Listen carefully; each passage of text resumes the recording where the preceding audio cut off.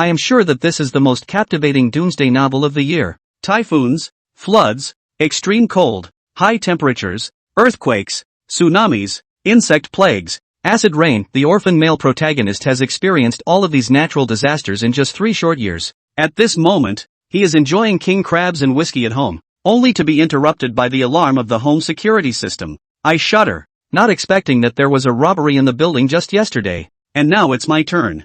I pick up the shotgun that is still lying on the table, making sure it has 5 bullets left, and head towards the door. Through the peephole, I see a suspicious man crouching near the door lock, using a wire to manipulate something in the keyhole. Damn it, why hasn't it been pried open yet? Lao Zhou, can you do it or not? A voice asked urgently. It's strange. According to reason, this door shouldn't be so difficult to open. Why can't we open it after trying for so long? The other voice suggested. How about we try another one? Wang Shajuan, who was hiding by the door, looked unwilling. Last night, a few people discussed which house to rob. Guo Chao immediately thought of Zhang Kuan's house. This kid had a good family background and had taken advantage of everyone's lack of reaction to sell a lot of supplies at a high price. He shouldn't be lacking in food and drink. As long as they could empty his home, it should be enough for a few people to eat and drink well for a while. Moreover, on New Year's Eve, Zhang Kuan had been disrespectful to several people in the homeowners group. When they were about to leave, Guo Chao, who had always been the leader of the group,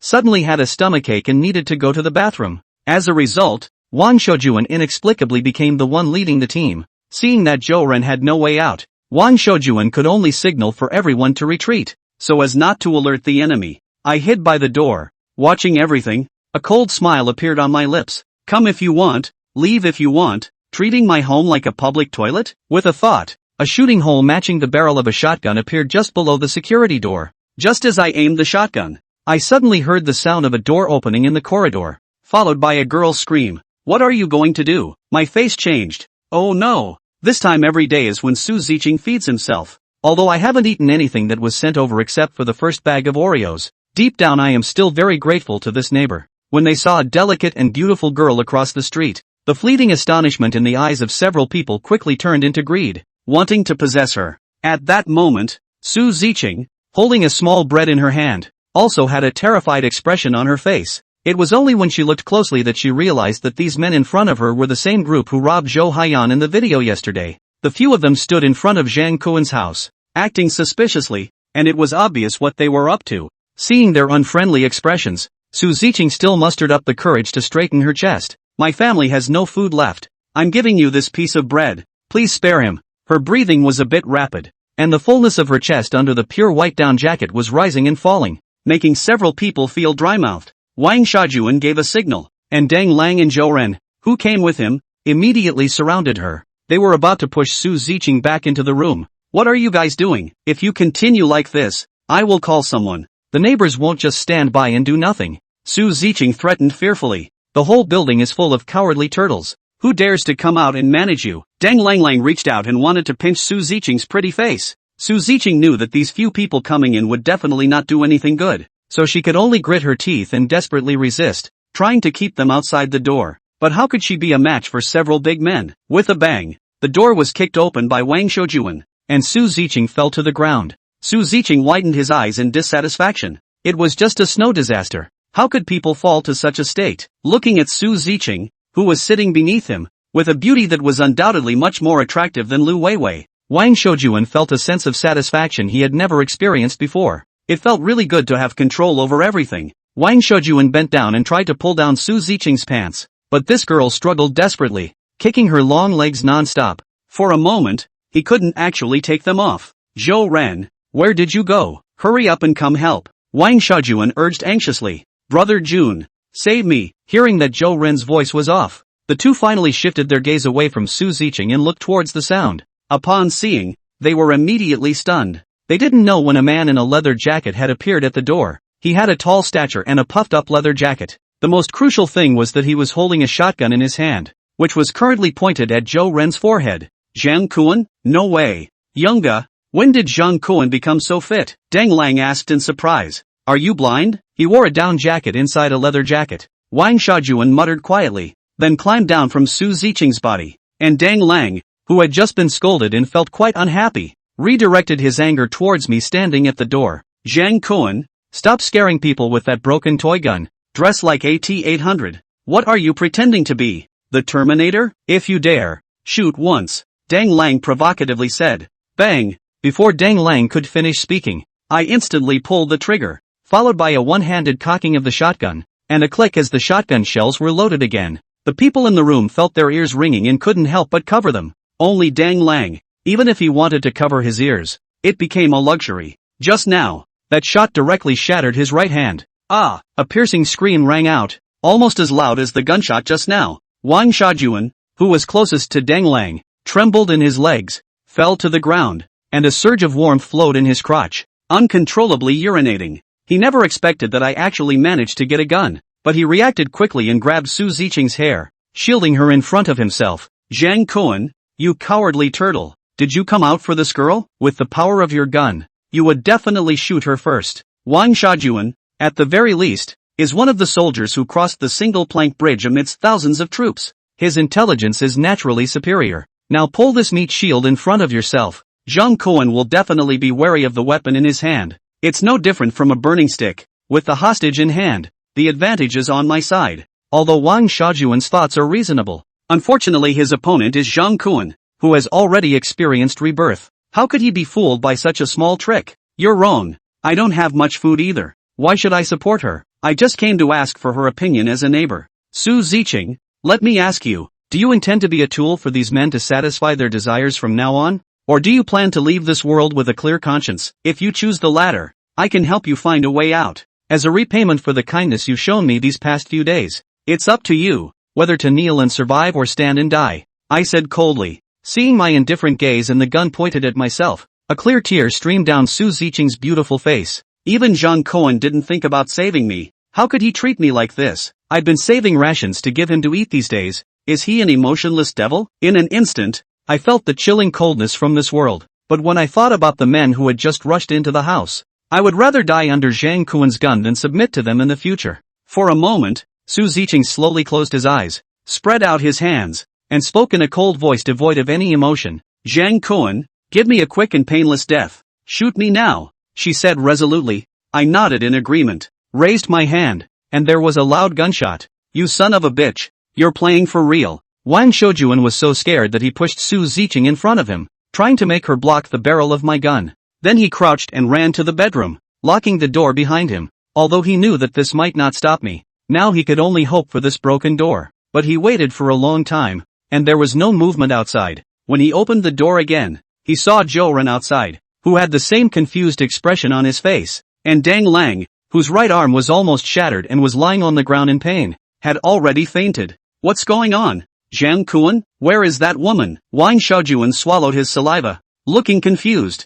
Brother Jun, just now Zhang Kuan fired a shot into the sky, and then you pushed that girl, and Zhang Kuan dragged her back to room 1501. Zhou Ren explained. Damn it, why didn't you chase after her? Wang Shajuan asked urgently. Brother, how could I dare to bet if there are still bullets in that gun? Zhou Ren said with a sense of grievance. Wang Shajuan suddenly felt his lungs were about to explode. Zhang Kuan simply couldn't bear to kill that girl. What's even more crucial is that the person giving them a chance to turn the tables is none other than Wang Shajuan himself. Su Ziqing, who had closed her eyes and waited for death, suddenly felt her body go limp and smelled a strange scent. It was a mixture of gunpowder and leather in the cold wind, hitting her nose. Is this the smell of heaven? Before she could take a few more breaths, she felt a gust of wind under her feet, accompanied by the sound of a door slamming shut. She felt an inexplicable warmth on her body. When she opened her eyes, she saw me crouching on the door, skillfully loading bullets into a shotgun, while my eyes were scanning the outside through a peephole. Seeing that no one was chasing after us,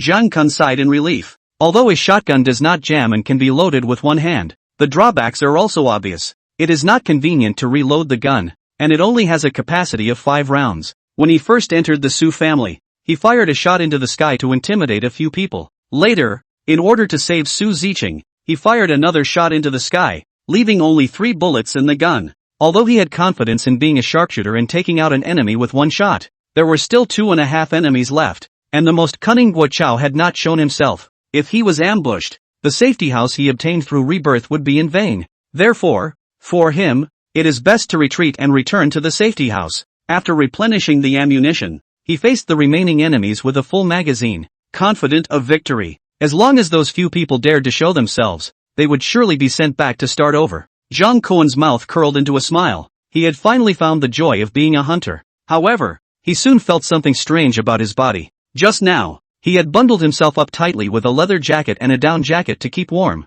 It was fine in the corridor of the building, but once he returned to the room with a constant temperature of 26.5 degrees, he couldn't help but feel a bit hot and uncomfortable. When he thought about the fact that he could only have a daughter if he wore leather pants, Jang Koen held his gun with one hand and struggled to unzip his clothes with the other. Just as he was struggling, a pair of clean little hands suddenly reached out. Not only did they help him take off the leather jacket he was wearing outside, but they also helped him take off his down jacket and leather pants. This girl had good eyesight. When he turned around, he saw that Su Ziqing had also taken off her down jacket at some point. She was wrapped in a torn robe, which she had urgently tied around her waist, but the effect was not very obvious. The purple and white colors were faintly visible, making her even more enticing. Jang Koen licked his lips. Just as he was about to ask her to dress a little better so as not to make himself look like he had saved her for her beauty, a strange sound came from outside the door. Looking along the cat's eye, Jang Koen was almost out of breath. Perhaps because they were afraid that they would give them a few more shots,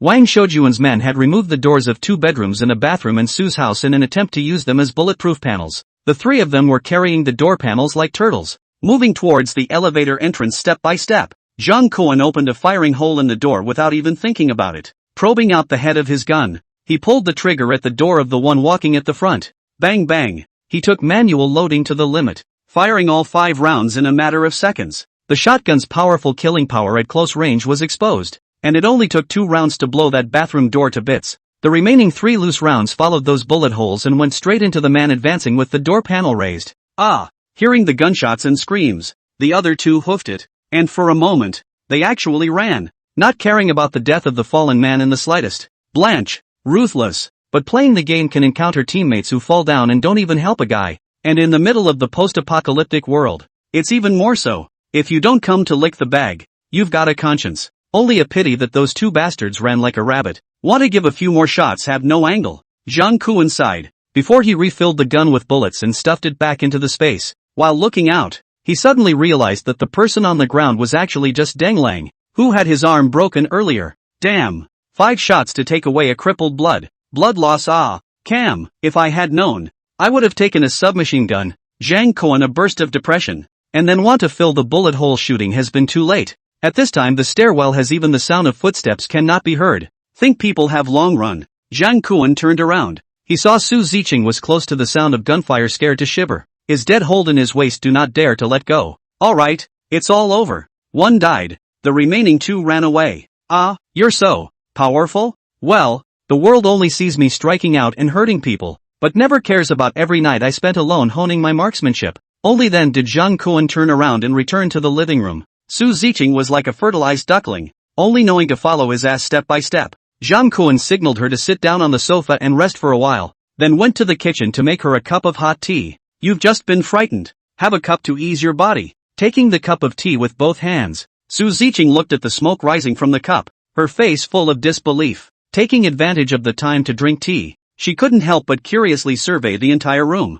It was cozy and warm, yet the air quality was good, not the slightest bit stuffy like inside a greenhouse. How in the world had this been done? When she brought her eyes back down to Jang Koen's face, she realized that the other party was looking at her burningly. It was as if she was peeping into someone's privacy only to be caught by the other party. Su Ziqing's face swooshed red, and even when she drank tea from her mouth, she couldn't help but cough for a while, almost failing to spray the hot tea onto the coffee table. I'm sorry, I lost my temper. It's okay, not a pervert as long as. Jang Koen, however, did not give her the chance to react at all, and suddenly asked in a series of questions. Before I asked you several times on WeChat, why do you keep helping me without compensation? But you kept refusing to say. Now you've sat across from me and know my biggest secret. In exchange, you should give me a reasonable explanation. For some reason, Su Ziqing's face turned even redder, and after hesitating for a long time, she lightly opened her vermilion lips. If I say it, will you let me stay here? But Jang Koen's behavior disappointed her a bit,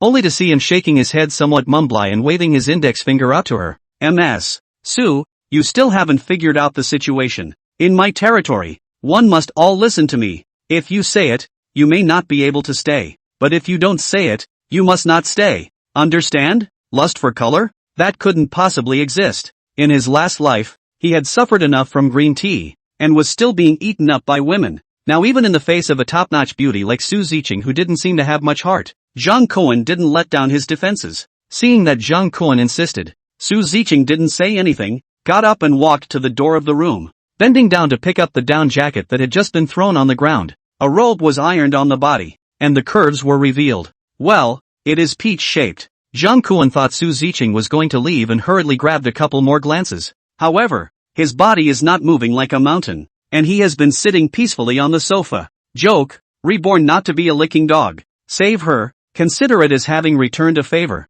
and go out and let each person live in peace. Quite good. Surprisingly, Su Ziqing actually did not open the door and leave. Instead, after pulling out her cell phone from her down jacket pocket, she returned and walked back, sitting quietly in a corner of the sofa. She tapped on the screen of her cell phone for a while before handing it over to Zhang Kuan. It was a chat between Grandpa Su and her. Looking at the date, it was on New Year's Day. Puzzled, Su Ziqing asked her grandfather after her why she wanted to rescue Zhang Kuan by herself. Grandpa Su's answer was also simple. When disaster strikes, many unseemly things will pop up. You're a girl, trapped at home. It's not safe after all. Even the hospital is on edge right now. Not to mention the neighbors who don't have much interaction on a regular basis. Zhang Kuan, this child is not bad, usually quite honest, but just blind. So, you and the ability to take care of Zhang Kuan, in the future really encountered danger. He will not see death to save, but also counted to you on an insurance. Looking at the old master's evaluation of himself,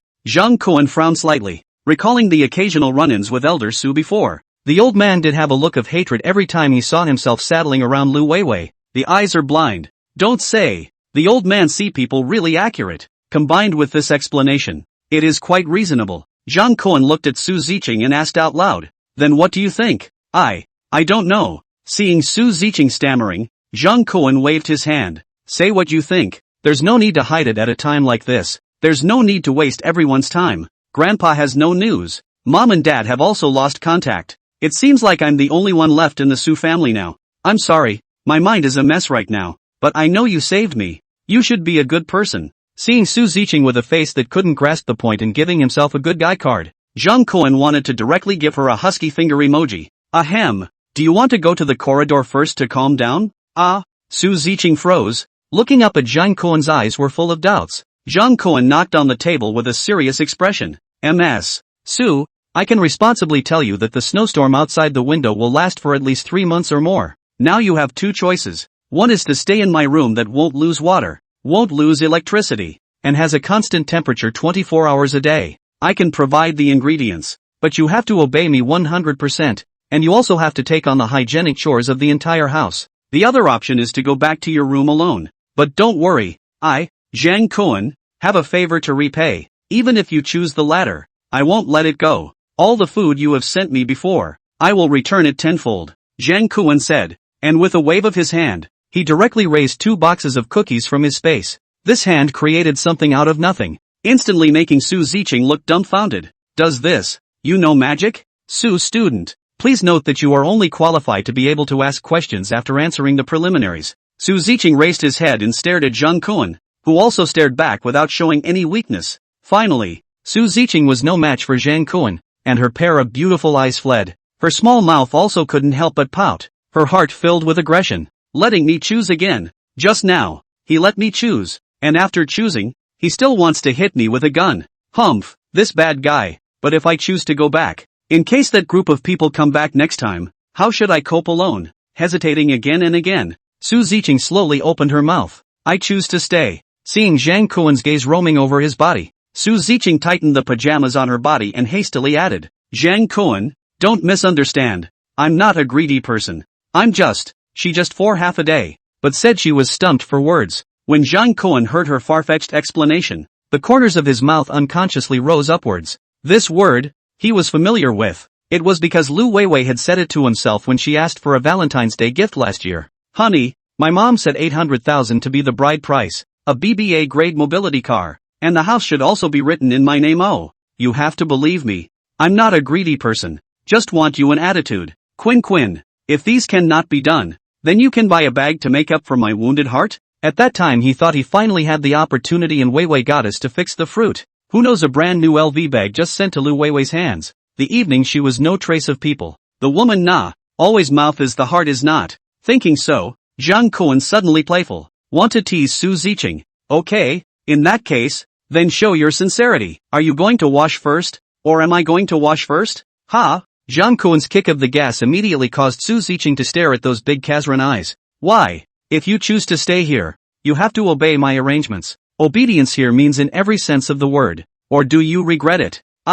Wash, just wash. Saying that, Su Ziqing clenched her silver teeth, got up and walked into the bathroom. But in the end, in the face of what might be about to happen, there were still a few moments of unknown fear in his heart. In order to prevent Zhang Kuan from suddenly barging in, she carefully unlocked the bathroom door from the inside. Hearing the sound of the door unlocking, the corner of Zhang Kuan's mouth slightly rose. Funny, there was no one who knew more about safe houses than himself. Every door lock in the room could be opened by himself with just a thought. To still want to lock oneself, it was a fool's errand. It was only until the sound of rushing water resounded in the bathroom that Zhang Kuan got up, stood outside the bathroom, and took off his gunpowder-stained clothes. He then pushed the door to enter. What are you doing? Su Ziqing's shocked cry resounded through the room. What's the panic? Just testing your obedience. What's the fuss?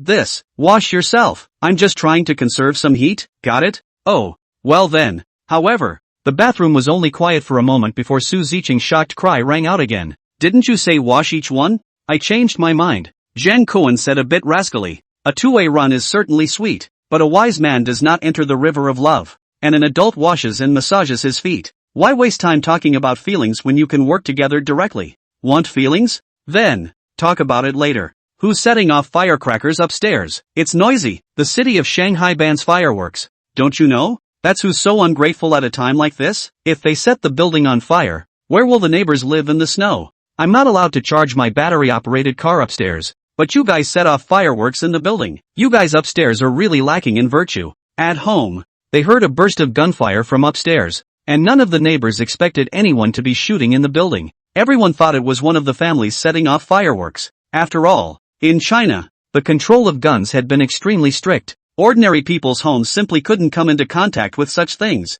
This also led to a lot of Chinese police and bandit TV series. Whether it is the police or bandits inside, pick up the gun even if not change the magazine. No one can see through the gang. The two remaining tenants on the 15th floor spoke out. It's not our house. We just heard it too. It's so noisy. Yes, the wrongdoer has his own master. Whoever made the noise, who are you looking for? Seeing the two families refuse to recognize, the crowd immediately ate up Zhang Kuan in the group. Unfortunately, at this time, Zhang Kuan was busy communicating with Su Ziqing and had no time to pay attention to the messages in the group. Auntie Zhang, as a group of master, can only comfort everyone, will definitely give a statement to the crowd, and will not spare the evil neighbors who casually make noise. She said so, but in her heart, she had already scolded Zhang Kuan half to death. At this time, she really wanted to a basketball to smash this love trouble little brat. What? Zhang Kuan has a gun in his hand? Guo Chao, as the team leader, was shocked when he learned that Zhang Kuan had a gun in his hand, but he quickly realized that if it wasn't for the timely arrival of his own bubble just now,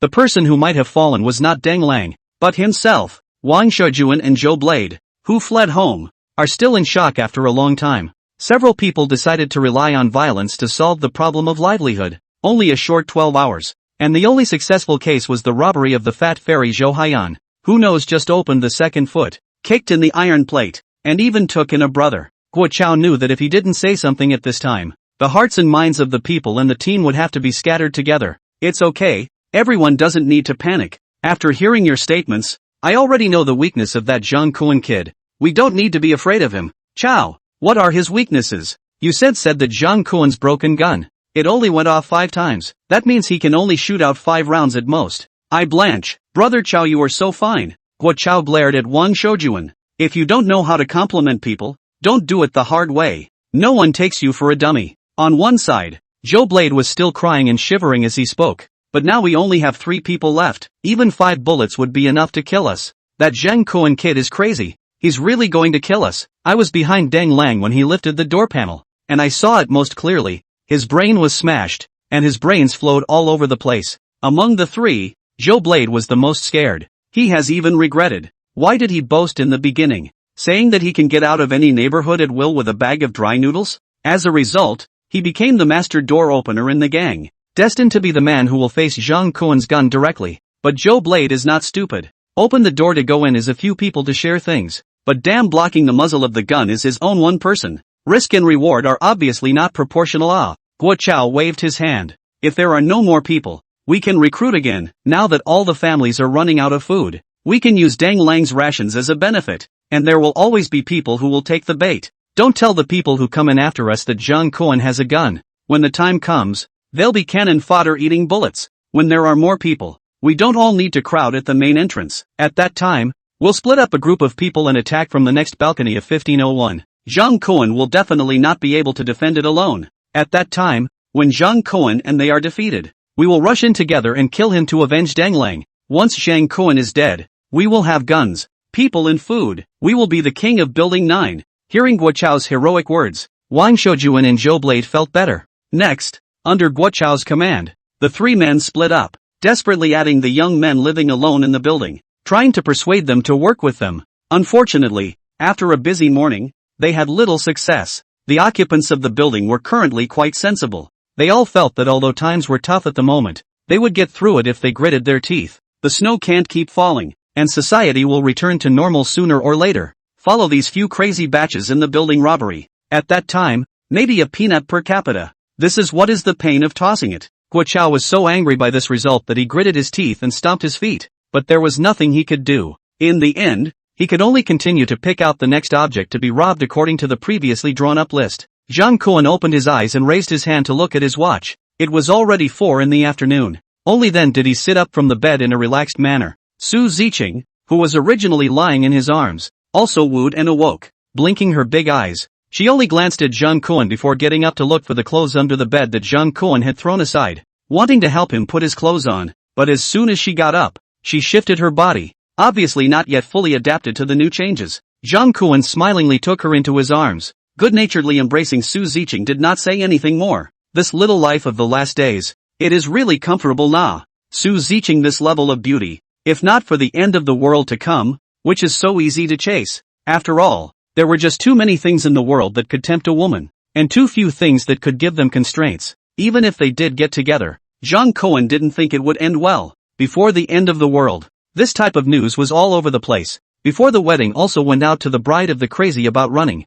Married 3 children, the father but another person. Do paternity test against the wife, scolded the animal, coupled with the lessons learned from Green Tea Lu Weiwei, so that Jang Koen is not willing to easily pay their feelings. Although there is no need to cajole the supply, but appropriate appeasement is still necessary. Big stick to give enough. Also need to add some sweet dates to be able to do. This is to appease the hearts of the people of the no two rules. 2 people in the future still want to live under one roof. There is really no need to get too stiff. What's more, he was very satisfied with Su Ziqing's performance just now. Su Ziqing was lying in Jang Koen's arms. Her face unconsciously became slightly red, meek like a kitten. Only a trace of complexity flashed through her good-looking eyes. She was not fully mentally prepared to give herself to Jang Koen. Although the two had exchanged words before, they had never gone this deep. At first, she even had some resentment towards Jang Koen's eagerness. But after the clouds closed in and she experienced Jang Koen's goodness, Su Ziqing felt that she was a bit inseparable from the other party. A female writer said, "The channel to a woman's soul is the sound road." When I first read it, I thought it was deviant, but now I realize that the writer is not deceiving me. Not to mention that in the cold snowstorm, Jang Koen can provide himself with a cozy and warm room. In addition to the initial pain, gradually all the lingering disappointment in the heart are dissipated. This feels so good. Gulp. A strange sound came from Su Ziqing's abdomen, immediately making her face even redder. Unlike Jang Koen, who was not worried about food and drink, Su Ziqing had only eaten a piece of steamed bread this morning, and was now long famished. Hungry? Looking at Su Ziqing nodding her head with a red face, Jang Koen slightly rummaged through the space. A few moments later, there was a bottle of cola in his hand, and a small bag of pastries. Have a bite casually first, and have a big meal later. Aha! Su Ziqing took the pastries, tore open the package and wolfed it down. Not even a little bit of the image of a lady. She was really hungry, although there was still some food stored at home. But before, considering that she still had to send Jang Koen some food every day, she didn't dare to let go of her stomach to eat it all. These days has been starved thin 5 pounds. Jang Koen looked at her eating anxiously, small mouth open and close between. Has eliminated half a bag. Cannot help but reach out in and her smooth belly rubbed. no need to rush, and no one is robbing. With you. Su Ziqing winced, which slowed down the speed of eating. Her attention also shifted to Zhang Kuan's hands, looking as if she was afraid that he would turn something out of her stomach. Zhang, what did I say to you before I went to bed? You said that I can choose, can call you Kuan brother, can also call you master. Su Ziqing reddened. She must have had a seizure to babble like that. Zhang Kuan smiled and pinched her nose. You'd better call me master. Although Kuan is good, but from a girl's mouth, always associated with chicken and basketball, or Sim Sha Sui pretty Kuan. Anyway, there is no good end. On the contrary, the master sounds very safe. Lord, master, now can you tell me how you changed these food? Could it be, you know magic? For a moment, Su Ziqing's large Kazran eyes were filled with clear stupidity. Magic? That's right. Su Ziqing nodded and said with certainty, the reason why this house of the masters, including the masters, can stay warm and have electricity all the time, must also be because the master is a great magician? The space and signing system. When said out loud it really wasn't that different from magic. Pretty much. Don't think nonsense, go drink your happy water. Zhang Kuan smiled and shoved the drink into Su Ziqing's hand, then got up and got out of bed. Seeing her eating so flavorfully, Zhang Kuan also felt a bit hungry. Just jumping out of bed. This only felt dripping dangling a little inappropriate. The thought of Su Ziqing took off the clothes are also wet inconvenient to wear again. A wave of the hand, and from the space took out 2 sets of white t-shirts and boxers. Threw to the bed. I don't have any ladies' clothes in my house, so you can make do for now. After dinner, I'll accompany you back home to get some clothes for emergencies. Got it? Aha! Witnessing Zhang Kuan's magic once again, Su Ziqing smiled and nodded her head without half an objection, and obediently got up and dressed. She heard the words, it looks like the master should still be single. Zhang Kuan originally did not prepare other people's clothes. The clothes in the space were all bought by their own body size in the store before the end of the day. Su Ziqing wore them on her body, whether it was shorts or a shirt or a t-shirt. They all looked loose and one size too big. But when she finished wearing it and sat on her knees on the bed, Zhang Kuan couldn't help but choke as soon as he raised his eyes to look over. This leprechaun looked pure and lustful, rather like Hanzo's legacy. If she slag up, downstairs Lu Weiwei can only be reduced to do $2,000 door-to-door business of ordinary goods. Su Ziqing did not forget the work that Zhang Kuan arranged for her, dressed and followed him all the way to the kitchen. When I was a child, my parents were busy working and often couldn't take care of her, so under my grandmother's education, I learned to cook by myself at a very young age. But once she arrived at the kitchen and looked at the empty rice box, she could only look at Zhang Kuan with bated breath, expecting her master to work his magic once more. Zhang Kuan did not let her down. His hands flashed with a burst of white light, and in his hands, there was an instantly extra bag of 10 kilograms of wuchang rice, as well as a huge king crab. Ah, this is a king crab? You've eaten it? No, but I've seen specimens in the school library. I remember the book said they went extinct a long time ago due to nuclear radiation, so there won't be a problem with eating them, right? Are you questioning my strength or my vision? Zhang Kuan immediately shot back with the original words of the system, catching Su Ziqing off guard. She immediately spat out her tongue, and then concentrated on what to do with this huge king crab. Looking at her playful figure and seriousness, Zhang Kuan could not help but once again sizing up this girl who was destined to accompany him for a long time. A pair of Kazran peach blossom eyes, a perky nose, a small mouth, a head of long hair up to her shoulder blades that she had combed into a double ponytail. From his angle, a quick glance at the back of the soldier chief's favorite neck was all he could see. Thankfully, he is not the hero of the food tomato, or a devotee of Hannibal. Satisfied that the main battlefield was handed over to Su Ziqing, Zhang Kuan exited the kitchen. With Su Ziqing taking care of these things, Zhang Kuan could spare a lot of time to do more meaningful things such as lying on the sofa and swiping his cell phone. He especially wanted to see if Gui Chao had said anything in the group after the few people ran back. Unfortunately, apart from Ho Sufan downstairs, who had roared in the group in the morning, warning the upstairs not to make any more disturbing noises, the rest of the messages were almost all asking the building manager, Auntie Zhang, when the relief supplies would arrive.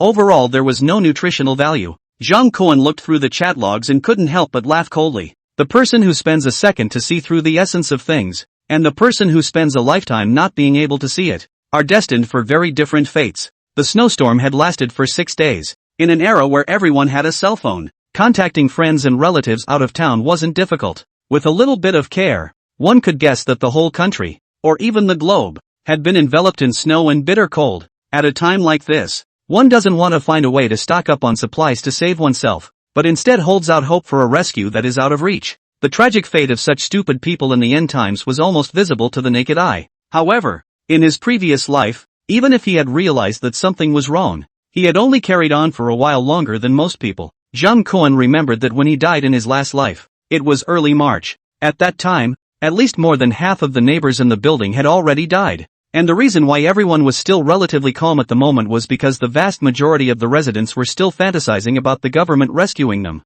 But the fact is that assistance is impossible. In the face of natural disasters that are irresistible to manpower, governments around the world lie down and get hammered early on. And the fact that China could still barely keep a few key nuclear power plants in operation to provide electricity for large and medium-sized cities was already the government's limit. Once it was discovered that Building 9 had become an island, the neighbors would soon be reduced to frantic foraging beasts. If memory serves, in a few hours tonight, the top brass will announce to the people via television that the water supply to the city will be stopped due to the low temperatures. And this move was the prelude to sending people into a frenzy. As Zhang Koen was thinking, Lu Weiwei, who had been scolded by himself, suddenly sent a picture. Since the last time she was scolded, she hadn't contacted herself. Zhang Koen thought that she had grown a long memory, but he didn't expect that she would actually take the initiative to come to his door again at this moment. He clicked on the dialog box, and what came into his eyes was Lu Weiwei frowning lightly, guarding a bowl of bubbles. The photo did not open the beauty face,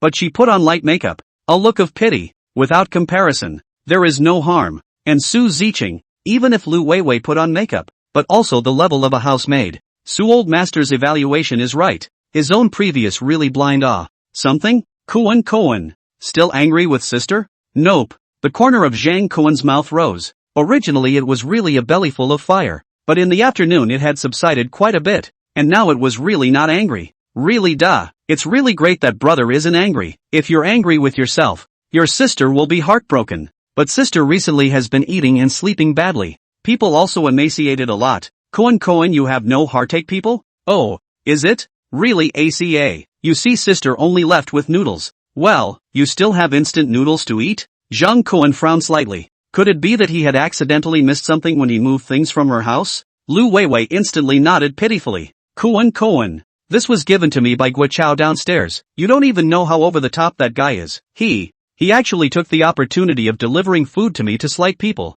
Lu Weiwei originally thought that after hearing this, Zhang Koen would definitely be filled with righteous anger and shout to take it out on himself. But surprisingly, Zhang Koen actually listened to no reaction at all. It was as if he was watching a low-budget, crude video skit, with no emotional ups and downs at all. Koen? Hearing Lu Weiwei's questioning, Zhang Koen then woke up and realized that he should give her a little reaction. Oh, so did he get it? Lu Weiwei finally felt a hint of long-desired emotional value from Zhang Koen's question, and hurriedly covered her chest and shook her head. How could he get it? He's just a stinky delivery, where he deserves someone else. Zhang Koen smiled coldly and laughed. His heart felt a little worthless for Guo Chao to send out bubble noodles. Guo, you cannot afford to ride the bicycle. Do not know how many people have stood up and pedaled. This bubble noodles might as well be taken to feed the dog. Finally, seeing Zhang Koen in the video revealed a long-lost smile. Lu Weiwei thought that Zhang Koen was impressed by his own keep your body like a jade spirit, and hurriedly whined while the iron was hot.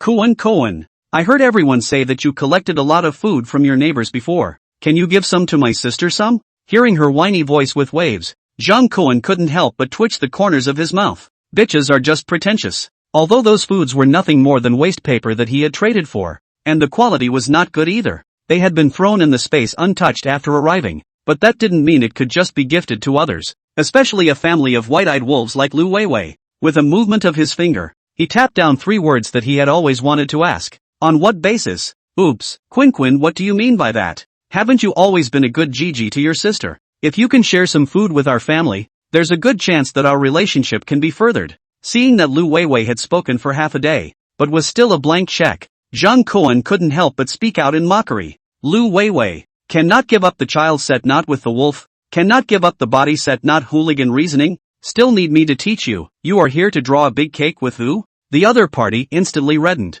Koen, why are you so blunt? Shame on you. Well, as long as you bring some food to our house, I will let you. Oops, I can't say it. Oh, can't say it, but can do it with someone in a car. It seems that there is still a prejudice against yourself. Don't say it if you can't say it. Lu Weiwei? Seeing Zhang Koen's slightly indifferent reply, Lu Weiwei was really a bit anxious. Originally, her family's food, saving some to eat, was enough to survive for half a month. But the bad thing was that Zhang Kuan was charging high prices for supplies in the group. Soon the price of food was speculated by the neighbors, especially instant noodles. Due to the long shelf life and relatively tasty, the price is soaring. Her father Lu Digui's speculation for many years in the secondary market practiced a pair of fiery eyes. After observing the market for many days, that has come to a good time to sell at high prices. A brain sold 8 barrels of noodles. For the family earned 150,000. Although the money is not less profitable, but the family's food all of a sudden stretched to the limit.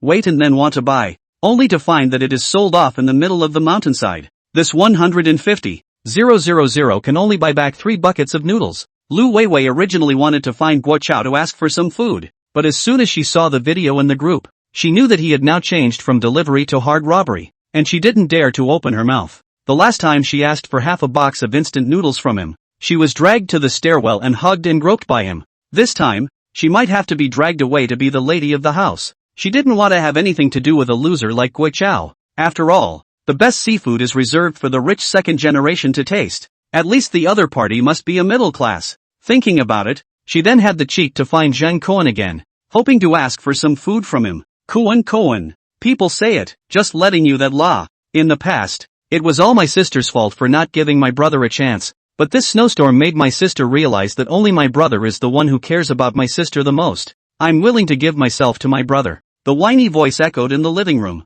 Master, king crab is already cooked. I've also taken care of all the crab shells. We can just eat the meat directly. Su Ziqing wore heat-insulating gloves on her hands as she brought out a large plate of crab meat from the kitchen and set it on the dining table. Putting down the plate, she ruffled the hair hanging down in front of her forehead and asked seemingly without thinking, Master, who are you chatting with? I heard it in the kitchen. Zhang Kuan looked at her, his eyes all smiles. This little look of being slightly jealous, but not daring to say it explicitly, was simply not too similar to his own self in his previous life. As the party being jealous, this feeling, really cool. Go to the kitchen and bring the corkscrew over. And by the way, bring 2 more wine glasses. When Su Ziqing returned with the wine glasses, Zhang Kuan waved his hand and took out a bottle of red wine from the space. This was the stock of Warehouse 1. Although it wasn't considered too expensive, a 300 to 500 bottle of red wine before the end of the world was considered a rare treasure for the current situation. Zhang Kuan was too lazy to wake up and casually shook the wine glass before pouring it into 2 tall glasses.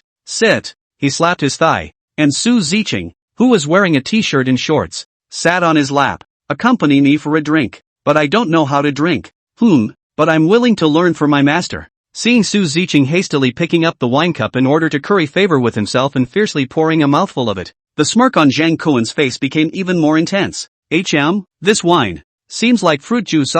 Domestic wine. The vast majority of grape juice to water and sugar. Put more alcohol in turn pull up the cost. That will not be unhealthy? Unhealthy things more to go, such as instant noodles. Hearing Zhang Kuan's answer, Su Ziqing then put his heart down and changed to a small sip. Is it good? Aha. Su Ziqing had just been busy steaming crabs in the kitchen, and although she wasn't wearing much, she was still heated up with a fine sweat. With a red little face, she drank the chilled wine/juice for a cozy moment. Is it good enough to drink just for yourself? Feed me, Zhang Kuan said indifferently. Su Ziqing was just about to get another cup on the coffee table when Zhang Kuan gently patted the back of her hand, signaling that she would not drink this. She looked at Zhang Kuan suspiciously and read something in his eyes. Her face swished and became redder. However, she still obediently drank a large mouthful of wine from the cup, then came up to Zhang Kuan and shyly closed her eyes. Zhang Kuan smiled and reached out his left hand to gently pinch Su Ziqing's sharp chin, put his mouth to it and slowly slurped the red wine in her mouth.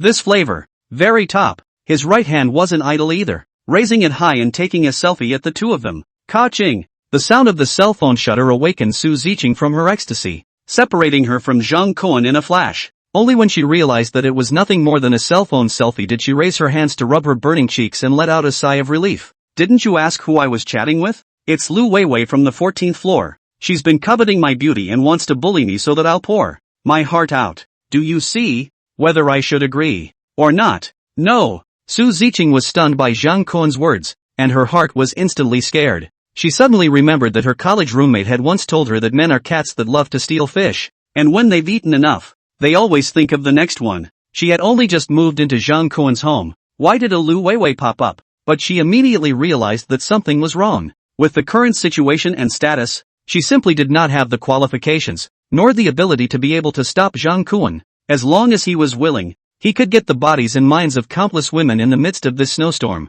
I mean, I still want to accompany my master alone for a few days. Let's have a two-person world first, okay? Seeing Su Ziqing's coyness and carefulness, not daring to say the words to death, Zhang Kuan only felt amused. He reached out and scraped Su Ziqing's nose. Well, it's rare that you think the same as me, so I'm going to send that photo to her. Knowing that I have you, she shouldn't continue to pester me. Ah, so that's how it is. How about we take 2 more pictures? Su Ziqing knew that this was the best opportunity to swear sovereignty and naturally refused to let go. She jumped into his arms and hugged him tightly. Zhang Kuan took a few pictures and gradually felt that it was a bit too much. Even his nostrils became heavy. He lightly patted Su Ziqing's back. Why don't we go to the bed and make up a few more shots? But the crab. Just reheat the crabs when they're cold. It doesn't matter. Being sprayed on her neck by Zhang Kuan's fiery breath, Su Ziqing's white neck got a layer of fine little bumps. Her face, too, became more and more flushed. She knew that if she wanted to live comfortably in this snowstorm, she had to firmly hug Zhang Kuan's thigh. So to Zhang Kuan's request, she couldn't easily refuse. Moreover, she herself wanted. She brought her mouth close to Zhang Kuan's ear and let out a mosquito-like soft hum. Lu Weiwei was in her room. She had been huffing into her somewhat frozen fingers so that they would be more flexible and be able to repeatedly refresh the WeChat messages, saving her from missing Zhang Kuan's replies. But she waited for a long time and there was no message. Lu Weiwei threw her cell phone to the side with some discouragement. Sulking alone. After this experience, she really admired Zhang Kuan's vision a little. When no one knew how long the snowstorm would last, Zhang Kuan purchased food at a high price in the group. Everyone was caught off guard. Many money-hungry tenants sold their food to him at a high price. But a few days later, all that food doubled in value. As long as Zhang Kuan was willing to sell it, he could make a huge profit. In the neighborhood support group without Zhang Kuan, someone made an anonymous solitaire to see how much food Zhang Kuan had collected. Don't count. Don't know. Accounting shock. In just a few days, Zhang Kuan had hoarded enough food to feed an average family of 3 for half a year. If he had seen Zhang Kuan's potential earlier, and had been holding back from showing his cards to Zhang Kuan, then all of this food should now be in his own refrigerator. I don't know what to say. That rich kid with the Ferrari is really delaying things. Can't he come to his own home a few days later? Buzz. Lu Weiwei is thinking out of her mind. The cell phone on one side shook violently and came with a message. It's Kuan. She excitedly clicked on the message, but all of a sudden froze on the spot. As if struck by lightning, Zhang Kuan sent a picture. In the picture, he was sitting at home with a beautiful woman in his arms. The two were shamelessly kissing. The picture was taken clearly, and there was red liquid dripping from the corners of the two people's mouths. By the looks of it, it should be red wine from the wine glass on the coffee table aside. No, how can this be? Who is this woman? Where did she pop up from? This shameless slut. What right does it have to hook up with the fish raised in their own pond?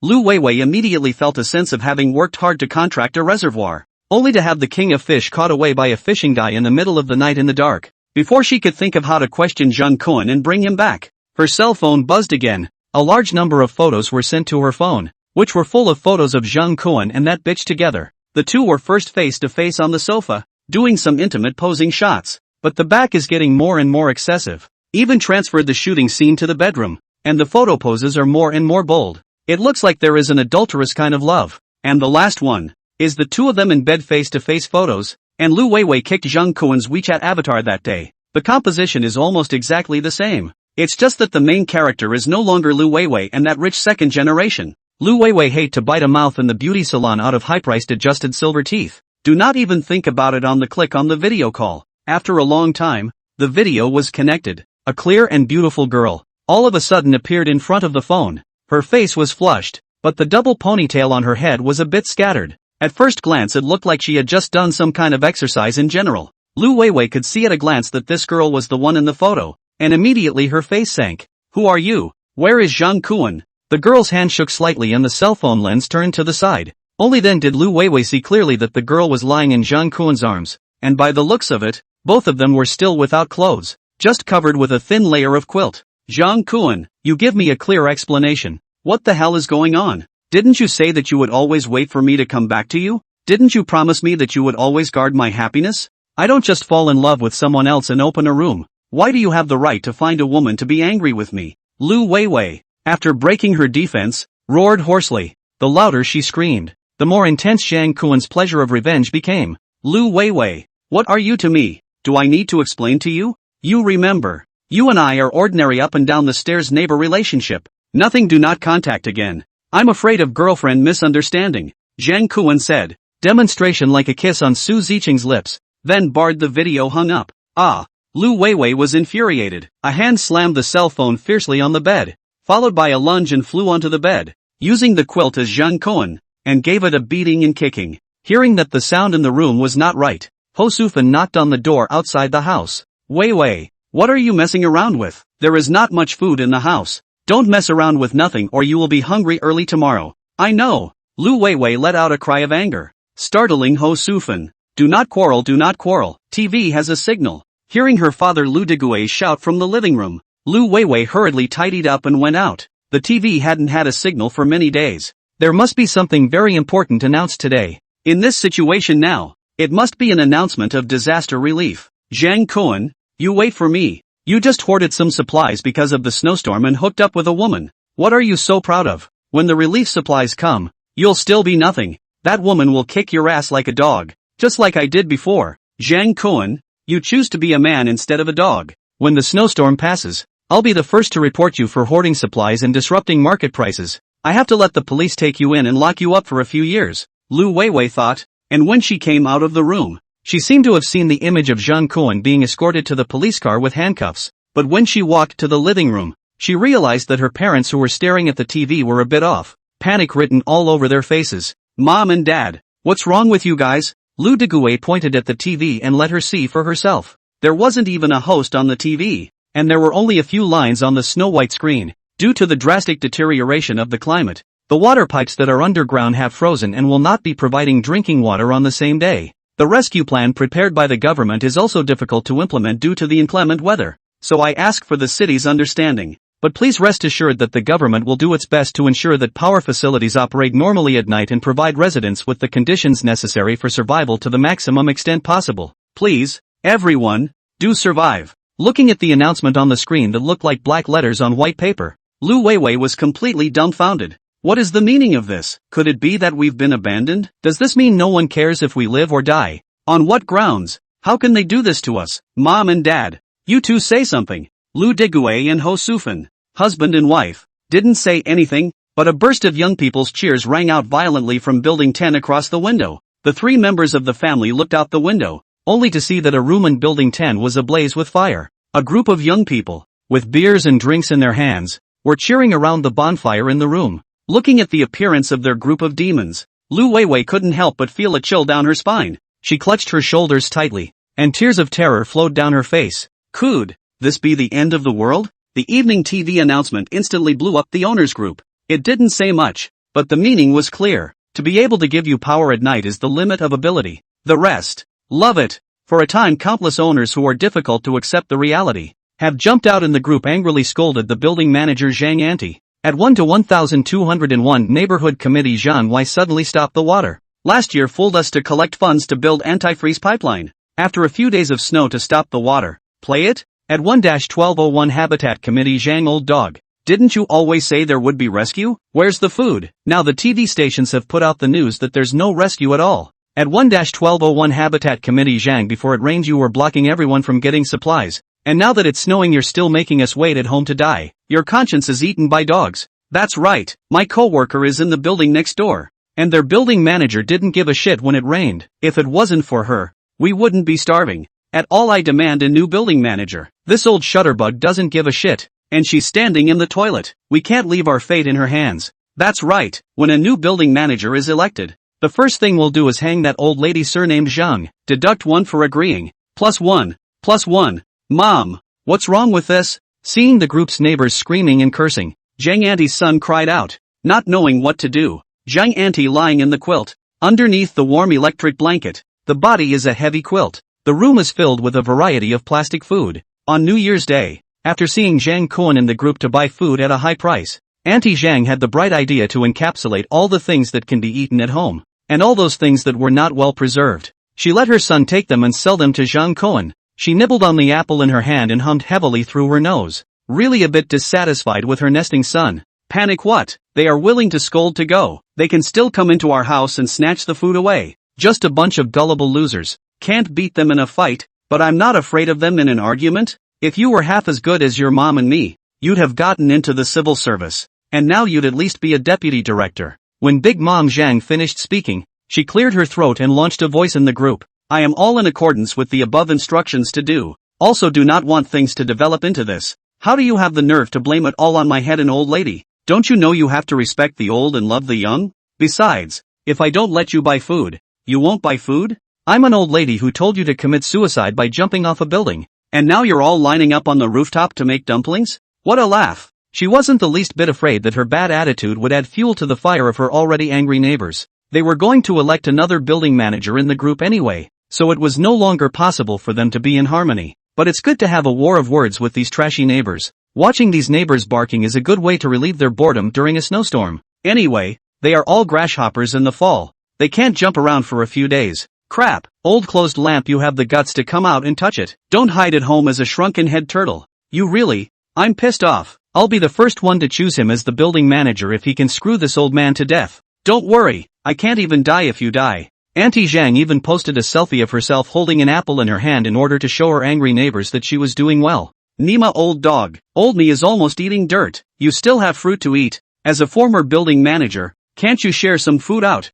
Where's your sense of responsibility? Didn't you used to shout about serving the people all the time? Now the people in the building are starving. Big Aunt Zhang smiled smugly. Fuck, it's none of my business. The atmosphere in the group immediately exploded even more. Unlike the nymphets flying around in the group, Zhang Cohen and Su Ziqing had already gotten up again and were enjoying their dinner. In order to ensure the original flavor of the king crab, Su Ziqing chose the most primitive cooking method, steaming. The crab was so big that it couldn't be steamed in one pot. It took her quite a bit of effort to chop off a few crab legs and place them on the lower level of the pot before steaming it. By the time the two of them cleaned up and came out of the bedroom, the crab body and legs were still warm, just enough that they didn't need to be returned to the pot. Both of them were eating king crab for the first time. Zhang Cohen was slightly better than Su Ziqing, having just eaten an Australopithecus a few days ago, so he was still able to keep his sanity. But Su Ziqing had never been exposed to seafood, and was tempted to swallow her mouth as she steamed the king crab in the kitchen. In order to make the flavor even more delicious,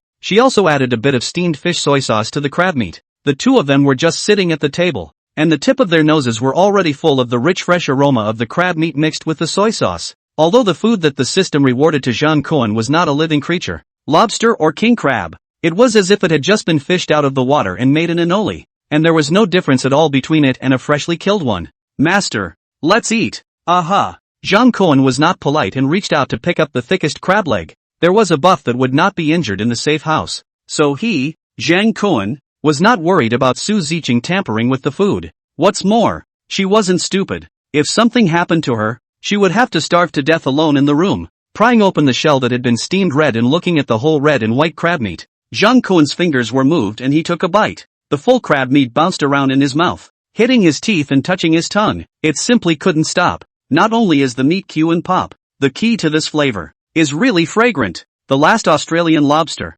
already let Zhang Cohen think is the best on earth. I didn't expect this time's king crab. The flavor was even better. Ziqing, your craft is really good. From where did you learn it? The school library. I saw the food like king crab from a recipe book. Su Ziqing, who hadn't eaten seafood since she was a child, had an unexpected paranoia about food. Today was starving, and accompanied Zhang Cohen tossed for so long. Now eat this meal. Even a little image is not on. Two hands grasping 3 crab legs, for fear that someone in she seems to grab. Between the opening and closing of her small mouth, she had already eliminated a whole crab leg. Seeing how she was protecting her food, Zhang Cohen really doubted that the person who had been distributing food to himself every day before was her or not. Eat slowly. No one is robbing with you. Oh, thank you, master. Su Ziqing looked up at Zhang Cohen, her watery eyes full of little crystallized things. After Zhang Cohen ate some more crab meat, he stopped eating more and flipped through his cell phone on the side. Seeing that the neighbors in the group actually argued over an apple, he couldn't help but laugh in his heart. If these people knew that I was eating king crab upstairs, wouldn't they blow their lungs out? Suddenly, he frowned, because Lu Weiwei downstairs suddenly sent a message in the group. It's not just Auntie Zhang who deserves to die. Zhang Cohen, who overpriced food in the group, can't be spared either. He's still at home cuddling a beautiful woman and drinking red wine. Then, the photo of Zhang Cohen drinking wine from Su Ziqing's mouth was forwarded by Lu Weiwei. Looking at his handsome photo, Zhang Cohen couldn't help but feel a little depressed. Lousy just drank some wine at home and ate a crab. This can also lie down? Crap, this kid is living too dashingly. I want to get drunk with a beautiful woman in my arms. Who is this beauty? I haven't seen her before. You don't even recognize this? The granddaughter of the old Su family on the 15th floor. She's a senior in medical school. TSK, TSK. I thought by her face how not to marry which hospital's son. How to follow Zhang Kun. Suddenly someone in the WeChat group realized that something was wrong. Don't you guys think it's strange? Why is he wearing a t-shirt at home? I always wear a down jacket at home. Right, crap. This picture is fake, right? That's right. Don't make it like the last little video. Excited for half a day. And fucking peas. Due to the previous warning, the crowd had already been a bit unable to believe what Lu Weiwei said. Lu Weiwei froze. Never thought that the reason she made up casually at the beginning was actually taken out to refute herself. This group of idiots. The ones who should believe don't believe. The ones who shouldn't believe are looking at each other with their mouths watering. They deserve to be freezing and starving at home. After contacting Zhang Kun, Lu Weiwei's mood had been very uptight, and now she was even cursing this group of stupid neighbors in her heart. Just after seeing the TV station's announcement, her whole body was soul-crushing, until she saw the neighbors in the group started to make a scene. That's why she wanted to lend them a hand, so that Zhang Kun would also be attacked by the group. But after calming down and seeing the problems pointed out by the neighbors, that's when she realized something was wrong. Even with electricity at night, her house had been about 10 degrees below zero, and wearing a down jacket was a bit cold. What made Zhang Kun and that slut wear just a t-shirt and shorts on the line? This was clearly unscientific, but she looked up and looked out the window that was still snowing. But now everything she experienced could be explained clearly by science? If it was really calculated according to the scientific method, with her own skills and techniques, surely she would have married into a rich family long ago, right? I swear the diagram is absolutely true. It's the selfie that Zhang Kun sent me, and I just videoed with him. Although I don't know why, but his house looks really warm. Lu Weiwei didn't lie. I saw Zhang Kun pull that girl into his house with my own eyes today. Guo Chao, who hadn't said anything since the video of the robbery was posted up, also suddenly jumped out to help testify. All of a sudden, it made Lu Weiwei's words believable. At 1-1501 Zhang Kun, come out and say what's going on. Why is your house so warm? Zhang Kun, you're still young, so you mustn't spend your days thinking about lying flat and enjoying yourself. That will make your life fall into mediocrity early. Let me switch with you, Mr. Nyo. I've been a workshop supervisor all my life. It's always my turn to enjoy myself, right? If it's really that warm, you should have invited your neighbors in the building to take refuge in your house. How can you be so selfish as to enjoy it alone at home? Xiao Zhang, do you remember? I even hugged you when you were little. You have to let Uncle Yang in to warm you up. If you want to go in, you have to let us go in first. I've reported this before. My husband and I are Moors. You can't cut in line. Zhang Kun, don't care about that bullshit Moors. When they were dying to move into your house, it was me as the building manager who coordinated it for you. You have to repay me for this favor. Let me and my son move into your house. Old dog, what did you say? Looking at the phone, the neighbors even went so far as to argue in order to get into their home. The corners of Zhang Kun's mouth unconsciously raised upwards. Family members, who understands? Originally, he just wanted to quietly watch the neighbors in the group carry a bag of rice a few floors. As a result, it turned out to be eating melons to eat on their own. Zhang Kun casually handed the cell phone to the side of the still beautifully eat in front of Su Ziqing. You say, should I invite them in? Su Ziqing, who was in a fierce battle with the last crab leg, looked up at the group messages. Upon realizing that the screen was bristling with messages requesting to move into Zhang Kun's house, her brows furrowed and her small mouth couldn't help but pout. She did think before that as long as everyone worked together, they would be able to get through this together. That was why she tried to call on everyone in the group to help the ransacked Zhou Haiyan. But the replies from the crowd really gave her some chills. It was also everyone's familiarity that allowed the group of robbers to gain an inch. Otherwise, how could she get into such a dangerous situation? Now, still want to help this group of indifferent people? Su Ziqing hesitated, even forgetting to chew the Q-bomb crab meat in her mouth. Suddenly, one of the latest messages popped up from the group,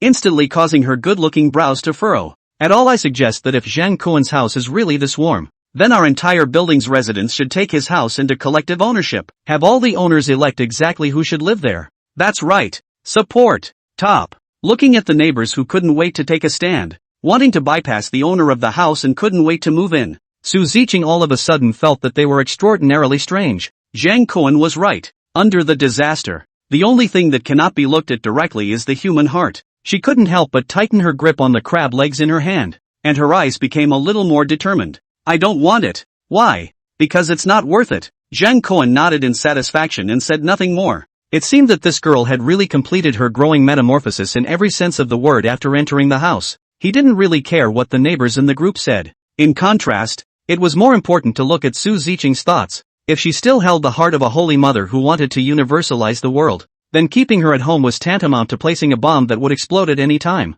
If Su Ziqing dared to propose that she put the neighbors in the building into her safe house, then even if the two had already had skin to skin, Zhang Kuan would not hesitate to kick her out. But looking at her firm eyes like a puppy protecting its food, Zhang Kuan went to the side of the coffee table and fetched a red wine glass, filled it up and handed it over. Come on, have a toast, celebrate your adulthood. Ka-ching. Retrieving his cell phone and looking at the picture of the two clinking glasses in his cell phone, Zhang Kuan was satisfied to take a picture of the king crab on the table as well. Since they were going to compete, they couldn't lose to Big Mama Zhang, who was holding an apple in her hand. Could they? Subsequently, with a move of his index finger, he sent the photo into the owners group. Originally, he had always wanted to watch these moralistic neighbors struggle in the end times as ordinary people. Since they've come to my door now, let's not pretend anymore. I'll show my cards. Super, his house is really warm. Look guys, both of them are just wearing a t-shirt at home. Shit, it looks like they have meat. What kind of meat is that on the table? It looks delicious. Wine, there really is wine. Zhang Kuan, be merciful and give me a glass of wine to warm my body. What are you begging him for? Tell him to hand over the house. Right. Zhang Kuan, the minority obeys the majority. You hurry up and give us the house and food. You've enjoyed so many days of happiness. Now it's time to eat what we've suffered. That's right, surname Zhang, get out of your house. Seeing the clown-like speeches of the neighbors in the group, Zhang Kuan didn't have anger. He just wanted to laugh. If conditions permitted, he really wanted to give each neighbor a deck of playing cards, as it contained their color photos in black and white copies. He cleared his throat and casually asked back, on what grounds? Zhang Kuan's unperturbed tone instantly stirred the nerves of everyone in the group. What based on what? Zhang Kuan, you do not have a point of public morality? China's tradition of honoring the elderly what are you doing has been thrown to the back of your mind. And we didn't ask for free food and shelter like the low-quality Moors. Don't think we don't know that most of the neighbors in the building have given you food, right? For your 2 pounds of eggs, my already poor family is even worse off. The red wine on your table might be someone's stash. Now you're flipping out faster than a book. Shame on you. Auntie Zhang was the first to open fire. She was always the warrior who stood on the moral high ground and was the first to fire. Although Zhang Kuan had received food from the neighbors, it was all a pay with one hand, deliver with the other deal. No one could pick a fault. But after she moved her old mouth up and down, it turned into Zhang Kuan taking advantage of them. When someone took the lead, naturally someone would follow. That's right, Zhang Kuan.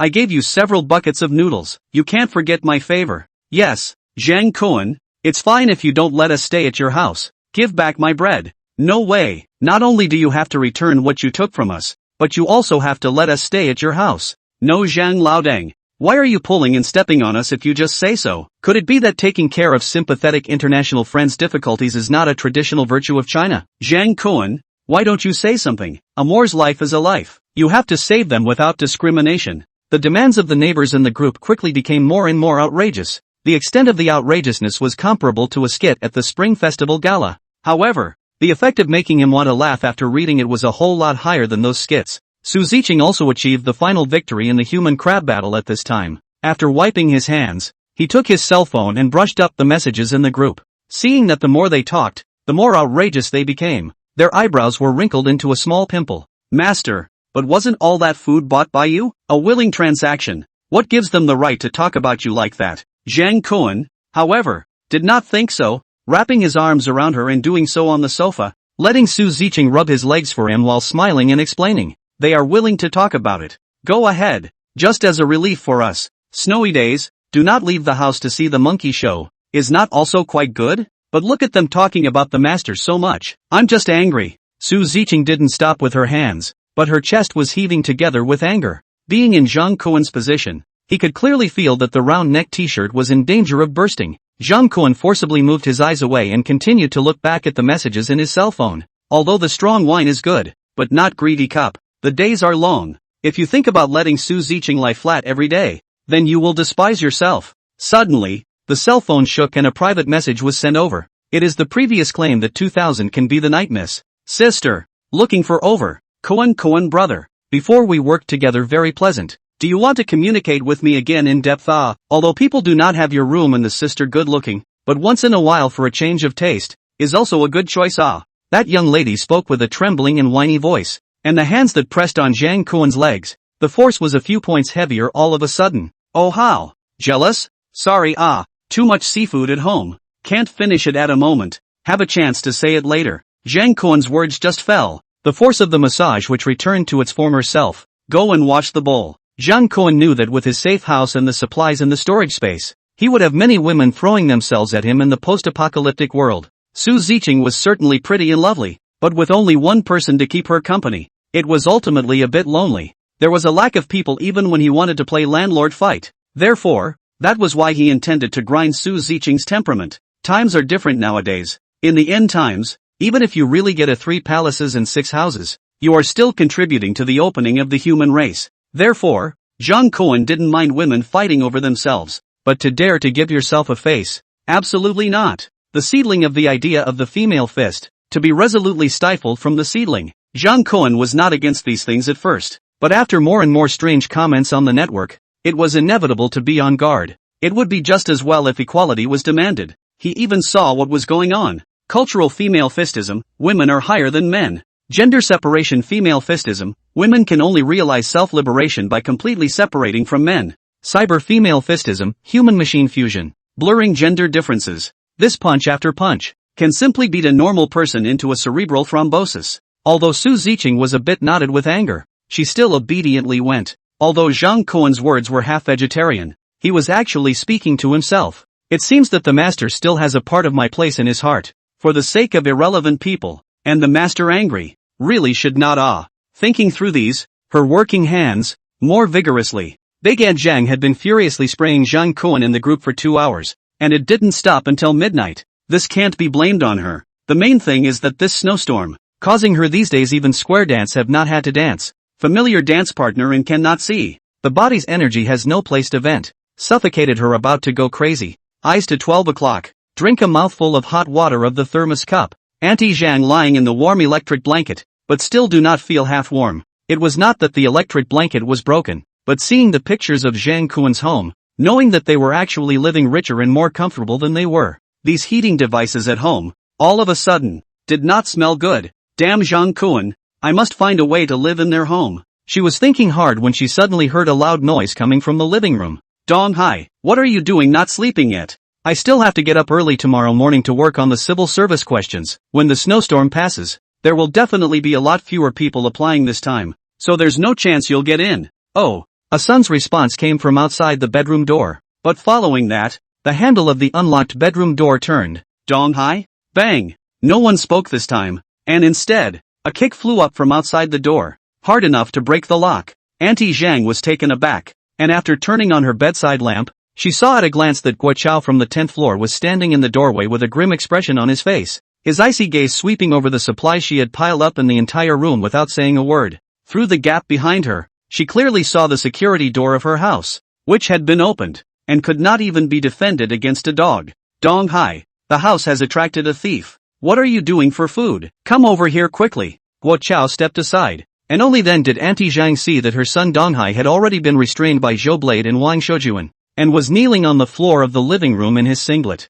What are you guys doing? Is there any law left? I'm from the neighborhood committee. I'm also the building manager of this building. Oh, then by killing you, I'm the building manager. Guo Chao's face showed a trace of hideousness, which appeared particularly oozing under the light. Guo Chao, are you crazy? Doing this will get you arrested and shot in the future. Now get the hell out of here. I promise to forget about what you did. And if you guys really don't have any food, I can also send you a little. Before she could finish her sentence, Guo Chao quickly stepped forward and shone 2 slaps at her big face. Ah, you stinking delivery boy. You dare to hit me. Not only do I dare to hit you, I'm going to ask you to hurry up and die. Wow. The sliding door of the balcony was opened by Wang Shoujuan all of a sudden, and the roaring cold wind instantly mixed with snowflakes, blowing all the way into the bedroom. Auntie Zhang didn't even react before Guo Chao ripped her out of the hot comforter and dragged her all the way to the balcony. Following that, her son Dong Hai was also kicked down on the balcony. As the balcony door was closed from the inside, Auntie Zhang and her son,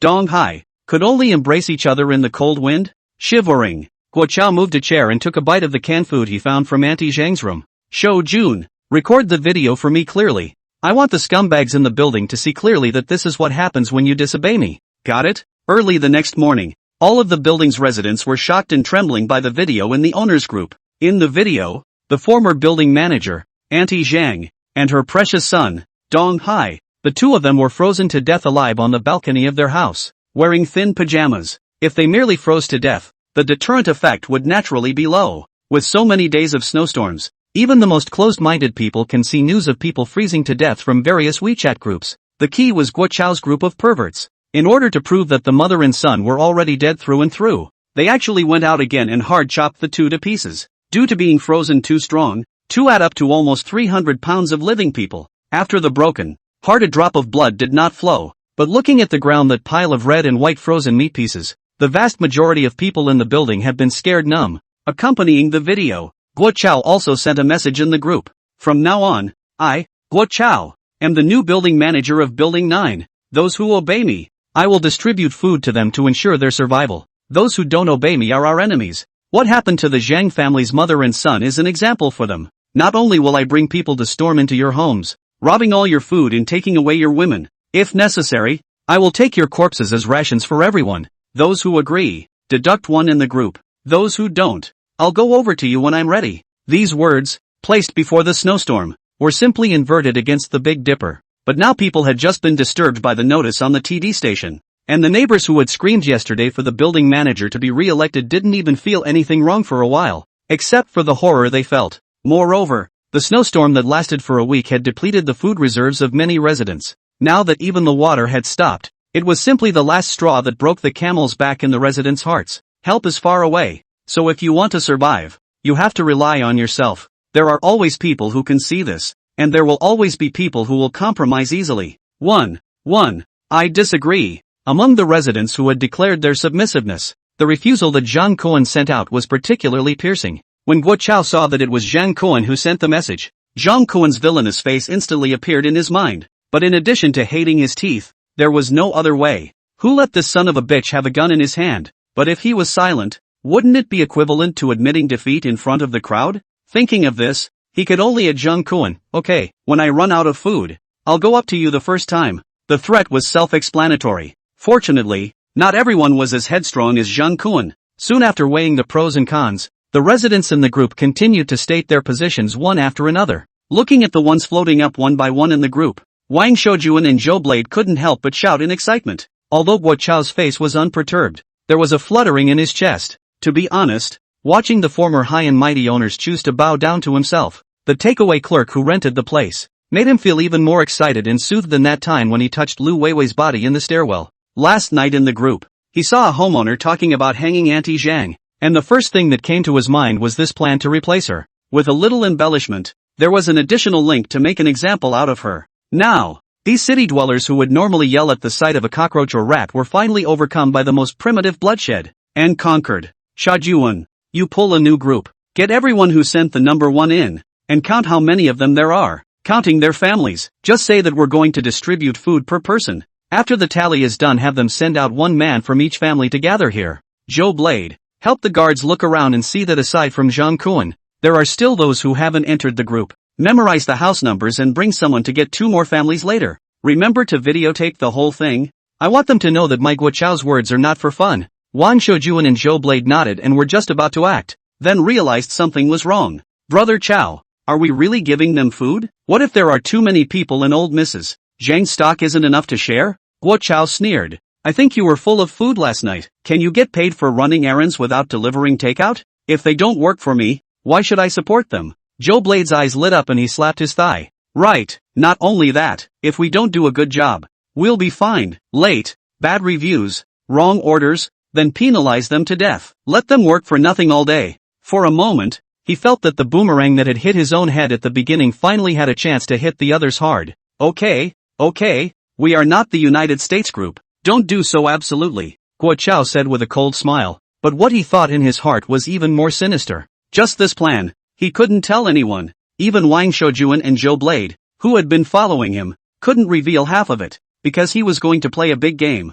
Everyone is just his own pawns. Guo Chao clearly knew that to rely on the supplies on hand and feed the people on the first floor was simply a fool's errand. The only way now was to gather all the people in the building and lure them together to capture Zhang Kuan's house. At that time, as long as this group of cannon fodder attracted Zhang Kuan's firepower, they could quickly consume the ammunition in Zhang Kuan's hands. When the cannon fodder is almost eliminated, Zhang Kuan's shotgun is also completely mute. It is time for him Guo Chao to show his skills. He just needs to find a chance to bring Lu Weiwei and enter Zhang Kuan's room 1501 together. At that time, not only can he and Lu Weiwei double date, and even after killing Zhang Kuan, the girl and Lu Weiwei more smooth and beautiful together to stay.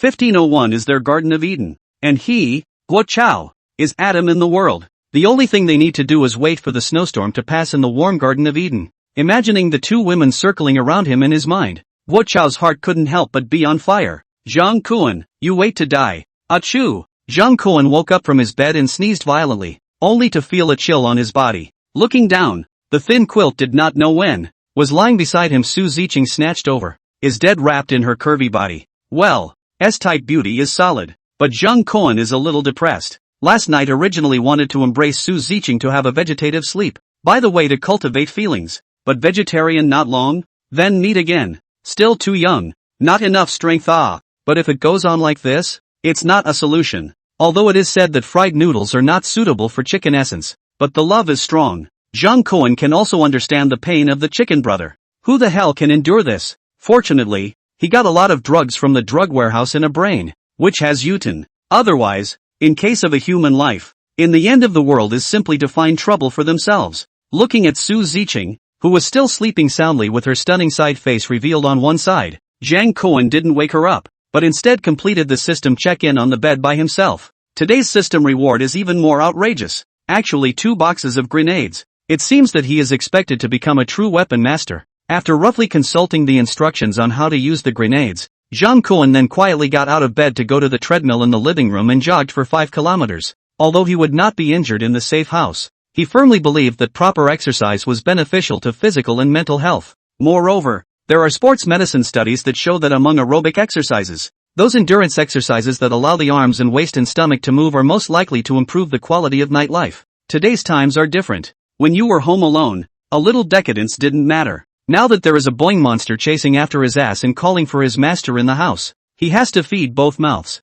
Getting off the treadmill, he then remembered to check his phone to find out what the neighbors had been talking about again last night. Just flipped half a day. All the neighbors in the group to send one. Confused Zhang Kuan. When he was just about to exit WeChat, suddenly the lady from before sent him a message again. Kuan brother, be careful. I feel that the new building manager wants to deal with you. New building manager? Zhang Kuan froze. Last night, he went to bed too early, and missed the scene where the building manager was changed. Luckily, that young lady was not only good at understanding people's clothes, she was even more understanding and took the initiative to send over the video of Auntie Zhang freezing to death. The video was indeed a bit cruel, but for Zhang Kuan, who had experienced the end times once, there was still room for improvement in the degree of cruelty. For example, a knife should have been used to chop off the arms and legs of Auntie Zhang and her son when they were half frozen to death. The bitter cold could help the wounds stop bleeding quickly, so that they could watch their bodies being cut into pieces. And the deterrent effect could definitely be taken to the next level.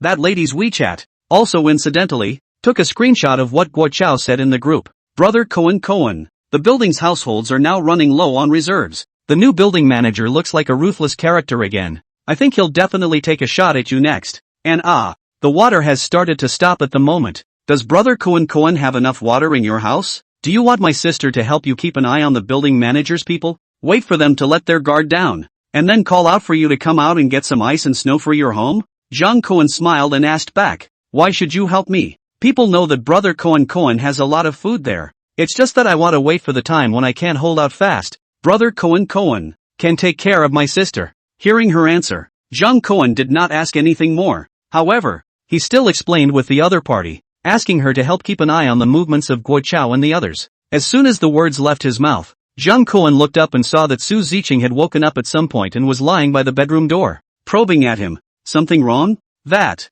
Kuan brother. I want to give you food below, but I didn't see noodles in the kitchen last night. Just call me master. Don't learn from those demonic bitches outside. Okay Kuan brother master. Zhang Kuan, how do you also clip up? Still oddly good to hear. Forget it, call it whatever you like. With a wave of his hand, he ripped out 2 packages of non-fried egg noodles from the space. Feeling a bit out of hand, He touched another mention of eggs and 2 pounds of 5-flake meat. Take it. Make it better down there. Aha! As soon as he saw the evenly fattened and thin pork, Su Ziqing's eyes went straight, jogging all the way. She picked up those things and dove headfirst into the kitchen. Seeing that she was still wearing her own plus-size t-shirt, she raised her hands and feet to reveal her snow-white slender waist, and her shorts were hidden as she ran back and forth. Zhang Kuan could not help but lick his lips. The power of determination.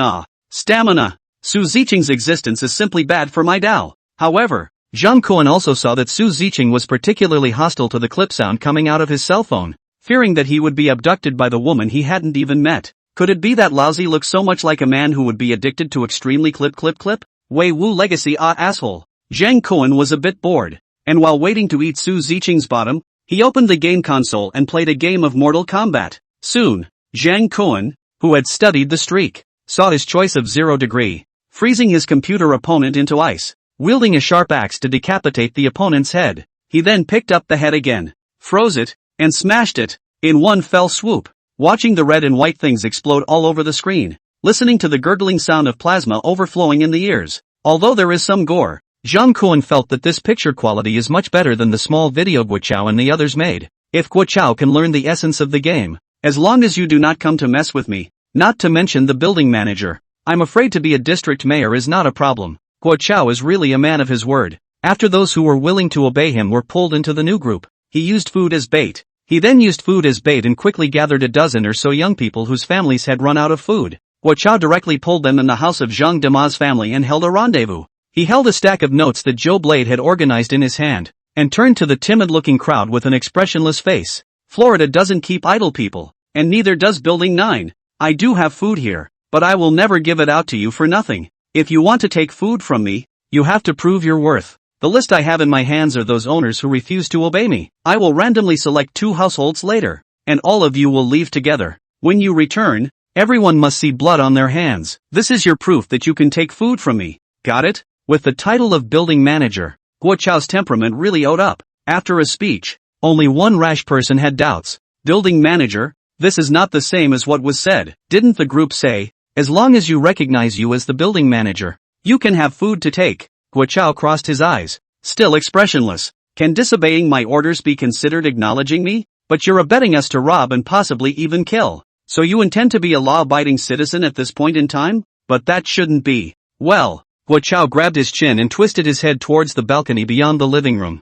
There, 2 piles of shredded meat still vaguely retained their human form and were silently piled up in a corner of the balcony. Show me clearly, the food is what I killed and snatched from others. What qualifications do you have to step on the horse and play white gloves with me here? Wanting to eat but refusing to dirty your hands. You're so noble. If it wasn't for the fact that we need manpower right now, I'd immediately send you down to report to building manager Zhang. The young man suddenly a jolt, scared speechless, only know a big mouthful of breath, horrified to look at the back of the exhaled white gas. Guo Chao's slightly hideous face. Guo Chao also did not want to do anything to him, just want to simply establish an authority. Seeing that he didn't dare to bear his farts, he let go of his hand, and in the process wiped the saliva that had already formed into ice on his body. If you don't want to do it, get out immediately. I will never stop you, but I guarantee that those who leave will soon be on this list in my hand. A dozen people looked at me, I looked at you. None of them chose to leave. They knew very well that going out and going home was a dead end. By following Guo Chao,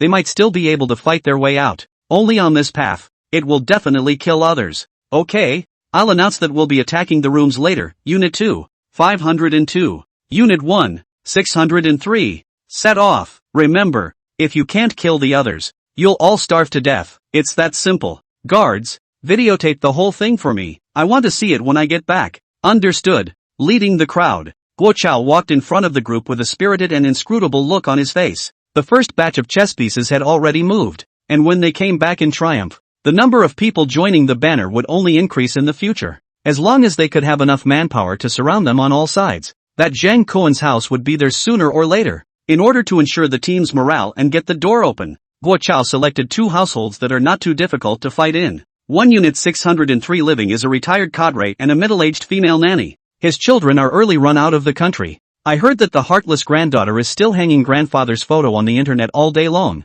Open mouth is suspected of corruption. Once made a small storm, because they are in a unit. The crowd is the first to arrive here. Wang Shajuan is responsible for video recording. and Joe Blade is responsible for opening the door. Not 2 times. Seemingly sturdy security door. Was Joe Blade to poke Ku open. He put away the tools, flashed to the side, waiting for the new people rushed in to show off their skills, but when it came down to it, the newcomers were hesitant to be the first to go in. In the end, they are just ordinary people who haven't seen much blood, and when it comes to fights, they are just little caramels hiding on the side to watch the fun. Who would have thought that today it would be their turn to be the aggressor? Really want to take this step? For them is still too difficult. Treading horse trash. Give it to me. Guo Chao waited impatiently, and pulled over a small man standing closest to him and directly pushed into the door of the room. Yikes, who are you? A woman's cry of alarm rang out, followed by the cacophony of knocking over tables and chairs and breaking dishes. There were also occasional sharp cries for help from the woman,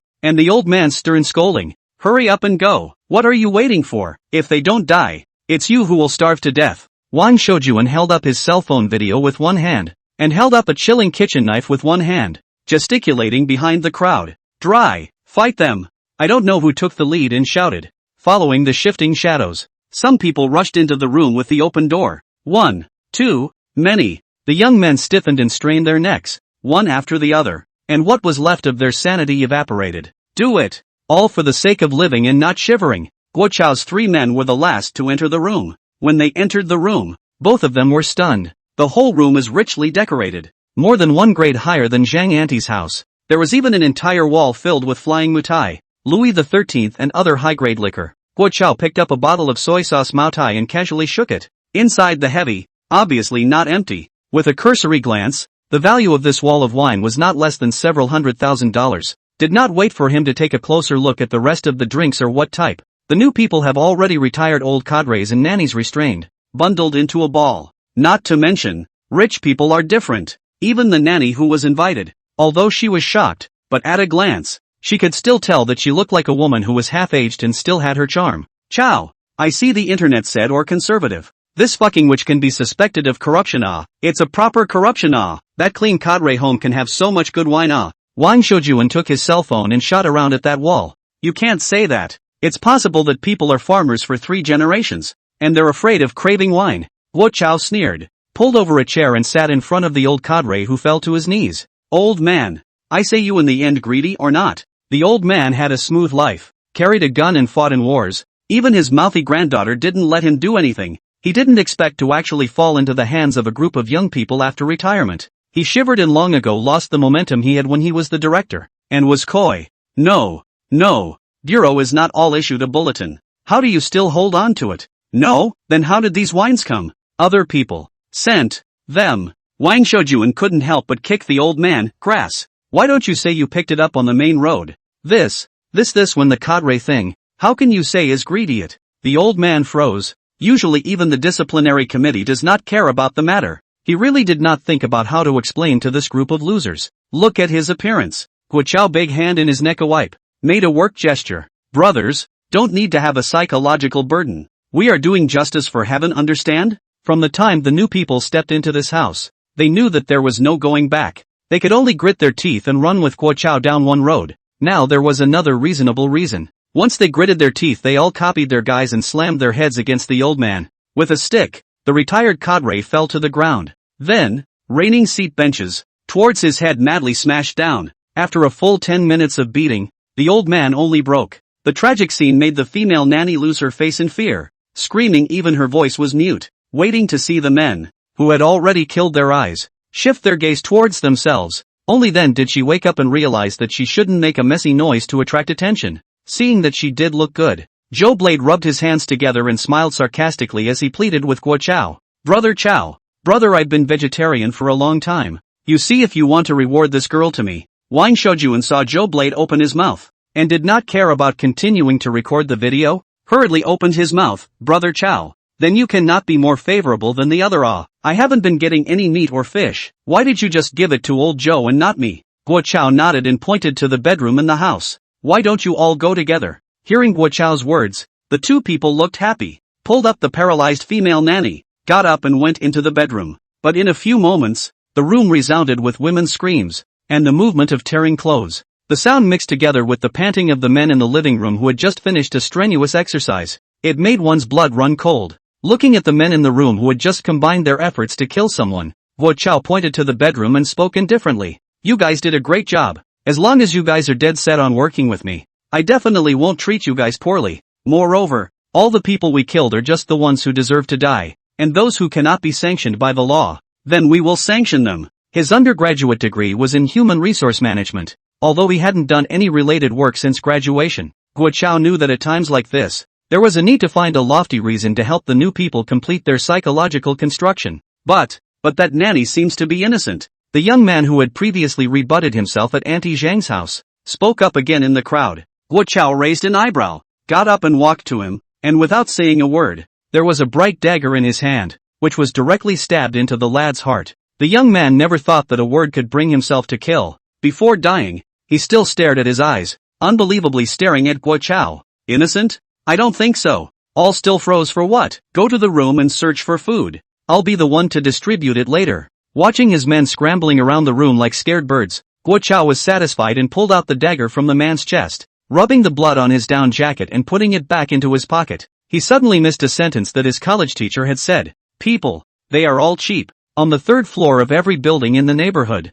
there is a big slow platform. The residents of the same building can pass through this platform to reach other units. When finished this side of things, Guo Chao led the team to set off again, straight to the 2 Unit 502. Here live a pair of high school teachers. The man teaches math and the woman teaches politics. With the experience of the first time, this time Guo Chao's men did not need any psychological construction at all. Screaming and rushing in to do it. Kill the men. Take away the women and food. The efficiency was frighteningly high. But Guo Chao also found some problems. The reason why these two families did not respond to themselves in the group is because they still have a lot of food in their homes. Precisely because they had food in their homes, they were not panicking in their hearts. So they naturally didn't need to get involved in the new building manager's shit. Since this is the case, then send the video of the ransacking of the two homes to the owners group. This time this group of cheap bastards, they wouldn't dare to turn their backs on themselves, right? Thinking of this, he took the cell phone responsible for filming and moved his fingers. Murder! Help! Quickly come to people. Someone is burglarizing the house. What for? Are you guys crazy? Don't! Please let me go. The excitement in the video was gut-wrenching. But as Guo Chao posted the video of the ransacking of two homes to the owners group, the neighbors in the building then panicked and had to reconsider their position. When the nest is overturned, is there any egg? If you delay taking a stand, then the next person to be robbed is likely to be yourself. Moreover, the most crucial thing was that Guo Chao had actually taken out a portion of the looted food and distributed it to the newcomers who had performed outstandingly today. Looking at the video of people eating full of oil, Wolf swallowed a lot of home food at the bottom of the household. The mind also live up. The minds of Lu Weiwei's parents followed suit. Lu Digui and Ho Sufan had always looked down on Guo Chao. In the past, after the couple came back from a walk, even if they encountered Guo Chao coming home from work, they would subconsciously wait for the next elevator, refusing to take the same elevator with him. But now is different. Who did not expect a snowstorm down? Was originally the lowest floor of the building of the loser. Actually all of a sudden branch up. Look at the way he calls the shots in the video. Simply the uncrowned king of the building. The husband and wife hurriedly went to their daughter Lu Weiwei to discuss, asking her to find a way to get a piece of the pie from Guo Chao. Mom and Dad, what's your hurry? Isn't there still food at home? Seeing his daughter's unwillingness, Lu Digui was so anxious that he slapped his thigh. Girl, your father, can I not be anxious? Drinking noodles and clear soup every day. My gout is almost gone. Besides, now that Guo Chao is so powerful, when everyone reacts, there will still be a lot of women who will throw themselves at him. If you can take out half of your ability to catch a rich second generation, then Guo Chao will still fall head over heels for you? Ho Sufan also chimed in. That's right, even though it's not a good idea to rush. As the old saying goes, if you're late, you can't even catch the hot shit. Girl, I think Guo Chao is a good young man, so quick to enlist the young people in the building. It's just that I'm too old for people to look at me. Otherwise I would have grabbed him myself.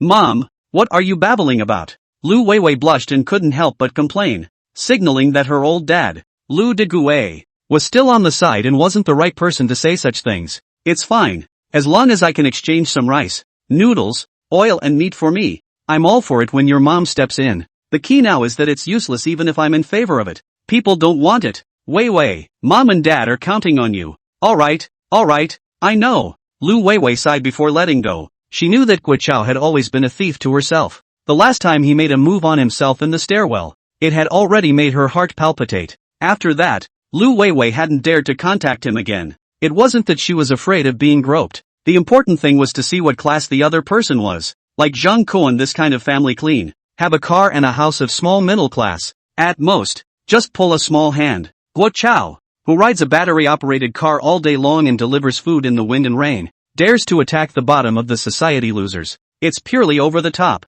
Simply is pulling down their own value. But now Zhang Kuan has no longer take care of their own. Holman indeed fast uncovered the pot. Now there is only one way to go, sell at a reduced price. It's just a matter of selling it cheaply. She returned to her own boudoir, simply painted a light makeup, which dialed Guo Chao's video phone. The video was connected, and when she saw the mountains of food in Guo Chao's room, Lu Weiwei instantly felt that the other party's face of popping pimples was no big deal, and was even a bit cute to pinch. If she is willing to share her family's food, the condition is to go lick the popping pimples on the other party's face. She is all willing. Sure enough, hunger is the best teacher. Lu Weiwei brewed for a moment, which shifted the saliva staying along the corners of her eyes. Chao, people miss you. The sentence that clipped his throat made Guo Chao's body numb. Today, after letting his men move things to 603, he watched Lu Taijun and Zhou Blade with one arm around the female nanny and the other around the female teacher, and his heart swung quite a bit. At a time like this, the dream girl's coy words are like sending charcoal in the snow and paper in front of the computer screen.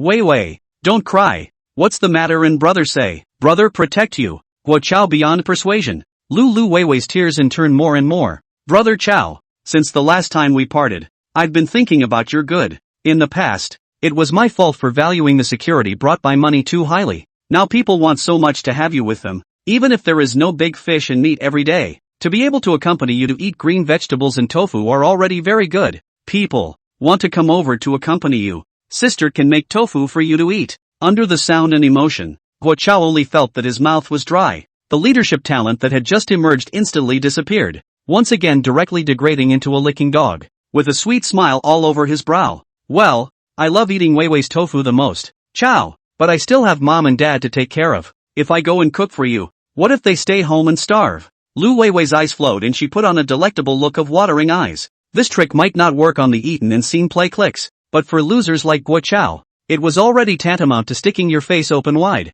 Sister, stop it. Brother Chao understands you. Soon, Guo Chao carried 2 big boxes of food by himself and went straight to Lu Weiwei's home. These were all things that he had carefully selected, and there was even a bottle of Mao Tai that had frozen into an icy pile. But this time, after delivering the food, he didn't drag Lu Weiwei to the stairwell. Instead, like that rich second generation, he was brightly greeted by Lu Deguei and Ho Sufan with a smile on their faces and invited into the Lu family's front door. While Lu Weiwei's parents were checking the food he brought, Guo Chao was pulled into the boudoir by Lu Weiwei. Lu Weiwei's small face was red and she kept ruffling her long hair, putting on a seductive appearance. Guo Chao's heart understood. His breathing was a little short, and he asked while undressing, "This is not good, right? Your parents are still outside the door." Lu Weiwei, however, burrowed into the comforter with a seductive face. "Don't you think this is more exciting?" Zhang Kuan was sitting in the living room, watching a movie while supervising Su Ziqing's jogging on the treadmill. He and Su Ziqing had agreed that in the future,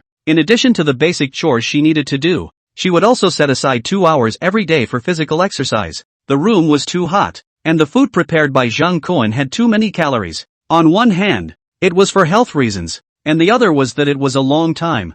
Zhang Kuan was really afraid that Su Ziqing would lose her figure. Ding! The cell phone on one side suddenly rang. Zhang Kuan picked up his cell phone and saw that it was actually Lu Weiwei. How does she still have the face to send a message to herself? Casually clicking on it, he almost didn't get angry and happy. Lu Weiwei didn't know what to think, but actually sent her bed photo with her arms around Guo Chao. In the photo, Lu Weiwei is still the same as the small video in the Ferrari's cab. Nothing new. Guo Chao looked quite interesting. The face of the pimples do not know what happened to make the pulp. Looks white. The photo was followed by a sentence at the bottom. Zhang Kuan, I'm the woman you'll never get. What? No way. No way. Who can tell me what's in her head? A pile of replies? She's been slept with by all the men in the building. What's that got to do with me? Zhang Kuan, you want to baffle me with this shit? Pushing female, really downhead. Looking at Su Ziqing on the treadmill step by step, Zhang Kuan decided to resolutely counterattack. Make sure that she face. He quietly pressed the record voice button. Ziqing, go faster. If you can't, I'll try going up instead. Oh okay, master brother, don't rush. Speak properly. Don't pinch. After running for a long time, Su Ziqing was inevitably a bit out of breath. Even her ordinary reply was gasping for air. Zhang Kun smoothly snapped his hand on his thighs a few times in a row again. Then with a swoosh, he sent out this voice. He would be able to pull Su Ziqing to take a set of photos with a bigger scale. Even if it was a video, it wouldn't be a big deal. But if he sent it out for others to see, it always felt like a loss. Just like all the men in the whole world, they all want their girlfriends to wear a little more, and other people's girlfriends to wear a little less. Receiving Zhang Kuan's voice, Lu Weiwei hurriedly broadcast it. I thought Zhang Kuan could cry and wake up, kneeling to beg for his forgiveness, and by the way, then invited his whole family to go upstairs to live in a warm room, but put out the decadent voice. Imagined the sense of picture, but let her annoyed. Damn Zhang Kuan, just have to take that don't know where to come out of the slutty fox gas their own? In addition to looking a little better than good looking, a little more upright and plump, and looking more knowledgeable, where is she better than me? With me then this is it. Even if there is no you Zhang Kuan, I Lu Weiwei looking for a man, also must be better than you. Lu Weiwei dissatisfied shook awake Guo Chao who was sleeping on the side, and her body was directly attached to him.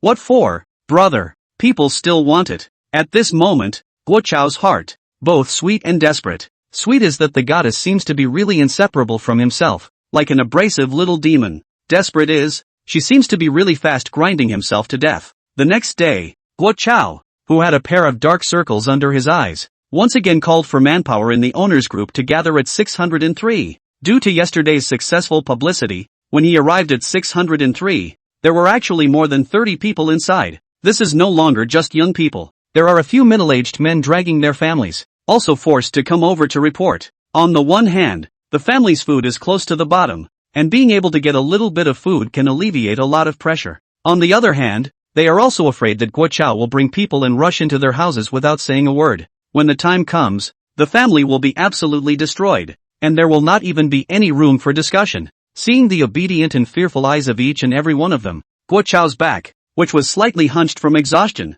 straightened up all of a sudden. Soon, he designated the target to be ransacked today, 704 of Unit 1. Originally there was only a pair of retired university professors living there, but Auntie Zhang didn't know what kind of wing she had drawn, and after Zhao Lina called out twice in the group, she asked the couple, in the name of the neighborhood committee and the building's director, to be high-minded and show enough internationalism to invite Moorish Neil and his wife, Zhao Lina, to live here. But ever since the couple moved in, that old couple hasn't spoken in the owners group. When they heard that they were going to rob this house, a room full of men all pumped their fists. Even the new men who joined the group were all eager to try. There is no other reason. Chinese men, bitter crooked people for a long time. China has an imbalance in the ratio of men to women, and there are tens of millions more men than women. The imbalance between supply and demand has put many girls on the path to becoming exquisite fairies. But the weird thing is, if a road fairy in the end also even so. But the moment the marriage attitude meets crooked people, you can often see how double standard the fairies are. To Chinese men, a boy can't make 50,000 a month. Is he disabled? I'm 3,000 a month. Isn't it normal to find a boyfriend who makes 50,000 a month? How else can he afford me? The bride price can't be less than a penny. It's not a matter of money. It's a matter of attitude. To the crooked man, honey, I choose you. It doesn't matter even if you have nothing. Honey, don't worry. I can make money to support you. Mom, they don't ask for a dowry over there. It's fine if there are only a few people. Even some higher education institutions openly differentiate their treatment. Domestic students and international students are treated very differently. The main thing is that a college student pays to study, and international students earn money to support their families and marry and have children. Normally, if you are busy making a living, you have to put up with it, except for whining. But now, living is difficult. Who cares about the death of foreign adults? Moors? The old man is fighting the Moors. Even Guo Chao himself did not expect that this choice would instantly galvanize the team's blood. He initially just wanted to find a similar opponent to sharpen the team's coordination. After all, Zhang Kuan, who was going to face him later, had a real weapon in his hand. A team like scattered sand, not likely to hear the gunshot, immediately scattered. So go to find Zhang Kuan to rob the house before. Be sure to fight a hard battle, so that the team's cohesion is a little stronger. And the tall black man Neil, the combat power looks not bad, just a good trial selection candidate. Going head-to-head with him would inevitably result in casualties, but it will also allow the group of newcomers under his command to see the cruelty in the snowstorm. And then even if they encounter Zhang Kuan's gun, they will have to go on with their teeth clenched. Seeing the high morale, Guo Chao didn't even do a pre-battle mobilization. Let Wang Shoujuan and Zhou Blade lock the captive women back into the toilet. With a wave of his hand, he led a group of murderous men and set off with great vigor, directly attacking 704. The Moors must die today. Neil's wife, Zhao Lina, is preparing today's breakfast, although the water has been cut off. But the good thing is that in this pair of professors' home, there is still a water tank for storing water for bathing,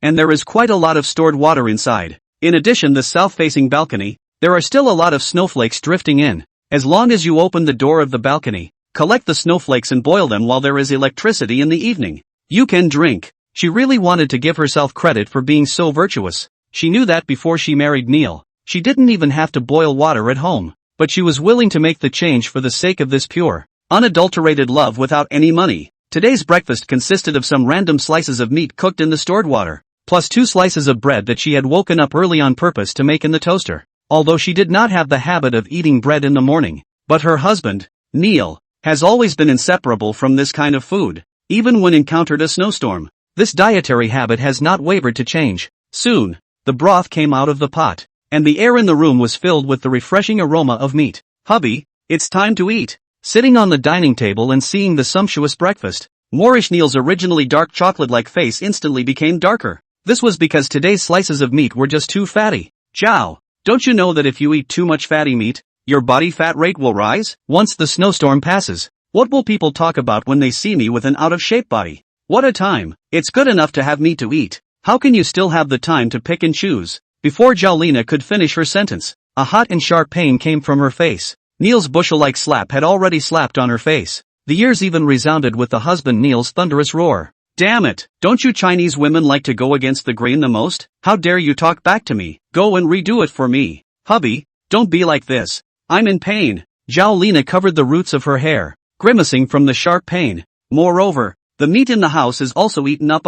This bit of meat is still what I went outside to cut back in the middle of the night when no one was around, treading on the horse's waist. Is this dead meat from outside? Are you mocking my ancestors for being damn cannibals? Damn Chinese pigs, don't know how to lose weight. The furious Neil cursed in a low voice. He had also read the message in the group and guessed that the meat was from the frozen dead fat woman Zhou Haiyan. Just cursing this sentence. Also do not know whether it is cursing Zhou Haiyan, or cursing his wife Zhaolina. Maybe both. Seeing Zhaolina's indignant look at himself, he raised his big hand and shone Zhaolina's face with 2 more slaps. Seeing the way her eyes were glazed over, he then laughed and let go of Zhaolina's hair. But with that, he lifted his leg again and shone it at her butt. Get lost, I can't eat when I see this obscure face of yours. Remember, if it wasn't for me, you would have turned into a dead man a few days ago. Zhaolina covered her bruised cheek and stumbled and fell to the ground, but she didn't dare to say anything at all, and could only whimper and burrow back into her room. If her husband was from China, then she would be able to quarrel with him openly and honestly, and even fight. Even if it was a fish death, she would not hesitate to do so. But Neil was, after all, a Moor of noble blood, dark skin, snow-white teeth, scarlet eyes. In front of him, Zhaolina didn't dare to show even a hint of dissatisfaction. Otherwise he would turn his head into the arms of other women. You have to know, in the eyes of many Chinese women in China, the Moor is like the existence of the Tang monk. She still couldn't forget their envious eyes after she and her girlfriends announced that they had married a Neil. Gulp. Lying into the bedroom, Zhaolina's stomach came a rumbling sound, but when she thought of the hellish scene she saw last night when she went out to cut the meat, her stomach went straight back out again, and she had no appetite for anything. The snow had been falling for 8 days and showed no sign of stopping. If it were not for the 3rd day of living in, the husband Neil lost his hand. Forget about it. After all, he did not mean it, even if it is intentional. If it is not that the old couple pull what equality, fairness and other nonsense, Neil is not out of control to kill it. Joke. In the land of China, there are actually people who think that Chinese people can be equal to foreign adults. Luckily they are still retired professors. They have read all their life into the stomach of a dog. They're so uneducated. They deserve to be killed. Let's just die. Only now think about it. So much high-quality protein was casually flushed into the sewer. It is really too wasteful. In the beginning, if you stayed, you were able to dear husband eat for a long time. But the thought of those limbs and broken meat mixed with hot water all the way into the sewer just suppressed under the vomit and surged up. Blame Zhang Kuan. In the beginning if he was willing to let the two move into his house, at most, only one person died him. The key he is still young. How the meat will be better than the frozen Zhou Haiyan. That dead fat woman. Fat as a pig. If she knows to lose weight, Her husband should not lose his temper today. Zhao Lina was depressed when she suddenly heard a strange noise coming from outside the room, as well as her husband Neil's exclamation of surprise. She opened the door to the room and saw at a glance that Guo Chao had rushed into the room at an unknown time, leading a group of men. They were holding weapons and confronting Neil in a gesticulating manner. Zhao Lina's heart sank. She had read the news in the group every day, knowing that Guo Chao had entangled a group of people. He was whimpering in the group every day and hadn't stopped since yesterday. However, she never expected that the target of Guo Chao and the others today was actually her own home. Did they take the calculation of robbery and hit the head of the noble Moors? This group of Chinese bitchy men, also worthy? She hurriedly ran in front of Neil and opened her arms like a mother hen protecting her pups. Hey, what are you guys doing? So many people come to the door to bully a crooked man. Do you have any more face? Get out of our house. Your house? If I remember correctly, this room is only for you and your wife. Where is the old couple? Guo Chao, who took the lead, asked rhetorically. None of your business. What do you care? Zhao Lina had a bit of a heart attack. At a time like this, letting the other party know that Neil had killed the old couple, even if it was a manslaughter, they would never let the couple off easily. Not to mention, Brother Chao, this house smells so good. Wang Shoujuan held up his cell phone and squeezed in from the outside, and at a glance, he saw the upper meat soup on the desktop. He picked up the chopsticks on the desktop and casually fished around in the bowl, wanting to see what was cooking inside. But the next second, the chopsticks actually appeared on a fat toe. That's right, it was a human toe. Wang Shoujuan was so scared that he directly threw the chopsticks and the toe onto the tabletop. Blanche Nima, you guys stepped on a horse and 8 people in the house. With his cry of alarm, the people who followed him couldn't help but suck in a breath of cool air. For fuck's sake, I've long thought that this guy looks like a cannibal. Professor Wang's old couple was eaten by those 2 beasts? How did the treadmill open its mouth? Isn't this the farmer and the snake? Or the black-skinned man-eating snake? Hearing the mutterings of the crowd, Neil shook his head uneasily and pushed his wife in front of him. Joe, explain. You're the one who retrieved the meat. Zhao Lina was pushed to stumble, but still forced herself to explain to the crowd. Don't you guys talk nonsense. This meat is what I cut off from the feet of Zhou Haiyan who froze to death. We didn't eat the previous occupants. I can tell you guys, falsely accusing an international friend with Moorish nationality is a felony. You lowly Chinese men, watch your mouths. Felony? Guo Chao smiled coldly and went up to Zhao Lina to give her a resounding smack in the mouth. Lousy's brothers are starving to death. Who cares about committing a crime or not? Besides, no matter how serious our crime is, it's not as serious as you 2 killing and eating people, right? Hearing Guo Chao's words, the crowd that followed him along helped out. Who are you kidding? You guys didn't eat that old couple. So where are they? Where are they? We've got them. What the hell are you talking about? Let's kill them both. They'll pay for what they did. Zhao Lina covered her face and looked at Guo Chao incredulously. You dare to hit me? I'm about to get my Moorish citizenship and will soon become a crooked person. How dare you step on me? If the one who hit her was Neil, or any crooked person, she wouldn't dare to resist. But the one who hit her was a Chinese man. In an instant, all her accumulated grievances and unwillingness exploded out, and she pounced on Guo Chao with a wail. You bunch of cheap domestic men. What qualifications do you have to dare touch me? I'll fight you all. She lunged, but Guo Chao dodged and dodged,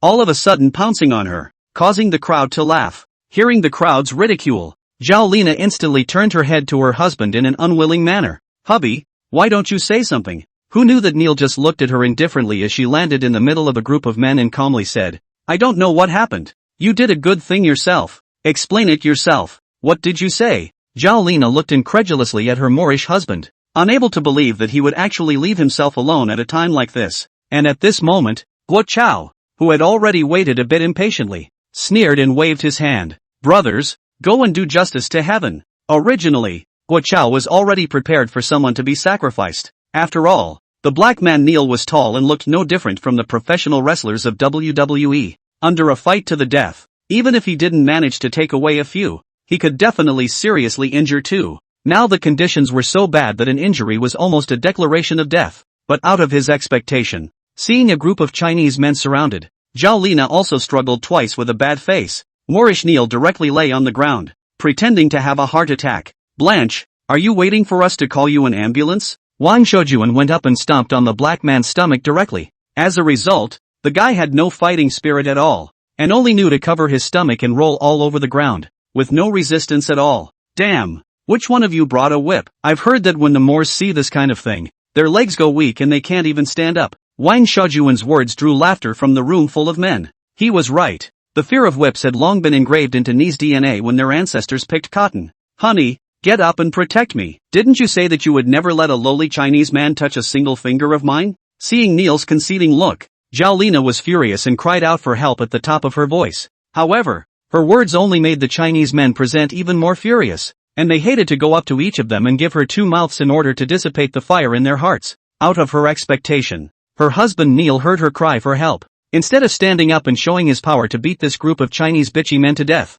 he instead rebuked himself. Bitch, don't talk nonsense. Neil then turned to Guo Chao and begged in a lowly manner. Guo, woman, you guys take away and let me have a life. What did you say? Zhao Lina's eyes widened all of a sudden. She never thought that her husband Neil, who was as strong as an ox, was actually so spineless that in order to live, he even went so far as to betray himself. What about the promised Moors who never grovel? What about the Moors who say they favor and love their wives? You step on the horse and love me like this? Hubby, you deliberately paralyze them and then seize the opportunity to strike back to save me, right? Hubby, say something. Neil was so distracted by Lina Zhao's shrill voice that he couldn't help but spit in her face. Shut up, son of a bitch.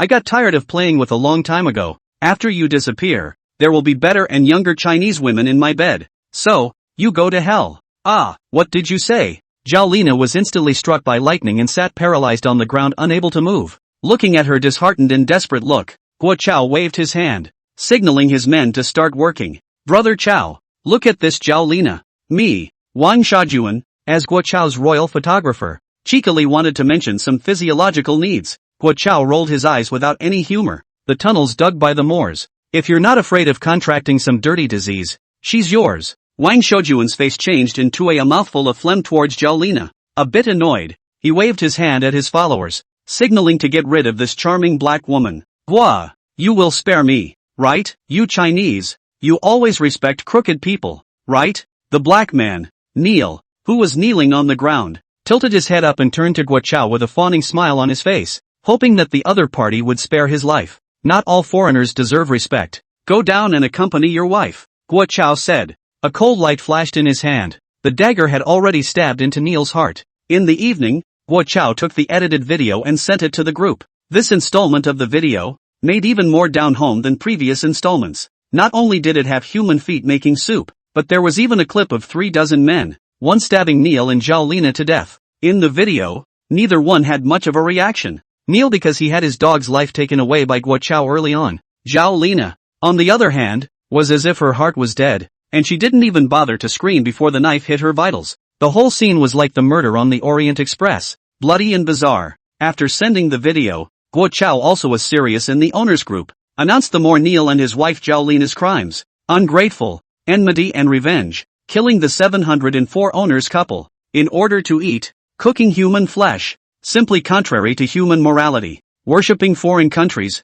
forgetting their ancestors, is really the shame of Building 9. There are still such disgusting people in our neighborhood. Former 704 owners of the deceased rest in peace. Wow, Chao, you are doing the people a favor. You don't know that I've long looked at these two people with displeasure. With their passports, they've been disturbing the public in the neighborhood every day. Brother Chao is mighty and domineering. You are the hero of our new era. I'm going to join you tomorrow. For a while the group was like a cloud of horses' asses, and no one felt, in the slightest, that there was anything wrong with this kind of private execution by Guo Chao and his group. Obviously, the neighbors in the snowstorm had already subconsciously accepted and recognized what Guo Chao had done, even the bones of his fastidiousness, but also produced a kind of inexplicable appreciation. These news, Zhang Kuan was at home on the sofa, watching it through and through. In his last life, Neil and Zhao Lina had stuck it out for a long time. Although he had speculated about the source of food for the two of them, Zhang Kuan still felt a bit sick to his stomach when he violently saw the fat paws that were cooking in the pot.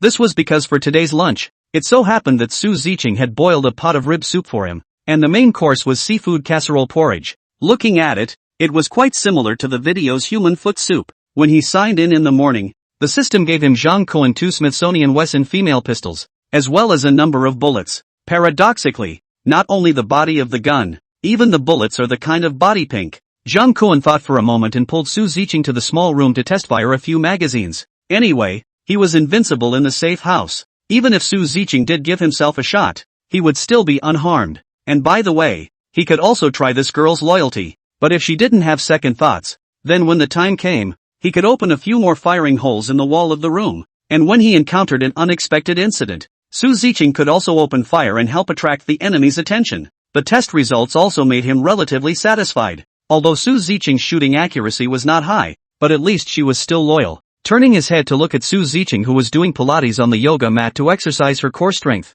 Zhang Kuan spoke quietly. Ziqing, if as a last resort, will you use your 37-degree little mouth and eat me? Ah! Su Ziqing's figure was unsteady, and she fell onto the yoga mat at once. But soon she climbed up. Her pretty face flushed. If Master Brother has the need, I am willing to learn.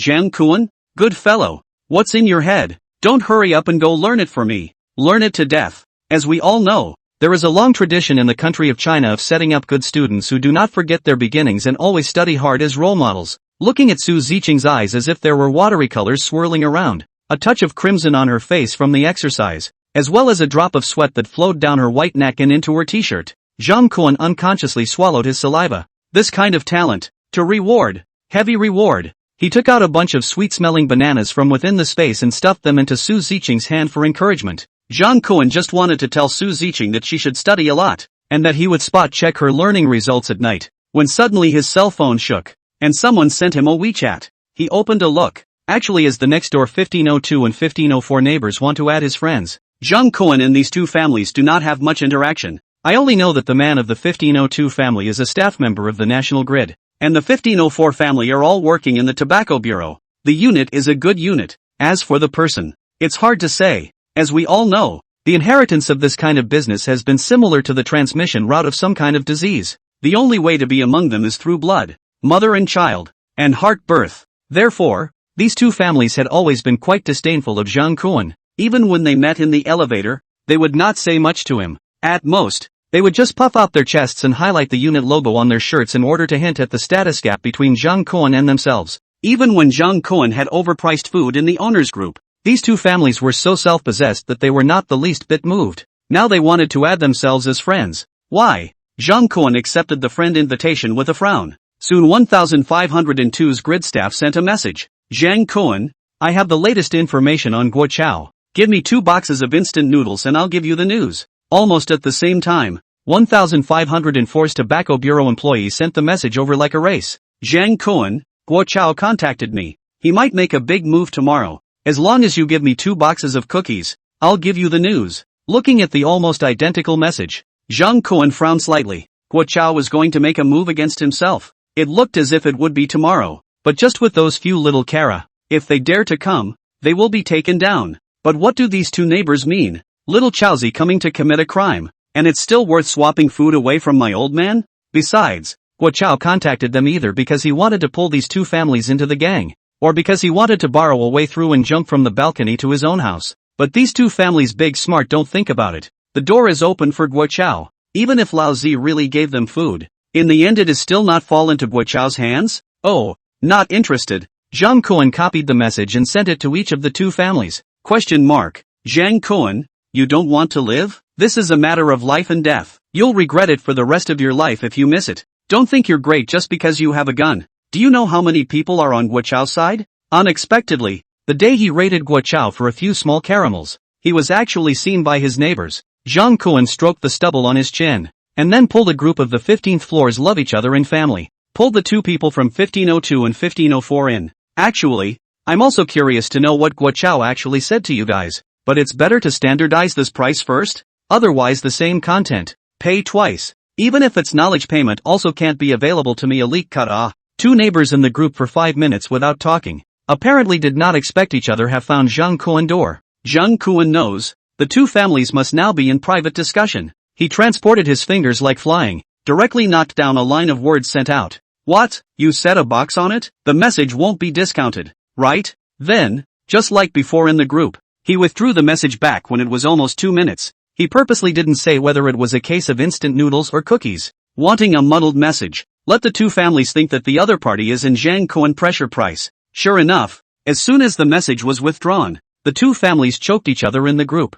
Both of them are state-owned units. Even the display of strength is the same as Shijiang Zhou Gongzi. This one said, brother, I had dinner with so-and-so director. That one said, I accompanied so-and-so deputy director pressed. This said that my home to drink are 200,000 a caddy of tea. That said, that one wall of his home are not open mouth. I don't know why these two great powers are so awesome. Why would they manage to get instant noodles and cookies? Seeing the two of them pose half a day, even if female family members are not greeted, it is really uninteresting. Zhang Kuan decisively chose to withdraw from the group. However, since he knew that Guo Chao was going to lead the fight, Zhang Kuan was not idle. From the space to find out the leather jacket and down jacket that had been worn once before, called over Su Ziqing, who was still studying gulping bananas, and asked her to go to the sanitary room to fill up a few pots of water. She practiced hard and just accidentally choked. Her watery eyes seemed to have a handful of tears. Master brother, what is this for? Of course it's to do something a man should do. This home will collapse sooner or later without me, Zhang Kuan casually teased,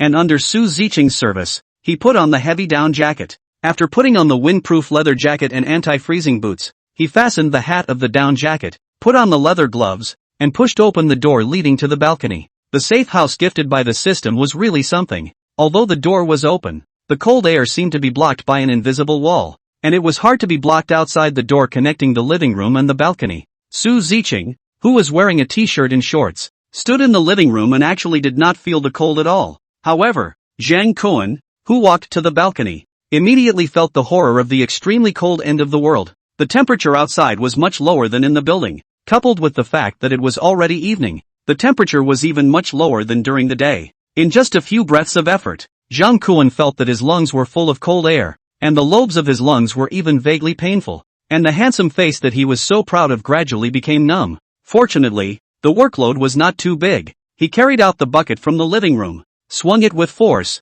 and splashed the water inside that had not yet had time to freeze onto the handrail of the circular balcony. With such low temperatures, it would not be an exaggeration to say that the water was splashed into ice. However, Zhang Kuan was still not assured, and insisted on splashing a few buckets of water until he saw the water condense into ice cones, and only then did he return to the warmth of the room. Su Ziqing, who was guarding the side, hurriedly pushed up the door between the living room and the balcony. Her watery eyes were filled with heartache. Master brother, you must be cold.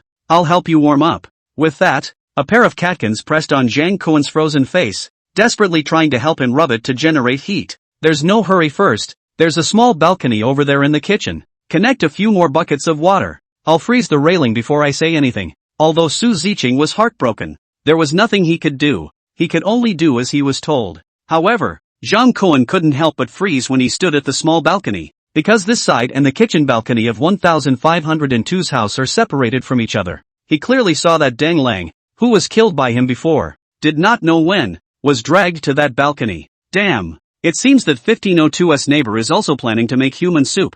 I don't know if they are willing to add 200,000 pounds of tea when they cook the soup. Early the next morning, Zhang Kuan, who had randomly checked Su Ziqing's study results, woke up early. Refreshing. Knowing that he might have a hard time with Guo Chao today, he woke up early to sign in. Unfortunately, the system did not know what was going on, but actually changed the content of the previous gift and rewarded a snow caravan instead of guns or food. The caravan was quietly parked in the space, and compared to the Ferrari on the side, its temperament was no less impressive. The description given by the system was also very powerful. Unbreakable snow caravan, LV1. Characteristics: requires no fuel, constant temperature, never cuts off electricity, never cuts off water, never cuts off natural gas, indestructible, invincible. Level 1 effect: the host will not be harmed while inside the snow caravan. Additional effect: upgrade once for every full 100 kilometers driven. Zhang Kuan's pupils shrunk slightly. Unlike the ordinary supplies rewarded by the previous sign-in,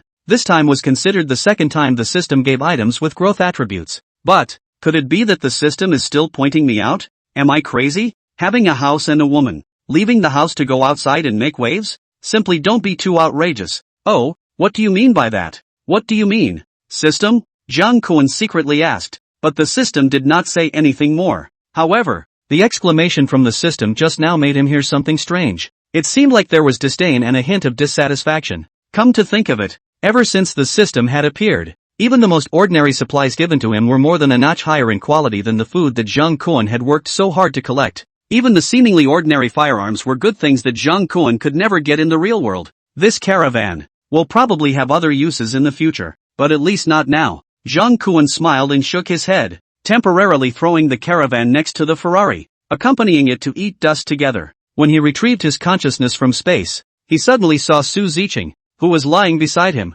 had opened a pair of large Kazran eyes without knowing when, and was staring at himself with a burning gaze. What? I've become handsome again? Su Ziqing's eyes narrowed into two crescents. Then she got up and snuggled into Zhang Kuan's arms. Master brother has always been the most handsome. Heaven and earth were kind. Zhang Kuan swore that he was not a womanizer. He had also been clean before he was reborn. But Su Ziqing, this kind of warm fragrance and soft jade. He really cannot stand this kind of test. Dodgy is just like that, right? Loathing King Zhou, understanding King Zhou, becoming King Zhou. Zhang Kuan's hand explored along the bottom edge of Su Ziqing's white t-shirt, rubbing her smooth belly lovingly. Why did you get up so early today? Because master brother has something to do. Right? Zhang Kuan was a bit puzzled. Although he knew that Guo Chao's people would come looking for trouble today, he hadn't said anything to Su Ziqing. Could it be that she had contacted someone else? Seeing the skeptical look in Zhang Kuan's eyes, Su Ziqing smiled faintly and reached out to run her hand across Zhang Kuan's chest. Because master brother was too, last night, and as a result, I guess that there must be something big happening today. Zhang Kuan secretly pinched himself. He had thought that he was merely making a big show as usual, but he didn't expect Su Ziqing to be as meticulous as a hare, and still found clues between his every move. Scary as hell. Removing the distracting thoughts, Zhang Kuan lightly coughed twice. People and people's physiques are different, and their daily state will also be different. Actually, you're doing pretty well. Especially, let me, Su Ziqing's face was like a peach blossom at her words, and she crouched in Zhang Kuan's arms, embarrassed to speak. After the business embarrassment blew up, Zhang Kuan didn't hide it anymore, explaining last night's speculation to Su Ziqing. To his surprise, Su Ziqing actually did not fear, but instead looked at him with a bit of excitement. So, this time I'll be able to shoot and beat up those who have bullied me? No. Why do you look even more excited than I was last night? Zhang Kuan asked in disbelief. Guo Chao still stayed at Goddess Lu Weiwei's home last night. However, before he slept into Lu Weiwei's boudoir this time, he also justified his position as the son-in-law of the Lu family and hosted a family meeting. The main thing was to arrange for their family of three to pack up their things and wait for him to take Zhang Kuan's house, so that they could easily move to Zhang Kuan's home at the first time. As soon as he heard that he could move to Zhang Kuan's warm house to live, Lu Deguai and Ho Sufan, husband and wife, rushed into Lu Weiwei's room smilingly,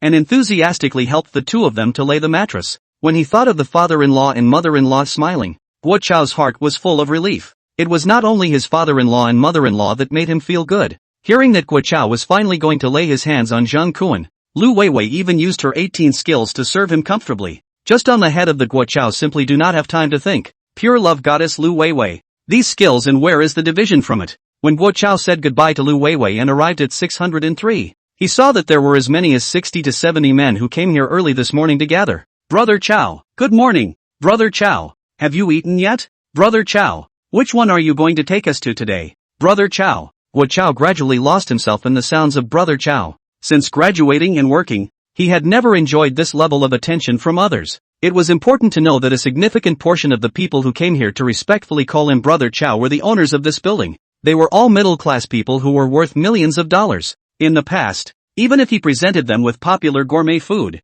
they would have let him hang it on the door first and only come out to get it after he left. But now, all he had to do was give an order, and they would still have to obediently do as they were told? Rights. What a damn good thing. Seeing that the people were almost here, Guo Chao asked Wang Shujuan to bring him a seat, and then took a step and stood up, announcing today's goal to the crowd. Our building 9. There is such a family. When the snowstorm suddenly came, he was the first to jack up prices and hoard supplies. When everyone coughed incessantly in the cold, he hid in a warm room, cuddling a beautiful woman and enjoying himself alone. When we ran out of food and just about couldn't survive, he had endless amounts of food to eat at home. Who am I talking about? Does everyone know? The people present were all in the owner's group, so they naturally knew who he was talking about. After Guo Chao incited them like this, the original resentment towards Zhang Kuan that had already dispersed revived from dead memories, even more so than before. It's Zhang Kuan. It's this grandson. By what right are we freezing and starving while he is at home hugging a woman and enjoying himself?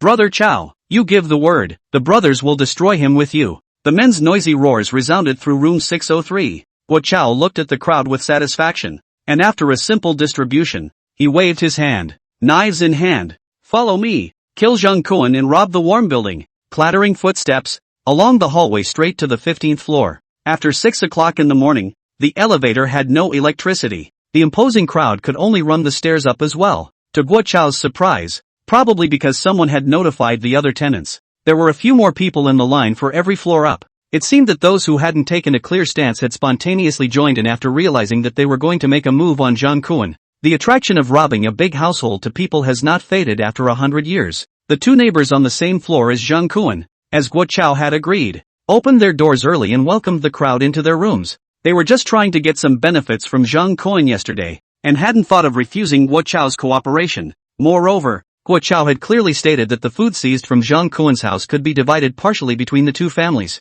Guo Chao was outnumbered and strong. Even if he didn't give anything, the two families were completely helpless. Now good voice to discuss with them, naturally to sell face to him. And as for Jang Kuan's death or life, it is not within the consideration of the neighbors on the same level. The plan of attack is simple. Guo Chao, Wang Shajuan, Zhou Blade each lead a wave of people, respectively, from the main door, 1502, 1504 two families of the balcony to start the attack. Knowing that Jang Kuan has a gun, Guo Chao also specially instructed Zhou Blade to hide behind the crowd, and if the situation is not right, he will hide in the nearest room 1502. Cannon fodder neighbors die even if Zhou Blade this locksmith cannot happen. In case he couldn't get in, he would have to be relied upon to open the door and deal with the other opposing forces, while Guo Chao and Wang Shoujuan were waiting for Jang Kuan's gunshot. Once the gun goes off, the two teams cross the balcony at the same time to launch a strong attack. Even if Jang Kuan had 3 heads and 6 arms, he wouldn't be able to take care of a 3-way attack,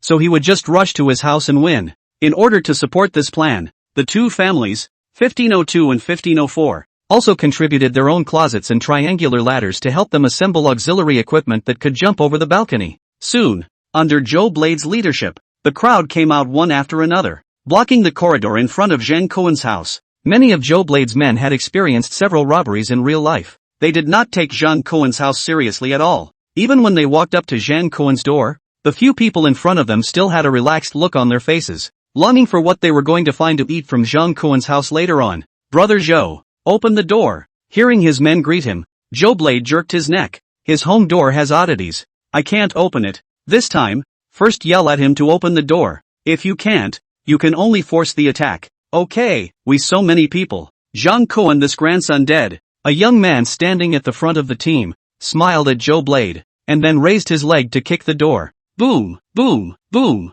Jang Kuan, open the door. The building manager has come to requisition your house. Come out now. If you come out now, the building manager may let you off the hook. When we rush in, you'll be in for a long haul. In the room, Jang Kuan, who had been waiting for a long time, opened a shooting hole at the top of the security door, allowing Su Ziqing to step on the chair and look out. He, on the other hand, concentrated on Su Ziqing's pair of legs. Long, white, and straight. This if you get a pair of stockings. Forget it, it's better to get a box when you have the chance. One pair which is not enough. Master brother, I only saw the bad guy who stole the lock of your door. The one who tore my clothes has not yet shown up. Oh, so white. What a pity. Jang Kuan put a Smithsonian Wesson women's pistol that was rewarded by the previous signing system, raised it and handed it to Su Ziqing's hand, and his hands obediently held it on her legs. Ziqing, why don't you take the first shot today? Feeling Jang Kuan's dishonest hands, Su Ziqing's face turned red,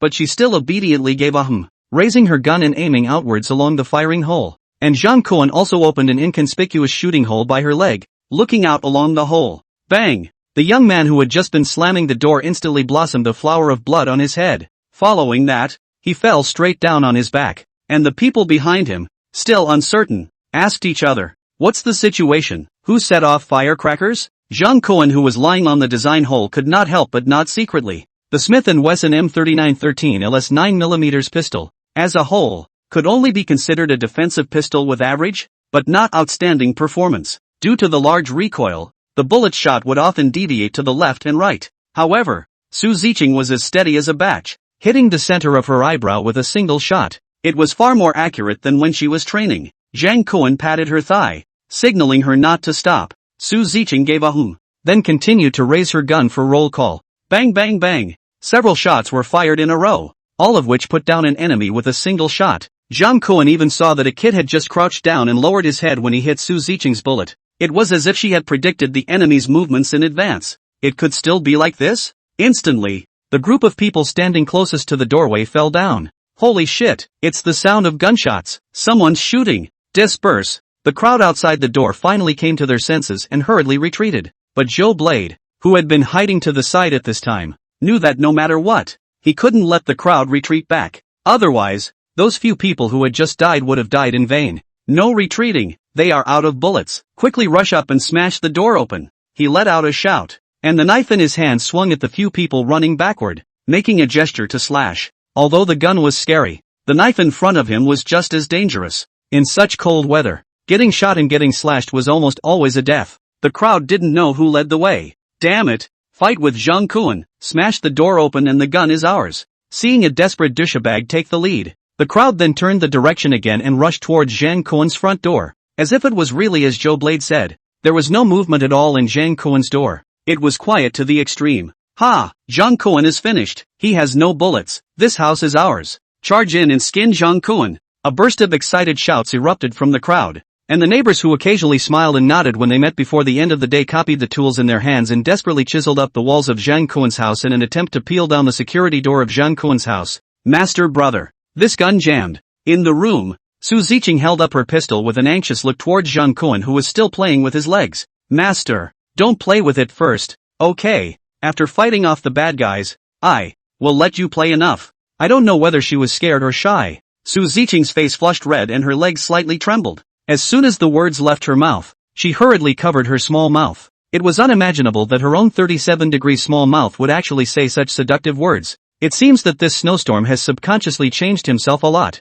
Zhang Kuan withdrew his hands, sniffed at the tip of his nose, and nodded with satisfaction. He then yanked out the shotgun that had long been loaded from the space and smiled at Su Ziqing. Then you're going to help me, bleep dash. Turning on the more than $300,000 set of Ing's US stereo, the majestic steel torrent march gushed out. Just listening to the sound, it was as if there were thousands of horses and armies slowly sailing past in front of them. The majestic music caused the neighbors outside the house who were frantically picking at the walls to freeze. Holy shit, this kid still has the heart to play a song for us? Wait and see how he dies. We'll play him a cool song then. But why does he still have electricity at home? Who knows? Maybe Zhang Kuan's house has a small generator. Or else his house is the only one that's warm in such a cold day. Hearing such an explanation, for a while the neighbors gouged harder. In the room, Zhang Kuan with a shotgun in hand now realizes why Xiao Feng has to carry a tape recorder every time he appears. With the BGM added, Zhang Kuan felt that he was not holding a shotgun, but a Gatling. Opening the firing hole in the outer wall by the door, the shotgun aimed at the neighbor outside who was still plowing through the wall and pulled the trigger without warning. Bang! One shot into the soul. Played CS all know. Shotgun this kind of gun. Long distance garbage. But close combat has been invincible. Shotgun ammunition used in addition to gunpowder is a small steel ball. Close range a bomb is a piece. Close range bombardment to the body. Must be a shot one. The unlucky person who was shot right at the shooting hole didn't even have time to hum after being shot. The whole person flew backwards and fell into Su Ziqing's house. Until his death, he didn't even let out a single fart. Since the last accident, Su Ziqing's door has not been closed. Zhang Kuan later also felt that she wore her own clothes, not only looking good but also convenient, so he didn't go to her house to get clothes. In this way, it in turn gave this trapeze artist the space to take off. The sudden loud noise, inexplicably flying up teammates, so that the people who planed the wall and planed with a lot of energy have been stunned. How did Zhang Kuan birdshot the gun? Between hesitation, the clicking sound of bullets being loaded in the room came, followed by the sound of gunfire again. Two male neighbors who stood too close should fall to the ground. This time, they didn't fly out, but each half of the two men's bodies were blasted with a number of bullet holes by the shotgun shells, and their blood flowed like a stream of blood, so it was hopeless at first glance. Unlike 9mm pistol bullets, the shotgun shells not only beat people to a bloody pulp, but also had a charred smell of roasted meat. A few of the neighbors who were close by bent over and wowed and vomited at once. Mom! At the sight of Zhang Kuan's firepower being so fierce, the crowd let out a cry and instantly retreated back desperately, running even faster than a moment ago. Joe Blade knew that this amount of time was not enough for Guoqiao and Wang Shoujuan to lead the attack from the balcony, and hurriedly waved his sword to block the crowd's retreat. Don't retreat, go up to me, he's almost out of bullets. Fuck you, who knows how many bullets he has left, get out of our way. Joe Blade wasn't supervising the battle by himself. Of the people who had followed Guoqiao on the first day, the part of him with the darkest hands had been left by his side, and had been holding their ground. With just one look, the crowd swarmed up and blocked the retreat path to death. Grass, Brother Joe said not to retreat. I'll see who dares to take a step back. Calling Nima we're all from the same building. Don't be so desperate. If you want to go, you go. Let me go home. Supernatural. I've put up with you for a long time. I'll send you home. At the moment of life and death. Without a few words, the two groups of people started to fight. One side was holding a kitchen knife at home, while the other side was holding a tool to plow the wall. And for a while the corridor was filled with the hissing sounds of men. Joe Blade, on the other hand, quietly hid to the side and quietly watched. To die is to die. There wasn't much food in the building to begin with, and the more people who died, the longer the living could last. Guo Chao's words were still ringing in his ears, and looking at the crowd of people in disarray, Joe Blade couldn't help but reveal a cold smile at the corner of his mouth. Hearing the noise outside, Zhang Kuan's hands were not idle, banging and firing a few more shots at the crowd, not caring who was who, knocking down a large number of neighbors. It was only due to the location that most of the ones he injured were the newbie cannon fodder from Guo Chao's team. Finally, someone realized that something was wrong and retreated to Zhang Kuan's door, knocking in desperation and screaming at the inside. Zhang Kuan, don't shoot, we're all good neighbors. Don't kill everyone, my wife is still waiting for me to go home. Yes, Zhang Kuan, I'm your Uncle Yang, I even hugged you when you were little. How could you shoot me with a gun? Wouldn't it be good for you to give up your house and share it with everyone? Why do you have to go so far? Look how many people you've killed. It's a sin. In the room, Zhang Kuan looked as normal. In his opinion, killing a few neighbors in the post-apocalyptic world was simply as normal as playing basketball in a pair of knickers. What's more, these neighbors were mongrels who were going to storm into his house and take away everything that belonged to him. You know how to act pathetic now? Wouldn't it be a sin if I let you guys in to kill me? Each and every one of you licking your old faces and barking at the dogs here. What a laugh. Hearing Zhang Kuan's words, a surge of hope sprang up in the hearts of the crowd. As long as they didn't shoot, everything was fine. Zhang Kuan, don't say that. We just wanted to knock on the door to see if you're at home or not. It's just that there are too many people. It's inevitable that there's a neighbor with a heavy hand. Don't you think so? Yeah. And isn't it reasonable for you, Master Yang, as an auto mechanic, to bring a wrench with me to visit you at your house? This is all evidence that our neighbors are living in harmony. Zhang Kuan, you open the door first. Let's meet and talk in detail. Crap, I've seen shameless ones, but I've never seen such shameless ones. Zhang Kuan and Su Ziqing looked at each other and almost didn't burst out in anger. Zhang Kuan really had no way to be merciful to this group of evil neighbors who were planning to take over the nest. Since he was still trying to trick himself into opening the door, there was nothing to spare them. Zhang Kuan smoothly took out 3 system-given grenades from his space, directly pulled the safety and threw them out along the firing holes. Since you all said so, it's not polite to come and go. I'll also help send you all a few treasures as a token of appreciation for the kindness of your neighbors. 3 grenades tumbled all the way to the outside of Zhang Kuan's home security door and landed in the middle of the crowd. This is fair in the hole. Zhang Kuan was afraid that these neighbors had never seen a big scene, but also thoughtfully reminded a sentence. Shouted. A hug down Su Ziqing, who was still standing on the chair by the door, to protect her under her body. He himself had the buff that he wouldn't get hurt in a safe house, but Su Ziqing didn't. She also promised to use her legs to give herself a bleep dash at night. She can't let her get hurt at a time like this. Boom! A violent explosion rang out, and even in the safe house, Zhang Kuan felt his body shake terribly. By the time he climbed up and then looked out along the firing hole, there was no one left who could stand in the corridor outside the house. This grenade, it's still really powerful. Just now in the corridor, not everyone was blown up by Zhang Kuan's grenade. Seeing the crowd turn back to beg Zhang Kuan to open the door, Joe Blade led a few people to retreat to the room next door. 1504. Wanting to find Guo Chao to report the situation. At this rate, the group of scum in the building definitely won't last long. Who knows just happened to dodge a bullet. But when Joe Blade probed to look again, he only saw corpses all over the corridor. Guo Chao's side is also not smooth. The railings and protective netting on the kitchen balcony of Zhang Kuan's house were already covered in ice. Even if they could build a ladder to get over, there was not even a place to land. Just take advantage of the corridor gunfire. This side has climbed over 3 or 4 people just removed the security net. Just when a few people want to grab the railing to cross in, was the explosion shook, and fell to the floor, and then no sound. The attack was blocked so that Guo Chao's mood was extraordinarily depressed. Sweeping up Joe Blade, who hurriedly ran in, pulling him aside, his eyes full of anxiety. What's going on? Where did that explosion come from? Brother Chao, I don't know either. It should be that Zhang Kuan kid playing tricks on us. Ghosting? What kind of ghost could have created explosives? After Guo Chao reminded him of this, Joe Blade remembered something and hurriedly added, right, Brother Chao,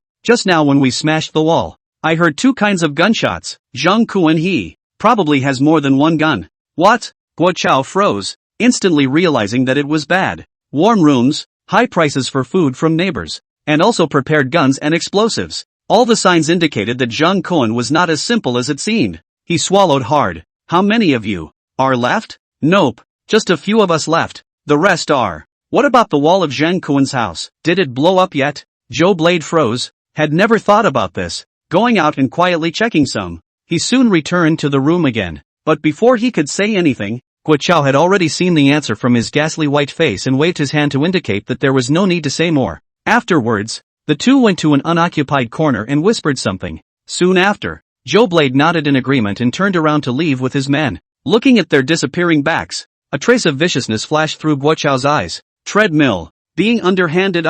Under this extreme weather disaster, the entire building was caught off guard, but Zhang Kuan was the only one who had prepared early. He even got guns and explosives. On second thought, this guy probably got the news of the snowstorm a long time ago, and also predicted the current chaotic situation. Zhang Kuan, you're a tough guy, but I'm tougher than that. Even if you can't get into your house, I'm going to wear out all the men in the building. In front of your house, Guo Chao stood on the balcony of 1504, without showing any sign of weakness, and continued to direct his men to climb to Zhang Kuan's house. Only this time, the ones who went up were all the newest neighbors who joined his command, and those who were the first group to hang out with him, unknowingly vaulted him behind the crowd at his behest. Almost at the same time, Wang Shajuan, from 1502, also got a message from Joe Blade. The people who had been driven to climb up the ladder had all been uniformly replaced with today's new cannon fodder as well. The large balcony is different from the small balcony over the kitchen where the sundries are piled up, and when Zhang Kuan renovated it for the sake of an undisturbed view, he did not install a security net, so this was also the place that looked like the weakest defense. Damn, June. It's not that we're not working hard, it's that this is all fucking ice, and it's too slippery. Just now both fell down too. Cut the crap, I can tell you. The brothers who planed Zhang Kuan's door have already hit the hole. If our side lags behind, when we go in the food has long been divided up. Think of your wives and children, all waiting for you to bring food back. Many of the people led by Wang Shoujuan were men who had dragged their families along. The main reason why they joined in, besides not wanting to be on edge every day, worrying about Guo Chao finding their way to the door, was that they wanted to share some food. Trapped in the house for nearly 10 days, what they could eat had long since run out. Hearing Wang Shajuan's words, even though there was a great deal of fear in their hearts, they had no choice but to crawl across the street. There was no way. Who let them be the backbone of the family? Wang Shoujuan looked at the men who were pouting their asses along the closet and ladder. Crawling towards Zhang Kuan's balcony, the corner of his mouth couldn't help but show a cold smile. It is said that you can't scold young people when you are a boss because they will dislike them without hesitation. But one can feel free to scold middle-aged people who have a mortgage and car loan, because they will only tolerate it with patience. I didn't expect to experience the joy of being a boss for myself today, but that was the 15th floor after all, and courage alone was not enough. High in the air, the cold wind was even worse. A little inattention, the wind can blow people off the ladder, plus Zhang Kuan balcony side, all slippery ice. With gloves of the crowd want to grab the railing are difficult, let alone turn in. In the blink of an eye, there are two more people did not hold on. A scream fell downstairs. A person who had just climbed up the ladder's legs were trembling and wanted to retreat back, but was blocked behind by Wang Shoujuan with his men. Give me the old man to climb forward. Brother June. Really can't. I am going to have a heart attack. Really? Then I'll save you some medicine. Wang Shoujuan said and kicked the man off the ladder, falling straight downstairs. Want to eat? Fine, but get it yourself. The food is all at Zhang Kuan's house. Don't work and still want to mix food and drink. Then go to hell. Wang Shoujuan's violence instantly silenced the remaining people obediently. Finally, two lucky ones climbed over the makeshift ladder and stood on the balcony of Zhang Kuan's house. The remaining people saw that someone finally succeeded, as if they saw the hope of victory. After the two stood firmly, before they could take more than a breath, they began to desperately smash the floor-to-ceiling windows on the balcony. As long as they could break a piece of glass, then Zhang Kuan's house would be everyone's. Clang! The hammer struck the glass, but it made the sound of steel clashing. What the hell? Hearing that strange sound, Wang Shoujuan couldn't help but step up to 1504's balcony and probe to check, only to see those two people smashing hard as if they were playing for their lives. But the doors and windows made of glass did not move at all. Not even a crack. June, cannot. This glass door seems to be made of bulletproof glass. There is no reaction at all. Damn it. Let's try a few more people. Wang Shoujuan shouted and cursed. commanding the rest to hurry over. The crowd was climbing vigorously, when suddenly the balcony door opened without warning. The two guys who smashed the door were actually like petrified, with their hands held high and motionless. Nima, what are you doing? Still don't hurry, to give the old man rushed into. Before Wang Shoujuan finished his words, he suddenly froze, because he saw, from the open balcony doorway, stretched out a black hole gun barrel, not an MP3, not an MP4, but an MP5 submachine gun. Ta-da-da! The muzzle of the gun spewed fire, and the sound of shooting resounded through the sky all of a sudden. The MP5 submachine gun, with a caliber of 9mm, has a very high rate of fire, good accuracy under close range, and is chosen by many armies, security forces, and police forces to be used as a standard firearm. In the submachine gun world's well-known degree, almost equivalent to the rifle world's AK-47. Zhang Kuan also did not give the other party a chance at all. The moment he opened the door, he pulled the trigger, and in one go, the two people were knocked out of the balcony,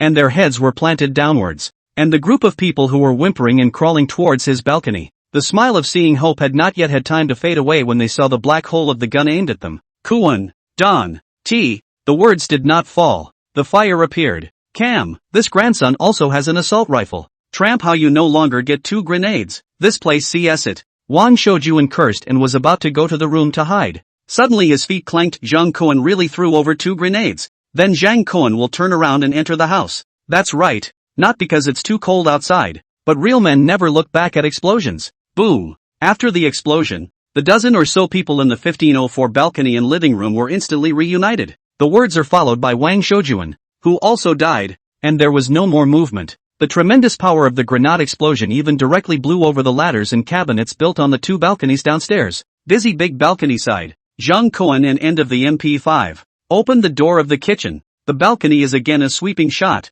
It's just a pity that due to the small balcony area is too small, the number of people hit is really limited. And hearing that the sound was not right, the people in room 1504 had already ducked into the room. But in line with the principle of fairness, justice and openness, Zhang Kuan still threw 2 grenades in as usual. This was followed by closing the door of the room and the kitchen that led to the small balcony. Although the safe house has the attribute of non-invasion, but in the face of this group of neighbors, if you do not beat them once, I'm afraid that they will still toss and turn endlessly. That's why Zhang Kuan killed them. As for whether killing people will have a psychological burden, killing someone else is better than being killed by someone else. This was a truth that Zhang Kuan had figured out only after he had died once. When the neighbors decided to take up arms to rob the house, they should be prepared to have their lives taken. As for himself, he was just giving them a ride with good intentions. In the end, the path was all of one's own choosing. After the crunching and messy killing, Zhang Kuan returned to his room. Under Su Ziqing's ministrations, he took off his down jacket without a trace of psychological burden.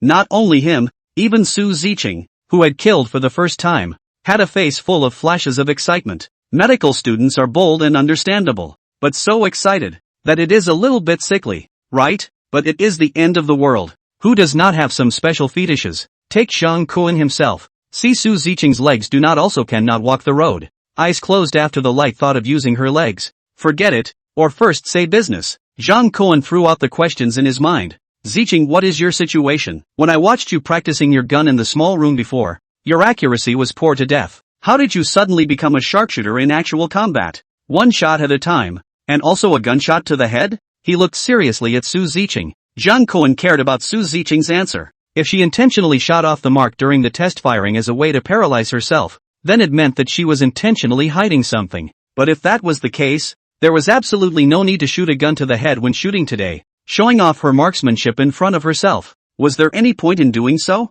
Seeing Zhang Kuan looking at himself, Su Ziqing hurriedly shook her head to explain. I don't know. It's just that when I was just aiming, it was as if their heads were all automatically slamming under my muzzle. And I also seem to be able to feel in advance that the bullets shot out will definitely hit people. Ha! Zhang Kuan froze and looked at Su Ziqing with a slightly different look. He saved Su Ziqing. On one hand, because he felt that she was not bad, at least she could withstand the test between life and death. On the other hand, because she was a medical student, the specialty she studied was also considered a necessary skill in the post-apocalyptic world. But all things considered, the current positioning of Su Ziqing in his own mind, the main focus is still a vase that makes him less lonely. Unexpectedly, this vase that was too pretty to be true actually had a bully flower hidden inside. Zhang Kuan adjusted the MP5 into point-blank mode and handed it to Su Ziqing. Why don't you try aiming at me? Ah? Su Ziqing's face was instantly whitened with fear. Zhang Kuan laughed and put the gun away into space. He then picked her up by the waist and went straight to the master bedroom. Since she didn't dare to shoot herself, she could only be prepared to be shot. A family is happy and a few families are sad. And upstairs Zhang Kuan venting his joy of victory. Different. Downstairs Lu Weiwei family sad clouds. Early this morning, Lu Weiwei's family of 3 packed up their things. According to last night Guo Chao and they agreed on a plan, such as attacking Zhang Kuan's house. Neighbors go up, has been hiding in the hallway leading to the 15th floor. Originally, the 3 had been full of confidence in Guo Chao, waiting for him to knock down Zhang Kuan's house and invite them to move in. But the 3 soon heard that the sound was not right. Lu Degue was even braver and secretly peeled open the door to the stairwell, but he only glanced along the doorway, and then rolled and crawled, his face pale, tugging his mother and his wife back to their room. As soon as he returned home, he shut the door for good, as if he was afraid that some monster would break into their home. Dad, what the hell is going on? What did you see? Where are Guo Chao and the others? Looking at her dad's disoriented appearance, Lu Weiwei inquired with wide eyes. According to the plan, today she would be able to live in Zhang Kuan's warm house. The tone of her question was naturally full of anxiety. I saw a lot of dead people. All Guo Chao's people? Lu Weiwei asked back in surprise, but quickly realized that this was a nonsense. Zhang Kuan's family, counting that shameless vixen, was only 2 people, far from being worthy of the adjective many. But Guo Chao, with so many of them, how could they not beat Zhang Kuan? It is one person a mouthful of spittle can also drown him. Her father, Lu Degue, just nodded with his lips trembling, really didn't have the courage to say what he had just seen. He was born in the era of peace, and at most he only watched war movies to find excitement. Before today, the bloodiest images he had seen were just the videos Guo Chao had shared in the owners group, but the scene he had just witnessed with his own eyes had brought about an impact that was far greater than the video. It could even be said that it flushed him numb. The corridors were strewn with corpses stacked on top of each other, and occasionally someone who wasn't dead yet raised his blood-covered arm in the hope that someone would pull him up. The walls were full of holes made by guns and explosives, black and red, not unlike the Middle Eastern battlefields on the news, especially since the air was filled with the pungent smell of gunpowder mixed with the smell of burning human flesh. When he thought about it now, the smell seemed to rush into his nostrils, and a wave of vomiting involuntarily surged straight to the sky. Seeing his father in this state of shock, Lu Weiwei's eyes were filled with doubt. Could it be that all these people were all killed by Zhang Kuan? Lu Weiwei had just moved here 10 years ago and had met Zhang Kuan.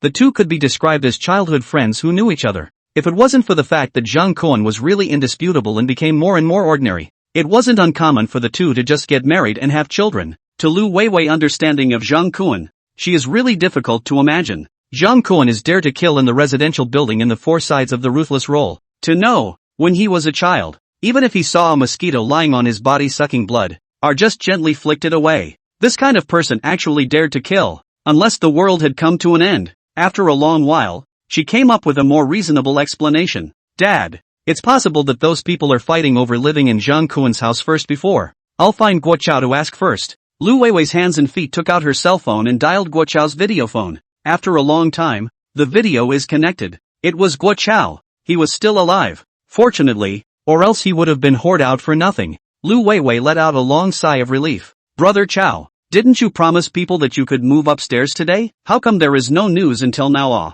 Out of his expectation, Guo Chao actually did not answer his own question, but sullenly asked back, Zhang Kuan in the end, what is the head? His family doesn't just have guns, there are even grenades. If I hadn't run fast today, even I would have been reimbursed on the 15th floor. What? Lu Weiwei was not only wide-eyed this time, even her mouth could not close, but she grew up all the time with Zhang Kuan. In addition to his family, a little bit of money, and no other special background. How can the family have any arms? Is it? Zhang Kuan is not his parents' pro-life, but what the king of soldiers, Dragon King, in order to avoid the enemy pursuit, forced to foster the bloodline here? But the outrageousness of this reason is comparable to her being Qin Shi Huang himself. Seeing the look on Lu Weiwei's face, it was obvious that she knew nothing about these things. Guo Chao sighed and no longer pursued anything. But Weiwei, don't worry. Although there is no way to take Zhang Kuan for the time being, but so many people died today. As long as I release the news and let their families know that everything was done by Zhang Kuan, then the remaining living people in the entire building will hate to skin Zhang Kuan. But, with so many men dead, will the rest of them still be able to do anything about it? As long as the mind doesn't slip,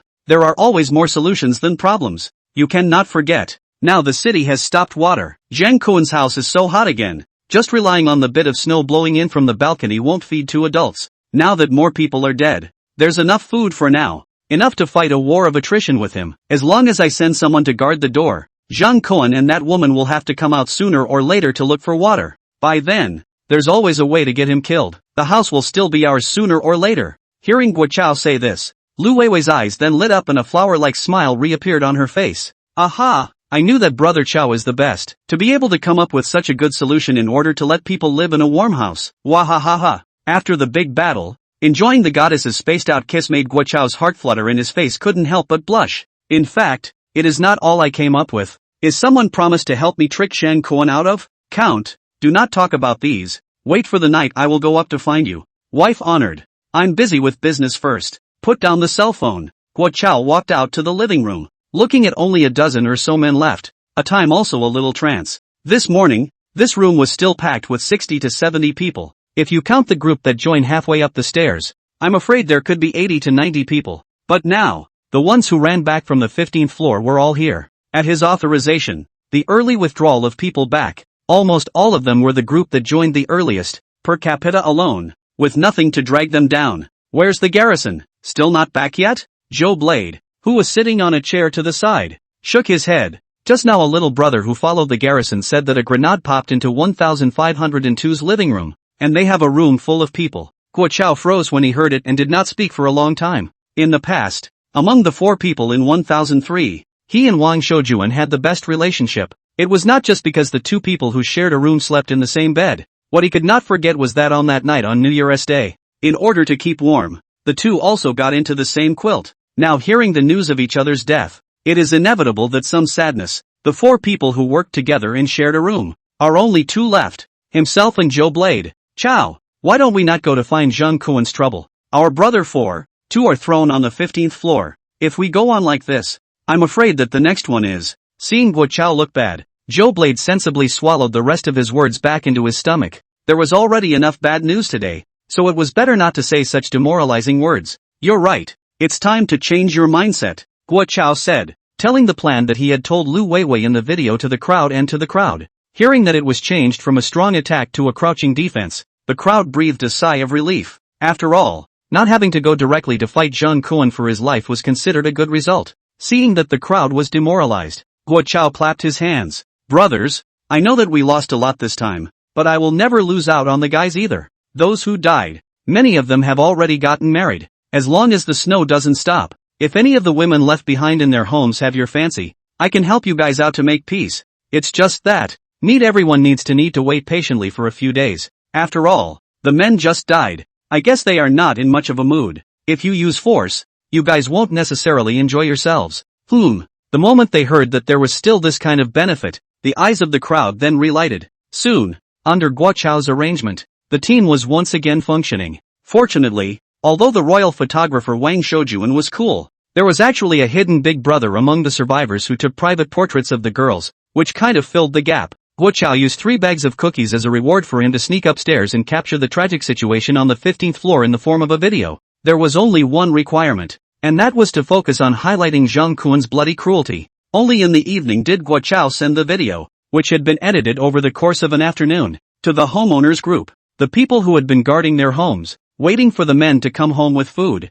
heard a movement on their cell phones and clicked on the homeowners group to check the message. But the look was dumbfounding. Unlike the video of each previous robbery, this time the video did not capture how opulent Zhang Kuan's home was, nor did it capture how the men shared in eating Zhang Kuan's family's reserve food. There are just limbs and broken arms all over the place, and a large area has been frozen out of crystallized bloodstains. Professional photographers are indeed extraordinary. The camera from far and near, both gruesome panoramic view. There are also a number of close-up shots. A significant number of men were not killed directly by guns or by grenades. Rather, they were frozen alive after being incapacitated. The desperate faces of such men before they died were even better material for photographers to use when shooting. Looking at the men's miserable faces before they died, all the neighbors in Building 9 who were still alive had a chill down their spines. What the hell? What's going on? Damn! Shouldn't it be the selfish Zhang Kuan who took up the resources and refused to share? I think I saw the old king next door. He's such a good person. How come he's suddenly gone?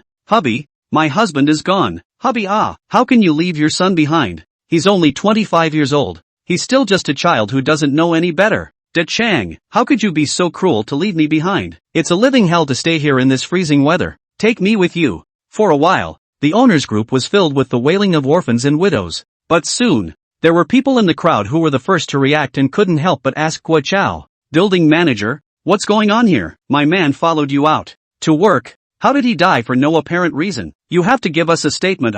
Guo Chao cleared his throat before slowly speaking. Listen to me. Neighbors, we've all been cheated by Zhang Kuan of 1501. As the building manager, today I originally wanted to lead everyone to Zhang Kuan's house to make a claim, to get back the supplies he swindled from everyone a few days ago, and to talk about the issue of his house in the meantime. Everyone knows that Zhang Kuan's house is very warm, and with such cold days, the elderly and children can't carry it. I thought that even the most selfish people would agree to cast a net and let the old and sick in the building go in for shelter. But I really did not expect. Zhang Kuan Guo Chao deliberately paused for a moment, brewed enough emotions, before sadly continuing to speak. Zhang Kuan not only cheated a large amount of food from us, but also prepared a deadly weapon in advance. I and my brothers in the building just arrived at his door. Without even saying a few words, we were ambushed. The scene was chaotic, and I was only able to retreat under the desperate cover of my brothers. But others, just, speaking to the emotional point, Guo Chao's words were all in tears. Even the most hard-hearted person could hear the deep affection between him and his brothers, as well as Guo Chao's deep hatred for Zhang Kuan. But with so much at stake, there were still people who couldn't help but be skeptical. Building manager, is everything you said true? Really, I was going to risk my life to collect the bodies of my brothers, but I'm really afraid that Zhang Kuan's kid is hiding in the shadows to shoot in the dark, and now everyone's bodies are still on the 15th floor. Hearing Guo Chao's words with conviction, the people in the owners group were then sure that the men in their own families were really killed by Zhang Kuan. At 1-1501 Zhang Kuan, are all neighbors? You stepped on the horse really under the dead hand?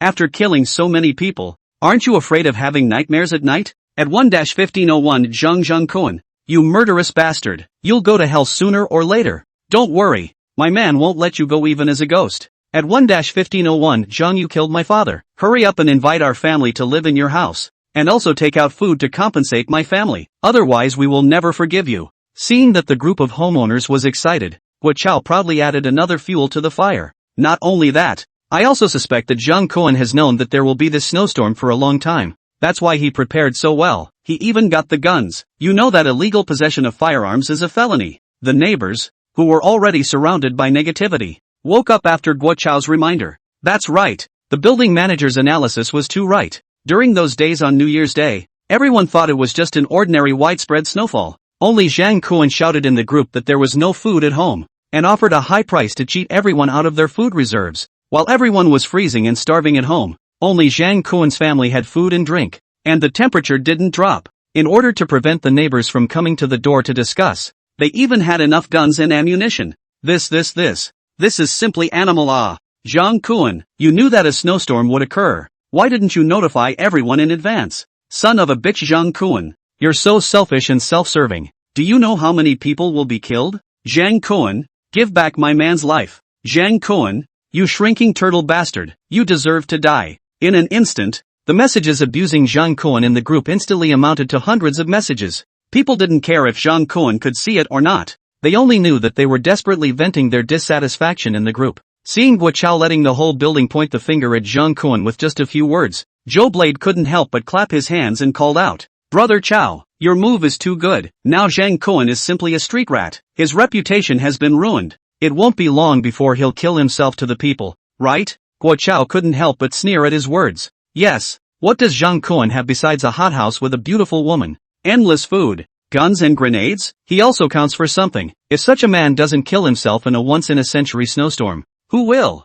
Zhou Blade heard out Guo Chao's gloomy and unkind tone and opened his mouth wide, not daring to answer easily. Guo Chao snorted coldly, but did not say anything else. He knew that this bit of tactic was simply not enough in front of Zhang Kuan's firepower network. If Zhang Kuan could be affected by his neighbor's few words, then there was no way he could have gone on a killing spree and killed so many people today. But as things stood, all he could do was to incite the men, women and children in the group to cyber-violate Zhang Kuan together. The rest, only wait for the time, according to the man's method, when Zhang Kuan went out to get water, then find an opportunity to do away with him. However, he would like to see Zhang Kuan see these curse him words. Face will have what kind of expression? While the group was chatting lively, the two of them, Zhang Kun and Su Ziqing, had already finished dinner and were leaning against each other as they lay on the sofa to watch a movie and rest. In order to celebrate today's victory during the day, the dinner was much more sumptuous than usual. Su Ziqing had been busy in the kitchen all afternoon. Not only did she make a pot of fragrant dongpa pork, but she also prepared shredded pork with fish, kung pao chicken, pineapple and sweet and sour pork, sautéed shredded pork with garlic moss, garlic vermicelli, eggs in mushu, sliced potatoes in dry pot, sautéed shiitake mushrooms with broccoli, and cold fishy grass. The entire large table of dishes made Zhang Kun look straight in the eyes. Although they were all home-cooked dishes, it was rare to be able to make each dish colorful and flavorful. Su Ziqing seemed to have the potential to be a good wife and mother. In the end, in addition to that dish of fishy herbs, Zhang Kun lightly tasted a bit and put it aside. The rest of the dishes he ate a lot and gave a high evaluation. As for this fishy grass, in the future, it is better not to do it if you cannot do it. The movie Zhang Kun chose tonight is the Let the Bullets Fly that has already completed the bidding. Although the movie has been seen many times, it still never tires of watching it. It's so hard to see the clip of a group of fake marijuana bandits breaking into the house and holding the poor couple down on the table. While Zhang Kun lamented the fact that the hostess was tolerant, he was just a little bit stupid when their cell phones suddenly buzzed incessantly. He didn't even bother to look at it. But Su Ziqing couldn't help but be curious and picked up her cell phone and flipped through it. With just one glance, the rosy little mouth was pouting with anger. Master, they actually dare to talk about you like that. Having his rare interest disturbed, Zhang Kun could only take the phone and flipped through it. When he saw the neighbor's nutrient-less trash talk, Zhang Kun was too lazy to care. This kind of thing, even if the crowd was told in advance, who would believe it? What's more, with the pissy nature of the neighbors, it might be like his colleague's neighbor, who was reported to be arrested as a lunatic and ended up freezing to death in a mental hospital. Where's the fearless helpfulness plot? How come we haven't seen anyone v me 50 in all this time since the end of days? As for killing those neighbors who wanted to rob the house, Zhang Kun was even too lazy to say anything. They have already packaged the home invasion as following the building manager out to work. Is their own explanation still useful? Only if you don't resist, then nothing will happen. But then there is only one end. That is, he and Su Ziqing too will die a miserable death. And no suspense. Therefore, for those who are chewing the cud behind the back, Zhang Kun's idea is very simple. Go ahead and bark if you want to. Whose dog doesn't bark twice in the middle of the night? Although Zhang Kun thought so, Su Ziqing pouted her little mouth and couldn't help but line up against those neighbors who were turning black and white upside down. Her small hand tapped fast, typing down a string of words and sending them out. You guys don't talk nonsense. The food before, you all willingly sold it to Master Quin. And also today, it was a group of people with weapons that insisted on storming into Master Quin's home. We were forced to fight back. Can we be blamed for the casualties? Are your lives human lives, but not mine and Master Quin's? Be reasonable. But it was fine if she didn't reply. Once she replied, it backfired and the crowd and the group instantly shifted their target of venting from Zhang Kun to her. You're the woman who lived in Zhang Kun's house, right? Look at the slutty face. No wonder you can say such things. Putting aside what the others did wrong, is Zhang Kun not at fault for anything? The only reason you're alive isn't because you're eating the food that Zhang Kun cheated from us. Just you still have the nerve to reason with us? You're a slutty fox who deserves it. Bitch, is human blood steamed buns good? The dinner and lunch you had today had my husband's blood soup in it, right? Other than that, let's just say that my man is dead while Zhang Kun and you are still alive and well in a warm house. For that, you two deserve to go to hell. Su Ziqing was so exasperated that she was shivering all over her body. Her aggrieved tears were swirling straight in a pair of large Kazran eyes, and she couldn't help but lean into Zhang Kun's arms, complaining angrily. How can they be so unreasonable? And what we eat, we didn't buy it from our neighbors, right? Aha. Those foods, Zhang Kun really didn't look at them, and after buying them all threw them into the space and never touched them. He reached out to help Su Ziqing wipe the tears from the corners of her eyes. Although Zhang Kun had a gentle face, he couldn't help but feel a few laughs in his heart. A summer insect cannot talk about ice. What's the point of talking nonsense with this group of people? When you eat a bowl of cold noodles and others have to say that you have 2 bowls in your stomach, do you have to cut open your stomach like Xiao Luzi to prove your innocence? What happened to Sixth Son is a lesson from the past.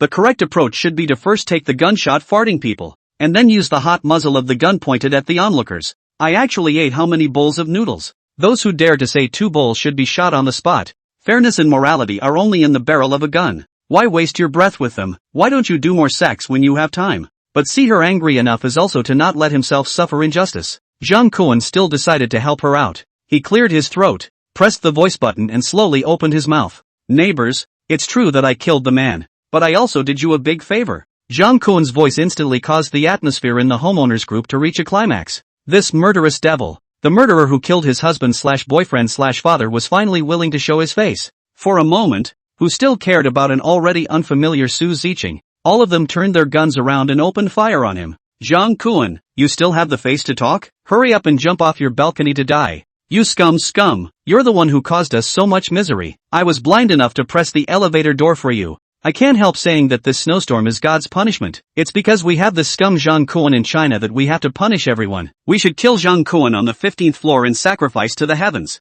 Then the snowstorm will stop. That's right, not only do I have to kill him, I have to drink his blood, skin him, and not even spare the little bitch in his room, to avenge my father's death. Zhang Kuan, however, paid no attention to these raucous voices and continued recording on his own. Didn't you all say that this snowstorm was too sudden and that your family didn't have enough food? Now I'm directly helping you guys out with the people who consume the most food in the building. This way you guys will be able to survive for a long time again. Won't you? And even the emergency reserve food is available now. It's on the 15th floor. Just bring it if you need it. I promise I won't interfere with you guys. You nonsense. Where there is any emergency food, but also all on the 15th floor, where in addition to the corpses of our loved ones. Crap. Zhang Kuan is the devil? The person who wanted to refute Zhang Kuan instantly woke up. She was not the only one. In an instant, all the people who heard Zhang Kuan's voice message all had chills down their spines and broke out in a cold sweat. Indeed, on the corridor of the 15th floor,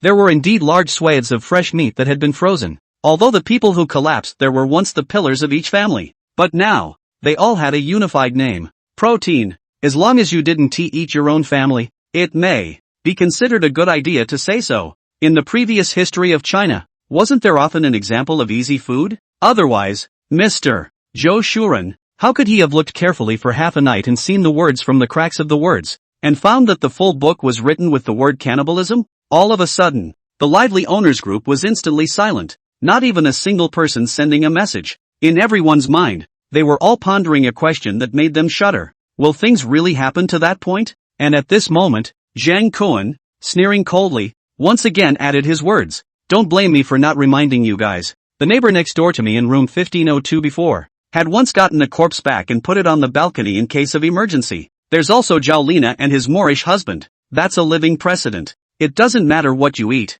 Living is your top priority. At this moment, the tone of Zhang Kuan's speech was truly like the ravings of the devil in hell, which spread to every home in Building 9. Zhang Kuan was like the serpent that tempted Adam and Eve to eat the forbidden fruit in the Garden of Eden. Only this time, the things that people were going to eat were not wisdom fruits. Instead, it was those things that could not be spoken. Enough, Zhang Kuan, how can you say such heartless words? Are you out of your mind? Ms. Zhang of Unit 1, 301, who hadn't spoken in the group for a long time, couldn't help but stand up and accuse. Yes.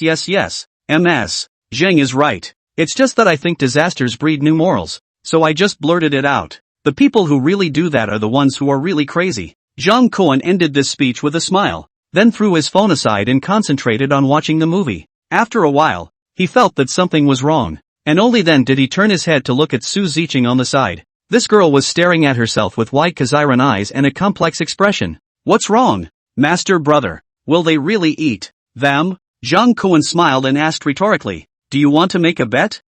Bet on what? Just bet that tomorrow morning, the outside of the corridor will be clean. What about the bet? Zhang Kuan reached out and took out a rabbit ear hair card from the space as if he was doing a magic trick, which he had opened a blind box in the courier box 2 days ago to open it up. It was just a pity that there was no rabbit tail in the express. I win. You can keep it with you for the next few days. Su Ziqing's cheeks became hot, and her eyes suddenly became watery. Then what if master brother loses? I won't lose, Zhang Kuan said, putting the hair card on Su Ziqing's head. Looking at the other party's stunningly beautiful face, coupled with the 2 long ears that were slightly twitching on the twin ponytails, Zhang Kuan's breathing quickened by a few moments. Su Ziqing sheepishly reddened her face, but still undeterred, she pursued, how can you be so sure? Could it be that you can foresee the future, master brother? No, I just believe in human nature, Zhang Kuan said, then pressed Su Ziqing down on the sofa. Pucker up. That night, Su Ziqing, who had been tired all day, went to bed early,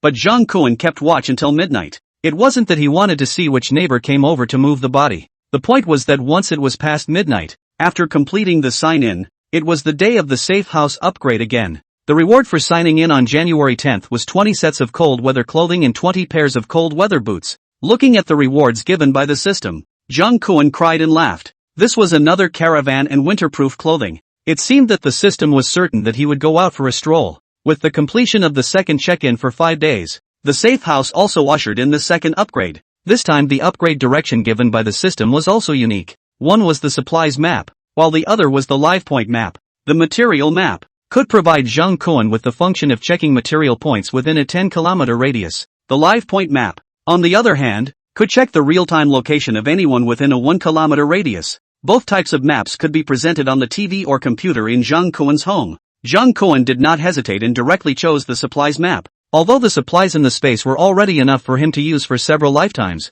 at times like this, who would mind having more than enough? What's more, even if one was well prepared, there were times when it was insufficient. For example, erotic lingerie, stockings and so on, want to use only to realize that there is no preparation, but must not go outside to replenish the goods? As for the map of live spots, you have to know the other person's name before you can use it. The restrictions are really a bit much, the cost performance is not high, and the usability is not even comparable to the surveillance fortress that he abandoned during the first upgrade and remodeling. After the remodeling was completed, he first tried it on his desktop computer. The material map was also not simply a matter of typing in a certain item and clicking search afterward. It had 2 ways of searching. One could select a certain building within 10 kilometers, and it even supported pinpointing to a certain room on a certain floor, so that one could check out what was inside. The other is to retrieve locations that meet the conditions by entering the name of the item, plus parameters such as the lower limit of quantity. Jung Kwon first entered the address of the convenience store at the south gate of the neighborhood. As he expected, it was empty, except for the empty shelves furniture. There is nothing left. It seems that this kind of upper floor residence, the lower floor stores of the commercial and residential buildings, in the future do not have to be included in the scope of consideration. After all, under the starvation and cold, the $0 purchase is too normal. I'm afraid this kind of stores are hard to escape the fate of being looted early. Followed by him and try to enter the down jacket 3 words, will set the lower limit of 2000. As for the gender style, what all do not care. Directly clicked on the search. A few moments later, Jung Kwon's home is the center of the circle, within a radius of 10 kilometers. The concentration of down jackets, more than 2,000 pieces of material gathering point showed up. There are 5 places. Jung Kwon counted the past, and found that their locations were all nearby independent large-scale superstores or specialty stores. Places like these, which were farther away from the neighborhood, were on the contrary safer, and by the looks of it, they should not have been swept by anyone yet.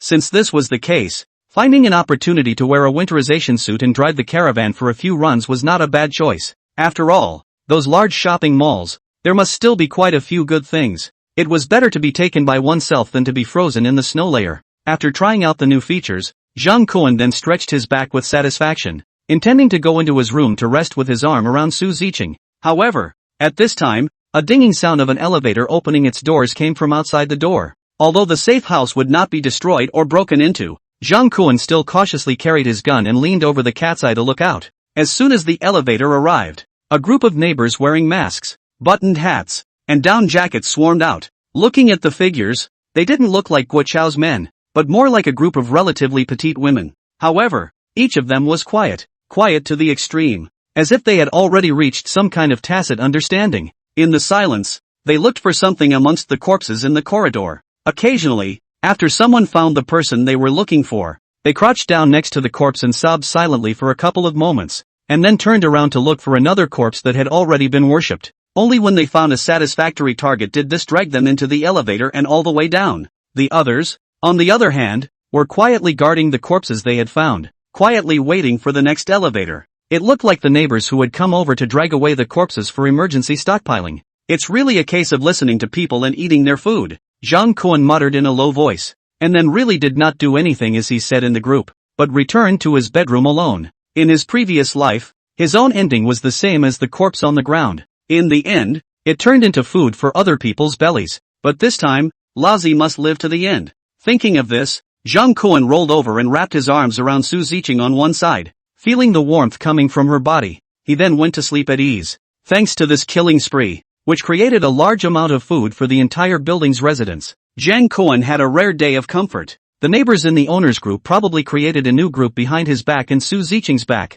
and no one said anything in the group all day. In addition to 1502, there are a few Guo Chao shouted to squatting henchmen. The whole building is like vacated. There is no more sound. It's not like there are no people looking for Zhang Kuan before that clip sound, but is in Zhang Kuan contact more and more frequently. Morning, noon and night to ask Zhang Kuan lack of water to drink. There are even a few times said to give him to provide door-to-door water service. Just listen to her clip to fly up the voice. I'm afraid to send over the water is not necessarily from where. Zhang Kuan is nothing. Su Ziqing but pulled a small face. In the kitchen, a hard-to-the-ribs waving knife to vent their dissatisfaction. In addition to this clip tone, what surprised Zhang Kuan was that in the evening, Ms. Zhang from 301 actually took the initiative to add his WeChat. Zhang Kuan has some impression of her, because regardless of spring, summer, fall and winter, she went wherever wearing a mask, the face covered tightly, only to reveal a pair of curved eyes. And not only her face is covered tightly, but her body always wears that kind of very tight tights,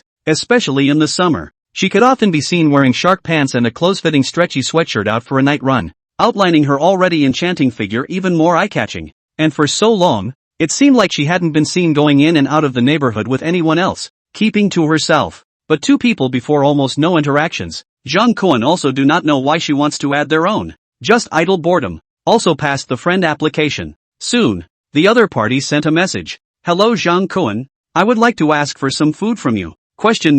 It was now the 10th day of the extreme cold end world. Was it so justified to ask for food from others? Besides, one didn't know her well. I know this is very abrupt, but I will give you some information that concerns your life. If it's related to Guo Chao and the others, forget it. Do you believe that even if the grass on their graves grows 3 meters high, I'll still be alive and well? It has nothing to do with Guo Chao and the others. They're just a bunch of rabble. They won't be able to become anything. Zhang Kuan then felt that this conversation was a bit interesting. If the biggest gang in Building 9 had been vetoed by the other party, then who could be the one who could be a threat to himself? I can offer a box of noodles. My news is definitely worth 3 cases. 1 case of instant noodles plus 3 packs of chili fries. No more. Deal. Zhang Kuan was stunned, and had the feeling of being put on the spot. But this little bit of stuff was not even a hair on the 9 cows for him, since he had promised himself. Giving it to her was it? How do you plan to come and get the stuff? I won't go out of my room easily. Zhang Kuan had wanted to put her on the spot,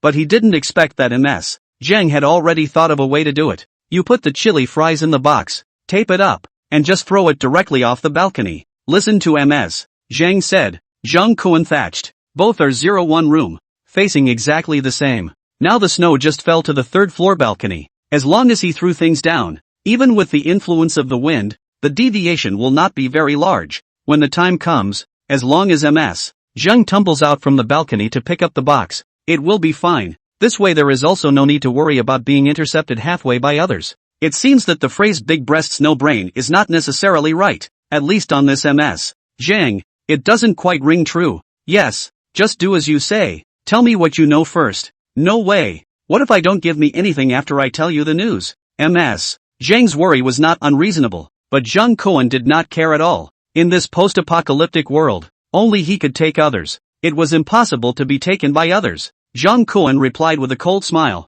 To be able to chat with you for so long, I am already very sincere. And, besides me, do you have a choice? The insider information, in this icy sky and snow, can only be exchanged for fruitful food from him. Others, don't take the opportunity to catch Ms. Zhang he even if it is good. Based on this alone, Zhang Kuan is enough to hold her. Ms. Zhang was silent for a long time. The WeChat dialog box kept showing that the other party was typing, but the result was that nothing was sent. Just as Zhang Kuan intends to leave her for a period of time to say, did not expect Ms. Zhang's side suddenly sent over a video invitation. Zhang Kuan casually picked up. Instantly Ms. Zhang's face into the phone screen. Only this time she was not wearing a mask. Zhang Kuan froze at once. Because the woman in the video, he could often see on TV before. Are you the Shanghai TV host Zheng Yubing? That's right. How come you live in the same building as me? No, Ms. Zhang smiled her standard news-capable smile. Now can we throw things down first? After all, I'm a public figure anyways, so it's not like I'm going to cheat you out of a box of instant and a few packs of chili fries, right? If it was before, this smile would have been enough for Zhang Kuan to be mesmerized and give the stuff away. But after being reborn once, after being baptized by Su Ziqing, whose face value was completely unmatched by Zhang Yubing's. Zhang Kuan had long since been transformed. He extended his index finger and waved it at the camera. Even if you're the king of heaven, you still have to give me information before you can take anything. Public figures are the best at lying and cheating people, especially you newsmakers. I can't imagine you have such a strong opinion of us meat speakers. In that case, to show sincerity, I'll tell you first. Yesterday, you shot and threw explosives, and have already attracted the attention of the entire neighborhood. As far as I know, the building manager of Building 10 across the street is looking for someone to verify your situation, and is probably going to take a shot at you. That's it? The news you're talking about is worth 3 bags of chili fries at most. Is it? Well, what would the message be worth if I told you that the building manager across the street had a gun in his hand? A gun? How can that be? Zhang Kuan was visibly stunned. The control of guns in China had always been very strict. His own guns were all rewards from the system signing in. How could an unusual person get their hands on these things? Unless there's a police officer in the opposite building? That's right. It seems like you're quite smart. It's just that right now it's rumored that those 2 police officers have been. Zhang Yubing stretched out his right hand and made a clicking motion. 2 police officers. That means there is a possibility that there are 2 guns. In that case, this piece of information is really worth its weight in gold. But how do you know so much about Building 10? Zhang Yubing's eyes fluttered for a rare moment, but then felt that playing smart in front of Zhang Kuan was really unnecessary and answered frankly. Our deputy station director's home is in Building 10, and he has always wanted me to be his mistress before. Cough cough. Zhang Kuan violently burst into a cough, wanting to cover up the embarrassment in his heart. Holy shit, is this something that can just be said to someone else? But he then woke up to the fact that Zhang Yubing was trying to use this to show her sincerity. In fact, he still had a good feeling about 301 Ms. Zhang, not only because she had been the hostess of a popular talk show on TV, but also because when the snowstorm came, she had been the one who seemed to be the most serious in the building. Whether it was the call for the men in the building to go out and open the road to find food, or last night's rebuttal to Zhang Kuan in the group, it was enough to prove that during the time of the beginning of the apocalypse, her mind had been still clear. It seems that with more contact with high-level people on weekdays, it's true that the state of mind will be a bit different as well. Then you succumbed? If I succumbed, how could that program suddenly change hosts? Zhang Kuan didn't realize that there were actually people with such integrity these days. Among his college classmates, there were in order to get into the aunt's car. That time, when his classmate was assisted back to the dormitory, Zhang Kuan realized that the flower language of the wireball is rich and stoic. So,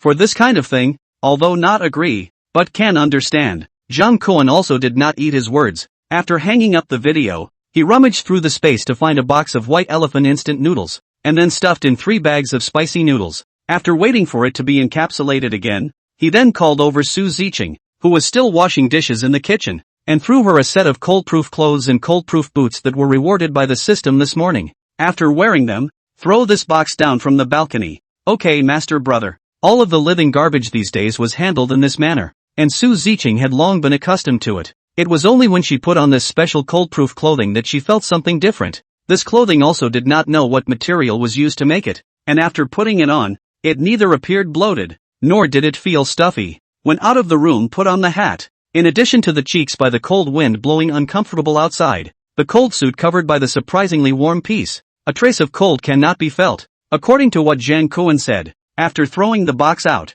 she returned to the house and just took off her clothes. She saw Zhang Kuan standing by the window, and kept looking towards the opposite side of the 10th building. Following Zhang Kuan's gaze, Su Ziqing saw that in the tenants on the same floor of the 10th building, there was also a person who was looking towards them with binoculars in hand. Master brother, who is that person? This feeling of being spied on made her feel uncomfortable, and she quietly came over to Zhang Kuan's side. Zhang Kuan didn't move to close the curtains, then took out another pistol from space that she hadn't used before. Ziqing, didn't you say that aiming at living things has that feeling? Now it's time for you to show off your skills. Give me a shot at that guy across the street. Ah, Su Ziqing froze. While it was true that peeping toms annoyed people, it wasn't to the point where they would kill someone just because of that, was it? But there was no way for her to refute her master brother's words, so she could only nod and do as she was told. Quietly pulling the balcony door open a crack, Su Ziqing standing behind the door quietly poked out her gun. Zhang Kuan, in order to figure out what was going on with this domineering flower of hers,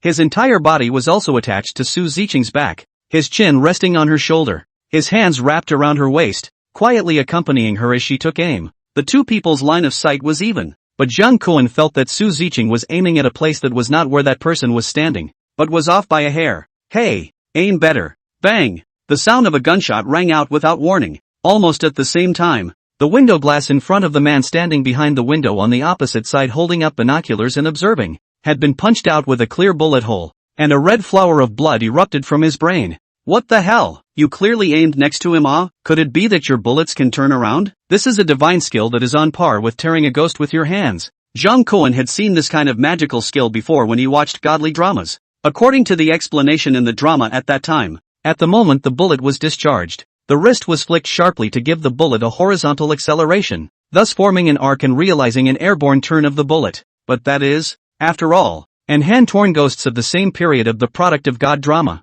When not true, ah. And he has been standing behind Su Ziqing. Her wrist shaking are not as bad as the chest trembling. Just how is it possible to make the bullet turn? No. It's the wind law. As soon as I raised my gun to aim, it seems that I can see the impact of the wind on the hit rate, so I adjusted the direction. Su Ziqing was afraid that Jiang Kuan would misunderstand what strange skills he would have, and hurriedly explained with a red face. Hearing her say that, Jiang Kuan then figured out why she aimed off a little bit. Master brother, can you not let me do this kind of thing again in the future? I don't want to kill someone just because of this. Jiang Kuan twisted his head to look at Su Ziqing, only to realize that she was lightly biting her lips and showing a difficult expression, clearly having some difficulty accepting shooting a seemingly innocent person. I only asked you to fire a shot.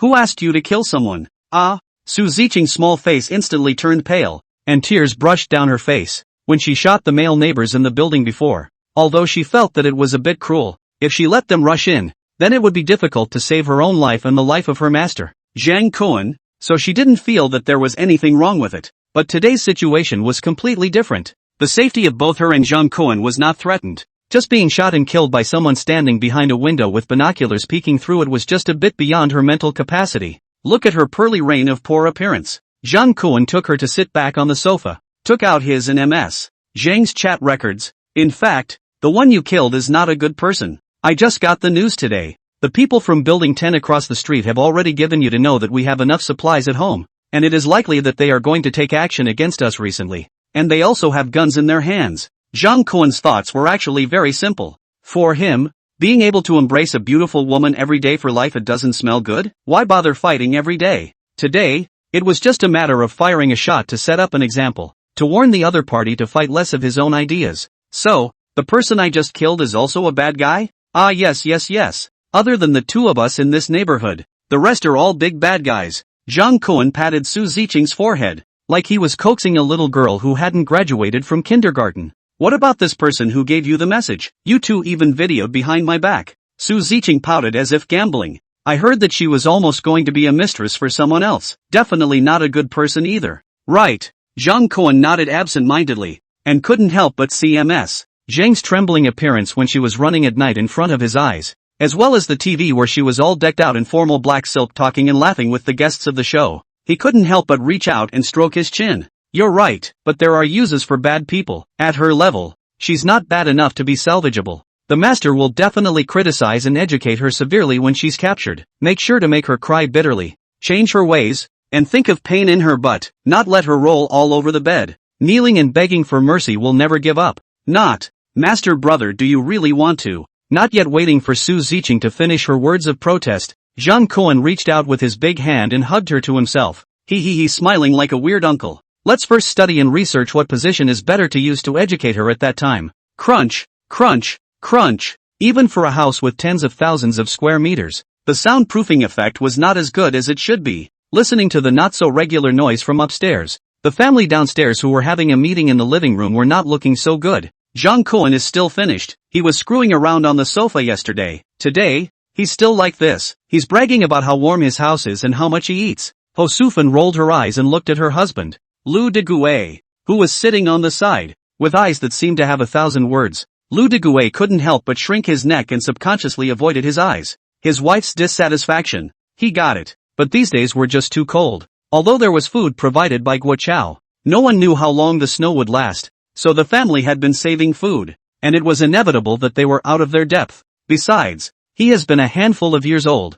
Long ago is not when the wind you're in 3 feet of the young man, which can still be like upstairs Jiang Kuan like, every day tireless, tamping up no end. Not only is Lu Digui heart weak, the same sitting in the living room of Gui Chao is also a little afraid. Every time Lu Weiwei heard the movement upstairs, like a demon, a hard pull yourself into the room to do that thing, like a race. But the objective conditions are there. The room is cold and bone-chilling, even if covered with a quilt has no effect, making his heat loss every time is particularly huge. Now he looks at Lu Weiwei look at himself. Legs cannot help but shiver. But fortunately this time Lu Weiwei didn't say anything. She just placed her cell phone in front of everyone and told Guo Chao and her parents about the latest news she got. Brother Chao, my best friend is in building number 10. She's now almost as good as me. She's the wife of building number 10's headmistress. Now that they know that Zhang Kuan's house is warm and has not only food but also guns, the building manager of building 10 invited us to cooperate through her, wanting to break into Zhang Kuan's house together. After we snatch the house, we can share Zhang Kuan's house with them, as well as the supplies inside. Hearing Lu Weiwei's words, Guo Chao was a bit dissatisfied. According to the previous plan, they only had to wait quietly for Zhang Kuan to come out of the house to get the snow. Now that there was an extra group of people from building 10 out of nowhere, wouldn't they still have to share out half of the supplies after they arrived? How do they know the situation so well? Who told them? Lu Weiwei nodded her head full of concern. It was me who told them. Why? Doesn't this make the number of people who know Zhang Kuan's secret increase? What if we get caught up in it too? Guo Chao couldn't help but raise his volume, trying to use it to express his dissatisfaction. Right now, everything the goddess Lu Weiwei had was given to her by herself, and to do such a thing behind his back was just unacceptable. What are you yelling at me for? Lu Weiwei was not afraid in the slightest and glared at Guo Chao. I'm sorry Weiwei. I don't mean that. It's just that before doing such a thing, why don't you discuss it with? You think I didn't think about it? But Zhang Kuan's situation can't be hidden. Yesterday morning there were gunshots and cannons. The people in building 10 across the street aren't blind. They must have seen it long ago. And Zhang Kuan and that little vixen were so little in their room every day. The opposite building must be able to see it clearly too. Keeping it a secret will only make us look insincere. How are you going to let me hold my head up in front of my girlfriends in the future? Hearing Lu Weiwei's explanation, Guo Chao hurriedly apologized. I'm sorry, Weiwei. I thought you didn't take into consideration when you said all that. But I think our previous plan was also very good. When Zhang Kuan and the others come out to get ice to go home, we'll have a chance to get him killed off. And since we have food and drink now, we don't have to rush at all. So the casualties of my men can be minimized. Lu Weiwei, however, was not the least bit moved. Her hands clasped her shoulders, smiling coldly as she asked rhetorically, but now that the water has been cut off for so many days, have you seen the upstairs come out? Moreover, how do you know that his house didn't store enough water before? Even if Zhang Kuan he really came out, there is a gun in his hand, and which do not want to die dare to go on. Guo Chao, open your eyes and take a good look at what kind of life I'm living now. She reached out and pointed to the electronic thermometer on the wall, on which was clearly written 10 degrees below zero, 10 degrees below zero, 10 degrees below zero. Is this temperature something a little fairy can stay in? The Guan Cold Palace is even warmer than here, right? What did you say when you tricked me into sleeping with you? You clearly said that you would soon let me move upstairs to a warmer house, and now it turns out? Look at my hands, they're all covered in frostbite. Lu Weiwei reached out and waved her hand in front of Guo Chao, perhaps feeling that her tone was a bit too much. She jumped into Guo Chao's arms and pouted again. Brother Chao, you promised someone else. When we move to Zhang Kuan's house, I will give you 10 big fat boys. Okay. Under the soft and hard, Guo Chao's mind was filled with the image of 10 sons hugging his thighs and calling him father, and he was not so resistant to the cooperation. Seeing his prospective son-in-law saying this, Lu Digui hurriedly changed the subject and eased the atmosphere. Then how do they plan to cooperate? It's icy and snowy. They can't get through. My best friend said that both of us can dig a tunnel under the snow. As long as both sides are digging opposite each other, we'll be able to dig through in no time. Not only can they provide manpower, they also have tools to break through the walls. There's a family in their building that does engineering, and they're very good at having drill guns at home. When the time comes it will still be the same as last time. One set of people will make a frontal strong attack, and the other wave of people will punch a hole from my house and rush in. When the people from the two buildings work together, they can definitely catch Zhang Kuan off guard. Guo Chao was still a bit hesitant. Are there many of them? What if there are too many of them and they turn around and eat us up? I've seen how crazy they were at building 10 before. They don't look like people who can keep their promises.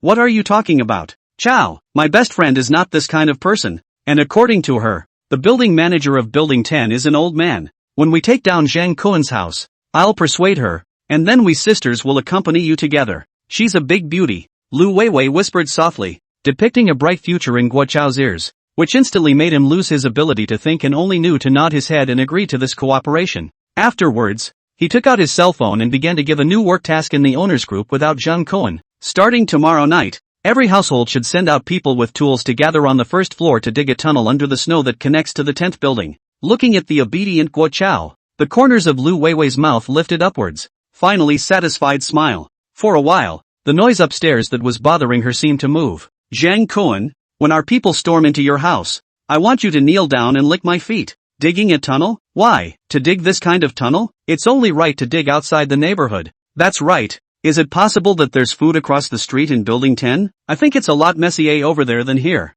All my men are dead. I'm the only one left. I'm not going. The sudden amortization of the task instantly drew strong dissatisfaction from the remaining people in the crowd, and it was all opposition for a while. Although he couldn't deal with Lu Weiwei, but dealing with the widows in the group who already didn't have many men, Guo Chao was hardened and didn't even bother to explain. Then try what happens if you don't go. Instantly, the group went quiet. Guo Chao's voice is low. A thick threatening intent, through the cell phone screen can be transmitted out. The people who were still lingering in the building then recalled how Guo Chao and his group had acted recklessly in the building before. If they resisted, would the next person to have their door broken into be themselves? It seems like, shouldn't have picked Guo Chao to be this building manager in the very beginning. At that time, there were still a lot of men in the building, so as long as they were organized to resist, they could definitely have a chance to win. Just now, blame Zhang Kuan, if he did not kill so many men in the building in one breath. Now it is not so much to let Guo Chao a person to say. Think of this layer of people. The heart to Zhang Kuan, hate more powerful. Nor is everyone harboring a grudge against Zhang Kuan. The 29-year-old Zheng Yubing was one of them. She had been working in a TV station for many years, and it was not easy for her to seize the opportunity to take over a cold night talk show. With her dignified looks, elegant mannerisms and a very affable smile, she had the program's ratings soaring in a few months. She was even hailed as Xiao Dongqing by her fans. Many viewers called out that she should go to CCTV to host the Spring Festival Gala, but as her fame grew, trouble followed. The deputy director of the station, who has always been a collector of beautiful women, threatened to hide her and forced her to give in. So, she was rightfully snowed in by the TV station, which she used to have an iron head. Although she wasn't fired, after she was transferred to an idle position, her eye for people became more and more accurate. Based on her experience in dealing with people, building manager Guo Chao, even if he is now jumping around happily, his rat's eye can only make him live a little longer than others. She had always been uncomplimentary about what Guo Chao did. In Zhang Yubing's opinion, even if there were more resources in the building, they were still very limited, and there was absolutely no need to fight over them. Gathering all the men in the building together and instead of focusing on going outside to look for food, there was constant internal friction between neighbors. It was more than just stupidity, it was simply foolishness. And now all of a sudden there was a need to open up the tunnel under the snow between the building and the 10th building. It was even more stupid. Zheng Yubing originally wanted to question Guo Chao and the new owners group, whether he was clear about the gun in building 10 or not. But when he saw his threatening words in the group, he was not in the mood for anything. In contrast, Zhang Cohen, who has been staying in the house and refused to come out, made her look at him differently. Although this person was a bit eccentric and spread panic in the group, but at least he didn't rely on the weapon in his hand to bully others, but merely used it for self-defense. The most crucial thing was that the food that was promised to him was actually thrown down from the roof of the building. Before that, Zheng Yubing had also been without food for a whole day. Words must be honored and actions must be carried out. In her opinion, only people like Zheng Cohen can be truly trusted and entrusted in a disaster, because when the law fails, can restrain the beast in the human heart? There is only a person's moral bottom line left, and Zhang Cohen's bottom line, obviously much higher than Guo Chao. Thinking through all this, Zheng Yubing ate her instant noodles while sending a message to Zhang Kuan, forwarding Guo Chao's latest arrangement to the other party. At the same time, she also expressed her desire to move to the 15th floor. Zhang Kuan, as long as you can provide me with food and shelter, then my people will be yours until the disaster is over. After sending this message, Zheng Yubing couldn't help but blush a little. Transactions needed leverage, and at this point, the only leverage she could take out was herself. However, it was still hard to avoid a bit of shyness when saying such words to a man who was smaller than herself. Zheng Yubing was extremely confident in her looks and figure, and when she hosted programs on TV, she could often feel the somewhat overstepping gazes of her colleagues and guests. So she also naturally knew how big the temptation of these words was for a man with a strong bloodline. But what she didn't expect was that Zhang Kuan waited until the next morning to return her message. Want to enter my house? Can, but you have to think of your own way. Remember to bring a few more pairs of stockings. In the evening, the government's promised power supply time arrived. The neighbors have to wear cold clothing. Take the tools. Take the elevator to the first floor lobby collection. Guo Chao had long been waiting here with most of his men armed. Unlike the previous forced attack on Zhang Kuan's house, there were less than 10 men among those who came out this time.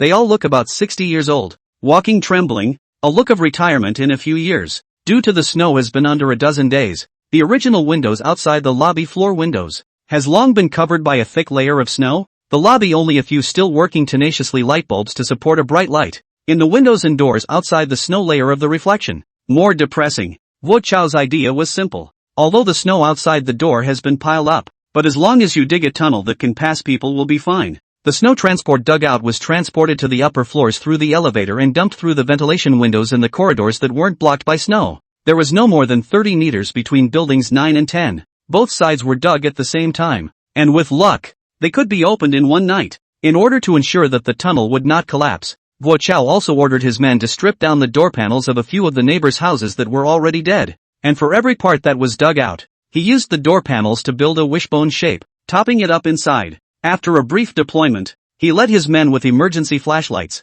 supervising the work from the side. Occasionally, there were lazy people who went up and kicked them, and there was no mercy at all. And although the neighbors had complaints, but dared not say anything, one can only pout and bury their heads in the sand. Zhang Yubing, due to her tall stature, looked quite strong among the assembled people, and was directly assigned the task of transporting and dumping snow. Originally, what she wanted was to directly press the elevator to the 15th floor while she was going up the stairs to dump the snow, and take the opportunity to wet it out. So while no one was paying attention, she used her cell phone to send a message to Zhang Kuan and carry 2 buckets of snow up the elevator. But unexpectedly, as soon as he entered the elevator, he realized that there was actually another one of Guo Chao's men in the elevator, holding a wooden stick and guarding inside. What are you looking at? Move neatly. Zhang Yubing could only cry out in secret, casually pressing the button for the 4th floor and waiting for her next chance. The elevator slowly rose, and she suddenly felt as if there was an extra hand on her ass. As soon as she turned around, she was met with the man's smiling face full of lewdness. Hey, nice hand. You're MS. Zhang from 301, right? It was a pair of eyes that didn't hide their desire in the slightest. Zhang Yubing froze for a moment and gave a bewildered Seeing her acknowledgement, the man hemmed and hawed, reaching out to remove the mask from her face. What are you doing? Brother, I want to see what you look like, can't I? Zhang Yubing dodged away in some fear, but her mouth didn't give in and she exited threateningly. Don't you touch me, be careful, I'll go to the building manager later and expose you. Hearing her words, the man laughed out a pig squeal all of a sudden. Go ahead, you go ahead, I'm not afraid to tell you. Brother Chao said that all the women in this building will be ours sooner or later. Just tell him which one you like. I've been thinking about you for a long time. I haven't chosen any other woman. How about it? It's enough to give you face. Look at you wearing such a slutty summer dress. You must have been slept with a lot of men. Let me try your level. Serve me comfortably. You will be guaranteed to eat and drink well. You'll have a better life than all the other women in the building.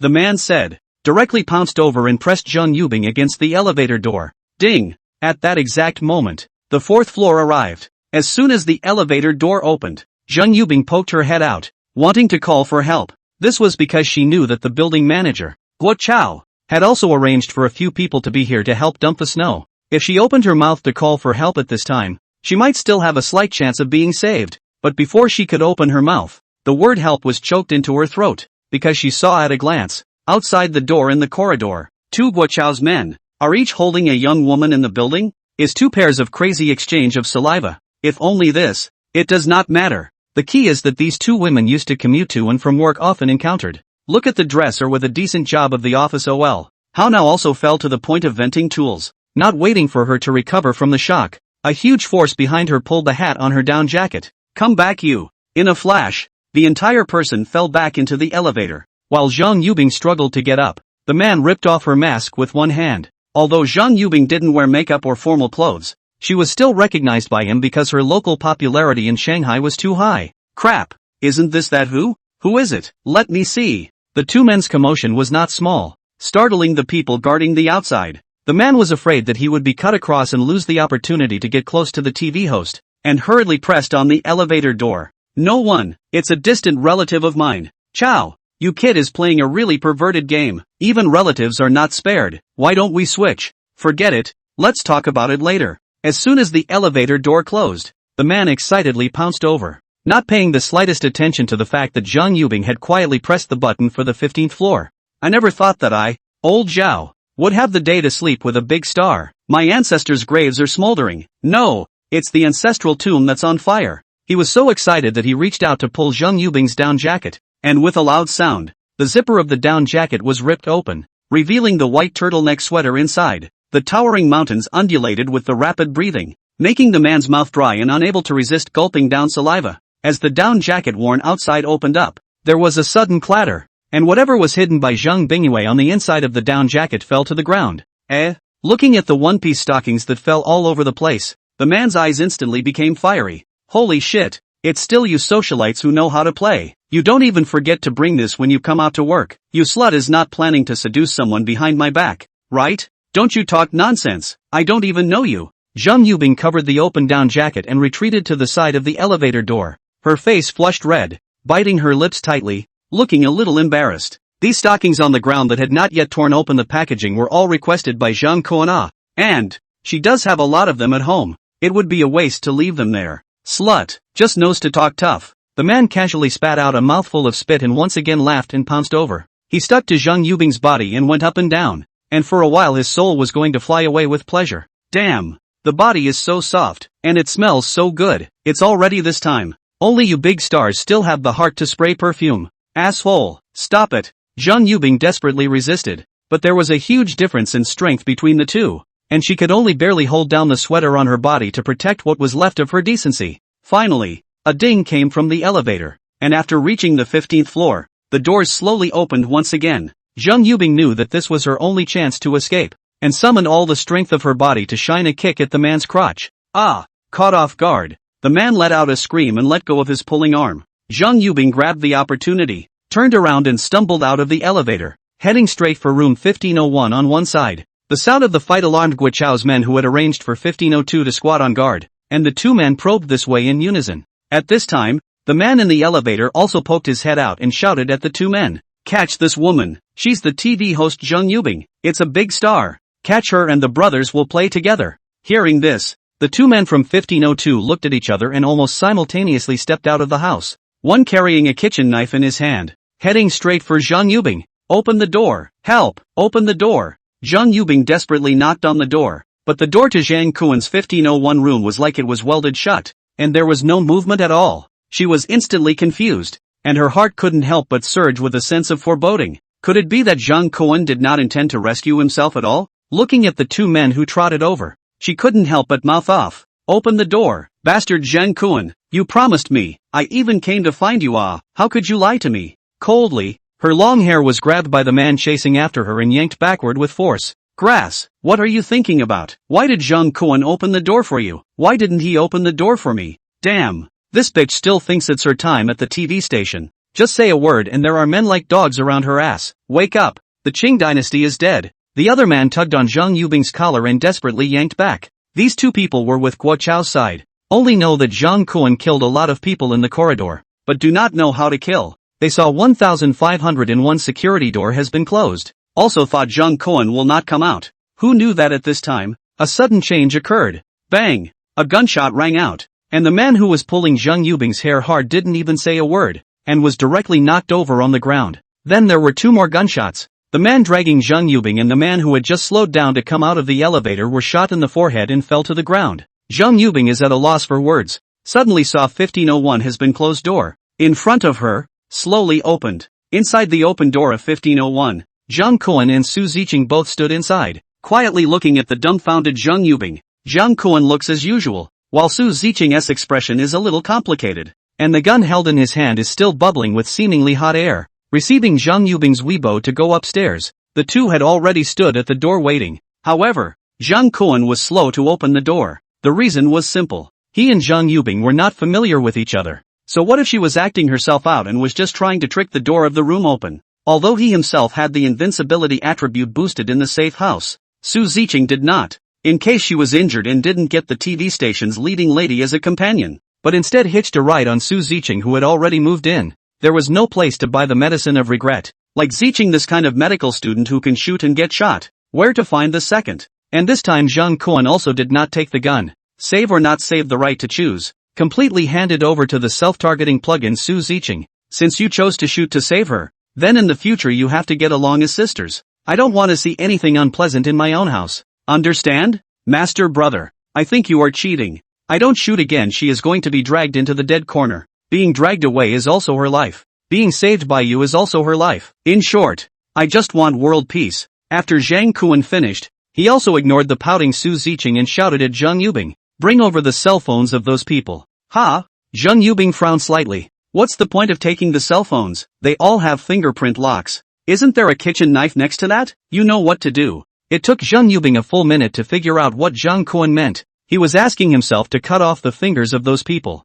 This devil. For a split second, Zhang Yubing wasn't sure if risking her life to rush to the 15th floor to defect to Zhang Kuan was a right choice or not. But she couldn't be sure that if she turned around and went downstairs, the girl beside Zhang Kuan would suddenly shoot and kill herself like she had killed those few men. Even less certain that the sound of the gunshot had not attracted the attention of Guo Chao downstairs. Since she had come, she could only go to the end. Zhang Yubing straightened out the torn-down jacket, forced down the fear in his heart, in the body of the three people who have died to look for their cell phones, after finding and then tried separately, to determine that all the right-hand index finger and thumb can be unlocked, and then return to the body to the elevator, pick up the stockings scattered on the ground, vacate the 3 bags, which then raised the knife to squat back to the side of the man, gritted his teeth and chopped down. Fortunately, due to the low temperature, the blood was not as much as expected. It only splashed onto her face a little bit. Putting down the bloodied chopper and packing her cell phone and fingers in the bags, Zhang Yubing then staggered towards room 1501.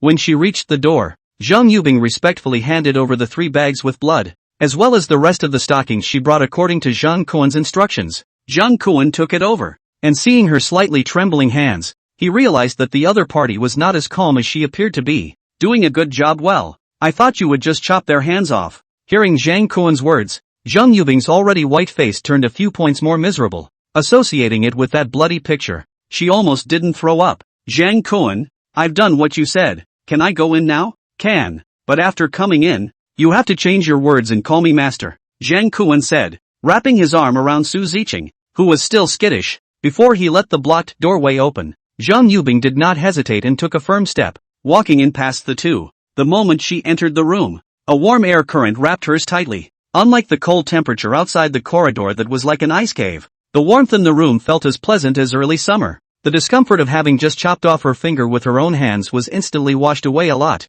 It was only now that she realized why Zhang Kuan and the girl who was too pretty to be true were wearing t-shirts and shorts in the room. Compared to outside, this place was simply a warm paradise. Well, it's so warm. Zhang, master, can you give me a set of clothes like yours? I'm just too hot in this body. Zhang Kuan reached out and pointed to the bathroom next to the living room. Why don't you go take a hot bath first? There are ready-made ones in there. In order to facilitate the two of them to change, Su Ziqing had prepared more than one set of clothes in the 2 bathrooms at home. Zhang Yubing was not embarrassed and walked straight into the bathroom, and soon the sound of water resounded inside. Zhang Kuan closed the door of the room with his back hand, took Zhang Yubing, handed her something, turned around and sat on the sofa, picked out a cell phone, unlocked it and checked the information inside. She didn't lock the door. Su Ziqing, who followed him and sat on the side, muttered in a low voice, a sour flavor in her tone. Seeing that Zhang Kuan did not respond, she turned her snow-white toes again and reminded in a small voice. She did it on purpose. Zhang Kuan shrugged. Then do you think I should go in and wash together? Who dares to care about you? Su Ziqing said with her mouth, turning her head to the side, but the corner of her eyes kept secretly watching Zhang Kuan's every move. Zhang Kuan casually stretched his back and straightened his back on the sofa. Master brother, don't. Zhang Kuan froze, looking at Su Ziqing, who pounced to his side in a gesture to block. For a moment he did not know what to say. On this even flat A cannot be counted. How she under the flash and big moves are handed over. Tomorrow. Let's talk about it tomorrow, okay? Tonight you have to accompany me. Then you have to wear stockings. Well, I'll listen to my master brother. For everything. Zhang Kuan hummed in satisfaction. Although Zhang Yubing was tempting, who could resist a Su Ziqing with rabbit ears wearing stockings? Moreover, she had a mouthful of her master brother. Wrapping his arms around Su Ziqing, he continued to check the contents of the 3 people's cell phones. These 3 people didn't have a high status in Guo Chao's gang, and although they had added Guo Chao's friends, they didn't even have a single private chat. At first glance, they were bottom-tier tool people. However, Their WeChat is in a group called We Are the Eternal God of Building 9. Guo Chao is in there to assign tasks. Looking at this stupid group name, Zhang Kuan is quite indignant. The old man so bullish have not been sealed God. They this kind of clowns actually dare to call themselves God. Really the world is going down the drain. Zhang Kuan first counted the number of heads, a total of only 15 people, and now has killed 3. That Guo Chao gang. There are only 12 people left alive. Subsequently, he turned over the group's message. In addition to the work schedule, there are many Guo Chao's men to share the information of the women who slept on which floor. This bunch of assholes not only made brief comments on their skills, but also occasionally sent some actual pictures, videos and whatnot. It was really boring. After critically reading it a few times, Su Ziqing beside him was breathing heavily because she couldn't stop being angry. Zhang Kuan was thinking about whether to take advantage of Zheng Yubing's bath to do something with Su Ziqing first to calm her down. When suddenly Guo Chao this account Zhang Kuan was holding in the group. Old Zhao. How did the elevator run to the 15th floor? What are you going up for? One elevator is simply not enough. Hurry down. After Guo Chao shouted on WeChat, he looked at the group of neighbors in front of him with dissatisfaction. The old ones were old and the weak ones were weak. One by one, they are slow as hell. Just like squeezing a bus, counting on others to give up their seats all day long. Can't you take out a little bit of the energy of square dancing and online boxing when you're working? Half a day to dig out 3 meters. Simply no one knows how to be lazy than them. Suddenly, the resident who was digging for snow in the depths of the tunnel let out a cry of alarm. Building manager, it doesn't seem right. How come there is light shining from the opposite side? There is light? Guo Chao vaguely felt that something was wrong. The two sides agreed to dig at the same time tonight. How the other side's progress will be so fast? Can the flashlight light through? That means the snow layer has been dug almost. Suspicious, Guo Chao commanded 2 of his men to go in and check it out. After a few moments passed, one of them ran out of the tunnel and nodded to him with certainty. Brother Chao. That's right. It's the people from Building 10's side. It looks like the tunnel is almost open. Hearing his men say this, Guo Chao felt even stranger, and a bad premonition faintly welled up in the bottom of his heart. You guys keep an eye on it. I'm going to call down everyone upstairs. When we meet up with the people from Building 10, we can't lose to them in terms of momentum. Okay, Brother Chao. Don't worry, Brother Chao. The 4 men who had been guarding this place blocked the tunnel entrance in unison, and after Guo Chao finished speaking, he drove the men guarding the other elevator out as well, and then pressed the button for the 14th floor himself. There were some things that he urgently needed to ask Lu Weiwei to understand, but before the elevator door closed, a loud rumbling sound came from the tunnel that had just been dug. It was the sound of a snow wall being smashed through, followed by a huge wave of shouts coming from inside. Kill! Men all kill! Women all stay! Building 9 is ours! Guo Chao's men in the tunnel,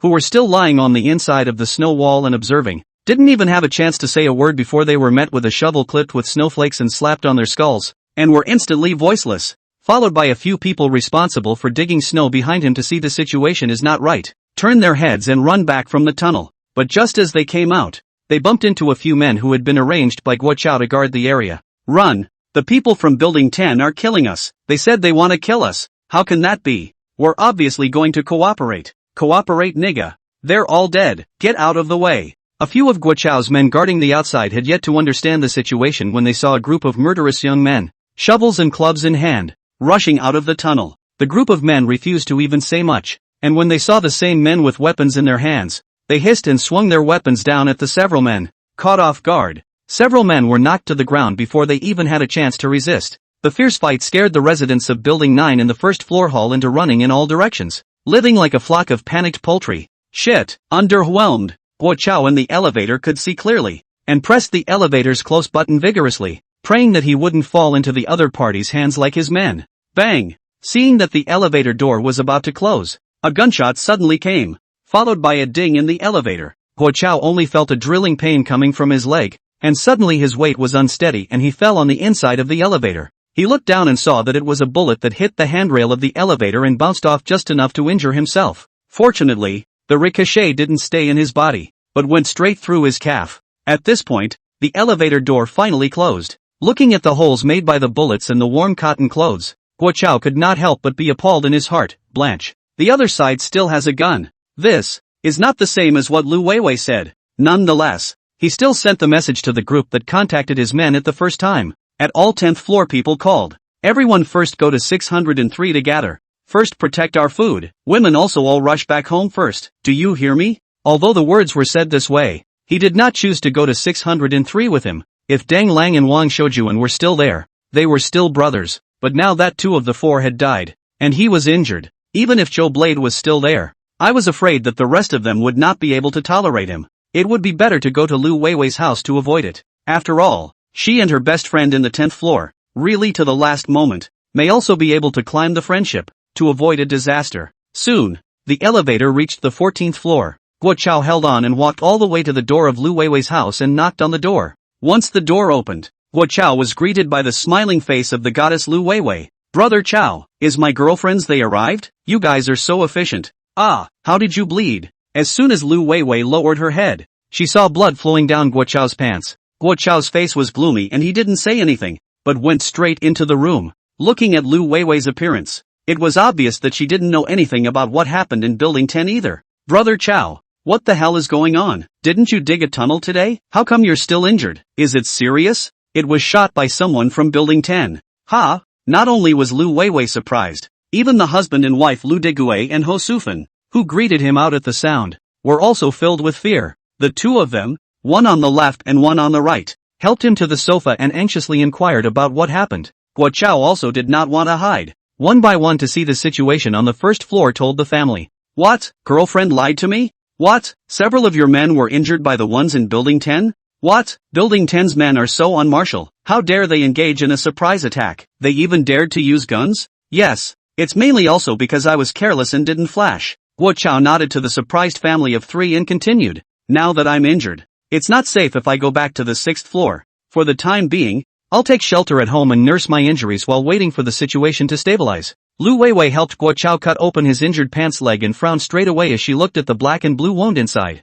"But it's so cold. Your gunshot wound may take a long time to heal. That's why I have to recuperate at home for a while. Ah, Weiwei, you help me into your room. By the way, get the iodine gauze from home and help me treat my wound."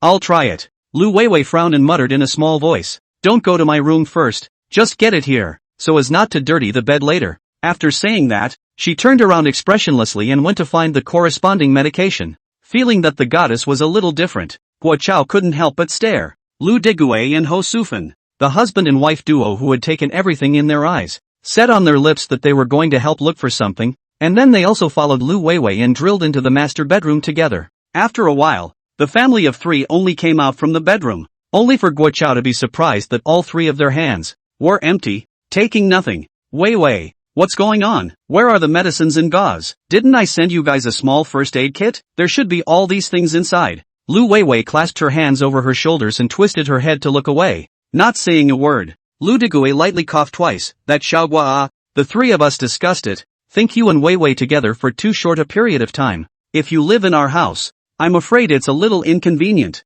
Spread out good to say bad. Why Don? You go back to your own home first." "What did you say?" Guo Chao's eyes widened, his face full of incredulity. Building 10's location in the neighborhood is relatively poor. In the middle of the neighborhood, no stores nearby, far from the north and south gates, and troublesome to get in and out of. Therefore, more than half of the owners of that building to buy real estate just for speculation. After the purchase was handed over to the intermediary Full Care Rental, bent on waiting for the price to go up and then sold. As a result, after the agent's heartbreaking partition magic, Building 10 became the building with the highest number of young people renting in the whole neighborhood. After the snowstorm hit, and learning through their cell phones that it was an unprecedented worldwide snowstorm, the young people, realizing that help was out of reach, quickly displayed a surprisingly destructive nature. They pry open neighbors' doors, loot stockpiles of food, and even hold good-looking women captive as slaves, and the list of vicious incidents goes on and on. Led by an elected leader, the youngsters who got a taste of the sweetness were like chewing on hyunmai and simply couldn't stop.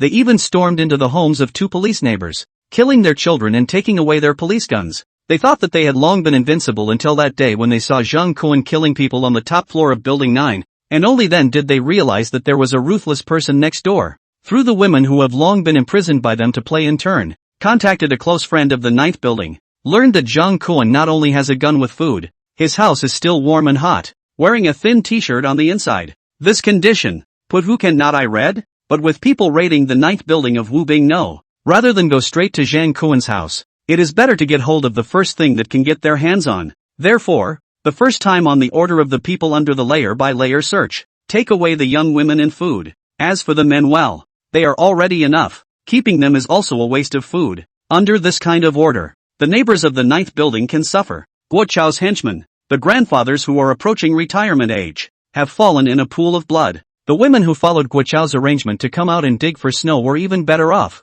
The fate that awaited them was even more tragic than the men. They were controlled by the people from Building 10, squatting on the ground in rows, waiting for the people from Building 10 to pick open their mouths one by one, checking their teeth like picking animals. The older women, directly pulled out of the team, straight to the head of the light as a few sticks, until completely gagged until there are a few women hiding in the corner, quietly took out their cell phones, recorded this tragic scene, sent to Guo Chao's new owners group. Building manager, quickly bring people down to save us. The group of animals in Building 10 simply do not take us as people. But after waiting for a long time with no response, only to quietly forward the video to the old owners group again, to @Zhang Cohen, at 1-1501 Zhang Zhang Cohen, don't you have a gun? For the sake of being a neighbor, come out and fight with the people in Building 10. After we fight them off, we'll listen to you on everything. That's right, Quinn. We'll do anything for you. Save us. What they didn't expect was that Zhang Cohen, who hadn't spoken in the group for a long time,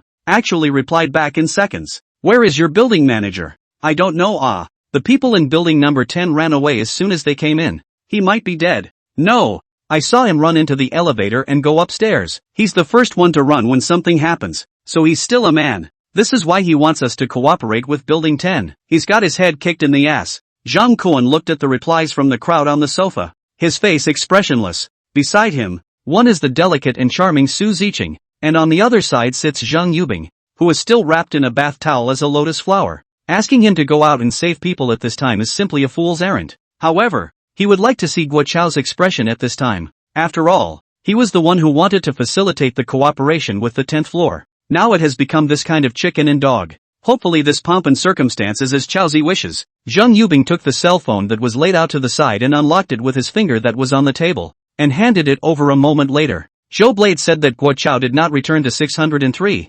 probably went to Lu Weiwei's house. Her arm was slightly raised when she handed over the cell phone, and the bath towel that was originally held under the white lotus root-like arm naturally slipped down a section. Zhang Cohen couldn't help but nod his head, giving a heartfelt comment. Very white. Until Su Ziqing grunted in dissatisfaction. Zhang Yubing realized something, hurriedly red-faced retracted her hand, reached out to lift the bath towel and reclamped it. There's a t-shirt you don't wear. You have to wear a bath towel. You're really good at this. Zhang Yubing lowered her head, not daring to easily refute Su Ziqing. It's not that she doesn't want to wear a t-shirt, but the seemingly loose t-shirt on her body. Her chest is too tight, and it really grinds her heart. But this kind of thing, and embarrassed to say it, only to eat a dumb loss. Seeing the abundance was covered, Zhang Cohen only then retracted his gaze and fell back on the cell phone handed over. It turned out that Zhang Yubing was asking Zhou Blade about Guo Chao's whereabouts as a caretaker. This woman can't really be blindly categorized into the type with big boobs and no brain.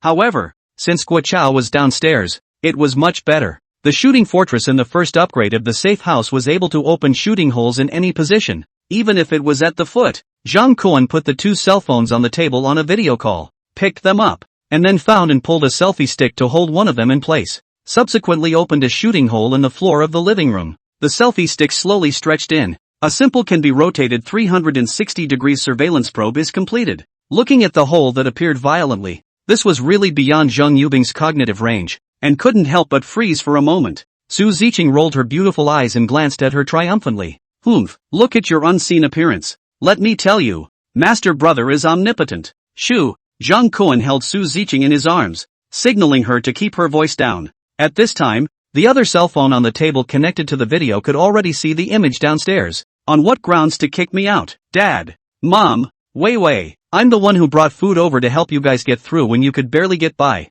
And I've been taking good care of you guys for the whole time I've been the building manager. It's just a small injury. I'll be fine in a few days. Why would you throw me out? What's the difference between letting me go out at a time like this and asking me to go to my death? Downstairs in the room, Guo Chao was red-faced, arguing something with the both familiar and unfamiliar family of three in front of him. Lu Weiwei's family had already seen the message from the group in the bedroom and had already discussed that they were determined not to leave Guo Chao at home. Lu Deguai slowly opened his mouth. Xiao Gua, the words are right, but right now, aren't you also taking care of yourself? At a time like this, I suggest that you should not cause trouble for our family. I see the message in the WeChat group. The people from building number 10 can come from a bad place now. If they find out that you are hiding in our house, in case they give our whole family. So, you'd better hurry up and go. Guo Chao turned his head to look at his goddess Lu Weiwei. His eyes read, Weiwei, do you think so too? Lu Weiwei twisted her head and looked straight into Guo Chao's eyes. Guo Chao, honestly,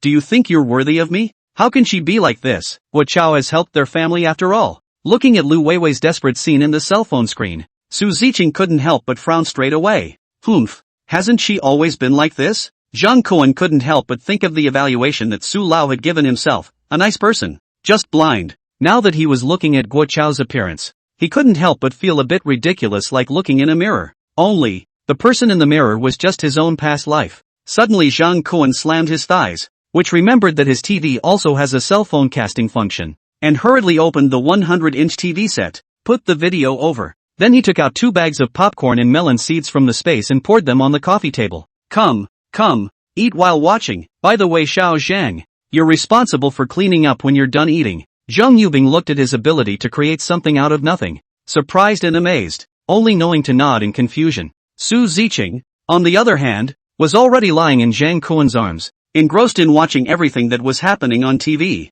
By the looks of it, it was already caught up in it. In the video, Guo Chao looked like he was enraged by the words, and violently shook his body, holding onto the sofa and stood up. Old me doesn't deserve you? In the past maybe, but now Lousy is the building manager. Who in the entire building wouldn't dare to listen to me? How many women have I turned down for you to have a warm house? How many of my brothers died on the 15th floor? Even the group of sons of bitches downstairs in the 10th floor. I believed in you before I welcomed them in. Now you're fucking saying I'm not good enough for you. Seeing Guo Chao lashing out at his daughter, Ho Sufan instantly glared, her hands pinching her waist in defiance. Surname Guo, can't you say things properly? What are you yelling about? You're so loud. Isn't our family Weiwei also cheated by someone? What's wrong with that? It's your own fault. A big man who listens to women for everything and doesn't know how to think for himself. Lu Weiwei also frowned tightly and counterattacked without showing any weakness. Guo Chao, don't wow me. You stinky men know how to put the blame on women whenever something goes wrong. If you had the ability to let me live in Zhang Kuan's house,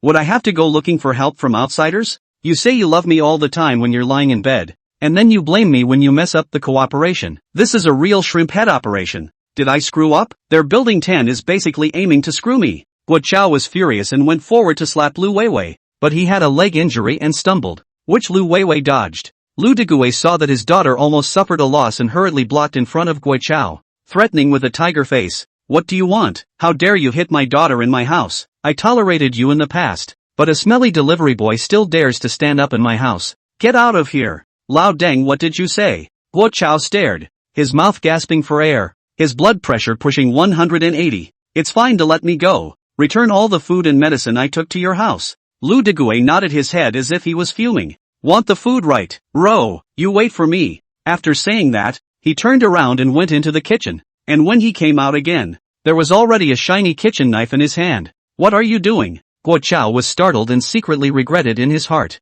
Had he known this, it would have been better to keep a henchman at his side to follow, but Lu Degui didn't give him a chance to react at all, waving the kitchen knife and pouncing with teeth and claws. I've never seen this kind of shamelessness before. I've never seen such a shameless person. Which of my Weiwei's former boyfriends didn't have a house or a car? Even Zhang Kuan upstairs chased after my girl and we didn't let go. If trash like you can get that dirty thing in there, it's a fucking disgrace. You know? Lu Degui said, more and more angry, gesturing to swing the knife to cut. Fortunately, Ho Sufan stopped him in time, but the 3 people upstairs are very embarrassed, especially Zhang Kuan, embarrassed to be able to use the toes in the 15th floor and then pick out a set of 3 rooms in a hall. Damn, this old Biden nothing cue me what to do. It's a matter of a past life. Always mentioning interesting? Good thing Su Ziqing, heartbroken master brother, quietly asked him if he wants to open another shooting hole from the back to give this old deng a shot, to help his brother to relieve anger. But Guo Chao didn't have this kind of good sister. Gradually calming down,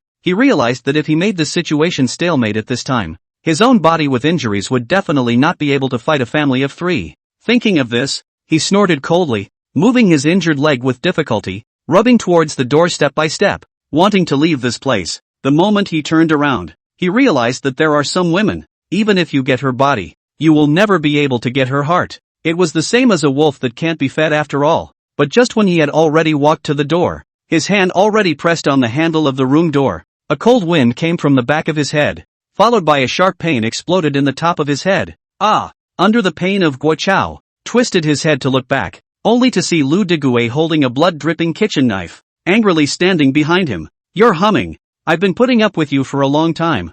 I told you to sleep with my daughter," said. The chopper chopped down on Guo Chao. Suddenly violent attack. Guo Chao subconsciously reached out to block, but the mortal flesh of his body how can block the blade of chopping meat? In a few moments, lying in front of the living room of the goddess Lu Weiwei's home, no more sound. Lu Weiwei and her mother Ho Sufan watched the angry father do this kind of thing, has long been brain down, frozen in place. They mother and daughter could not understand. Has always been obedient husband/father. Why just because Guo Chao hummed that one? The painkillers. But Lu Weiwei quickly reacted and pounced to Guo Chao's side, rummaging for his cell phone, unlocking it and tapping the screen. Lu Deguay looked at his daughter with red eyes. "What are you doing? Take advantage of this to hurry up and let his men send some more food to the door, or else we don't even need the people in Building 10 to find us, and then there are a few days we are also out of food. Oh, if it does not work, eat him first, save the meat that has been put away for a long time to sour," Lu Deguay said, bending down and pulling up Guo Chao's injured leg, dragging the person all the way into the kitchen. Upstairs, the three people who witnessed this froze. Obviously, it is an 8 o'clock file delightful family ethical drama. How did it suddenly take the bloody route of a B-grade movie? However, due to the fact that there were simply too many dead people in this bout, both women's senses had gradually become numb, and the impact was not significant. Only Zhang Kuan felt a chill down his backbone, looking at Guo Chao who was hacked to death alive. This deja vu scene left him unable to calm down for a long time. It was like when Fu Guo saw Long Air being taken away and shot. He couldn't help but mutter, "Guo Chao, you died for me ah." In the latter part of the kitchen body-splitting session, Zhang Kuan did not open the firing hole again to watch. In his previous life, he had already watched and witnessed one with his own eyes, so there was absolutely no need to revisit the classic. Moreover, the mobile hard disk still has the 8 Immortals Hotel of human meat barbecued pork buns, Ebola virus, and frozen tropical fish. Decomposing Guo Chao was nothing compared to the excitement level of these movies.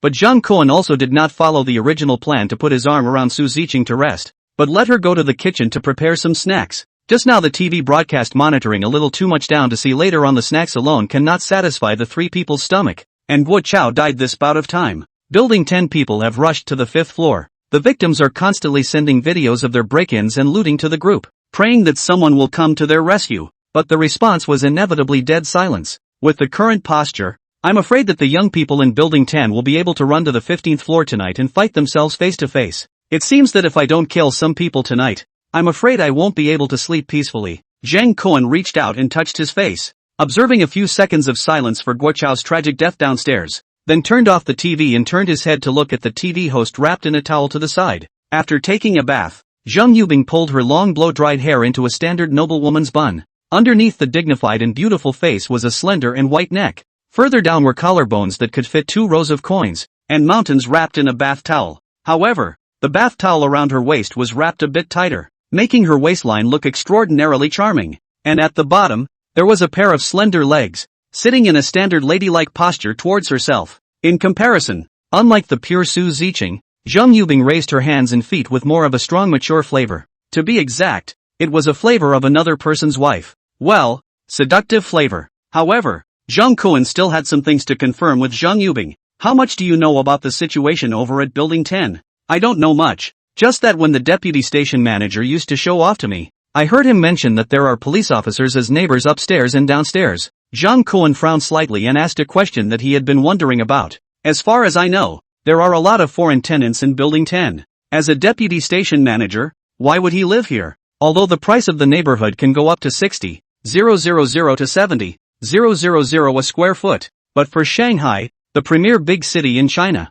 the price can only be said to be at a medium to low level, and is not considered outstanding. Moreover, due to the age of the district's construction, it has been categorized as one of the old districts in recent years. He really couldn't figure out what was so attractive about this kind of place that would make a deputy station chief live here." Zhang Yubing smiled faintly, a trace of helplessness surfacing on his face. "Living here is just to gain a good reputation for hard work and simplicity in the station. Just like how every corrupt official has a lot of real estate, but will always only say the address of the least valuable set to the public." Zhang Kuan froze, and his mind instantly thought of a TV series he had watched as a child, the name of which he had long since lost track of. But one of the episodes he remembered particularly well. In the drama, when the righteous people from the Anti-Corruption Bureau rushed into the door of the corrupt official's house. The corrupt official, who had been a farmer for 3 generations and was scared of being poor, was sitting in his old and dilapidated home eating a big bowl of broad noodles with garlic. And in fact, this goods in the villa, there is a whole wall of stolen money. It seems that after so many years, the corrupt official's traditional art of covering up is still so authentic. Then why do you live here, being so close? Aren't you afraid of making any rumors? Zhang Yubing shook his head with a bitter smile. What can I do? My parents' abilities are limited. They only left me this old house before they left, and I'm not competitive. I can't save up any money, so even if I want to move out, there's nothing I can do about it. You don't think a host can make a lot of money, do you? No way, no way. Enough is enough. Zhang Kuan waved his hand to stop her follow-up questions. The answers to these few questions were answered by Zhang Yubing in a dripping manner. The tone of voice was also unhurried and pontificating. Quite a neat speaker. But I don't know why. The more steady and dignified he looked at her, the more Zhang Kuan's heart wanted to tear her apart as a mask, so that he could ruthlessly ravage this woman who was liked by thousands of men. He suddenly, without warning, poked his face over and stretched out his index finger to hook onto the outer extension of the tightly bandaged bath towel, gently tugging it to reveal a tantalizing slit. So, you are also ready to become one of my women? The two of them were extremely close, and between Zhang Kuan's breaths, he was able to inhale the hot, moist air exhaled from Zhang Yubing's mouth. There was a faint aroma of rose-flavored mouthwash, combined with Zhang Yubing's dignified and beautiful face. Zhang Kuan's mind suddenly popped up the 4 big words of Madame Extravagant Fragrance. Finally, Zhang Yubing's straight back could not help but shrink slightly. Her hands that had been resting on her legs clenched slightly, and a trace of panic appeared on her face. However, she quickly calmed down and spread her hands flat, looking at Zhang Kuan with certainty. As long as Master can guarantee my safety and provide me with food and shelter, I will fulfill whatever Master wants. Before she could finish her words, Zhang Kuan blocked her lips with his mouth. It was only when Su Ziqing's cough of protest came from the kitchen that Zhang Kuan stopped. Don't say. A famous mouth is a famous mouth. The flavor is really extraordinary. Master brother, let's eat a snack first. Su Ziqing beamed as she brought out the 3 steaks that had just been fried from the kitchen, and after placing them on the coffee table she also glared dissatisfiedly at the rosy-cheeked Zhang Yubing. Although she knew that she couldn't be blamed for everything that happened just now, Su Ziqing didn't dare to be angry at Zhang Kuan, so she naturally aimed her jealousy and fire at this new female goblin. Zhang Kuan saw Su Ziqing taste, reached out to carry her into his arms, and without even thinking about it, he kissed her on her small mouth. Brother Lord played a rainy day. Although Zhang Kuan and Su Ziqing were in a battle of words for a while, Zhang Yubing's attention was not on this at all. Her pair of beautiful eyes were completely captivated by the 3 pieces of Wagyu beef on the coffee table, and the tip of her nose was full of the aroma emanating from the Wagyu beefsteaks. It was then that she realized why so many people risked losing their lives to rush into Zhang Kuan's home. The cozy temperature, hot water to use at will, and food that even money couldn't buy now. This was literally the dream of 8 billion people around the world under the snowstorm. She couldn't help but murmur, could it be that this is what you guys usually eat? Su Ziqing grunted lightly when she heard this, admitting defeat and seemingly escaping from under Zhang Kuan's mouth. But before she could answer Zhang Yubing's question, she suddenly heard a sharp knocking sound outside the door. Zhang Kuan got up, lying on the cat's eye to look out, but people just climbed to the cat's eye. The eyes flashed a strong light. At the same time, outside the door bang, the sound of a gunshot rang out. Digging grass, you engage in sneak attack, you can't afford to play, you little shit. Realizing that it was someone outside the door who saw the light flashing through the cat's eye, he disliked the cat's eye and took a shot at it. But fortunately, the safe house was secure enough that the cat's eye was as polished as ever, and Zhang Kuan's eye was not much of a problem. Su Ziqing, work! This sudden attack made Zhang Kuan unusually irritated. Instantly, he pulled out the shotgun and Su Ziqing's special pistol from the space, and with a greeting, he opened firing holes in the wall. Not caring if there was anyone outside, he shot out with a bang. Ah! A woman's scream suddenly came from outside the door. Zhang Kuan loaded his gun while looking out through the cat's eye, only to realize that the shot he just fired actually hit an ant who lived on the 5th floor. Ha! Zhang Kuan, you shoot instead. I can tell you, the corridor is now full of your good neighbors. The probability of hitting them is much higher than hitting our people. As if to corroborate the man's words, a wail of women resounded in the corridor. Zhang Kuan, I'm your Auntie Lu. You mustn't be impulsive. Hurry up and give up the resistance. That's right. Hurry up and give up the house to them. Otherwise they'll kill me. I'm only 58. I haven't lived long enough. Zhang Kuan, you've beaten my husband to death, but you can't beat me to death again. Otherwise your conscience will surely be condemned. You'll also go to hell after death. accompanied by the shrill voices of the women. The male voice from before shouted, "Brothers, smash this wall for me." Bang, bang, bang. It was the sound of a hammer hitting the wall, and just based on the sound, Jang Koen could hear that it was definitely the kind of 81 hammers. However, wouldn't it be too whimsical to want to break his safe house just based on that? But the hammers were like signals. Soon, the sound of the electric drill chiseling the wall came from the wall and even the roof of the room that Jang Koen's house shared with the next room. Oh ho! This time they were fully prepared. At least it's a lot better than that time when Guo came in a hurry. But even so, I won't give you a passing grade, because these are all younger brothers in front of the safe house given by the system. And as for those neighbors who advised themselves to give up, or even cursed themselves, Jang Koen was simply too lazy to care. Isn't it just going to hell? I've already crawled back from it. Thinking of this, Jang Koen silently turned on the noise reduction mode of the safe house, and then did not even bother to let Su Ziqing raise his gun to name each one of them, and directly touched out 3 grenades from the space, and threw them out along the shooting holes by pulling the safety. After a loud bang, there was no movement in the corridor. Even the electric drill that had been digging in the next room and overhead seemed to have been scared to a halt. Jang Koen went to the side wall, opened a shooting hole, to the opposite side of the covert observation, only to see a few young men coming together, shivering. Grass. Big brother, did you say he's out of explosives? How come this corridor blew up again? No, this grandson is also too ruthless, right? His family used to mine so many explosives? The leader, Wu Bin, holding a police gun in his hand, was also in a state of shock. If he hadn't just come in and commanded after firing a shot at the cat's eye, I'm afraid he would be lying dead in the corridor right now. But he knows the truth of 1 drum and then 3 exhausted. Things can only bite the bullet and follow the plan. Don't panic, I don't believe he can blow up again. We can't let our brothers outside die in vain. You guys hurry up and break the wall. Zhao Lei is still on the rooftop with some of his brothers chiseling the roof. As long as we can open a hole, then his room and food will be ours. After saying that, he turned around and guarded the doorway of the room, all the time looking towards the main entrance of 1051, fearing that Jang Koen would go around and stage a sneak attack. Once the rest of them heard him say that, they had no choice but to harden their hearts and continue to click and chisel the wall. But see, the drill bit sparks are fast grinding bald. But Jang Koen's home wall, but only fell a layer of wallpaper. Big brother, cannot this wall has weird, the electric drill can't even hit it. How is it possible? Are you high? The person guarding the doorway, Wu Bin, hurriedly turned back to check, but when he really saw the intact wall, he was also dumbfounded. Hey, it's not right. How come there's an extra hole on it? A few people looked up, and only then did they realize that there was an extra fist-sized hole above their heads at some point. It looked like it could lead straight to Jang Koen's room. Hurry up and build a personal ladder to go up and take a look. Wu Bin was in a hurry. He was eager to see what the hell the legendary warm room that could wear t-shirts in this kind of hellish weather looked like. But when he had just stepped on the thighs of a few of his brethren to stand up, there was a sudden bone-crunching sound coming out of the hole, followed by 2 grenades that rolled down that hole into the crowd without warning. Dig the grass. It's not explosives. It's grenades. Boom! In an instant, the room was swept clean of men. The enemies all around had been gotten rid of,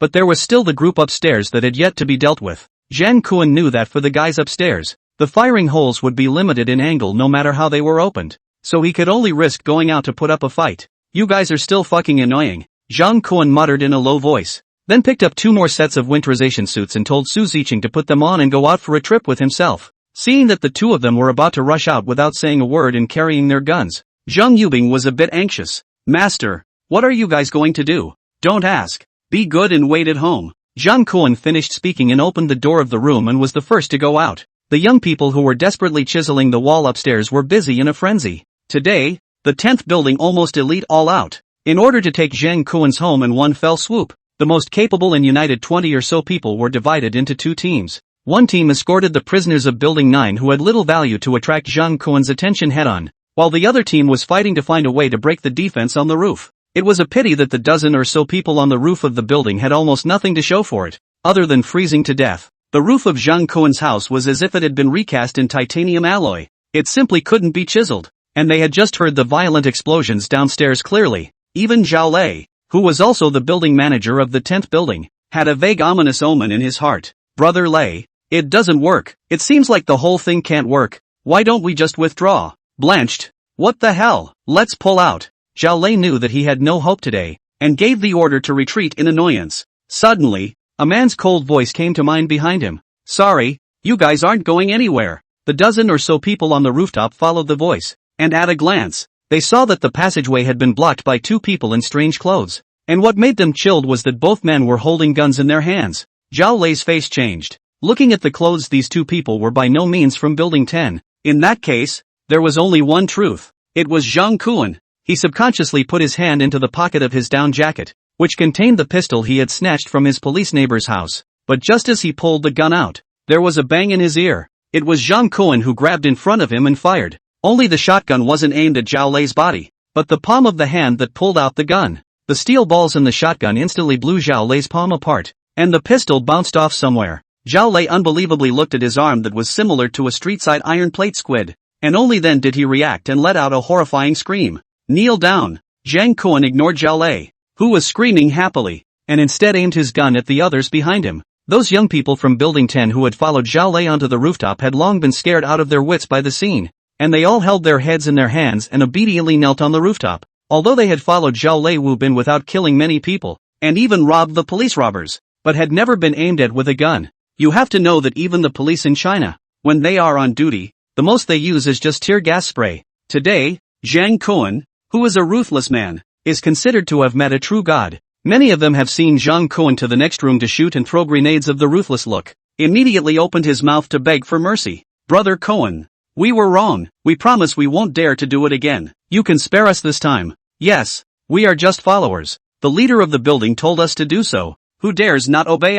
Brother Kuan, just give us a break. Zhang Kuan, however, shook his head. You guys just want to live. What could be wrong with that? Ha! The dozen or so young men kneeling on the ground looked at each other in disbelief. No one had expected Zhang Kuan to say this. Could it be that this was to spare themselves? But as soon as Zhang Kuan's words fell, the shotgun in his hand rang out. Bang! Bang! Bang! 3 shots in a row directly blew the heads of the 3 people kneeling at the front into slag. I'm just trying to live undisturbed, so, I'm not at fault, right? Zhang Kuan smiled at the dumbfounded crowd and reached out to wipe the plasma that had splattered on his face. That image, it was simply a killing god living hell descending under the moonlight. Seeing the bloody bodies of their companions wobbling and collapsing, the remaining people instantly knew that Zhang Kuan would not give them a chance to live. At the back of the crowd covering his arm, Zhao Lei, who took the lead, let out a shout. Don't fucking freeze. Fight with this kid. Not on all must be a death. Instantly, a sentence woke up the crowd. The young people jumped up in unison. Running at Zhang Kuan pounced over. Zhang Kuan's handgun, although powerful, but the shooting speed is very slow, simply cannot stop so many people. As long as one heart is with him to the death, then there is a chance to win. Su Ziqing, who had been following behind Zhang Kuan, changed her face, and while she reminded him, she quickly fired her gun, pointing down 2 of the outlaws who had rushed to the front. But even if she had the attribute of a sharpshooter, she couldn't stop so many people at once. Seeing those desperate outlaws rushing to Zhang Kuan's front, she couldn't help but let out a cry of alarm and quickly rushed over, wanting to block in front of Zhang Kuan. But back to Su Ziqing, Zhang Kuan is not panicked. From the space to take out a long ago loaded with bullets MP5. Day. Under close range, the submachine gun could even kill a horse, let alone a group of ordinary people with mortal flesh. After a burst of submachine gun strafing, the rooftop of 10 building of living people are no more. Zhang Kuan, however, still felt that the deterrent was not enough. Several times and 3 times the evil neighbors came to his door and harassed him, which had already made him a little bit tired of it. Couldn't this group of people honestly nestle in their homes and envy themselves? Since this was the case, if he didn't be more ruthless, he was afraid that he would have to get into more and more trouble in the future. He suddenly remembered an article he read in the magazine Yilan when he was in school. It said that a Chinese farmer tried many ways to drive away the crows in his field, and finally hanged more than a dozen crows on the trees in his field, which scared the crows from coming back. But because of this, the crops in the field were plagued by pests again that year, and there was no harvest. Although the story is very lame, at first glance, I know that it is to throw dirty water on China, implying that China is not environmentally friendly. After all, some magazines, the island's toilet water is drinkable. However, this idea was very much in line with Zhang Kuan's current needs. Thinking of this, he found a bunch of ropes from his space, and after passing through the rooftop fence, he then set them onto the feet of each of these dead people. After tying up every 2 dead people, he called out to Su Ziqing to come over and help, hanging the bodies upside down above the roof. In order to ensure that people from all directions could see them, Zhang Kuan hung them separately around. Soon, on the top floor of Building 9, there were more than a dozen human frozen salami. When the wind and snow blew, The corpses fluttered with the wind, and it was really quite mesmerizing to watch. After these, Jang Koen simply cleaned up the battlefield, building 10 of this group of people, although there is nothing too good things, but the police gun rigs are considered rare. Jang Koen slightly check, and casually thrown into the space. After all this, he brought Su Ziqing back to the 15th floor, checked all the dead people, and kept finding another police gun and spare magazines before returning to his home.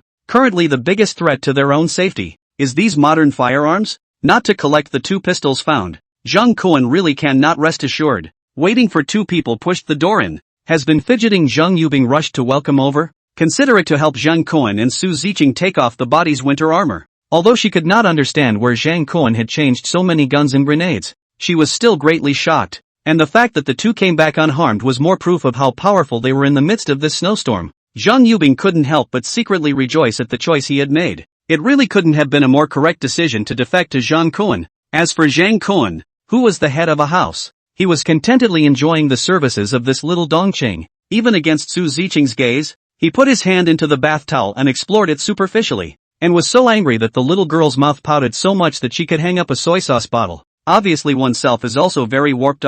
Master, why not touch me? But when she thought of Jang Koen on the roof of the building, almost being pounced on and injured by those people from building 10, she couldn't bear to say anything else, even secretly in the thought, since Koen master so want Zhang Yubing, then want to not force to stay master brother tonight it. Thinking so, she was about to turn around and go into the small bedroom, leaving the master bedroom to the 2. But just as she turned around, Jang Koen pulled her back. After eating the steak, why don't the 3 of us join together? Seeing Su Ziqing's shocked and shy eyes, the corner of Jang Koen's mouth rose slightly. Children only make choices. Adults certainly want all of them. Understanding Jang Koen's meaning, Su Ziqing's face instantly turned red. This bad guy, how can you think of something so shameful? She wanted to refuse, but the obedience to Jang Koen over the past few days had long since developed into a habit, making the word refusal simply impossible to say to Jang Koen. What about you? Do you have an opinion? Jang Koen turned his head to look at Zhang Yubing on the side. Zhang Yubing's face similarly flushed, but once she thought of how she had to resolutely hug Jang Koen's thigh just now, she couldn't say anything to refute for a while. Good. Since everyone has acquiesced, let's take the steaks and go eat in the master bedroom. Jang Koen gave an order, letting the 2 women serve the steak and follow him as they wandered into the master bedroom. Fortunately, the bed in the master bedroom was large enough that 3 people sitting on it at the same time was not crowded. After eating food and replenishing their physical strength, Jang Koen let the 2 women change into the stockings that Zhang Yubing had brought, and he had a good time appreciating them. Su Ziqing, slender and lovely, the body's youthfulness is full, especially when his back is to him, was stockings taut legs, combined with the perfect waist curve. See Jang Koen eyes straight, and Zhang Yubing is even better, begrudgingly squeezed the upper body into the t-shirt, with the lower body of the black silk. The whole person was originally dignified atmosphere, but now people in the dim bedroom light, lips lightly biting, eyes watery, so that people feel more than a trace of insufficient to the outside world of the charm.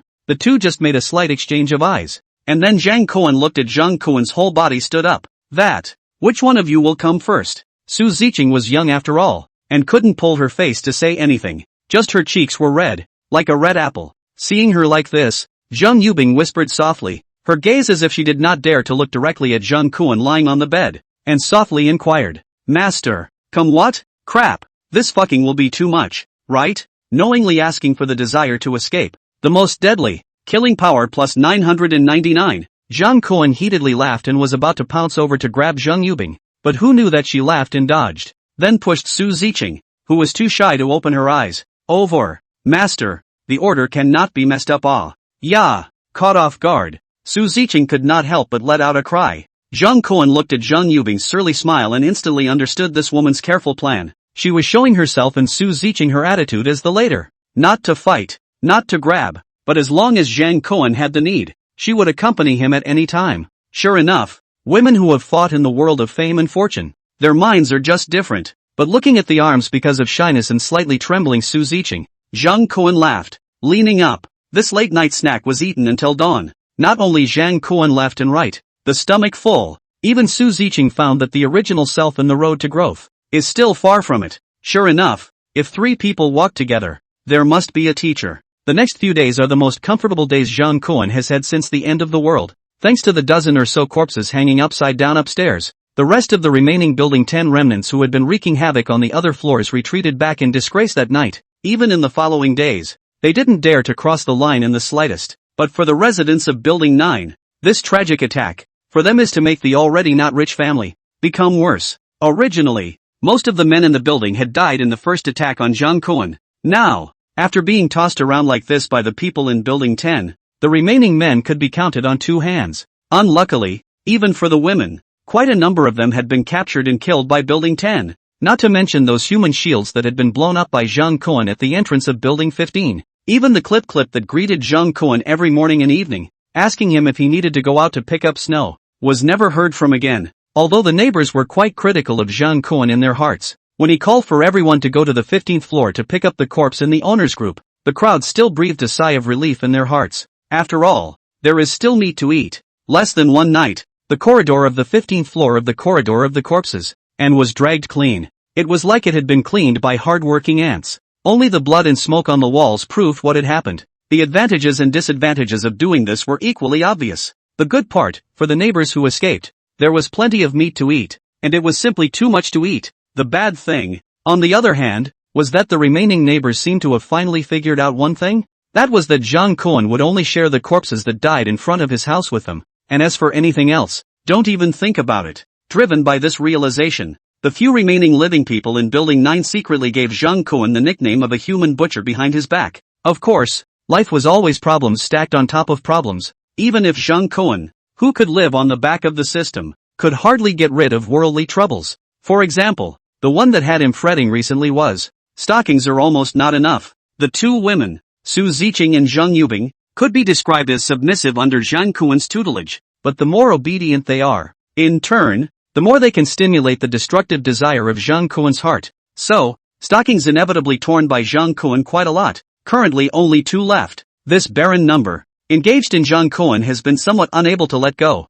It is difficult to let go as initially as a big job, possibly due to Zhang Kuan playing the role of the great thoroughbred wolf at home. These 2 little lambs had to unite together to fend off his harassing attacks. That was why these 2 women got along exceptionally well despite the age difference of nearly 10 years. Su Ziqing didn't rely on her old age just because she came early. Instead, she had been patiently explaining everything she knew to Zheng Yubing. However, when asked why Zhang Kuan was able to change so many guns and ammunition, Su Ziqing could only stammer out an answer. Because Master Brother can do magic. And Zheng Yubing didn't rely on her status as a TV host to fight for anything at home, instead taking on most of the housework. As for the Lu Weiwei family downstairs, Zhang Kuan didn't pay any special attention to them except for a glance through the qualification monitor every morning and evening. Trapped in the building, sooner or later, they would be reduced to a man-eating situation. And their family of 3, when the time comes, they will either eat others or be eaten like livestock. If they really manage to survive to the end, then Zhang Kuan did not mind giving the 3 of them some more small gifts.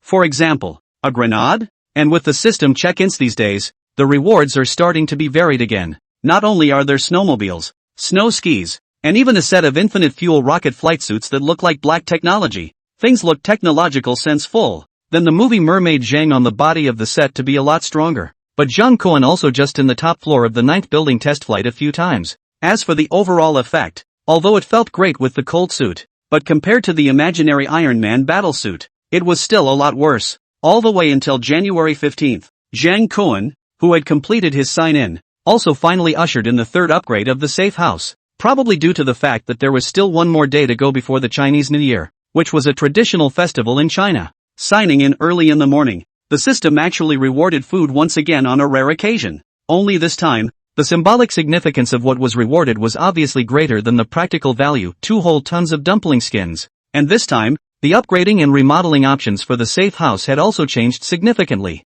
There were still 2 optional remodeling directions, one being damage rebound and the other being relocation. The explanation given is that when the safe house is attacked by an external force, there is a certain probability that the attack will trigger a 100% damage rebound. The starting value of the trigger probability is 50%, and the probability can be increased by 5% every time the safe house is upgraded. And the explanation for the migration. There are only 2 words of migration. The actual hammer is the most provincial stream explanation. Faced with these 2 options, Zhang Kuan was a little hesitant. Damage rebound has a rare growth attribute. As long as the patience to cultivate, trigger probability can certainly exceed the Xiaoho's rigid, or not drop cards must drop blood kind. but that migration option was also very tempting, based on the principle that the less the explanation, the more awesome the function. At a glance, this function is not a mortal product, even from a literal point of view. If you can support the migration of the safe house, together with the caravan given by the system before, bring two beautiful women to occupy an unoccupied villa,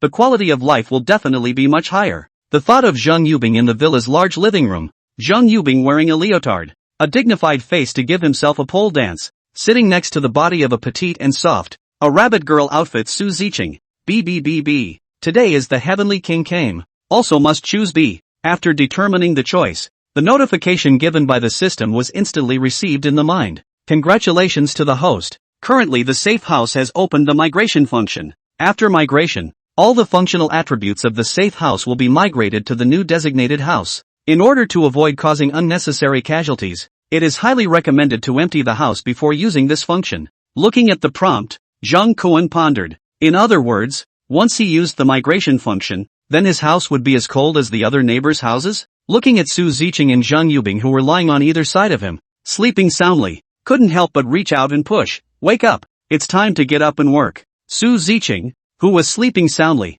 murmured and rolled over. Master brother, I'm going to die of exhaustion. You go find Yubing's sister. I promise not to be jealous. Looking at her confused back to herself, her pear-shaped figure showing through, Zhang Kuan couldn't help but have a few moments of fire. Turning his head to look at Su Ziqing on the other side, the peach-like shape made Zhang Kuan even more fired up. As we all know, every bloodthirsty young man will usually have a familiar uncle come to his door in the morning. Often, this uncle surnamed Shen. Perhaps this bout of nutritional supplementation was a bit too much. Even with night after night, Zhang Kuan didn't feel much. On the contrary, Su Ziqing and Zhang Yubing both called out straight away that they couldn't resist. Zhang Kuan is a little skeptical. He has not awakened what extraordinary supernormal capabilities, realizing that if he didn't do something, no one would want to get out of bed today. Zhang Kuan jumped down from the bed at once and slapped his hand violently in the bedroom. All get up for me. Today I'm going to give out food to the people in the building. With these words, the two women on the bed both sat up at once, looking at each other incredulously, realizing that both sides were confused. Before turning their heads to look at Zhang Kuan, looking at the two women's eyes full of suspicion, Zhang Kuan couldn't help but ask, "Why are you guys looking at me like strangers?" Su Ziqing poked Zhang Yubing's waist. "Sister Yubing, go up and try to see if he's still the master's brother." Zhang Yubing blushed slightly and shook her head. "Ziqing, you just spare me. Me? How can I be the master's opponent on my own? Tonight let's be together like last night." Although there was praise for his abilities in his tone, Zhang Kuan couldn't help but knock on the nightstand. "What do you two mean? Master brother, those neighbors have been trying to rob our house before. Why are you suddenly going to give them food? This isn't your style either. Zhang Kuan laughed and kept carrying dumpling skins out from the space. "It's not New Year's Eve soon. Who doesn't eat dumplings on New Year's Day? I'm just trying to contribute to building a harmonious home. So what's the big deal?" Seeing the more and more dumpling skins piled up on the ground, rather like opening a barn and releasing food, Zhang Yubing couldn't help but be somewhat impressed by Zhang Kuan. After a few days of getting along, the feeling that Zhang Kuan gave her had gradually lost its initial terror. In addition to the violence of the first day, Zhang Kuan usually at home is basically fitness, playing video games, watching movies, eating, and then there is pestering himself and Su Ziqing, wanting to seethe. But for a man, it couldn't be more normal. But today, he actually wanted to circumscribe his neighbors, which was really out of her expectation. In her impression, Zhang Kuan would never do something that wasn't profitable. In the beginning, even if he gave himself a few packets of instant noodles, he asked her to take the news to exchange. How is it that today there is a sudden change in nature? Zhang Yubing recognized that she couldn't help but be curious and exited to ask, "Master, what about the dumpling filling? What kind of filling are you going to give them?" "Filling? What filling?" Zhang Kuan raised his head and looked at Zhang Yubing in confusion. "It's the dumpling filling. How can you make dumplings without filling?" "Oh, you're talking about this. Didn't I ask them to carry the filling back home from the 15th floor before? Do I still need to send it?" Zhang Yubing instantly blanched as she suddenly remembered that those corpses that were beaten to death by Zhang Kuan in the corridor a few days ago. Zhang Kuan was trying to make the neighbors eat human dumplings for the new year. Sure enough, Zhang Kuan was still the same Zhang Kuan, original, and there was no need to even try. Zhang Kuan quickly took out 3 more sets of cold-proof clothes and cold-proof boots from the space, signaling the two of them to put them on with him. After moving the dumpling skins on the floor to the corridor and looking at the empty self-housing, Zhang Kuan directly tried the migration function of the safe house. This time, he chose to migrate to Su Ziqing's grandfather's house, room 1503. Both houses had their doors wide open, making it more convenient for Zhang Kuan to observe the changes in the rooms. As he moved his mind, a safe house migration progress bar appeared in his mind. Although he had to wait, it was good that the progress bar ran fast, and in the light of a minute or so, Zhang Kuan's mind had already received a prompt from the system. Safe house migration successful. He didn't even have time to take a closer look at the changes in 1503, but instead stood back at the door of 1501 at the first opportunity. A lot could happen in a short minute. The thermometer in his own home had dropped from 26 degrees above zero just now to 9 degrees below zero. The other electronic devices in the home, due to the sudden power outage, were all silent. Zhang Yubing, who had been following him, witnessed this unbelievable scene and couldn't help but let out a gasp. But before she could open her mouth to inquire, Su Ziqing's shocked cry suddenly came from the other side. Yikes, why is there suddenly electricity in Grandpa's house? Since moving into Zhang Kuan's home, even though he had been living next door, Su Ziqing had never returned home. Not only because the doors of the few rooms in the home had been removed by Guo Chao and the few of them, but also because as soon as he returned here, it was full of traces of his grandfather's life. But now that there was suddenly electricity in her home during a time when it wasn't government-powered, she still couldn't help but step inside to check it out. She had kept the room in good order during the days she had lived alone in the home. It was a pity that the house was messed up by Guo Chao when he brought people to storm in. Looking at the mess, Su Ziqing was inevitably a little sad. She casually picked up the photo frame that fell on the ground. The glass cover piece on it had long been shattered. It looked as if the family portrait had been cut. Now that the snow has been falling for half a month, Grandpa and parents have also long been out of the news. In a place like a hospital, the degree of the weak and the strong must be more bloody and cruel than the neighborhood. Seriously ill grandfather. Thinking of this, Su Ziqing hurriedly forced himself to interrupt his thoughts. Let herself not think in that direction. Suddenly, someone gently patted her on the back twice. Go and see if there is anything else you want to take with you. I can help you bring it with you. Su Ziqing turned around, only to realize that both Zhang Kuan and Zhang Yubing had already entered room 1503, and the two of them, at some point, had already unzipped their winter jackets, revealing the t-shirts inside. It was only then that she realized that the room was not just as simple as having electricity. Even the temperature in the room had now become exactly the same as Zhang Kuan's house. Master brother, what's going on here?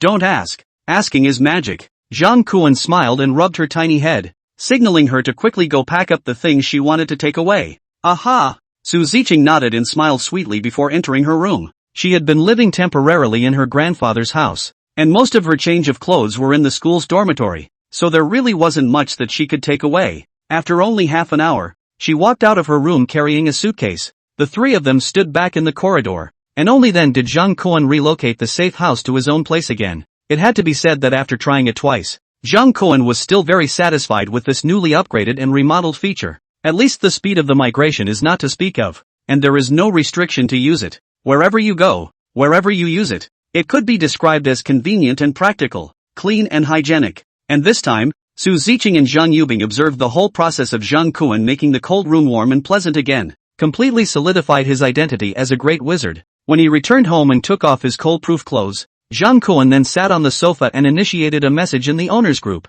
It's almost New Year's Eve. Kuan is here to wish all the residents of our building 9 a happy new year. I slightly prepared a thin gift, just put in front of my house. Every household in this building can collect a copy. Prior statement. Take the whole video. If the neighbors found more to take, the consequences do not need me to say it. For many days has been silent owners group, like a pool of stagnant water suddenly jumped into a chicken that can only play basketball. Instantly active. At 1-1501 Zhang Kuan. Are you telling the truth? Are you really that kind to give us something to share? It's not like you're bluffing us to go up and then take the opportunity to raid us, right? You have a gun in your hand. Zhang Kuan looked at the doubts of a few neighbors, and a black line ran down his face. How could the trust between people be so fragile? Compared to the good guys, it was better to be evil. Guo Chao did not even give them a fart. Just a word. This gang of stupid coins on the ass carrying tools downstairs to dig snow to go. I just have too many dumpling skins on my hands and want to give some to these good neighbors. And they actually suspect me?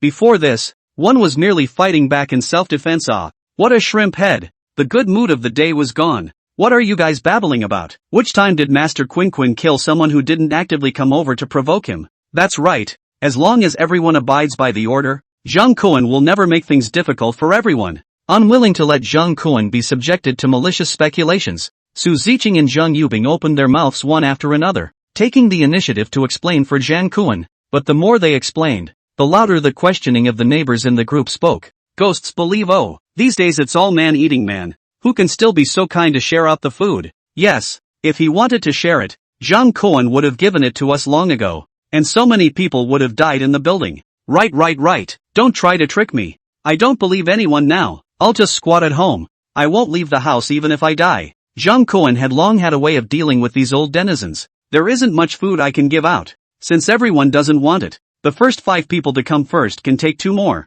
But the crowd was already skeptical. And even if Zhang Kuan raised the benefits, he did not see anyone take a stand at all. Zhang Kuan, who had long predicted that this would be the case, revealed a cold smile at the corner of his mouth. There are still 4 spots left. Oh, it's 3 now. As soon as the words fell, a thumping running sound rang out from the step ladder opposite 1501. Zheng Yubing leaned over the doorway to take a look, and glanced downstairs to see Ho Sufan, who was ghostly probing out of the stairwell. Seeing that nothing was around, she picked up 3 bags of dumpling skins without saying a word and turned to run. There are still 2 spots left. As if responding to Zhang Kuan's words, Ho Sufan, who had already gotten her hands on the dumpling skins, posted a selfie of her hands holding the dumpling skins in the group. I told you people that you were wrong about Kuan. I've watched this kid grow up, and he's always been very kind. He is really for everyone's sake. I say why not just choose him as the head of the building to protect everyone, okay? Seeing that someone really got something, the neighbors then moved.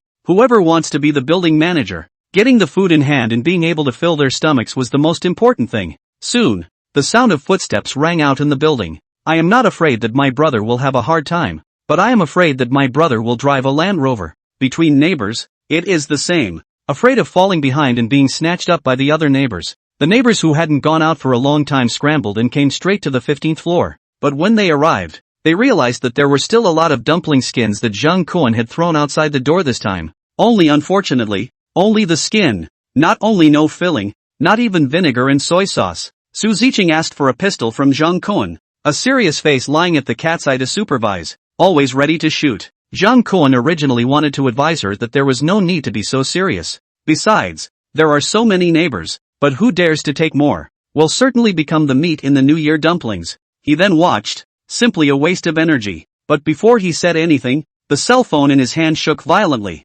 Looking down and looking again, he saw that it was a private message sent to him by Ho Sufan. Kuan. Auntie told you something, don't tell others haha. These days my home Weiwei, has been tea do not want to eat. Even dreaming shouted your name Is that so? Weiwei she finally realized her mistake? Seeing Zhang Kuan's reply, Ho Sufan's hands were shaking with excitement. There was drama. She hurriedly knocked down a line in the screen with a trembling hand, but before she could send it out, she felt that there was something wrong with it, so she switched to a conciliatory voice. Kuan Weiwei she certainly knows she's wrong. Your Uncle Lu and I have been educating her these past few days as well. If you don't believe me, you 2 young people can talk face to face. Open up the conversation. Explain the misunderstanding clearly. The clouds in the sky will disperse. Besides, you a boy, and her little girl family have what good to calculate the pattern of enlargement a little more well. Ho Sufan felt that what she said was reasonable and justified, and would definitely be able to impress the jerk upstairs.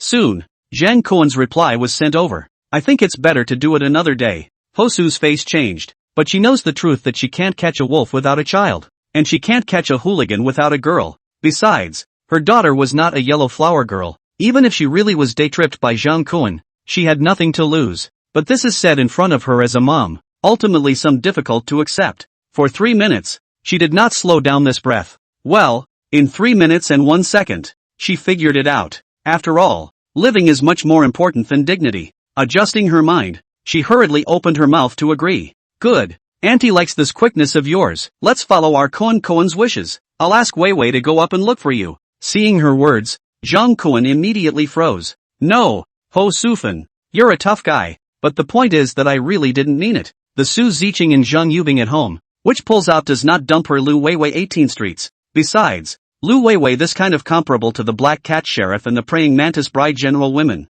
The last life do not know the true face of the mountain was Pit. This life and witnessed her Pro Chow's downfall. If one still dared to have something with her, one would simply be sorry for being born again this time. Don't. I mean I'll look for her in a couple days. I'm not available now. Got it? So it's like this. Then Kuan you are busy first. Pay attention to rest. Don't be too tired. Otherwise Wei Wei knows but will be heartbroken. Ho Sufan finished her thoughtful instructions, then smilingly pushed open the door to her daughter Lu Weiwei's room. In the room, Lu Weiwei was wrapped up in the quilt, a look of sadness and rain. She had thought that Guo Chao had united with the group of people from Building 10 and had gotten the better of Zhang Kuan. But who knew that the group of people in Building 10 didn't have any good intentions at all? Guo Chao is even a rookie, did not do anything to get shot, but also stupidly ran to his own home for help. Doesn't he realize that the medicines he personally sent over earlier are also important to his own family? All taken to save him. What can we do if we get hurt ourselves later? She deserved to be chopped to death by Pops. The most frightening thing for her is that Zhang Kuan upstairs actually single-handedly cleaned up the group of people in Building 10. When she thought of Zhang Kuan upstairs, her heart was full of hate and fear, but more still regret. Every day, when she heard the double bed upstairs creaking and rattling, she was restless and disturbed. If I had known that he was so strong, I should have chosen to stay with him. Although poorer, at least life was harmonious. Wei Wei, Mom has great news for you. What, is my father dead? Lu Weiwei snorted coldly and said with dissatisfaction. Ever since he hacked Guo Chao to death, old dad Lu Deguei was like a different person. His temper was unbelievably violent, and at every turn he was beating and cursing at his family. Even Lu Weiwei refused to eat his cooked meat soup. All hard received 2 slaps. Therefore, Lu Weiwei couldn't wait for her old dad to die earlier. Don't talk nonsense. Be careful that your father hears you. Ho Sufan pulled her daughter's hand, and then came to her ear, repeating the content of Zhang Kuan's conversation with her just now. Hearing the signs of Zhang Kuan's attitude change, Lu Weiwei violently got up from the bed and stared at Ho Sufan with wide eyes. Mom, what did you say? Zhang Kuan is willing to forgive me? How can that be a lie? It's just that he's been slept with by a few men. Even if he gave birth to a child, how dare Zhang Kuan dislike you? Besides, he also has a little demon in his house. Now you two are even. How could he still have the nerve to blame you? Lu Weiwei pursed her lips, still somewhat unsure of herself. But that girl in her house is younger and prettier than Mia. Normal men would pick her right. The words cannot be said so. Girl, hey, you and Zhang Kuan, how many years of affection? She is even more beautiful. Can top the two of you feelings? Besides, it's not like you don't have an advantage over her. At least you've experienced so many men. You only need to make a slight move. That's the limit of her segment. I don't believe you slept with someone for nothing and didn't learn a single technique. What's more, men are all greedy cats. Who wouldn't want to pick up fresh fish and taste it? As long as you're in Zhang Kuan's family, then our family will definitely not have to suffer in the future. Mom, are you telling the truth? Although Lu Weiwei felt that her mother's words were a bit blatant, the reasoning was indeed so, but she was still skeptical. If it was before the snowstorm, she would feel that Zhang Kuan was nothing more than a monkey in her hand, and could not jump out of her 5-finger mountain. But once the snowstorm arrived, Zhang Kuan was like a completely different person. Several times being insulted by Zhang Kuan, Lu Weiwei now feels that she simply can't take him, and has not even dared to confront Zhang Kuan much. Ho Sufan slapped his thigh. Mom lied to you to do what law? As long as you're pampered and cute, what kind of smelly man can't be taken? Men are not all like that. As long as you give him a little smile, do not let him feel that it is a hot face pasted on the cold ass. Then it can be casually pinch it. If you can't, just lower your posture a little bit. Don't they say that pampered women have the best life? Do I need to teach you that? Hearing her mother say this, Lu Weiwei picked up the confidence of being stepped on by Zhang Kuan, and her face gained a bit more luster. Well, then I'll put on some makeup first and go over to him later. Zhang Kuan, who exited WeChat, knew that Ho Sufan, the old lady, was talking shit against her will. With his understanding of Ho Sufan, this old bitch is definitely just trying to curry favor with herself and then live in room 1501 by virtue of her daughter. Since she is so painstaking, then it is good to satisfy her. Only, Zhang Kuan interrupted his thoughts with a piercing cold smile hanging at the corner of his mouth. He then switched to his cell phone map and carefully searched the villa neighborhoods in Shanghai. As a first-tier city, there were many villa neighborhoods in Shanghai. There were countless ordinary townhouses alone. But for Zhang Kuan, none of these could catch his eye. Now that the end has come, if he wants to change his house, it must be a good one. It is best to have a manor style with a few acres of land. The open view can only bring him enough security. Other than that, it's all a waste of time. And Zhang Kuan also do not want to be like this time, all day long by a group of bad neighbors around, like flies and mosquitoes like moving around him buzzing endlessly. After looking for a long time, Zhang Kuan set his eyes on the most famous villa area in Shanghai, Villa District. The fragrant Sandalwood Palace project covered an area of nearly 50,000 square meters, but only 18 villas were built. The floor area of each villa is more than 1,500 square meters, and the garden, meadow, and landscape equipped with each villa covers an area of up to 4 acres. With such a large amount of money, it's not surprising that it's known as the king of villas in Shanghai, where every inch of land is precious. The luxurious configuration of the fragrant sandalwood palace, so that this villa area as early as 20 years ago, has been able to make the average selling price of housing 200,000 square feet. If you can live here, sing, dance and rap to your heart's content in a room of 200,000 square feet, it is not in vain to be born again. Before the end of the world. 499. 9,999% of the people in this world. Xiangtan Palace was definitely an existence that was hard to reach in their lifetime. Zhang Kuan remembers that a while ago there was a former richest man in China who was ready to run out of the country and sold a villa in the fragrant sandalwood palace. It is said that the transaction price is as high as more than $1 billion. It is really smashing. However, the most critical is that the location of the sandalwood palace is also very rare. Said the four-way traffic, the neighborhood is only 800 meters away from the main traffic road. The international airport is 5 minutes west of the main road. To the east, it takes about 10 minutes to get to the Suwei and Haihuai Road shopping area, even 20 minutes to People's Square, Nanjing Road, the Bund and other city center areas. By then to Xiangtan Palace as a stronghold. Zhang Kuan can protect their own body under the premise of security. A little bit of the surrounding business district supplies a little bit of sweeping clean, with the power of the whole Shanghai high-quality business district, to provide for themselves and 2 women, even if it is to spread out, give birth to more than a dozen children, but also completely out of the question. Seeing Zhang Kuan frowning at his cell phone for a while and pondering for a while, Zhang Yubing couldn't help but come over. Master, something on your mind? Zhang Kuan looked up to see Su Ziqing in the doorway looking over with the same face of concern, smiled and reached out to greet the 2 women, calling them over,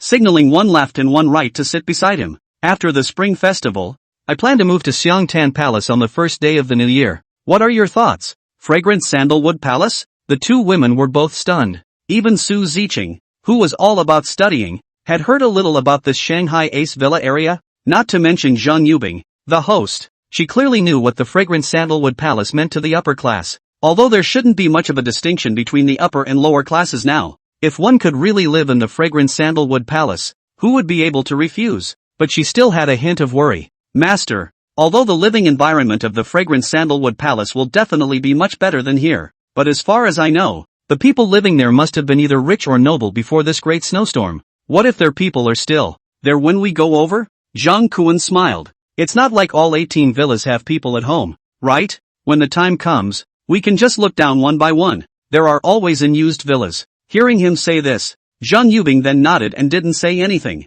However, Su Ziqing couldn't help but frown and ask back, but master brother, it's been snowing outside for so many days, will the villa be buried in snow? Hiss. Zhang Kuan sucked in a mouthful of cold air. This technical dilemma had really never occurred to him. Now the snow in the neighborhood has not been over the 3rd floor, then the villa can be good to wear? But soon Zhang Kuan thought of a solution. There is space, even if there is really a large amount of snow, collectively thrown into the space on the line. Anyway, there are still a lot of unused space in his own space, so it should not be a problem to load some snow. Zhang Kuan secretly gave a nod to his own resourcefulness, then waved his hand. I can solve this one, please raise the next question. With his confident look, he was quite like the spokesperson of the Ministry of Foreign Affairs of China. Seeing that the 2 women had no more questions, Zhang Kuan took out his pistol and stuffed it into Zhang Yubing's hand. There are still 2 days left before the move. I can accompany you to practice shooting in the small bedroom. After all, Xiangtan Palace is not close to our place. In case there are any emergencies along the way, I hope you won't be a burden to Ziqing and I. Otherwise, I will not hesitate to throw you down. Got it? This gun was the one that Su Ziqing had used to jam in the first place, but Zhang Kuan had already repaired it according to the system's instructions, and it was fully functional. His requirements for Zhang Yubing were not high, just learn to operate the gun. Only then, when faced with a threat, could it serve as a deterrent? If a woman can only sleep with herself, it will be worthless. Zhang Yubing took the pistol and nodded heavily. Only Su Ziqing on one side, looking at the 2 people talking in a serious manner, couldn't help but deride a little in his heart. I hope you guys are really practicing shooting guns before. Zhang Kuan pulled Zhang Yubing to practice marksmanship in the smallest bedroom, and the task of making lunch naturally fell on Su Ziqing's head. After all, tomorrow is the 30th day of the Lunar New Year, and there should still be a sense of ceremony. Su Ziqing rummaged through the refrigerator at home to find the food that had been prepared long ago, and worked alone in the kitchen. Garlic Australian lobster, steamed king crab,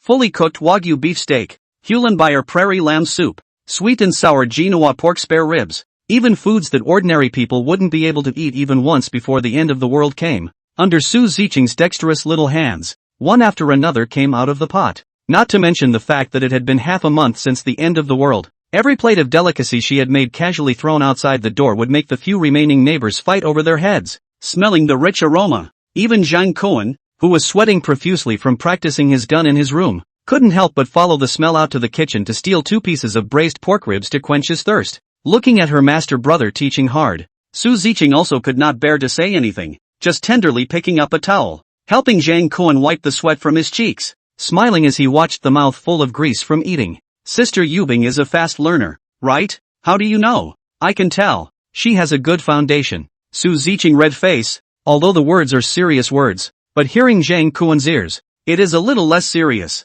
Looking at her gentle and quiet appearance, Zhang Kuan's heart was moved, stretching out his oily mouth, making a gesture to kiss Su Ziqing. Zhang Kuan thought Su Ziqing will smile and avoid, but who knows, to see his oily mouth came over. She actually turned the eyes closed, put on a look of letting the king pick. Oh ho, woman, you are playing with fire. Since this is the case, it's out of my hands. Zhang Kuan reached out and then carried Su Ziqing to the kitchen cabinet, causing the other party to let out a cry. He smiled triumphantly, looking at the other party's somewhat panicked little eyes. For a moment the fire in his eyes burned even more prevalent. Su Ziqing unconsciously reddened her face, wanting to refuse but not thinking of a good excuse, turning her head to look at the mutton soup still cooking in the pot, and said softly, "Master brother, my soup is not yet cooked, is it? I see that the water is almost done. Be careful of the water puffing out of the pot." Hate. Zhang Kuan just wanted to exercise his right as a master to Su Ziqing, who was sitting at the cabinet, when an annoying knock suddenly sounded outside the door.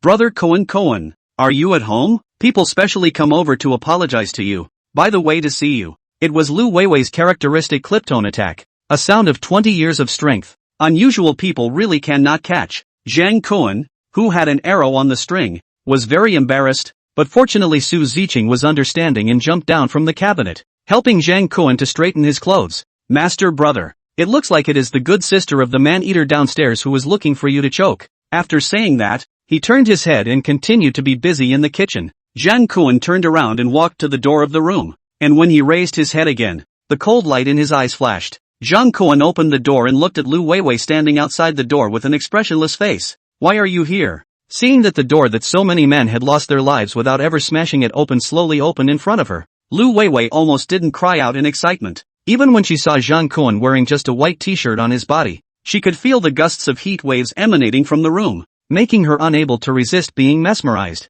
"Brother Kuan, I know that I was wrong before, so I'm not rushing over to apologize to you," she said while moving towards the house. Before she even entered the door, she smelled a burst of aroma emanating from the room. Lu Weiwei didn't know that it was all the result of Su Ziqing's morning's work with the superb ingredients given by Zhang Kuan. She only knew that this flavor was much stronger than the guoqiao she had eaten in the past few days at home. She sniffled, forgetting to even apologize, her eyes darting straight to Zhang Kuan's kitchen. "Brother Kuan, what kind of delicious food are you making in your room? Why does it smell so good?" Looking at Lu Weiwei's soulful appearance, Zhang Kuan grunted with a cold smile. "Does it smell good? Why do I feel that the air is full of whoosh odor?" Hearing Zhang Kuan's words, Lu Weiwei immediately blushed. Ever since it started snowing, she hadn't taken a bath for more than 10 days due to the cold weather. At first, she was still a bit uncomfortable, but after such a long time had passed, she had long since adapted to her smell. Now that Zhang Kuan said so, she immediately blushed and shyly stomped her feet.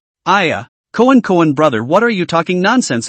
People, this is a small fairy body fragrance law, is it? Fairy flavor are so top?" Zhang Kuan showed no mercy you a sound. Lu Weiwei saw the situation, pretended to care about Zhang Kuan, stretched out her hands as if to assist Zhang Kuan, took a step forward into the house. As soon as she came in, the rancid smell on her body was stronger all of a sudden, and Zhang Kuan just ate the ribs and almost vomited them out. He casually picked up the air freshener at the door of the house and sprayed it furiously at Lu Weiwei. "Yeah, Kuan, what are you doing? It's all sprayed into my mouth." "What? Your rich second-generation boyfriend can. Guoqiao can. But I can't?" Zhang Kuan's words instantly left Lu Weiwei speechless. Kuan brother, I am not this meaning. Why do you still always mention those things in the past? Now my heart, but only you. If Kuan brother like, Lu Weiwei words have not finished, skilled squatting in front of Zhang Kuan, reach out to pull his pants. The action skillfully like after countless rehearsals. If it was in his previous life, this dreamy scene, Zhang Kun was absolutely willing to exchange everything he had except his life. But now it seems, whether it's with Su Ziqing, or Zhang Yubing, Lu Weiwei, who is already thin and out of shape, is still far from them. It is not even possible to make his heart move a little. Just let him feel sick. Zhang Kun didn't give Lu Weiwei a chance, shielding his pants and sidestepping away. But, my home is not only you now. It's okay. Kun brother. I don't mind. Even if you want us to serve you together. Weiwei is also willing. Just as you do something wrong to me as a punishment. Okay. Not good. Zhang Kun said, calling out Su Ziqing who was busy in the kitchen. Go serve her a bowl of sweet and sour pork. And bring over a few bars of soap. Zhang Kun stuffed the food and things into Lu Weiwei's hands and slowly opened his mouth. Weiwei, we've known each other for a while. It's kind of fate in a previous life. It's not that I don't want you to enter my house. It's really that you smell too much. I'm scared to smell it. In this case, you first go home and wash yourself well, and have a full meal. Wait for the first day of the Lunar New Year. Then I will invite your whole family to live in. How about it? Originally, when she saw the clear and beautiful Su Ziqing walk out from the kitchen, Lu Weiwei was still a little inferior. But as soon as she heard that Zhang Kun was planning to invite her whole family up to live on the first day of the year, she immediately smiled with joy. Kun brother, what you said is true. You'll let me in on the first day of the new year? Nonsense. I'm talking about inviting your whole family. Didn't I promise you before that I would take care of your whole family? I'll never go back on my word. But you'd better let uncle and auntie wash well too, so as not to smoke my room. I know Quin brother is the best for me. Love you yo. Hearing Zhang Kun's promise with conviction, Lu Weiwei smiles and winks a bit, then exits outside Zhang Kun's door and turns into the stairwell next door. Overly excited she did not notice in the slightest. 1501's room door is not yet closed. Zhang Kun has a gloomy face. Look at her eyes like looking at a dead person. Originally, Lu Weiwei was thinking of bringing the food home and sharing it with her mom and dad, but just halfway there, the aroma of the pork chops in the bowl went straight to her two tiny nostrils, and she couldn't stop it. That woman was also too good at cooking, right? But what's the point of just being able to capture a man's stomach? The important thing is to make the man unable to leave the bed. Lu Weiwei thought, picked up a piece of pork ribs and stuffed it into her mouth. So fragrant the long-lost pork melted in her mouth, almost not letting her bite her tongue. Such delicious food. Do we really have to share it with mom and dad? Since I was able to enter Zhang Kun's house on the first day of the Lunar New Year, then mom and dad will definitely be able to eat this kind of deliciousness in the next 2 days. So, this bowl will be smiled upon by me. Lu Weiwei hesitated a little, then sat on her butt in the stairwell and frantically dazzled. Soon, even the oil juice at the bottom of the bowl was licked clean by her. Lu Weiwei worried about being parents to see the clues, and then wiped her mouth with the sleeve of the down jacket, and only then satisfied with the soap to go home. As soon as she entered the house, her mother, Ho Sufan, hurriedly welcomed her in. How was it, Zhang Kun? What did he say? Father Lu Digui saw his daughter holding the soap in her hand, and immediately a bad feeling rose in his heart. Although the daughter's lifestyle has always been open, but that does not mean that any road can be casually walked. Zhang Kun did not do anything to you, right? This son of a bitch wouldn't have a special fetish, would he? Dad, what are you talking about? Quinkin's brother is in love with me. What? Seeing her father's face of disbelief, Lu Weiwei hummed, then loudly announced, Brother Cohen said it. When it's the first day of the Lunar New Year, we'll be invited to move upstairs together. Hearing her daughter's words, Ho Sufan almost didn't faint with excitement, and Lu Digui is skeptical. Why must we wait until the first day of the Lunar New Year? Can't we move there now? Lu Weiwei lowered her head with a slight blush. Brother Cohen said that if you want to live in his house, you must wash yourself clean. In such a cold day, bathing is still not freezing to death? Ho Sufan, however, could not bear to have the good life that was about to arrive stirred up. A row of slaps set. It's fine, just take a bath. On the night of the New Year's Eve, we all take a good bath. And on the first day of the year, we will move to Zhang Kun's house. Zhang Kun could not care less about whether Lu Weiwei's family downstairs washed or not. For him, the death of the family downstairs had long been destiny. In the next day's time, as soon as he had free time, he sat in front of the computer and searched the large-scale superstores along the road to Shangtong Palace through the material map. In order to ensure absolute safety, Zhang Kun would first consult the most basic supplies in the superstore's address, such as bottled water and food. At intervals, he would also go back and recheck again. As long as there was no change in the quantity, it should prove that the location was still safe. In order to accurately verify and ensure that it was not a miscalculation due to the fact that no one was there for the time being, Zhang Kuan even waited until the city had been electrified in the evening, and then carried out the verification type of checking again. There was no way. As Don Corleone had said, women and children were capable of carelessness, but not men. As a man's Bible, the answer to all questions. This godfather spent a lifetime to learn the truth. Under this kind of end of the world, will only be more applicable. From the amount of supplies he had checked and proved, half of the superstores in it had already been ransacked by the residents of the neighborhood, but there were still half of the superstores that were still in an intact and closed state. He patiently marked out the addresses until the wee hours of New Year's Eve, which mapped out a relatively safe path. Although he had a gun and a car, it was better to be careful when going out. After all, there was only one life, and no one could guarantee that one would be able to be reborn again after karma. It doesn't matter if you gamble with money,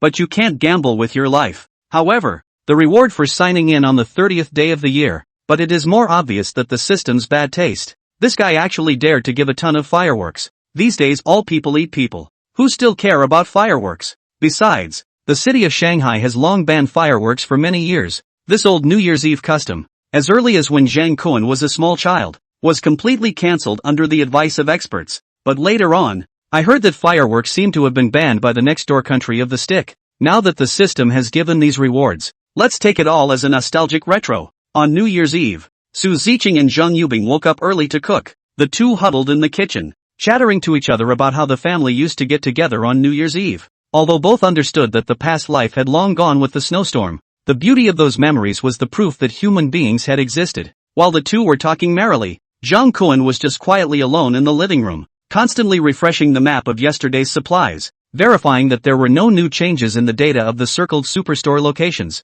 In order to make the New Year's Eve dinner more flavorful, all three of them just casually ate a little bit of yesterday's leftovers for breakfast and lunch. It was not until dinner time that this was the main meal. Su Ziqing and Zheng Yubing knew that this was the last dinner they would stay in 15014, so they naturally did their best. Dongpa pork, dunked soup dumplings, oil-blown lobster, braised hooves. Even in the afternoon Zheng Yubing had a whim to make the handheld mutton that she had learned in manhwa when she went out for an interview. Zhang Kuan, in order to satisfy her request, even built a rack in the small bedroom where she practiced shooting, allowing her to make a less successful roasted whole lamb. As for the essential dumplings on New Year's Eve, they were even made into flowers by these two women. Lobster stuffed with egg yolk, pork stuffed with crab roe, and lamb's trotters stuffed with scallions. Although there is the suspicion of wasting food, but after all, did not sacrifice cheese durian filling, and fishy grass meat foam filling dumplings, has been considered very face. Every year when we eat dumplings, out of habit, all of China will watch the Chinese New Year Gala on CCTV. It seems that after watching the gala once, the bad luck of the year will be swept away, and the bad luck of the new year will start to accumulate. But then slowly, everyone also realized that it seemed like the unlucky Spring Festival Gala was the bad luck itself. So the ratings of the Spring Festival Gala began to go down year by year. But this year is different. People who were still alive during the snowstorm desperately wanted to see something on TV, even if it was the boring Spring Festival Gala. Therefore, China's CTV, which had always been sympathetic to the people's sentiments, had specially broadcast video clips of past Spring Festival Gala and arranged for major TV stations across the country to broadcast it. Zhang Kuan was one of those who stayed in front of the TV in his previous life, and although he had already watched it once before he was reborn, he still decided to show it to Su Ziqing and Zheng Yubing in order to make them less bored. As a result, after a simple opening, the first line of the host's tandem program broke the defense for the two. Male host, this year's Spring Festival is different from the past. The snowstorm in the south has touched the hearts of hundreds of millions of Chinese people. Here, we would like to firstly express our deepest greetings and gratitude to our compatriots in the disaster area, especially the heroes who have been fighting on the front line of the fight against the snow and ice for the past few days. Female host, perhaps, you after days of labor at this time has returned home. Perhaps, you stayed in its country for the new year. Perhaps, at this moment you are on the way home. No matter where you are, our Spring Festival Gala will send you the best wishes. I wish you a happy Spring Festival. Su Ziqing, Zheng Yubing, no, are you polite? Although there was a running queue informing the national audience that this was edited from previous Spring Festival Gala, but the editing is so inattentive that it's like rubbing salt into the audience's wounds with clippings. The snowstorm continues to this day, said the rescue it? Where are the heroes? Speak like this, the face is not red? The two men looked at each other and begged Zheng Kuan to turn off the TV. This thing is really the more you watch the more angry. But Zheng Kuan was in no hurry. After all, Both were leaving their homes and going to live in Shantang Palace. Before leaving, it would be rude not to say hello to the neighbors who had been there for years. Since he couldn't save these neighbors, let's give them the whole thing to live. And it's definitely much better than the Spring Festival Gala. He used his cell phone to turn on the video mode, pulling the two women to accompany him out of the camera, and greeted the camera with a smile. Happy New Year, neighbors. Although I haven't contacted you all for a long time, my heart still misses you all. Jang Koan on the 15th floor with my two girlfriends, wishing everyone a Happy New Year. After saying that, the camera swept over the piled-up dining table, showing everyone the cooking skills of the two women. I don't know. Neighbors, how's the New Year's Eve dinner preparation going today? Did you use the dumpling skins you sent everyone earlier? They say that good food is better than dumplings, and fun is better than dumplings. Just wishing everyone a good meal and fun in the new year. The video recording was completed. Jang Koan did not rush to send it to the owners group, but took the two women, put on the cold-proof clothes, and went straight to the top floor of the 15th floor. Under the command of Jang Koan, 3 people worked together. The 15th floor roof has been air-dried dry body,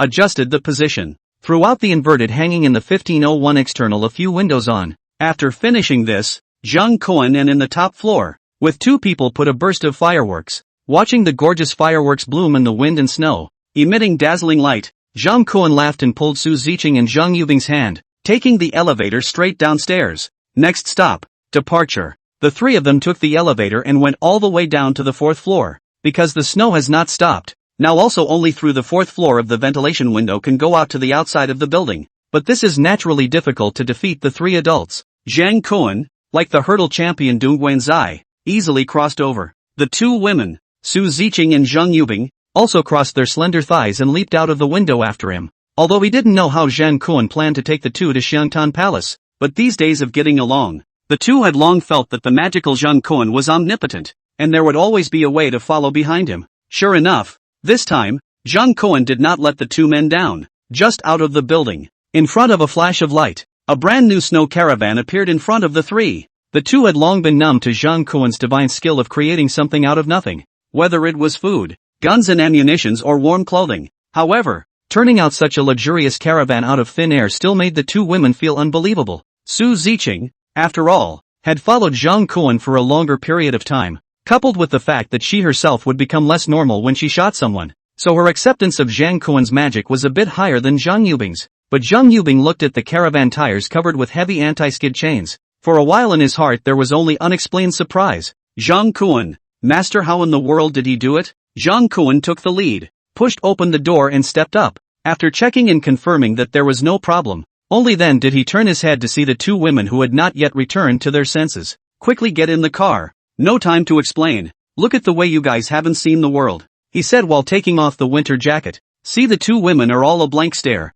However, when the 2 got into the car, they realized that the car was too warm to talk about, and the temperature was simply the same as 1500 in one's home. Here, just wearing a t-shirt was enough. Once in the car, the 2 of them surveyed the interior of the RV in amazement. Possibly by mistake, both felt that the interior of the RV was much more spacious than it appeared from the outside. Behind the double cab, there was a closet, a couch for sitting, a refrigerator, a washing machine, a separate bathroom, a stove, a sink, a TV, a vertical closet, and a double bed. The double bed in particular, at first glance, you could tell it would sleep 3 people with no problem. The key is that with so many things, the caravan actually does not look bloated at all, and even seems to have a slight surplus. It is simply a mobile home. The degree of luxury made Zhang Yubing, who had seen big scenes, wonder, coupled with the comfortable temperature in the car. All of a sudden the 2 women almost didn't want to leave the place. Which one of you can drive? Unlocking the car door, Jang Koan waited for the 2 women to see enough before opening his mouth to inquire. Master, brother, I've just gotten to subject 3. Master, I will. Just that my driver's license is a C1. I have never tried to drive this kind of caravan. Jang Koan originally wanted to let Su Ziqing practice a little, but the thought of subject 3, and afraid that she drove and shook up, so Sex waved his hand and arranged Zhang Yubing to be the driver. Anyway, the function of the caravan is not inferior to the safe house. Let Zhang Yubing find something to do when practicing car skills. As for practicing the car well, later there are plenty of opportunities to let Su Ziqing also become an old driver. Jang Koan briefly instructed Zhang Yubing how to drive the caravan, and when the car slowly started, he sat on his butt on the back of the chaise lounge sofa, and became a handful of people. But he wasn't idle either. Instead, using his cell phone to edit the video he had just shot upstairs. In addition to a table of New Year's Eve dinner, he also shot a few videos of fireworks on the rooftop. They were all cut in as material. New Year's Eve. The people do not want is a fireworks. Right. Seeing that we have to leave here. We have to say goodbye to everyone. With the slow start of the snow caravan, sitting in the car of the three people do not feel anything, but in the silence of the night, the caravans roar foot but all of a sudden spread far away. The residents of Building 9, who were still alive, heard the sound of the engine and instantly gathered around the window in excitement. They looked down desperately, trying to be able to see through the window the hope that help was coming, but when they saw clearly that the car was driving outward from the neighborhood, there was not even the slightest sign of stopping. The residents instantly realized that the car was not here to rescue anyone, but to flee outward. Bastard, whose car is this? If you want to leave, take me with you before you go. Stop.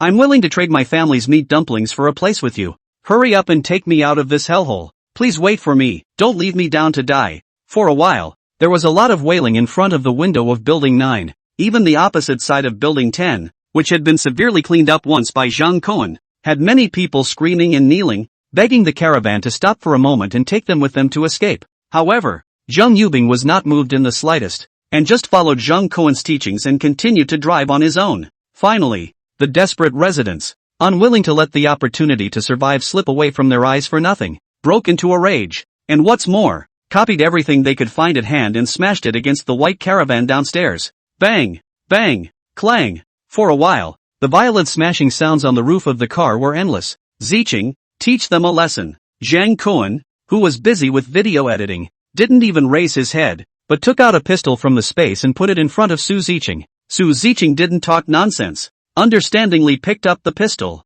opened the sunroof of the caravan, and pulled the trigger at the neighbors upstairs who were probing and throwing debris down. Bang bang! After 2 gunshots, instantly 2 figures screamed miserably as they fell down from the balcony. Zhang Yubing was also not willing to show weakness, and put on the reverse gear. In a attention, reverse, in the midst of a attention, reverse, beep, he crushed those 2 people with the anti-skid tracks, like a bloody lotus flower blooming in the snow. Crap, it's Zhang Cohen, the gun shot so accurately. It must be that Zhang Cohen kid, bastard. 2 more dead on New Year's Eve. Damn, how can a human butcher have such a nice car? Don't talk about it, let's go inside. Who can afford to mess with this guy? So realizing that they couldn't afford to mess with him, the group of neighbors hid back to their rooms in unison. At this time, Zhang Cohen's New Year's Eve video has been edited and sent directly to the owners group. After a piece of fireworks, Zhang Cohen, a face of cheap smile, reflected in the screen, a table of delicacies, 2 beautiful girlfriends, a warm room that makes people jealous. There was even a segment of the interior of a luxurious caravan. See Su Zicheng sitting on Zhang Cohen, smiling coquettishly at the camera, wanting to talk. Zhang Cohen even provocatively seemed to put his hand along the lower edge of the t-shirt and reached in to rub it twice, causing the beautiful person to blush. Neighbors instantly feel the bowl of human dumplings suddenly fucking not fragrant. Zhang Cohen, you stepped on the horse really damned.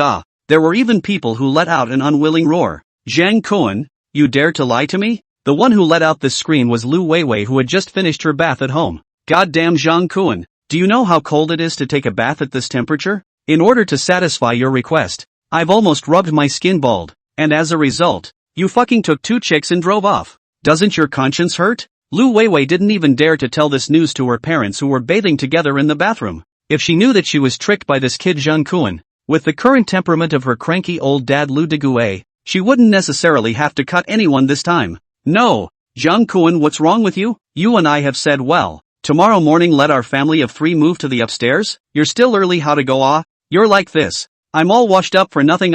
Soon. Zhang Cohen's reply was sent over. Weiwei, what kind of words are you saying? Letting you wash is also for the sake of your health. Haven't you heard that washing is healthier? Besides, I didn't say I wouldn't let you move into my house. I've put the key under the carpet at the door, so you can move in whenever you want. However, I can remind you in advance. Want to go to my home to live with more than one of you? Go in and then hurry to unlock the door, to save the time by others rushing home. Rush B. Understand? Here Zhang Cohen left the door key outside the door. Lu Weiwei instant joy. Even Zhang Cohen smacked her dirty things are no longer pursued. Excitedly threw down the phone, to find just finished showering parents. Hearing that Zhang Cohen gave them a family of 3 left the door key. Just shivering from the bathroom out of the Ho Sufan instantly feel not cold. A family of 3 hastily put on the down jacket. rushed straight upstairs. Ho Sufan, a mom first. In front of the 1501 door under the carpet. Really found the door key. Inserted into the door lock. Gently twisted. Click. Room 1501, which had been seen only on video since the snowstorm, was finally unveiled in front of her. It's so damn warm. The three members of Ho Sufan's family who flooded into the room sighed from the bottom of their hearts. Mom, quickly close the door. Don't let the other neighbors in. Ah yes. From today onwards, this house is our home. We can't let anyone else in. Ho Sufan decisively locked the door from the inside, looking down at the door key in her hand in thought, followed by getting up, took a step into the toilet. Soon, a flushing sound rang out from inside, and she walked out from it with a relaxed look on her face. Zhang Kuan's house actually has water. I say, how he's been living so nourishingly. At the thought of herself and her husband bathing with snow water, Ho Sufan was vaguely indignant in her heart. Obviously there are such good conditions, but still tossing their old bones. No wonder the neighbors are saying Zhang Kuan is under the head, while Lu Deguai and Lu Weiwei, father and daughter, cannot wait to take off their jackets, indulge in enjoying the warmth of the room that makes every pore comfortable. A family of three had just sat down in the room when they suddenly heard a bang. Lu Weiwei looked in the direction of the sound, let out a scream with an ow, and planted herself out of the chair at once. Lu Deguai and Ho Sufan hurriedly followed his daughter's frightened gaze to the outside, and immediately also felt a chill down his spine. Outside the floor-to-ceiling windows, the wind whistled, snowflakes drifted, a cold wind blew, a dry head, bang on the floor window. The two men pretended to have the guts to come closer to inspect, which led them to see the air-dried corpse, bumping against the wind, one by one, occasionally blown away by the wind. The long fingernails on the dangling arms still pricked and scratched at the glass, annoying the hell out of them. Shit, where did these things come from? Lu Deguai whispered dark curses, 100 reluctant to get up and pick up the down jacket thrown at the door, when just the right clothes to go to the balcony, all of a sudden froze. Outside the balcony, enough to hang a row of dead people. At first glance up, just fucking with a row of salami-like. Even from the balcony to Zhang Kuan's other windows are hanging upside down dead. Look at the situation is more than a dozen. This kid tastes so heavy? Hanging this group of dead people as wind chimes. Not fucking afraid to get up at night when the urine scared forked. Before Lu Deguai could figure out what to do with these corpses, the door slammed violently again. What's going on? Who's outside? Daughter Lu Weiwei turned pale and raised her cell phone. It's Zhang Kuan. He said in the group that he's leaving here, leaving this house to the neighbors. Outside should be the neighbors who want to come over and fight for the house. What? Lu Deguai immediately looked tense, turned into the kitchen and picked up a kitchen knife. This house is Zhang Kuan's filial honor to us. Why should we let them live in it? But Ho Sufan stopped her husband with a smug look on her face. Aya, what's your hurry? The doors and windows are locked, and I've flushed the key under the toilet, so who can come in? Ha? Hearing Ho Sufan's words, Lu Weiwei was a bit anxious all of a sudden. Mom, but there doesn't seem to be much food in this house. If you do this, won't we not be able to get out as well? How can there be no food? Didn't you read the message in the group? How much food does Zhang Kuan have at home? He can haul it away in a broken car? It's just that he hid the food and didn't want people to find it easily. Besides, there's no water supply in his house, and with all this food and drink, only a fool would go out. Not only am I not leaving, you two shouldn't go either. I'm doing this for the good of you too. Do you understand? Lu Weiwei frowned, her tone filled with doubt. But even if that's the case, there's no need for you to throw away the key. Staying in your hand, isn't it also leaving us a way out? Ho Sufan took advantage of Lu Deguai's knife to go to the door and look out through the cat's eye, and pulled her daughter to one side and spoke at length. Weiwei, I'm doing this all in defense of your father. You have to know that the last thing in the building right now is women. If your father gets hooked and secretly opens the door for some old woman and lets her in, you'll have a new baby mama. Hearing her mom's explanation, Lu Weiwei was only then convinced. The two did not idle. Split in Zhang Kuan home in and out of the rummage up. After a long time, looking for a long time of the two women from their respective search room out, looking at each other empty-handed look, the two women's hearts instantly cooled down. Zhang Kuan, not only the home of the most valuable TV stereo computer, moved away. Even the kitchen oil, salt, soy sauce and vinegar are not left for them. This empty city planned to engage in Zhuge Kongming to come with tears with $200 in red envelopes, right? And so Lu Weiwei mother and daughter feel strange. Their family is downstairs. Empty a room such a big thing. Actually did not hear a little noise. This is also too strange, right? Zhang Kuan, how did he do it? It was good that at this point, Ho Sufan was still calm. It's fine. At least this house not only has water, it's also warm. If you're hungry. She looked up at the dry corpse hanging upside down on the balcony. The meaning in her eyes was self-evident. Lu Weiwei, on the other hand, had difficulty accepting it, having already tasted the aroma of pork. How could she still be willing to experience the sourness of human flesh? She hesitantly opened her mouth. How about I beg Zhang Kuan again? See if he can bring us back some food? In the cozy caravan, Zhang Kuan slowly picked up Lu Weiwei's video call. Something wrong? Zhang Kuan, what's going on here? How come there's not even a bite to eat in the room besides it being very warm? You didn't leave me nothing, did you? This is not the same as what was promised before? Lu Weiwei spoke extremely fast, anxiously waiting for Zhang Kuan's reply on the other end of the video. Zhang Kuan was staring at the TV in the caravan at this moment. The TV had been connected to 4 cell phones by him. At this moment, it was playing the real-time image of room 1501 in the form of a split screen. These were the inspirations brought to him last time when he did the temporary monitoring equipment to peek at Lu Weiwei's house. Before going out, Zhang Kuan deliberately embedded the cell phones that were connected to the video phone in several key places in his house, including the bedroom, living room, kitchen, and the corridor outside the door. Although the power supply of the cell phone may not last long, it is always okay to use it for an hour or so. The source of the cell phone, on the other hand, was the one he and Su Ziqing had retrieved from the person he had killed on the rooftop. After unlocking it had been uniformly replaced with his own fingerprints, together with the several cell phones that Zhang Yubing had brought over earlier. It was still more than enough to do a few real-time surveillance. Sure enough, in this day and age, even a piece of toilet paper and a pair of bottoms has its uses. Master Star honestly does not deceive me. Watching Lu Weiwei in the living room of her home, like an ant on a hot pan, the thrill of revenge crept up Zhang Kuan's heart a little bit, and the corner of his mouth unconsciously revealed a heartfelt smile. Is that so? I just promised you that I would let your family of 3 into my house. Did I go back on my word? But what's the use of just coming in, without even food? We'll starve to death sooner or later if we come in. If we knew that, we might as well wait downstairs for help. Zhang Kuan, you wouldn't do that to me, would you? You used to be my favorite. Lu Weiwei had tears in her eyes in front of the camera, but in her heart, she had already scolded Zhang Kuan half to death. Oh, it's like this. It's me who didn't think it through well. Zhang Kuan paused. Why don't you guys just go out? Isn't it your favorite game to play in and out with people? What do you mean? Lu Weiwei instantly changed her face. She instantly realized that today's Zhang Kuan was very wrong. It seemed like he was running to get back at her. Do you not understand what I mean? At this time, is it fun to pretend to be pure with me? Looking at the neighbors of Building 9 who had gathered more and more in the corridor, the corner of Zhang Kuan's mouth was slightly raised. If you think my house is bad, you can go out and go home. You see what those neighbors outside will do to the 3 of you when they look at the house that has been swept away by you. Even if Lu Weiwei was stupid,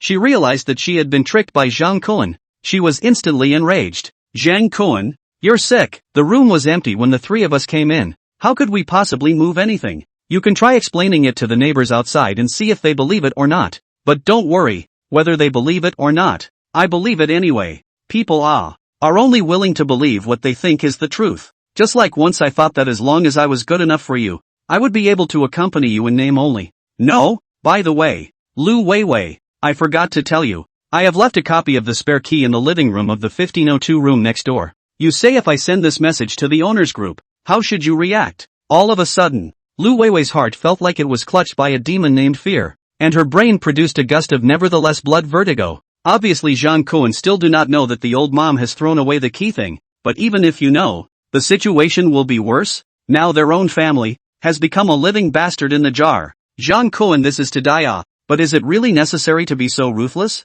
I used to just ask him for milk tea every day, ask him for dinner every week, and ask him for gifts every month. Just a little bit of small things. He has the right to do so to himself. Yes, he did have several rich boyfriends behind Zhang Kuan's back. He even encouraged Guo Chao and his girlfriends from Building 10 across the street to go into Zhang Kuan's house and take his house for themselves. However, they are well hidden, will not be found by him, right? Did not form the fact that the plan should also be sentenced to death? Besides, isn't he surrounded by people right and left now? What did you say about him? Zhang Kuan, how can you be like this? Zhang Kuan recklessly admired Lu Weiwei's wonderful expression in the cell phone screen through the cell phone. Shocked, skeptical, puzzled, fearful. In just a few seconds, the expression was as rich as a movie queen. Only Zhang Kuan was vaguely dissatisfied. The only thing he didn't see on Lu Weiwei's face was regret. Not speaking, then I will try, Zhang Kuan said, his fingers tapping on the phone screen, gesturing to report the address to other neighbors. Lu Weiwei finally panicked, plopped down and sat on her knees. crying and pleading. Zhang Kun, I beg you, don't ever do this. If they rush in,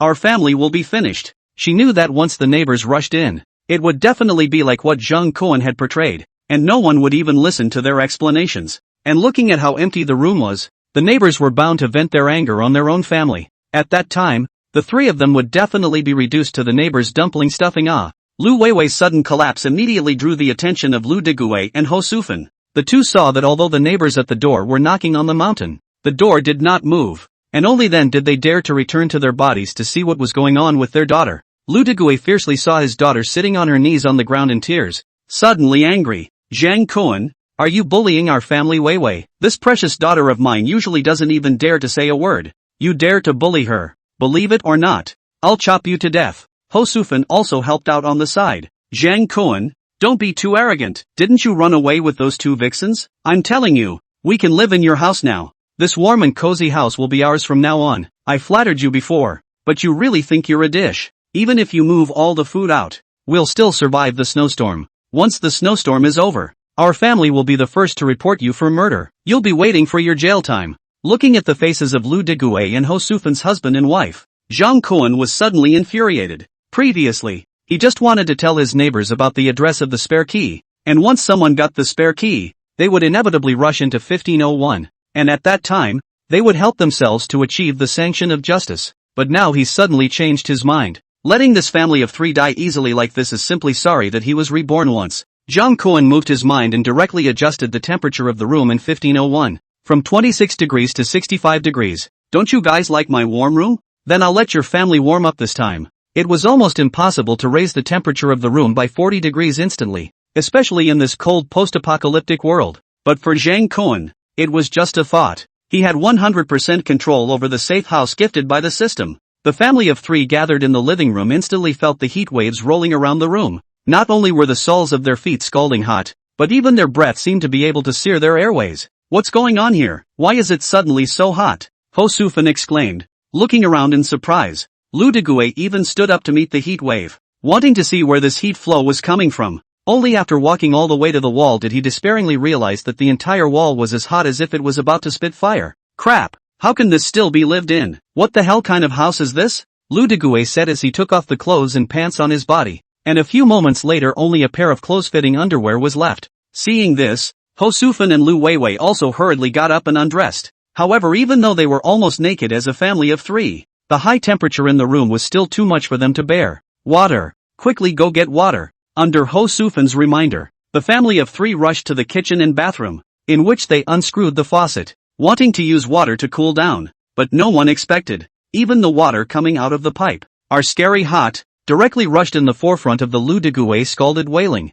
Lu Weiwei saw the water cooling is no longer feasible, rushed to the balcony, pulled open the floor door, want to bring the outdoor cold air. But what surprised her even more happened. Even if the door to the balcony is wide open, the house is still hot. Lu Weiwei reached out and tried the temperature outside the window. Just after putting her hand outside, the severe cold outside the house almost didn't frostbite her hand. The searing heat inside the house and the bitter cold outside seemed to form a natural barrier between the balcony floor doors. This is true ice and fire? After realizing that something was wrong, she finally snapped out of it and rolled back to look for the phone that was thrown aside. Zhang Kun, why is this house suddenly hot as hell? Is it because you messed up? Didn't Auntie always want to sleep in my house's heated room? Isn't it bad to have a higher temperature? It can't be true that someone is too hot for the house they live in, right? No way. No way? But Weiwei, I always thought you had a good figure. But at a glance, it's just average. Did you have breast pads before? In comparison, it seems like your mom's figure is even more impressive than yours. TSK, you're really just like your name. Weiwei, Seeing Zhang Kun extend his pinky finger in mockery, Lu Weiwei's face flushed a reddish color. Since the room was really too hot, it was impossible to turn completely white. Zhang Kun, we've known each other for so many years. Do you really want to make things so desperate? Is it fun for you to step on the horse and torture our family like this? On one side, Lu Digui and Ho Sufan heard the conversation of the two people clearly. Knowing that it was Zhang Kun who was up to no good, they immediately pointed at the cell phone camera and cursed. Zhang Kun, however, looked at the family of three as if he was watching a clown. 65 degrees was also the limit of the sauna temperature, but it was far from the limit of the safe house. Since the mouth is still so hard now, then give to the old man to go as a dead duck. But this time, it's Shanghai roast duck. Zhang Kuan adjusted again. And the temperature in the room instantly rose again. And this time, Zhang Kuan directly adjusted the room temperature to 130 degrees. He didn't pull the temperature up too high at once because he was worried that the cell phone embedded in the wall wouldn't be able to withstand being the first to burst. This way, there would be no way to see the death of Lu Weiwei's family of 3. Sure enough, the sudden rise of high temperature directly scalded the 3 people in the room with prairie blisters covering their faces and bodies. Across the screen, Zhang Kuan seemed to be able to smell that smell of cooked protein emanating from their hair as it was scorched. Su Ziqing, who accompanied him to enjoy the scene, was startled and fiercely covered her eyes. However, she was curious about how this family of 3 would end up, so she could only reveal a slit in her fingertips and secretly peek at the screen. At the same time, the 3 members of this family in the room, almost in unison, let out what looked like a beast-like scream. Lu Weiwei's heart was filled with despair at this time. Outside the room was a low temperature of tens of degrees below zero. Inside the room was an unbearable high temperature. Outside the door of the house are the neighbors who are trying their best to rush in. Finally, she collapsed. With all her strength, Lu Weiwei finally let out a scream that stung her eardrums and struggled to run towards the balcony. The soles of her feet were scalded with bursts of prairie blisters from the hot floor, each step bursting the juice and bringing up gouts of blood and thick plasma. When she reached the outside of the balcony, she only knew that she had to escape from this hellish place. Stretching out her hands to grab the railing, the prairie blisters on her hands bursting into flames, instantly dipping dead on the protective railing where the temperature was still below zero. Lu Weiwei struggled to break free with force, her hands drenched in blood, followed by lifting up the long legs that countless men had once and leapt down from the balcony of 1501. Lu Degui and Ho Sufan, who stayed in the room, were not so lucky, watching their daughter commit suicide in front of them. The couple didn't even have the strength to stop them. 2 people at this time has been alive by the ground out of the high temperature, baked, unable to move, dead, stick to the ground. Looking at that appearance, it was really like 2 large roast ducks. Seeing the end of this family, Zhang Kuan only rose from the bottom of his heart a great sense of revenge. But this is not the end. In the last life, didn't you guys treat me as a reserve food? Then this time, you guys will go and be the food in other people's mouths. Thinking of this, he turned the room temperature back to a pleasant 26 degrees. And then posted a message in the owners group. Neighbors who are still alive in number 9. I left a gift for you in room 1501. The spare key to the room door is next door in room 1502. Interested neighbors, please go and enjoy your New Year's Eve meal to your heart's content. After Zhang Kuan finished speaking, he turned off his cell phone and also turned off the surveillance on the TV, and leaned back on the leather seat alone. It was not difficult to imagine what would happen to Lu Degui and Ho Sufan, who were baked alive on the floor in the face of their hungry neighbors. It's just a pity that Lu Weiwei actually died with a whole body. But this kind of dead body that fell from a high building, sooner or later, it will also be dragged away by the neighbors who are foraging for food to enjoy it. Thinking of this, the corner of Zhang Kuan's mouth revealed a cold smile. Unlike Zhang Yubing, who was single-mindedly driving, Su Ziqing, who was sitting opposite Zhang Kuan, had the honor of observing the entire downfall of Lu Weiwei's family of 3. If before it was that she only had admiration for her master's brother, after tonight, the admiration had not weakened in the slightest. But at the same time, there were a few more points of fear. She had never thought that a house shared by 3 people could actually have such a great killing power just by relying on her master brother's magic. The temperature that could burn people to death seemed like she could feel it even through the TV screen. When she witnessed Lu Weiwei's family killed Guo Chao that day, Su Ziqing had heard them inadvertently mention that Zhang Kuan seemed to have had a story with Lu Weiwei. At that time, she was still indignant and wanted to help her master's brother out. But now it seemed that it was really a snake in the grass. When I think of Zhang Kuan at that time, nothing to Lu Weiwei home monitoring sneer, Su Ziqing's body cannot help but slightly trembling. When Kuan smiled, life and death were hard to predict. Now it seems that the end of this family of 3 should have long been in the master-brother plan. As a man speaking, this heart is really scary. But in the middle of this heart of the snowstorm, as if this is the most people more secure man, the speed of the snow caravan is slower than expected. Affected by the snow on the road, even out of the neighborhood, the speed can only be maintained at most around 30 miles per hour. Through the sky full of snow and wind drove for 10 minutes. The car finally reached the first superstore circled by Zhang Kuan in the map. Mingyue Street No. 18 Big Run Hair. Since it was still power supply time when the 3 of them arrived, they happened to be able to see the red Ruinfa logo emitting a lonely red light amidst the towering snowdrifts.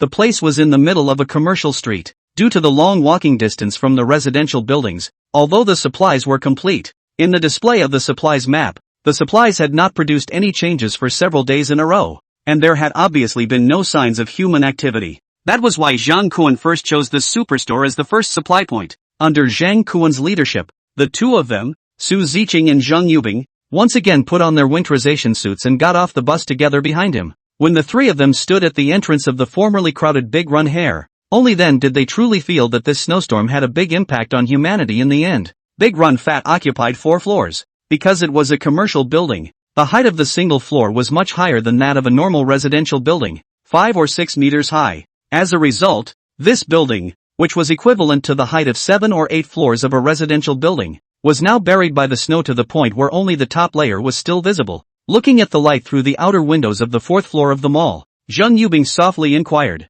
"Master, should we dig through the snow?" Zhang Kuan observed for a moment and thought that it should be the security guards who were on night duty earlier who had turned on the lights to facilitate their rounds. He could not help but be a bit puzzled. In a place like this where there was food and drink, the night shift security guard should be able to hold out for a long time. But why was it that so much time had already passed, and the supplies within Big Run Fat, in the supplies map, still showed no signs of consumption at all? For a while Zhang Kuan couldn't come up with any answers. However, he had come, so he couldn't say that he couldn't go through without going in. Zhang Kuan pulled out a baseball bat from the space, walked to the window and smashed it against the glass window. "And do not intend to live here permanently? Who still bothered to dig the snow to go through the door?" After breaking the window, Zhang Kuan gave the 2 men a pistol each, plus a flashlight. "When you go in, Zhang Yubing is at the front, followed by Su Ziqing, and I'll be right behind the 2 of you. If you see anything unusual, you don't need to tell me, just shoot directly. Got it?" Zhang Kuan said,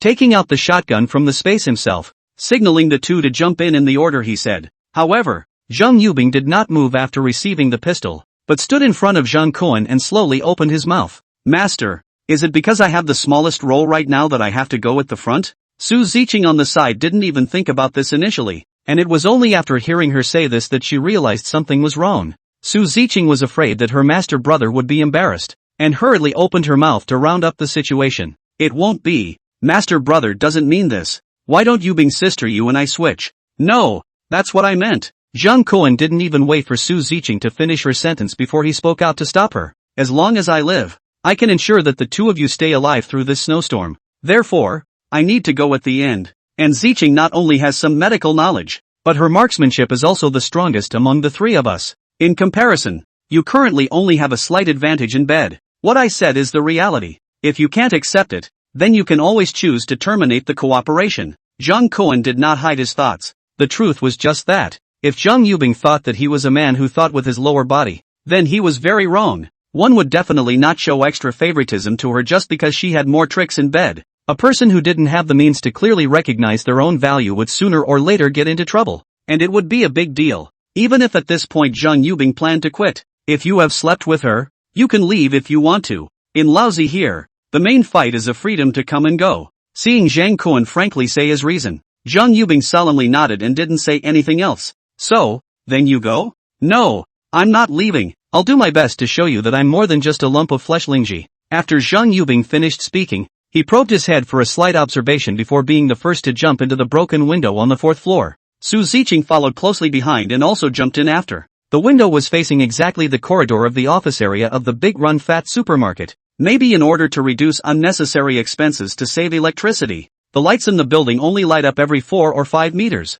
At first glance up, both empty and eerie. Inside the corridor was silent. Except for the gusts of wind coming from the windows, there was no other movement. Coupled with the flashlight light swaying in the hands of the 3, the sense of atmosphere is even more full. It seemed that the entire commercial building could be used to play escape room without any renovation. Even if a zombie pow or something dirty like that jumped out from the corner, Zhang Kuan wouldn't feel anything strange. First find the power source, turn on all the lights, and then go to the surveillance room. Even with a gun in her hand, Zhang Yubing still felt a few moments of fear. But she knew that right now, she had no choice but to play the role of cannon fodder in the team. Luckily, the switch for the light was not far from the broken window, and under the illumination of the flashlight and emergency light, Zhang Yubing quickly pressed the switch. A sound of electricity passing through rang out, and the lights in the corridor on the 4th floor suddenly lit up. Looking at a closed office door, Zhang Kuan carefully inspected it. A thin layer of dust had fallen in front of each room door, and it was obvious that no one had been here for a long time.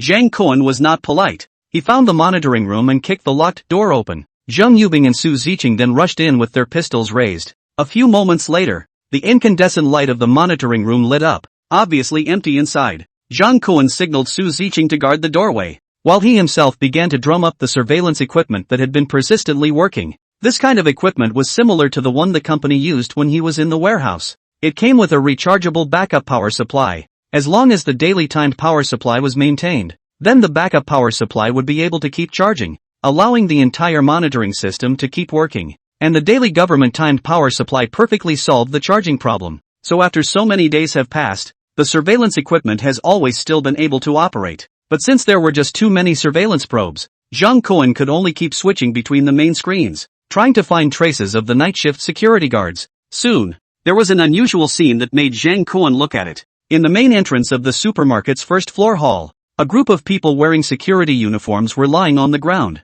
forming a swastika with their bodies. What is this? A Nazi symbol? Zhang Yubing looked at the bizarre human body symbols in the main screen and felt a chill even in his winterization suit. It was as if she felt the gaze from some failed art student. Zhang Kuan, however, shook his head. Stop it. The Nazis have long changed their flag, and now use a blue hexagram on a white background. A blue star on a white background. That is not. Zhang Yubing froze, and a mysterious country came to mind. Zhang Kuan, on the other hand, continued to browse through the monitors, all the time making sure that there were no other anomalies other than the main entrance, before greeting them and taking the three of them over to check it out together. Every next floor, Zhang Kuan had to find the light switch first, and in a short while, the entire commercial building was already brightly lit. Almost to the first floor door, Zhang Kuan again chicken thief changed the formation. Once again Zhang Yubing adjusted to the front of the team, but this time, in order to maximize her safety, Zhang Kuan also deliberately stuffed her with a special safety helmet for electric cars found in the supermarket,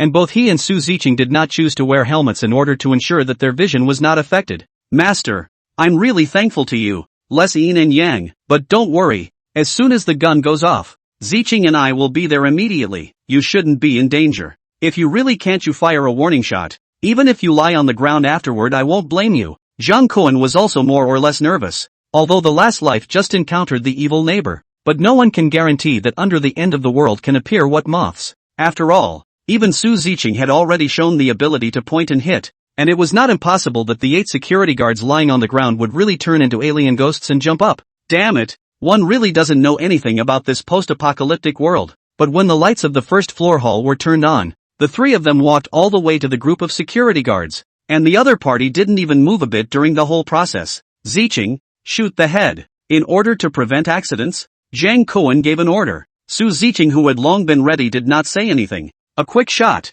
emptied the magazine. Only this time, Su Ziqing, who hit people 100 times, only half of the bullets hit the bodies of those people, and the rest of the bullets were all off. How did you mess up? Master brother, they seem to be dead. You know that I can only hit living people accurately. Hearing Su Ziqing's explanation, Zhang Kuan was still uneasy, raising the shotgun in his hand and pulling the trigger on the corpses lying on the ground. Only after confirming that those lying on the ground were already too dead to die, did he stop. After Zhang Kuan refilled the bullets, he stood guard on one side before commanding Su Ziqing, go over and check on them to see what's going on. Su Ziqing studied medicine and had the experience of entering an autopsy room, and having followed Zhang Kuan for so long, she had long been no stranger to corpses. She obediently half-squatted beside the security guards' corpses and carefully examined each of them. Brother Master, due to the effects of low temperatures, there are no longer conditions to directly deduce the time of death, but there are traces of them having struggled before they were born, and moreover,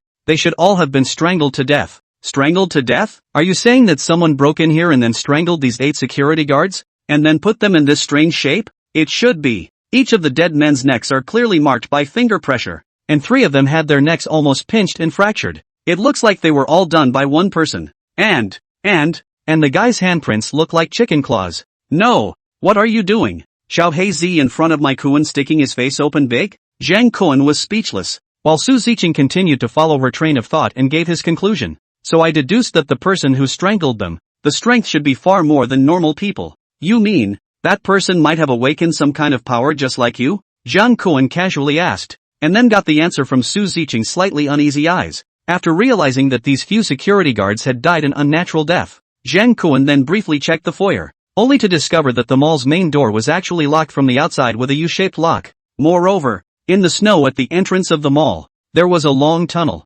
Fuck, this place shouldn't have been targeted a long time ago, right? The most crucial thing was that the person who treated this place as his own backyard might have also awakened some kind of ability just like Su Ziqing. Zhang Kuan's face changed. If this person was wandering elsewhere it was fine, but if he was in this neighborhood, the lights in the corridor on the 4th floor of RT Mart were turned on by himself in case the other party sees. Fucker. Although Lao Zi is very strong, but it is only limited to the safe house only. Otherwise, without the invincibility buff, in this environment against a person who has awakened his powers, even if his side has the existence of Su Ziqing, such a powerful shooter may not be able to retreat in one piece, treading horse, or too little understanding of the end of the world. Zhang Kuan cursed in his heart, and then asked Su Ziqing to quickly reload and stay alert. On the other hand, he himself felt out 2 grenades, put the safety on a rope and tied it to the locked gate. As long as someone opens the door from the outside, the grenade will definitely go off. Even if it doesn't cause damage to the other party, the sound of the explosion will also give several people a warning. Subsequently, Zhang Kuan led Su Ziqing and Zheng Yubing, 2 women, withdrew the original way. Before leaving also did not forget to turn off the lights of the 1st floor entrance hall, as far as possible to let the scene remain intact. Then Zhang Kuan began his sweeping trip. The 1st floor of the RT Mart Mall, basically rented to other brands of stores, mainly selling gold and silver jewelry, fast food catering more, jewelry brands like Huagua Gold, Wufu Jewelry, Zhou Xiaofu, Mr. Zhou, etc. have counters here. Fast food catering covers the Star 8 grams, Kentucky Fried Chicken, Golden Arch Bridge and other well-known fast food. But these are not Zhang Kuan's goal. Jewelry, this thing although beautiful, but after all, cannot be a meal. And for the burger that has been put for more than 10 years with little change, Zhang Kuan still decisively chose to stay away from it. Waiting for the 2nd floor, Zhang Kuan is no longer polite. Directly from the entrance of the big run hair stores began to sweep up. Adi, Nike, Converse, these sports brands, regardless of size, men's, female models, summer and winter clothing. Zhang Kuan tore open the mall fence, rushed in to collectively in the bag, even placed in the doorway as a decorative basketball, have not let go. A throw shoulder or top into the space. Not only that, after sweeping the empty shelves, Zhang Kuan also found the storehouse behind the store, kicked open the door. The inside of the boxes and boxes of goods are also thrown into the space. Under this silky operation, Su Ziqing and Zheng Yubing, who were in charge of guarding behind him, looked straight. It was the first time that both of them had seen Zhang Kuan perform magic with such high efficiency. Even more amazing is still behind. When Zhang Kuan rushed into the next lingerie store, no matter whether the 2 people's sizes were suitable or not, with a wave of his hands, the entire wall of lingerie was gone. Even the samples on the models were all taken away by him. Zhang Kuan in the same way. Into the store's small warehouse, the stockings inside the stockings swept empty, which is satisfied to go straight to the next home. Waiting for the store are swept almost. Zhang Kuan only from the big run hair supermarket of the 2nd floor exit, against the current, began to really sweep the goods. This time Zhang Kuan avoided already spoiled fresh fruits and vegetables. The rest of the things almost see what are loaded into the space. Even the shelves are not spared. Cleaning supplies, audio-visual appliances, leisure snacks, even baby and toddler supplies and toys he did not spare. Hard to empty the blocks of imitation Lego, whether it's the counter shelves, or the same floor of the warehouse. Zhang Kuan did not let go of one. Later on, even the shelves were put into the space, and it was a clean and sharp, and let Zhang Kuan feel surprised. In the big run hair corner of the 2nd floor, Zhang Kuan also found boxes and boxes of fruits and vegetable seeds, originally not worth much money. Things was small bags encapsulated, resold to the city want to grow vegetables to relieve boredom of idle people. This kind of profiteering industry, in turn, cheap Zhang Kuan, with seeds, as long as a virtuous cycle could be formed. Then in the future, one would never have to worry about the system signing in without rewarding food. The 3 of them swept their way from the 2nd floor to the 3rd floor. By the time they stepped up at the escalator leading to the 4th floor, the supermarket behind them was already empty. This restocking was already enough for a few people to use until their heavy grandchildren's generation. Also at this exact moment, from the entrance of the gate on the 1st floor, a violent explosion rang out. Even the 3 people standing on the 4th floor were unconsciously shaken. The 3 people understood that it was the grenade that had just been tied to the entrance of the mall by Zhang Kuan that blew up. Someone came back. Already walked to the 4th floor. Of the 3 people have stopped the footsteps, side ear listening. Soon from downstairs came bursts of hissing that did not sound like a human voice, and it sounded like there was more than one. Master, brother, master. Su Ziqing and Zheng Yubing both panicked a bit when they heard the scalp-numbing sounds, and in unison, they looked towards Zhang Kuan. In the end, both of them were ultimately just women who needed to be protected, and when it came to unexpected situations, everyone needed Zhang Kuan as the backbone to get ideas. Zhang Kuan also in the heart of the rapid calculation. In fact, he would like to see from the outside back in the end as a person is a ghost. If the safe house relocated to the 4th floor of the monitoring room, the 3 people's safety can be guaranteed. But in case the guns and grenades on hand couldn't solve what was downstairs, then the 3 would be trapped in the monitoring room and couldn't get out. A short time is okay. A long time, eat, drink and shit in it. E. coli bacteria but will be like the Indian-made Apple phone over the standard asshole. After weighing the pros and cons, Zhang Kuan decided to withdraw to the caravan with the 2 women first. When the time comes, he can attack and retreat, so he won't let himself be trapped in a passive situation. Ziqing, Yubing, go back to the caravan first and wait for me. After giving the order, seeing Su Ziqing about to jump out of the window first, Zhang Kuan secretly reached out and tugged her a bit. Ziqing, you cover me. After saying that, Zhang Kuan took out 2 cell phones and connected the video calls to each other.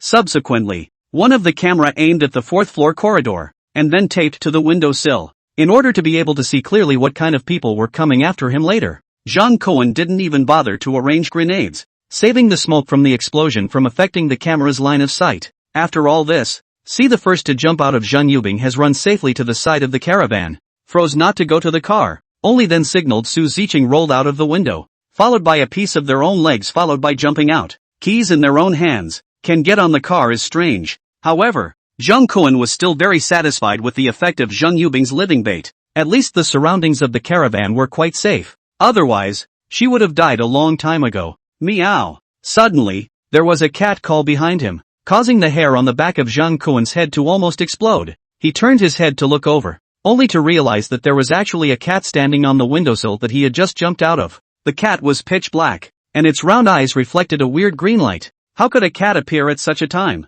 Could it have been hiding in Big Run Fat? Seeing that the cat was just squatting on the windowsill, Zhang Kuan could not think too much and hurriedly took 3 steps to catch up with the 2 women. Because the hissing sound in the hallway had gotten closer and closer, it was good that the 3 of them finally made it to the caravan in time. Temporary warmth came to their faces, and the spine-chilling feeling of terror just now gradually dispersed. And Zhang Kuan did not dare to relax his vigilance. Let Zhang Yubing to drive the car slightly out of a distance, parked in the open to continue to observe the situation. Because only the 4th floor is still lit, it soon attracted the attention of the other side, and a burst of hurried footsteps came from the corridor. When the silhouette in the cell phone gradually clear, the 3 people in the car are shocked to close their mouths. The one who walked and ran out from the corridor was actually the security guards who had just been swept by them with their guns. Even the bullet holes on their security uniforms were clearly visible. Aren't they dead? Su Ziqing couldn't help but let out a cry of shock. She had personally examined the corpses of those people, and had clearly confirmed that the security guards were already dead. So how could they be alive and kicking now? And they were running like a strange species. Look at their eyes. Zhang Yubing's words woke up Zhang Kuan and Su Ziqing. Only then did the 2 of them realize that the eyes of these few security guards were filled with a crystalline green light. Zhang Kuan was appalled in his heart and couldn't help but curse. What the hell was this? In his previous life, he had been living on the 15th floor, and had never seen such a thing until his death. Could it be that the world outside the neighborhood has long been rampant with ghosts and monsters? Lin Taoist, Zhua Qiandu, wherever there is a person here, this kind of demon will certainly not dare to do anything. If you can't, you can give me a soldier. Not yet. Wait for Zhang Kuan think out a clue. A few security guards have found the broken window, struggling to jump out of it, stood on top of the snow pile, watching the snow caravan parked on the open ground. Zhang Kuan counted the number, and the number was not 8 as he had initially seen, but 5. Ziqing, can you aim at their heads now? When Su Ziqing heard Zhang Kuan's words, she then tried to realize that she still had a pistol in her hand. She glanced through the car window and said with slight hesitation, Master brother, it seems like their weak point is not the head, it's in the heart. Zhang Kuan directly pressed the car window. Then what are we waiting for? Let them sacrifice their hearts. Su Ziqing's ability. Zhang Kuan probably had a good idea in his mind. She could easily aim at the vitals of a living enemy, similar to a self-aiming hang in a game. But today, when they were in the hall on the 1st floor, half of the bullets were still flying under close range, which was enough to show that when they first met these security guards, they were indeed already karma'd, but now inexplicably being able to be aimed at by Su Ziqing again. That would mean that they were back from the dead. Just by looking at their appearance, it really did not seem like they possessed the thinking ability of a normal human being. Su Ziqing was just about to raise his gun to shoot. Who knows that those several security guards, as if they had received some instructions, suddenly bowed down and rushed towards the snowmobile. Their body shape was too fast to be true. It was simply faster than a wild dog that pounced on a person. Bang! In his haste, Su Ziqing only had time to point down one, and the remaining security guards, hearing the gunshot, instantly spread out, and began a serpentine walk, trying to dodge the oncoming bullets. But for Su Ziqing, this would not affect her accuracy. It would only delay the speed of her shooting. After Su Ziqing points to another, Zhang Kuan obviously feels that at this rate, sooner or later to be a few security guards to pounce over, hastily took out his own MP5 to help, timed the snow caravan side of the gunfire. In the silence of the night is particularly ear-piercing, although Zhang Kuan and Su Ziqing have tried their best to intercept, but in the end, there are still 2 security guards alive broke through the fire network, directly dead on the door of the snow caravan. Closer, Zhang Kuan saw clearly. These 2 people's faces have long been air-dried, full of death, only the teeth due to air-dried lips and exposed. At first glance and the movie zombies look almost the same, only the strange green fluorescence in their eyes made Zhang Kuan feel that there was a slight difference between them and the zombies. Shit, Yubing, step on the gas, give me a crash, Zhang Kuan barked out in order. Zhang Yubing's heart was in awe, and she immediately played the female driver's specialty, directly stepping on the gas pedal to the bottom, and obediently hitting the steering wheel. The snow caravan roared up all of a sudden, like a monster spinning in place, and at once crushed the 2 security guards lying outside the door of the room, knocking under the tracks. This was so powerful that one of the security guards couldn't dodge in time, and from his chest to his head, he was directly crushed by the tracks, and even his brains were pressed out. The other one was not much better, directly crushed into 2 by the track. But the weird thing is, even so, that security guard who was broken into 2 pieces, still stubbornly scratching the car door with his fingernails. Just like a program that entered a dead cycle, Su Ziqing forcibly suppressed the fear in his heart, poked out his head and shone a complimentary shot at the chest of that obstinate security guard, making him completely quiet before asking out, "Master brother, what in the world are these?" "What they are, I don't know, but the rightful owner tonight should be him," Zhang Kuan said as he signaled the 2 women to look in the direction of the window. There, the black cat that had just been crouching there, unexpectedly slowly transformed into a woman's appearance in the eyes of the 3 people. A cat turned into a human? Zhang Yubing let out a cry of shock, with a chill running down her spine. She couldn't help but think of the urban legend she had heard on TV. It is said that after a person's death, as long as they have been stepped on by a cat, they can swindle into a zombie. Could it be that those security guards' corpses were able to swindle all because of this weird cat? Man? But Su Ziqing, who studied medicine, did not believe this. She was just about to raise her gun to aim and shoot, but was suddenly stopped by Zhang Kuan reaching out. As the head of the family, Zhang Kuan, obviously also does not believe in evil, although there must be a demon when things go wrong. But since a demon can turn into a human form, there is also the possibility of talking about it. Moreover, now that the people were in the car and safe, it was always right to learn more about the situation. Thinking of this, he directly poked his head out of the car window and called out to the figure. "Hey, must we fight? Shall we sit down and have a chat? Is there a need to talk to someone who is loading grenades in front of someone's house?" The other party's voice suddenly spoke from the cell phone on the caravan's table. It was only then that the party inside the car saw that the cell phone left over there to maintain the video call had been gotten by the other party at some point. Just the video screen was pitch black. It was impossible to see what the other party looked like. Even the voice seemed to have been processed. It was impossible to hear whether it was a man or a woman. Zhang Kuan suddenly laughed out loud. "How come I haven't heard of this commercial building in Big Ruinfa? When did it become your home? Is there a real estate license? Don't be oily. The reasoning of first come first served still needs me to say it? If we really want to talk about first come first served, this commercial building should belong to these security guards, right? Where is your turn to yell at me here?" Zhang Kuan laughed coldly in his heart. If the world really follows orders so well, then the free country of American should be the Wailing Indians. In the end, the world is still not whoever has the biggest fist has the right. The thing that interested him the most now was how in the world that guy across the street brought these security guards back from the dead. Still sharp-tongued when you're dead. But seeing as you're not bad with this car, we'll give you a hard time then. Us? So, the other party was more than one person? Zhang Kuan was just about to remind the 2 women to be more vigilant, but before he could say anything, a strange sound was violently emitted from underneath the snowy caravan that had already come to a stop. The edge of the anti-skid track fiercely probed out a number of arms, deadlocked on it. Zhang Kuan looked down the window, and immediately understood what was going on. It seems that the other side can resurrect more than just the few dead bodies. While fighting with a few security guards, the rest of the corpses have already dug through the snow, unknowingly touching the bottom of their own. But my lower body can be very stable.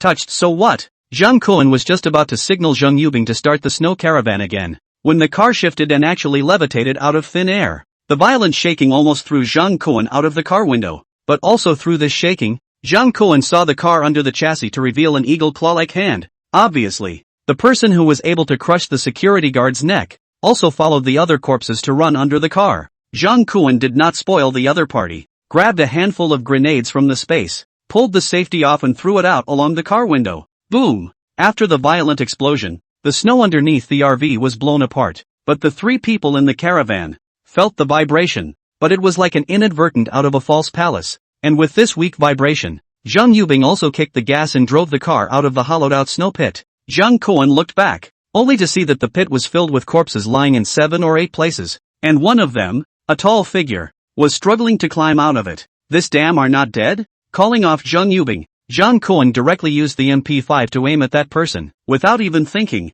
he pulled the trigger. Day. Under close range, the power of the submachine gun shooting at high speed was amazing. That person didn't act like the main character in the movie or TV drama. After being shot, even if he was beaten into a sieve, he had to struggle desperately for half a day before collapsing. Instead, he didn't even let out a single fart, and directly died on the spot. Obviously, he didn't have the protagonist's aura. Hearing the other party's shocked cry from his cell phone, Zhang Kuan then greeted Su Ziqing and asked her to break the legs of the man who had been styling himself outside the 4th floor window. After that person was put down by Su Ziqing's 2 shots, Zhang Kuan followed and commanded the driver Zheng Yubing to slowly lean the caravan over. When the distance is close enough, Zhang Kuan finally saw the face of the other party. I didn't expect the other side is actually a young woman, just 24 or 25 years of age, the appearance of ordinary, although shot in the leg, the pain of showing teeth. But she looked back at Zheng Kuan line of people in the eyes of a little fear or not, only gnashing of teeth hatred. For insurance reasons, Zheng Kuan didn't even get out of the car, but stood at the car window, condescending to the other party and spoke out. Can we talk properly now? There is nothing to talk about. You killed my big brother. If you have the guts, kill me too. I'll never go back to the institute with you. Institute? Zheng Kuan's eyes unconsciously narrowed into slits. Being reborn this time, the end time seemed to show a completely different hideous face in front of him from his previous life. The ship's ticket in the mouth of his superior Pete, the institute in the mouth of this woman nowadays. These novel words had never even been heard of in the previous life, but after being reborn it was as if they had been negotiated, one after the other coming to their ears. Everything seemed to portend that this apocalyptic natural disaster was not as simple as imagined. Zhang Kuan frowned slightly and decided to swindle the woman in front of him, coughing lightly and slowly saying, "Why should I take you back? It said above, dead or alive. Then also waste and I mom words crap. Are the captives also hardened now?" Before Zhang Kuan could seize, the woman actually didn't know where to take out a small knife and stabbed it into her own heart. Nima. Zhang Kuan watched the woman commit suicide in front of his face, and instantly froze on the spot. No, I'm fucking fooling around trying to set you up with a few words. As far as playing with my life? Where is there anyone above me besides the occasional Su Ziqing and Zheng Yubing? Why is this woman so angry? Not only Zhang Kuan, but the 2 women in the car were similarly dumbfounded by the scene in front of them. After a long time, Su Ziqing then whispered in Zhang Kuan's ear, "Master brother, this person should be hopeless. Should I go down and check? Go and take a look. Yubing, you also go and help." However, Zhang Kuan did not bother to get off this time, but instead took his submachine gun and guarded the window. He knew in his heart that there shouldn't be any more strange people jumping out. Who would want to commit suicide if they weren't driven to the brink of extinction? Otherwise, but where there can be a little way, then she must still have to circle with herself a little. That institute. In her mouth in the end, what is the origin? Actually just mention a nomination head. Can put people to live to death? Throughout history, it seems that only the famous imperial prison can have a comparison. As Zhang Kuan pondered over here, the 2 women who got off the bus were also busy. This time, they didn't simply take a look, but stripped the woman's clothes one by one, trying to find out any clues from her corpse. The woman was very thin, as if she looked chronically malnourished. This couldn't help but make the 2 of them feel strange, guarding such a large superstore. How could she still be starving like this? Soon, Zheng Yubing found another bottle of potion from her jacket pocket, which didn't even have a trademark description on it. Just looking at it revealed a mystery of unknown origin. Su Ziqing, on the other hand, found a strange tattoo on the back of the woman's neck, SY 9527. Back in the car, the 3 of them looked at each other. What does this tattoo mean? Zhang Kuan shrugged, not clear. You all know, since you 2 moved into my house, I have not relied on myself to solve the problem for a long time. The hand. Hand anything, do not ask me. Su Ziqing. Zhang Yubing. Zhang Kuan looked at the two people's rosy cheeks and looked as usual. Lousy high school is SY middle school. I will talk nonsense? This unexpected situation that he encountered halfway still made Zhang Kuan change his original plan. Originally, he had planned to bring the two girls to search carefully on the map that he had selected in advance, expanding the inventory in his space. However, now that he had learned that the city might be roaming with strange people who had escaped from the research institute, Zhang Kuan decided that for the sake of the safety of the three of them, it would be better to go straight to their destination and settle down first. As for searching for supplies, now has a big run hair from top to bottom swept once. Even Sophie Lotion Gaojia Silk 7 degrees of space. These special period of hygiene products are enough to use to Su Ziqing and Zhang Yubing, two women to use to menopause. Temporarily put the search plan on hold. It seems that there is no impact. While the caravan was on its way to Xiangtan Palace, Zhang Kuan was lying alone on the bed of the caravan, trying to organize the thoughts in his head. The two strange people he encountered tonight. The man who was blown up was so powerful that he was able to lift the caravan by just his own strength. And the woman is not ordinary. It looks like she possesses the ability to bring people back from the dead. And the dead ghost security guards that she revived over feel like they have average fighting strength. Just like the alien ghosts that were revived by the Night King in Power Trip. They look like cannon fodder that wins by volume. I guess it's hard to stop a delivery man. In order to confirm whether these two people came from the same institute, Zhang Kuan had originally wanted Su Ziqing to find out if there were any identical tattoos on that man. As a result, when she walked to the snow pit, she realized that the man's body had long been hit by grenades and submachine guns to the point that his neck was rotted, and he had long since been out of the condition of checking. Taken together, the only useful information left were the words the woman had said before she died. There's nothing to talk about. You killed my big brother. If you have the guts, you can kill me too. I will never go back to the institute with you. Recalling the woman's demeanor and tone of voice when she said this, Zhang Kuan could only use his imagination to try and give a reasonable explanation. These two siblings should have sneaked out from the so-called institute. Seeing the woman's distaste for the institute, the two should have been the objects of study in there as well. It was also unknown whether these two had first acquired their abilities before being pulled in for research, or whether they had been artificially researched before acquiring abilities far beyond the ordinary. If it was the latter, it was a bit finicky. Mass production of superpowered people. In Zhang Kuan's cognizance, only those deranged comic book author studios could do it. But the most crucial thing is that that institute should have had some kind of accident in this natural disaster. But the overall strength should still be there. Otherwise that woman wouldn't have taken herself as the institute's pursuer. In that case, this institute is really a big hidden danger in one's peaceful life in the post-apocalyptic world. SY 9527. If there were really tens of thousands of strange people with different abilities running rampant, then this world would simply be hell for ordinary people. Zhang Kuan's thoughts gradually became clearer. Then he picked up his cell phone and typed the three words institute on the map. There weren't many results, only 7 or 8, but they all looked like they were doing the kind of research that was very serious, such as the Institute of Forestry Science, the Institute of Aquatic Research, and the Institute of Resource and Environmental Technology. You can't tell much at all from the names. Instead, the results corresponding to the map recommended related word institute are a bit interesting. CPU Gender Relations Research Institute, Love Spell Group Famous Woman Cultivation Research Institute, Huagua Stretch Marks Research Institute Shanghai Branch. One by one, the name reveals an indescribable weirdness, and I don't know who the audience is. However, in a big city like Shanghai, there are so many novelties that they often disappear before they even get a chance to become the talk of the town after dinner. Even if people here see a store in front of their neighborhood with the signboard of the Rulai Palm Research Institute, they won't find it strange, right? Near midnight, the snowy RV that had been traveling for a long time finally stopped. Zhang Yubing got up from the driver's seat and stretched, showing off her perfect S-shaped curves. Afterward, she rubbed her sore neck and walked to the back of the caravan, softly reminding Zhang Kuan that he had already arrived at the entrance of the fragrant sandalwood palace. Zhang Kuan braced himself and looked out the window. Unexpectedly, maybe due to the Xiangtan Palace terrain is higher. One side there is a large lake. A large number of snow are blown by the wind to the lake. The street road surface snow actually only about 2 meters, far from imagining the depth. As expected, it had to be a place where rich people lived. Even the impact of natural disasters was much smaller than other places. If the situation of the villa inside was also the same as outside, then living in it would save a lot of unnecessary trouble. Master, which villa are we going to? There's no rush. Come over and rub my legs first. My body is tired after lying down for so long. Zhang Kuan just wanted to delay for a while, and wait until he got today's signing reward before entering the Xiangtan Palace.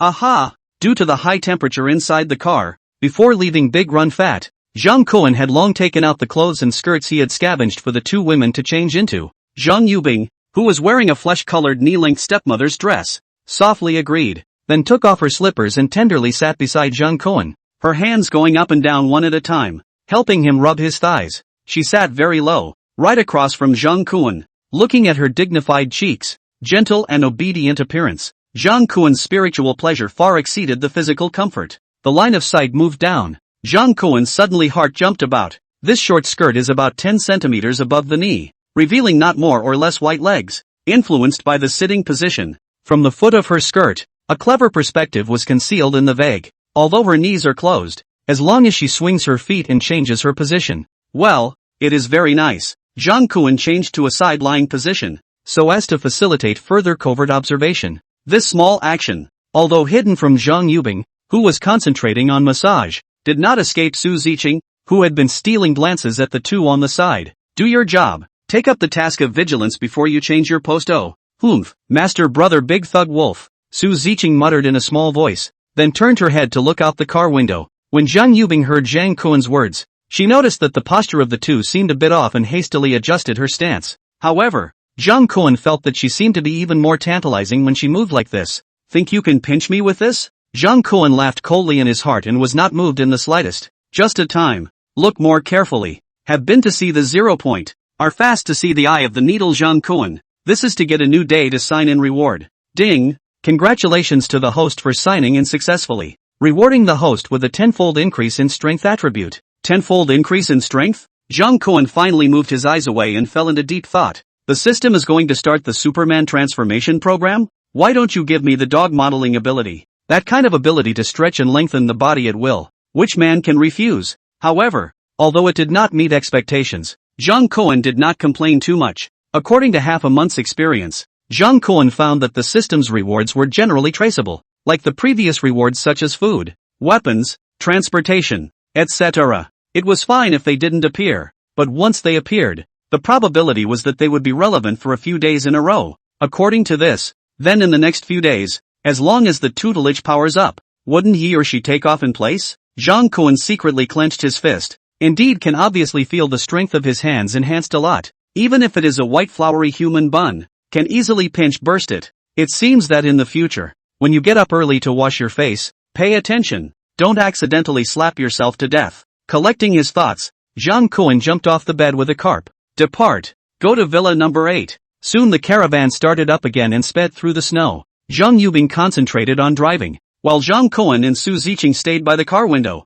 secretly observing this neighborhood that could be considered second to none when looking at the entire country of China. Due to the fact that the night was in the time of power supply, the street lamps, which looked quite Western in aesthetic attainments, had not yet been covered by snow, and still emitted a bright and soft light, illuminating the road ahead of the caravan. However, the few villas that occasionally passed by were dead silent, not even light. Zhang Kuan could understand. Having the ability to live in such a luxurious villa area, dragging the family out to have some fun on New Year's Day was really normal. I have heard that some wealthy people, in order to show the luxury of throwing money away, when they go out to play, even the servants at home can take the opportunity to follow them out for a wave. Only this time is really unfortunate. Encountered the end of the world snowstorm, trapped in the outside. It is reasonable. As for these mansions worth more than $1 billion, it is not cheap to stay in the city of the living people. Well, the car all the way unimpeded, drove straight to the door of the 8th villa, the same as other villas. Inside is still dark.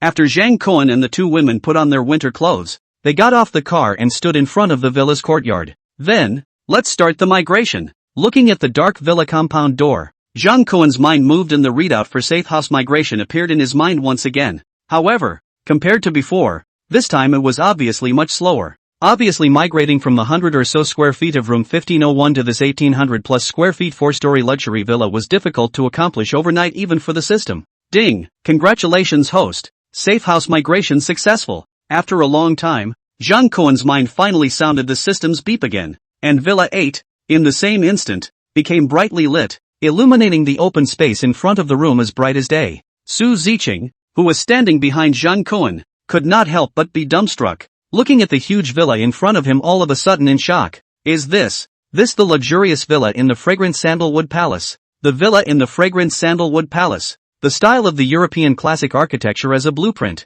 and by the world's top architectural design firm outside the country. The main reference to the Eagle country. Lack of country. Italy vigorously. West moving teeth and other European countries' classic architecture as a blueprint. From dignified and stable to romantic and elegant to complex and thick and colorful and then dreamy and exuberant. Each building has a distinctive architectural features. Jean Cohen chose the 8th villa. The main reference to the Italian vigorously Florentine style of architecture, covering an area of 4 acres. In addition to building land, also comes with a private garden of about 1,800 square meters of private garden, 3 garages and 5 parking spaces. The degree of luxury is evident. The courtyard in front of the main entrance of the villa is constructed with a fountain landscape as well as a lot of greenery. Even the greenery looks in the shape of Hermes' logo. The left side of the courtyard is a private garage. Just look at the appearance of the garage to load tanks are no problem. Just the front door of the villa is enough to bluff. Jean Cohen probed and tried the electronic lock on the gate, and sure enough, after being transformed by the system, the electronic lock recognized Jean Cohen's iris, and then automatically opened slowly with a beep, welcoming the new owner to return. There was another reason why Jean Cohen chose this villa. That was because Villa 8 had once belonged to a certain real estate tycoon who was on the top of the list in China. During the time he stayed in Villa 8, it could be said that the place was filled with traffic and dignitaries. In order to cheer up the guests, the tycoon even often pulled his business in the song and dance troupe. For the party here on the talent of dignitaries, it is said that off and on is all night long. On those who are already in their senior years of the nobles called Eton, but then the rich and powerful desire for profit. One side of the hollowing out of the national bank to engage in loans. The other side of the semi-public business of illegal fundraising. The most shameful is also through the technical divorce and family trusts to transfer the assets run to overseas. Finally, with the end of the crazy era of real estate, the mogul who threw away a lot of money, the scenery is no longer jailed, and Shantang Palace 8 also became a year ago the tycoon before prison to sell the best assets. Jean Cohen always remembered the news at that time, not for any other reason, just because the report had a lot of actual photos of the interior of the house, and the level of luxury could almost blind people's eyes. Movie theater, swimming pool, gym, bar, guest bedroom suite, master bedroom suite, presidential suite. It was the first time Jean Cohen knew that a 3-story house could have 7 bathrooms. If you don't come here to enjoy yourself, you are simply sorry for being born again. Jean Cohen casually reclaimed the caravan back into the space, before leading the 2 women into the courtyard of this villa. As soon as he stepped into the courtyard, he felt the hot air on his face, as the electronic door behind them slowly closed. The severe cold was and the wind and snow were completely isolated to another world. To Jean Cohen, this was considered an unexpected pleasure. It seemed that the attributes of one safe house could remain in effect even in the courtyard attributed to this villa. This way, even the snow in the courtyard would not need to be dealt with additionally. Lord's system is above. Please accept this host sneeze. Since they had already tossed and turned from the 30th day of the new year to the first day of the new year, the 3 of them were all a bit tired. Jean Cohen did not nag, and took the 2 women straight upstairs, heading straight to the master bedroom on the top floor. And the luxury of this journey is also clear to the naked eye. Otherwise, how do you say that people can be the richest? Get out of the 2 trillion debt of the people, indeed bull. Even the room decoration to get the golden light looks like falling into the palace general. Jean Cohen seriously doubt this 8 villa receiver and its predecessor obviously have the same hobby. Even the curtains bed sheets are painted with Hermes logo. However, no matter how much money that ingrate specifically spent, this house from now on is the old man's home. Not all houses are suitable for turnkey move-in. This unfamiliar house is especially so. Love clean Su Ziqing and Zhang Yubing, 2 women, although surprised at the room's luxurious layout, but still fulfill the duties of a woman. With the fastest speed to remove the room belongs to the former owner of the bedsheet covers. Jean Cohen naturally for 2 people to provide material support. From the space out of the brand new bedding, for 2 people to change on. Anyway, from the big run haramoy so much, just bed 4-piece set has a dozen big box. Do not use is also a waste. Might as well let the 2 people feel free to toss. The most critical thing is, I heard that the rich people are playing very flower. Jean Cohen is also afraid of in case through the bedsheet stained with the lower 3-way disease. In case of a beginning of the terminal disease out. This damn also too wrong. The good thing is that the 2 women are at their disposal. The speed of the hand in his conditioning is also extremely fast. A few moments of effort to get everything done. Lying on the sheets of the Wolf team, Jean Cohen feels as if his mind from the inside out to get an inexplicable purification. Even if the sight of the 2 fragrant beautiful women lying, but also a little bit of evil thoughts. But I have to say, You can doubt the character of the rich, but absolutely must believe in their vision. On the bed, Jean Cohen realized that even the mattress in the master bedroom comes with a massage function. Lying on it, I do not know Zhang Yubing from where to find a remote control. Together with fiddling, Zhang Cohen and her two peacefully sleep to dawn. Frankly speaking, the last time Zhang Cohen slept so comfortably was the last time, when he opened his eyes and sat up from the bed. Su Ziqing and Zhang Yubing beside him were still sleeping soundly. Zhang Cohen didn't wake up the two women either. Instead, he got out of bed on his own, found a robe from last night's scavenging in space, and casually brewed himself a pot of tea guanyin. While sipping tea, he paced to the third-floor terrace, quietly feeling the part of the years belonging to the rich. Under the dome, snow was still falling, but the snowflakes drifted down to the villa above about 10 meters, as if encountered what irresistible resistance in general. The vast majority of them disappeared silently in the air. Occasionally there is a piece of fish that missed the net, but also did not wait for the landing. Will be blown to the villa outside the courtyard wall. Zhang Cohen could not help but have an illusion that he was in the magic castle given to him by the system. He smilingly picked up a branch that fell on the terrace and gestured into the void, reciting words under his breath. Avada gnawing on a big melon. Ahem. Master, what would you like to eat this morning? Zhang Cohen turned back awkwardly, only to see that Zhang Yubing, who was also wearing a one-piece nightgown, didn't know when she got up, and was standing behind herself,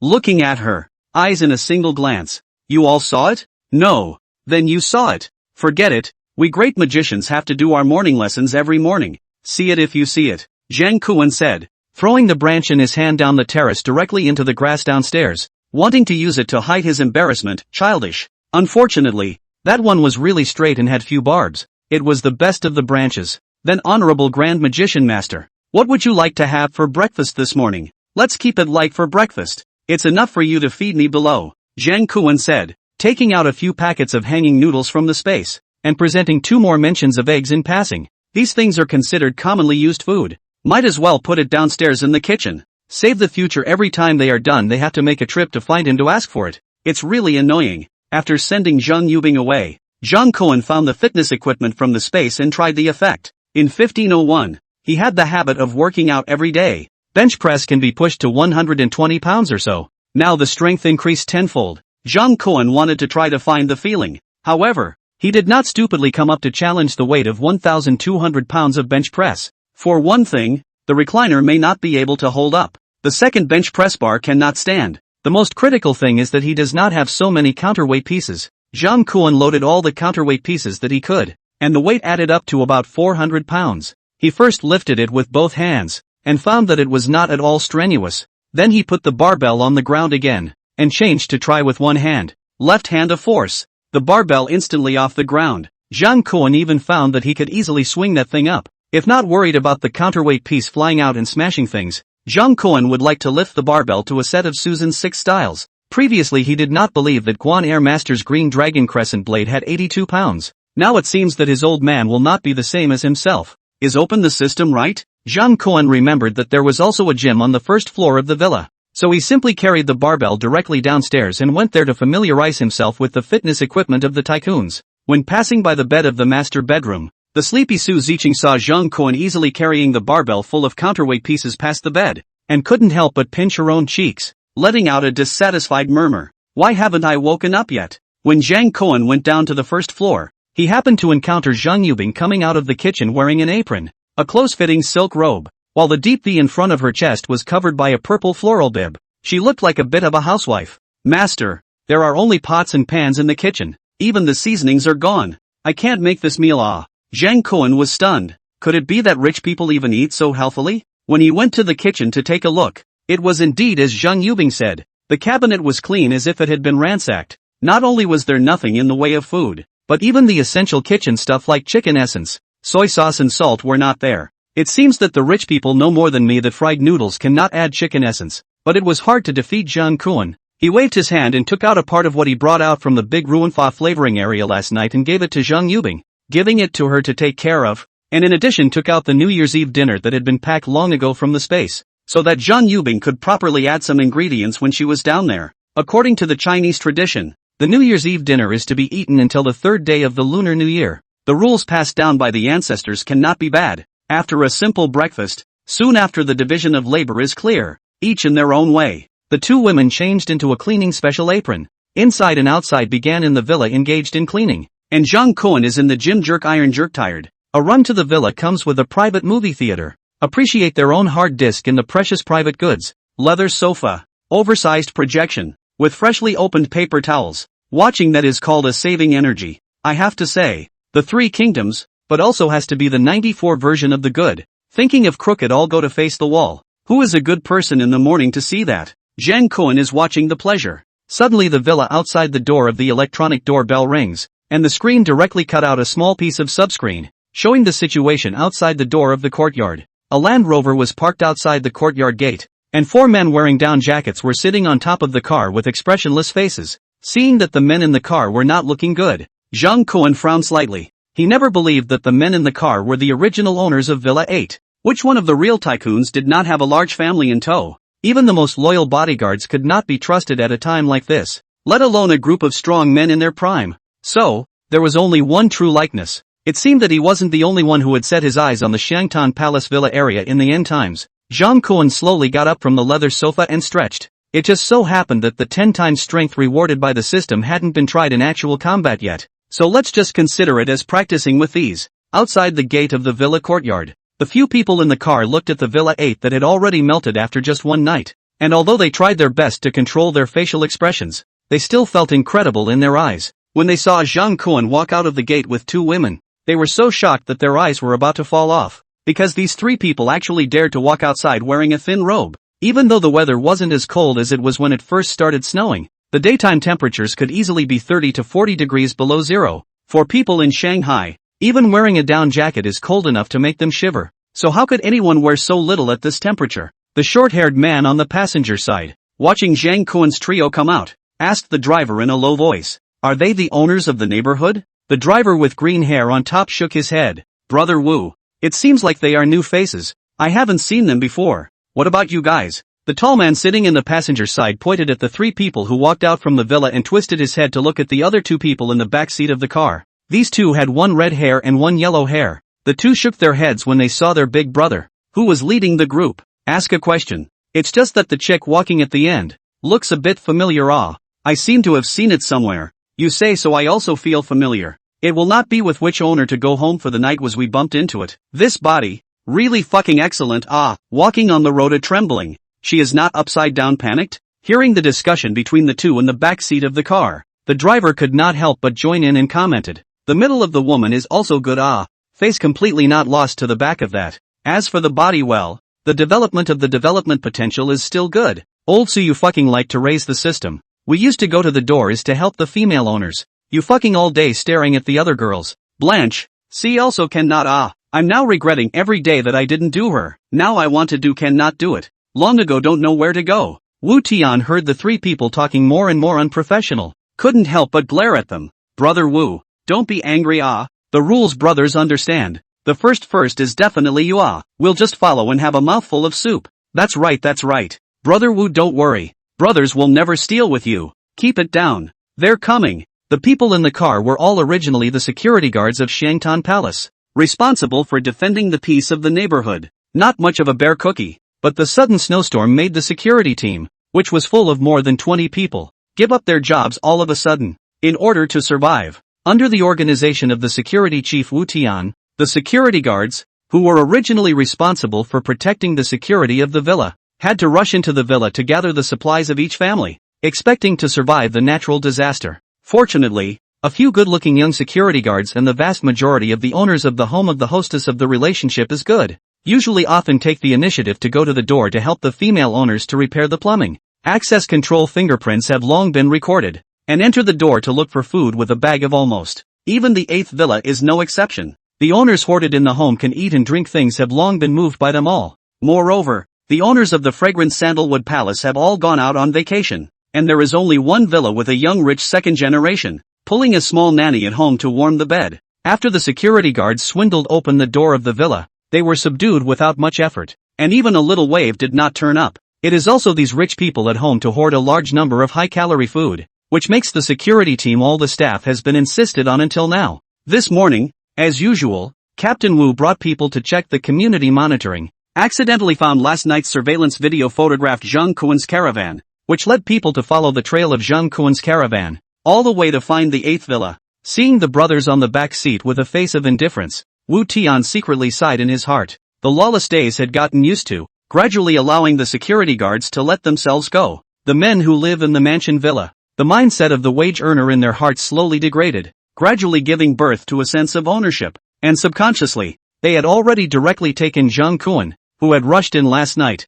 as an enemy who had invaded the territory. Even at this moment, they are already calculating how to rush in and steal Zhang Kuan's food and women. Although Wu Tian would also have such thoughts, he thought much longer term than these few short-sighted rats. After being trapped in the neighborhood for a long time, this was the first time he had seen a living person come in. He was curious to know what was going on in the rest of the entire Shanghai market at the moment. Moreover, these 3 people who had lived in Villa 8 revealed a sense of evil all over their bodies. The single clothes in the freezing cold, the ice and snow melting compound, could not help but make him feel that this man and 2 women were a bit tricky. At this time, Wu Tian's heart vaguely some regret, had known that he was a person first over to explore the reality. Do not bring these 3 traffic lights. Not bad. I can't imagine that your car still has oil. Come to our home. What is the matter? Zhang Kuan stood on the inside of the courtyard door, sensibly not going out. The safe house's scope of action was the entire villa and this courtyard. In other words, as long as he was still in the courtyard, he would never be injured.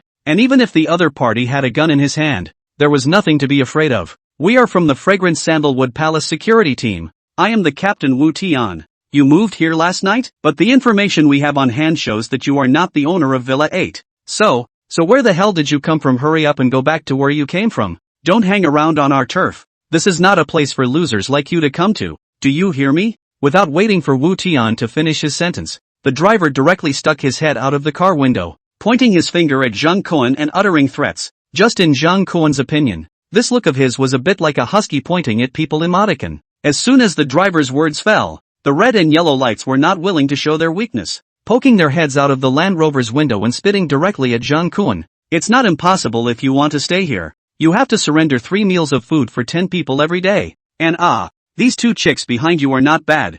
They have to go with me. Do you understand me, you little redneck? Wu Tian's face was slightly embarrassed, but he did not speak out to stop him. He did not want to show his team's discord in front of outsiders, and also wanted to see what Zhang Kuan would say when faced with pressure. What he didn't expect was that in the face of his own men's aggressive threats, Zhang Kuan actually looked like he had heard some funny jokes, grinning happily. You fucking laugh at Nima? Seeing Zhang Kuan unaware of the smile, the green light was the first to be anxious, couldn't help but slap the steering wheel and open his mouth to curse. But he obviously cursed the person who should not be cursed the most in his life. The crowd inside the car only saw Zhang Kuan waving his hand, and a light red light flew directly into Green Lantern's mouth. Bang! Wu Tian, who was sitting closest to the car, only felt a crunching sound ringing in his ears, followed by the green light's tiger's body shaking, and the whole person suddenly slumped over the steering wheel without moving. Soon, a stench mixed with blood all of a sudden filled the Land Rover car. Long-lasting. Xiao Su, what happened to you? Wu Tian shook the green light beside him,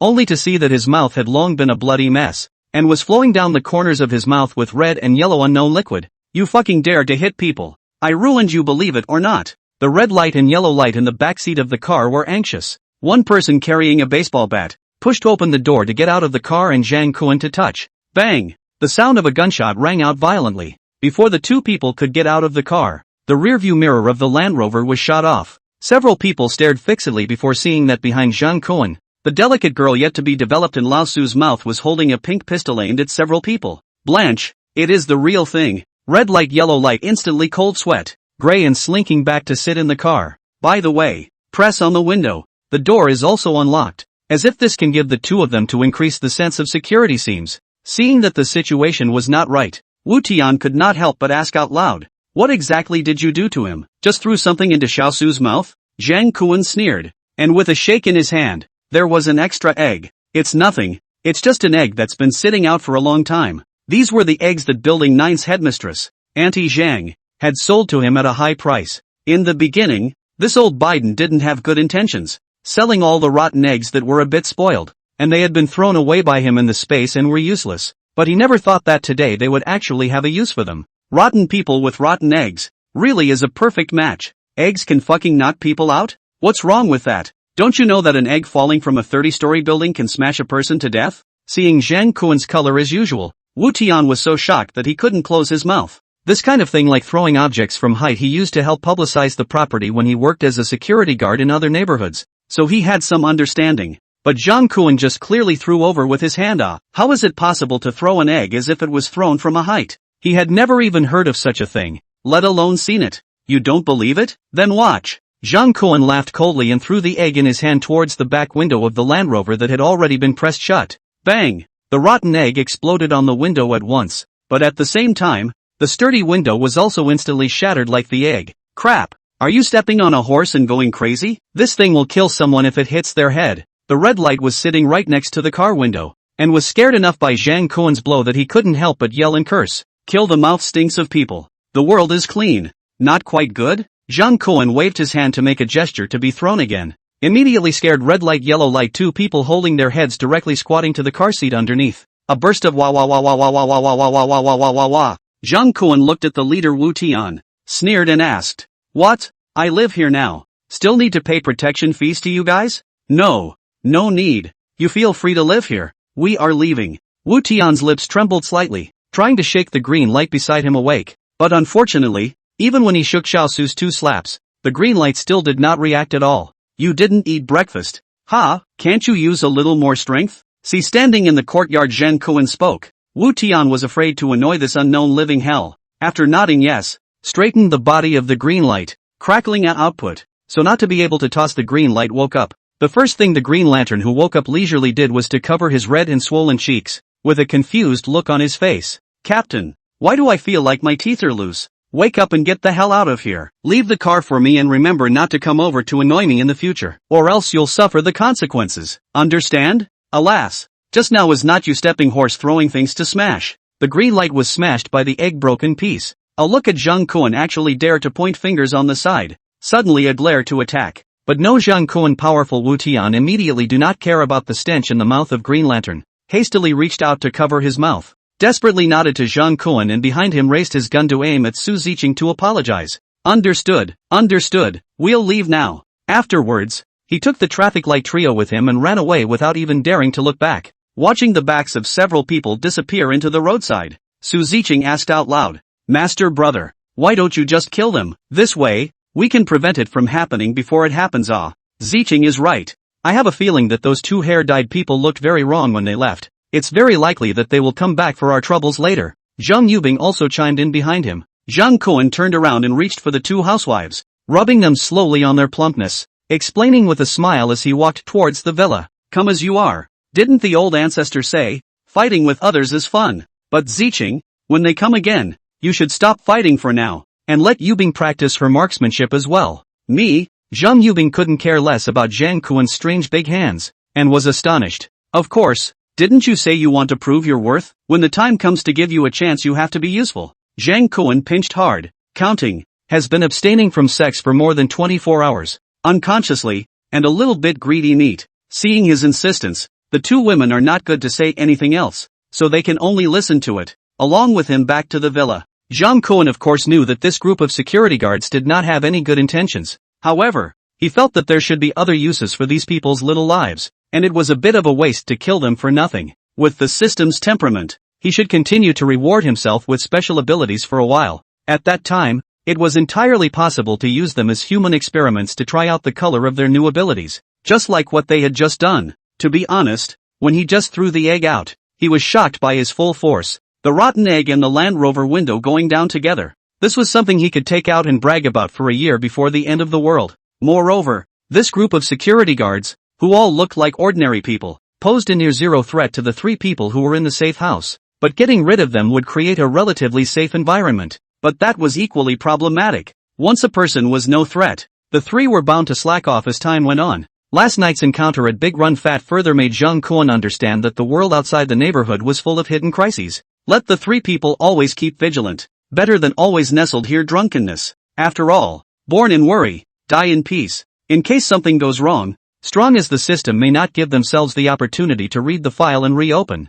Therefore, compatibility with insignificant threats was the most appropriate for Jang Kuan's trio's current state. "Brother Tian, let's just give the car to this kid like this. That is a Land Rover. It's still a luxury top of the line. The best car I've ever driven in my life." After walking out of the compound of No. 8 Villa, Su Jipeng, The green light? Asked Wu Tian, the captain of the team. Unwillingly. Such a cold weather. And the sky fell heavy snow. No transportation out of the door are difficult. If it is not Land Rover horsepower. The road at the bottom of the snow and frozen into ice. They came to 8 Villa will have to take the 11 road over. Then do not say what to do. The light all the way to the low temperature. Freezing or frozen into the grandchildren. But now a little benefit did not get. Luxury car was new to this person to take away. But also damn simply lost to the maternal grandmother's home. Follow a red light out of the voice to persuade. Okay brother Sue. Do not complain. Who let that kid's girl have a gun in her hand? What's wrong with a gun? I still have a compound bow. I'm a fucking Shangtong Palace Eagle Eye is not a waste of time. In a real fight,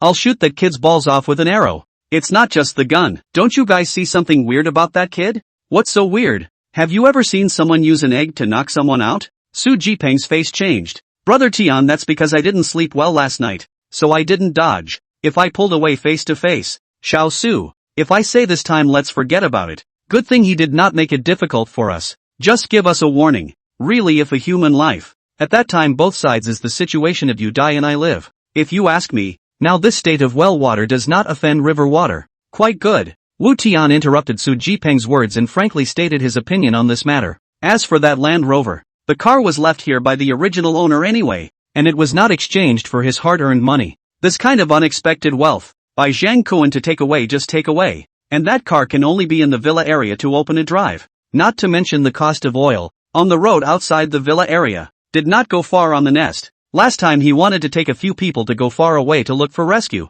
and by the way to get some supplies back, but the car just on the road, walked 100 meters on the road, the last hard a few people to push it back to the cell mouth. Slowed down half a day this can start again. It is really a chicken ribs real hammer. Want to drive out? Can only wait for the snow outside to be compacted some? Before that, have a car is not much use. But with Wu Tianxi so open different, Su Jipeng obviously difficult to accept this result. Although he has a driver's license, but after getting a driver's license, drove the best car is the property company to the security team equipped with a patrol car battery car. When taking advantage of this snowstorm and sitting in the overbearing Land Rover's cab, he felt that his entire being was sublimated. No, brother Tian. You don't believe me do you? When I go back to the villa and gather my brothers together, I'll come over for a trip this afternoon and say whatever it takes to get the car back. Nonsense. Wu Tian really got a little angry. In fact, today, if this matter, if a good discussion, perhaps also from Zhang Kuan's mouth to inquire about some of the intelligence outside the district. If it is not these 3 traffic lights mouth uncovered, annoyed Zhang Kuan, but also not to this point. As soon as he heard that Su Jipeng was going to find Zhang Kuan's trouble again, Wu Tian couldn't wait to give him another mouthful. He turned to Su Jipeng with a serious look. Most of our security team are brothers from the countryside. It's already good enough to have a place to live in the snowstorm. If you go and make trouble at this time, you're taking the lives of our brothers for a joke. I will never watch you do whatever you want.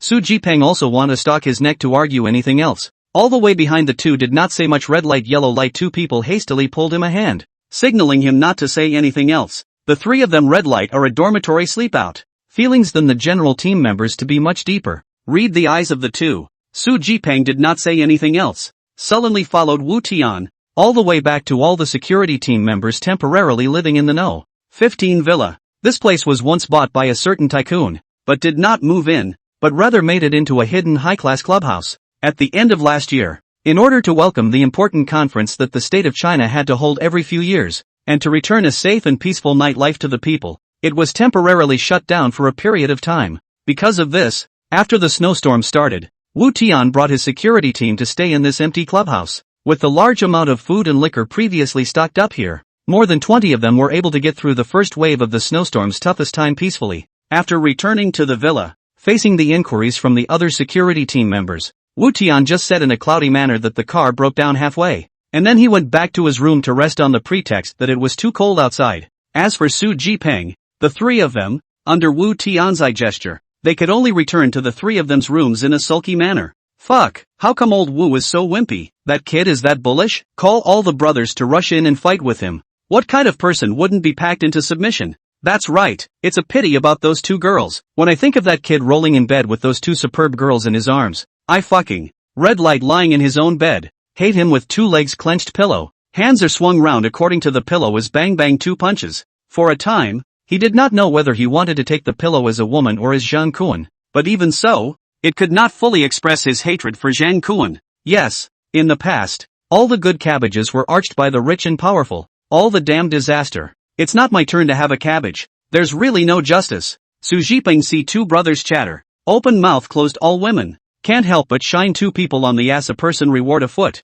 Crap, you two fell out of the pen? How full of women in your head. Su, you are too early to faint. Just focus on looking at the man. Right? Those two girls, that waist, that body, TSK, TSK, if they can stay with me for a night, it's worth dying for. 2A. Look at you guys. Su Jipang rubbed his swollen cheeks and spat, indicating that he didn't want to be in the same boat as these two chestless deadbeats. Egu my ass. I remember where I've seen that woman before. She seems to be a TV host. The one with the surname Zhang. Zhang Yubing, right? Yellow Lantern also leapt up from the bed. Apparently Red Lantern's words had also awakened his memories that were sealed by the heavy snow. This little slut. At the expense of me who always thought she was a decent person. This dam has encountered the snowstorm of 1,000 years. And still has the mood to run to us with smelly men to play one dragon and two phoenixes? Damn it! I've told you before. This kind of woman. In private, she might be playing a lot of wild games. You guys are the only ones who still treat her like a treasure.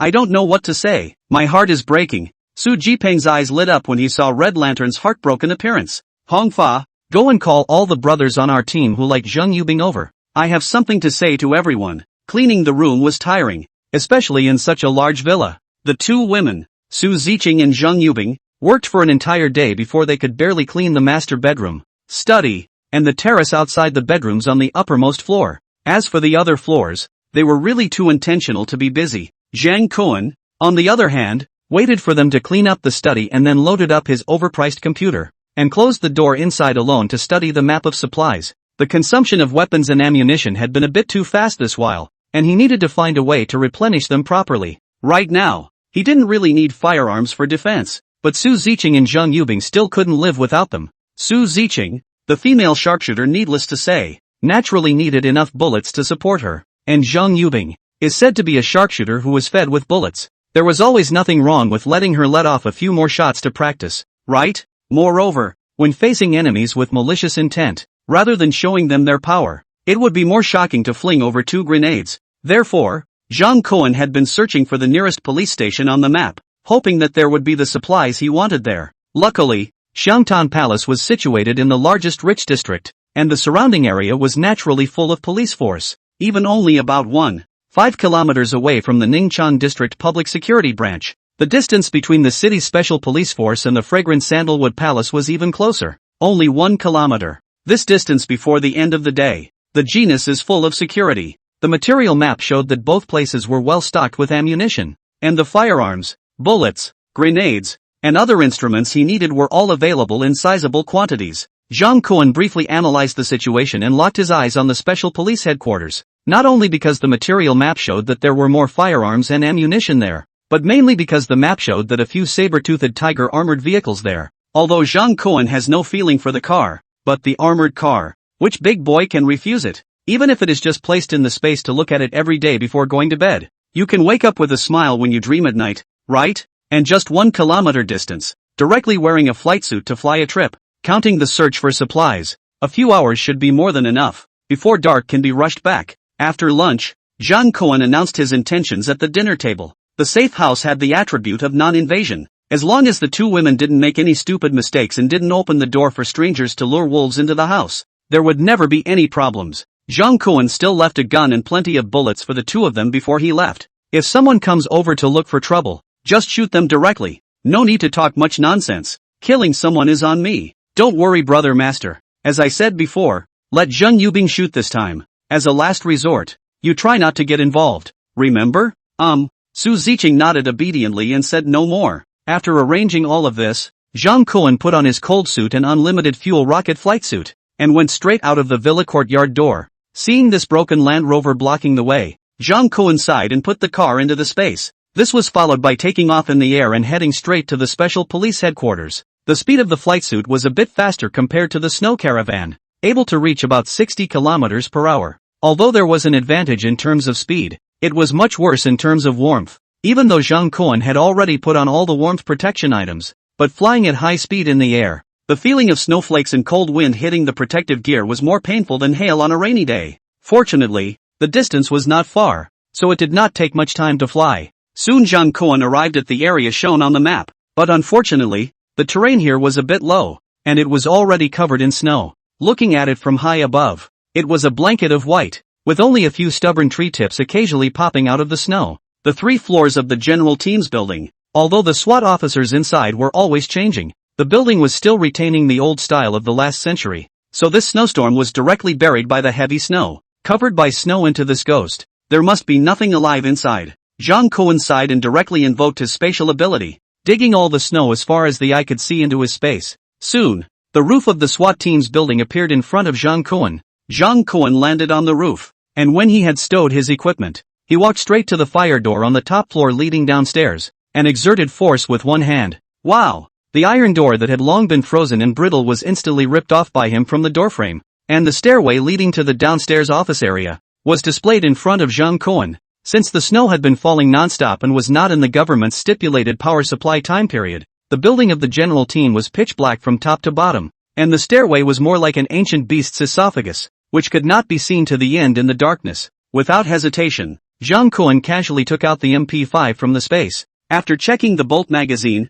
he also found a strong flashlight, fixed it with a rope tied to the barrel, and then stepped in. As a 5-star good citizen, it was the first time for Jean Cohen to enter the special police headquarters. He was not familiar with the layout inside, and naturally did not know where the armory was. Therefore, he could only use the most awkward method to find his way down. Floor by floor, room by room. Out of Jean Cohen's expectation, the whole building was actually empty. Not even a corpse. Could it be? Jean Cohen suddenly remembered that the day of the snowstorm, it is the night of the new year. In previous years, Shanghai City would hold a grand fireworks display. In order to maintain the site order, to prevent the occurrence of major safety and liability accidents, often the show site to station a large number of police forces, and the special police, often also have to all out. The people of the general team should not all be drawn away, right? It is said that the people are suffering in the rise and the people are suffering in the fall. How do I feel that being a soldier and a police officer is the most bitter? On New Year's Day,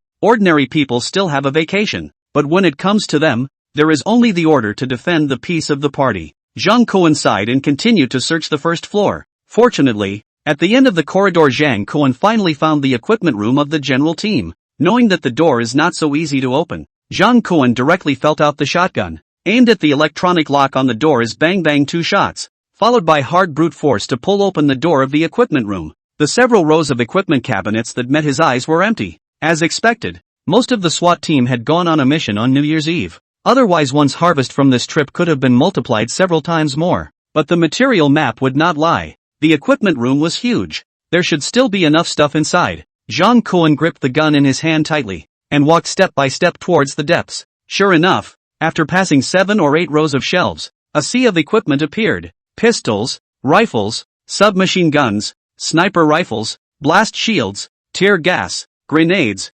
bulletproof vests, massive amounts of bullets or even more boxes and boxes of yards on the ground. Not only these police instruments, Jean Cohen even found 4 SWAT machine dogs in the corner of the warehouse. This kind of machine dog is equipped with infrared recognition equipment, can realize unmanned special patrol operation. Simply for Jean Cohen now live in the villa is tailor-made general. With this thing in place, even the night watch can be completely automated.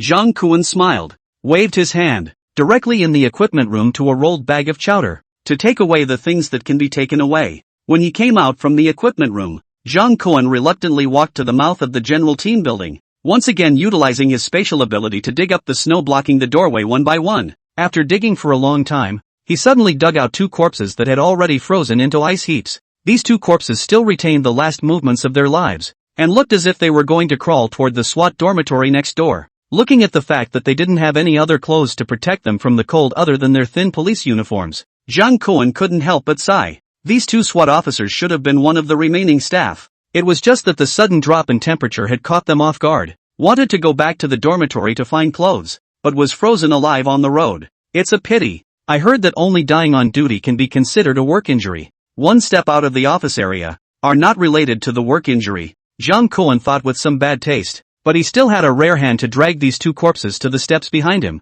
and kindly found 2 quilts from the space and covered them. It should be said not to say, To these soldiers who have been silently guarding one side, Zhang Kuan's inner heart is still very respectful. After dealing with this little episode, Zhang Kuan continued to use space to dig for snow. The material map shows that there are 2 saber-toothed tiger explosion-proof armored cars worth more than $1.6 million parked at the special police headquarters. If he didn't get these 2 big toys, the profit from this trip would be cut in half. Good thing. The car is parked in the door of the first floor of the general team. Zhang Kuan dug 2 minutes to find the 2 cars as expected. 6, 7 meters long, 2, 36 meters wide, 3 meters high, fully loaded 6, 8 tons, adopting the rear dual tire design, high-speed 4-wheel drive, applicable to a variety of road conditions. The vehicle is also equipped with optional searchlights, tear gas cannons, lifting lights, acoustic dispersers, electric winch and other devices. Is simply the dream of hundreds of millions of men in the country of China.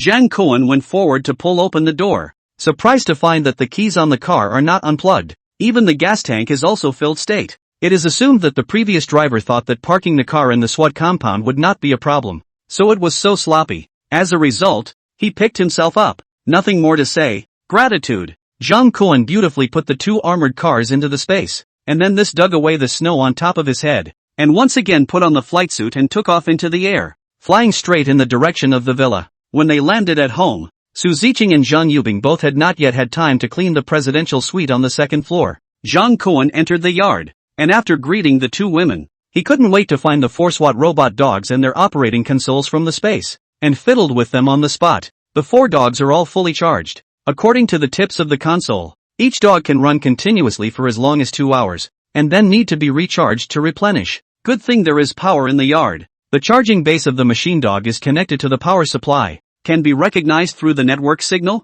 automatic positioning. When the robot dog determines that the power supply is insufficient, it will jump back to the charging base for charging by itself, and there is no need for people to do anything. Zhang Kuan greeted the 2 women and came to the courtyard, recognized the facial information of the 3 people through the camera into the control hub of each dog, and then set them into a rotating patrol mode, with only 2 acting at a time, automatically searching and patrolling the front and backyards of the villa. Watching the robotic dogs patrolling the courtyard with a naive step under Zhang Kuan's command, Su Ziqing and Zhang Yubing's faces were filled with motherly smiles. Master brother, this robot dog is so cute. This kind of dog will send out an alert message as long as it recognizes a suspicious person approaching through infrared equipment. Don't be fooled by their appearance. It's said that their advanced versions are already capable of performing tasks on the battlefield, with the accompanying functions of dropping bombs and shooting. It's a veritable killing weapon. It's a pity that I only found these junior versions. That's good too. Having them with me is like actually having pets. It always feels less lonely.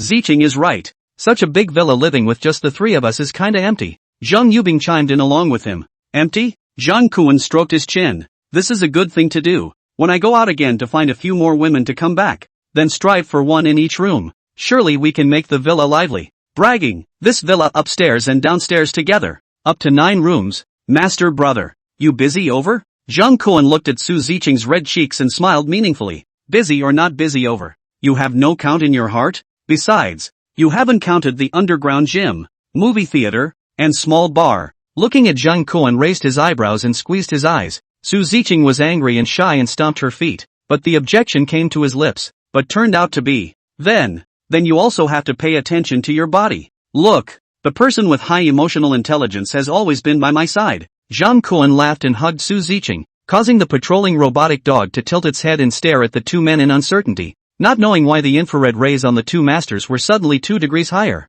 When he put Su Ziqing on the ground, Zhang Kuan picked up Zhang Yubing, who was pursing her lips and snickering. Come on, let's go 1-2. What this master will do is to have a rainy day. The sudden princess hug caused Zhang Yubing to laugh repeatedly. She had never been this relaxed since the snowstorm descended. Zhang Yubing tightly wrapped her arms around Zhang Kuan's neck, sniffing his reassuring scent for a long time, unwilling to let go. Master, will you dislike me? Why would I dislike your mom? Oops, I mean me. Zhang Kuan knew what Zhang Yubing was talking about, but what was there to dislike about it? No, the more he thought about it, the more the fire grew. Smack or not, can't you feel it? Zhang Yubing instantly turned red. Zhang Kuan fought her on his shoulder, and then used his other hand to wrap around Su Ziqing, who wanted to escape. Go, don't bother working first. Come with me to the movie theater. The master has something serious to do. Unlike women, who are sensual creatures who are always chasing after their feelings, Men prefer to use the real thing to express their feelings. See, it's her right. Su Jipang pushed the strong man beside him and asked in a low voice. The strong man nodded with a grim face and shoved the binoculars in his hand into Su Jipang's hand without saying a word. Behind the two men, there were 5 or 6 other people. The red and yellow lights that were sitting in the Land Rover in the morning were also inside. At this time, the group was lying on the Jingguang mountain next door to Villa No. 5. Living high above and with binoculars, everything in the yard could be seen clearly. Having just witnessed his idol Zhang Yubing being carried into the villa by Zhang Kuan, the burly man cursed hatefully. Damn! I thought she was a decent person. I can't imagine that she is also a self-indulgent bitch. On the side of the green light, Su Jipeng saw that the effect was achieved, smilingly on the side of the persuasion. Beg Lu, you have not heard. These TV hosts, which is not a person in front of people like a dog, behind a look at the leadership of the feet are soft, cannot wait to kneel directly on the ground pouting? There used to be a movie. What was it called? I can't remember, but it was about those beautiful hostesses. They all slept their way up by spreading their legs. Otherwise there would be so many good-looking meat flappers for such an important position. Why should she be given it? Bang! Su Jipeng's chattering in his ears made Delu's face turn pig liver colored. Pounding his hands against the trees on one side, he fumed. Alright, brother Pang, just tell me what you plan to do. I'll listen to you. As long as you send a word, brother, I'll be the first to rush in and kill that bastard who defiled my goddess. Seeing that his purpose had been achieved, Su Jipeng sneered and pointed towards Villa number 5, continuing to brainwash the group of people behind him. Brothers, brother told you, the old Wu set of people do not offend me. I do not criminal behavior. Long out of date. What era is it now? There's not even a cop in the snow. And now it's all about whoever has the most people. That kid is nothing. He's got a couple of guns in his hand. Look at his cocky look. Give him a gun, he dares to open it? Su Jipeng said while waving the compound bow in his hand with great vigor. Moreover, as far as I know, this kid by no means came here empty-handed either.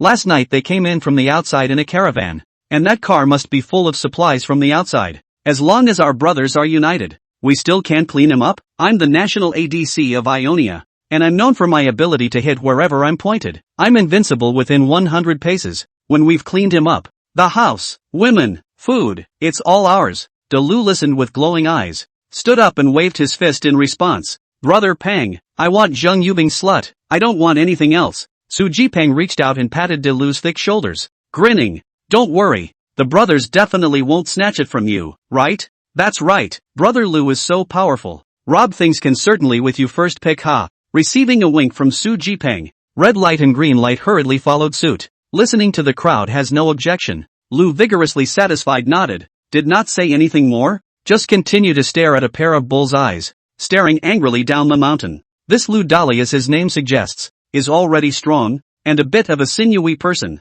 Axis very much. He was someone that all the security guards didn't dare to offend. Therefore, although the remaining few people were a bit dissatisfied, but once they thought that there was a delicate woman in the courtyard who could share, they stopped talking. A man and 2 women, wanting to guard such a large villa, relying on that small broken pistol alone, was simply impossible. Thinking of this, Su Jipeng relied on his understanding of the nearby terrain, began to give the crowd to lay out the route of attack. On the first floor of the villa, the temperature in the private movie theater was gradually rising. It wasn't that Zhang Kuan had cranked up the temperature of the safe house, but what was playing on the screen had unconsciously turned into a private collection of movies that Zhang Kuan had plucked from the owner of the video game store before the apocalyptic natural disaster occurred. The one he chose to broadcast was titled Domestic Woman's Morning Shame, which wasn't exactly colorful, but the actresses acted with great dedication. The 2 of them, Su Ziqing and Zhang Yubing, were stopped in his arms, staring devotedly at the heroine who was carefully cleaning up the room.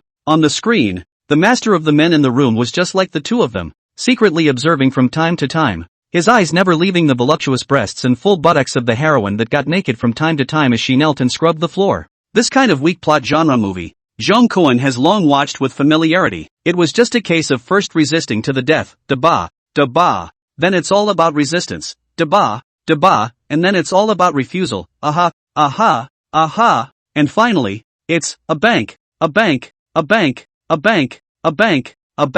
The only attraction for him is the face and body of the female lead actor. However, Su Ziqing and Zhang Yubing, the 2 women, seemed like they hadn't seen much of it, and as the plot deepened, their breathing gradually became a little short. The 2 of them watched with devotion, and in no time the air of the private theater was filled with the meaty scent of the 2 women's bodies. Finally, when the male lead in the movie lunged violently. Su Ziqing closed in on Zhang Kuan's arms in a flash, while Zhang Yubing, on the other side, also clenched Zhang Kuan's arms with her undulating chest. These two people have never seen the world look. Let Zhang Kuan cannot help but stupidly, eagerly waiting, knowing that the time was ripe. He was about to have a painful conquest on the leather sofa, when suddenly the cell phone placed on the side rang without warning. Woof woof woof. Blanche, who the fuck is that? Taking over the cell phone to take a look. It was an early warning message from the SWAT robot dog that had been set up just before going downstairs. Clicking in to take a look. Dog number 1 found 5 suspicious infrared hotspots in the front yard, while dog number 2 found 3 hotspots in the backyard. Damn it, this is a bad arrival. So many people at once. They're the same security guards as in the morning. It seems that he had really given them face. Zhang Kuan, who was on fire, snorted coldly, then lifted up his pants and jumped off the leather sofa to go out. On the sofa, Su Ziqing and Zhang Yubing, the two girls still didn't know what was going on, and only knew to raise their watery eyes to look at Zhang Kuan, wordlessly asking him what he was going to do. Study this movie for me. When I come back later, each person will hand me an afterthought of no less than 800 words. After Zhang Kuan finished speaking, he walked down the stairs to the first floor hall. This time, he wasn't spoiling the other party. Being courteous first, he had already done it. If he were to back down again, he would only let the other party gain an inch. Since this group of security guards did not know what respect meant, then Zhang Kuan could only make them realize the price of vulgarity. Walking to the first floor hall, Zhang Kuan did not walk out of the room, but directly from the space to draw out the sniper rifle found from the armory.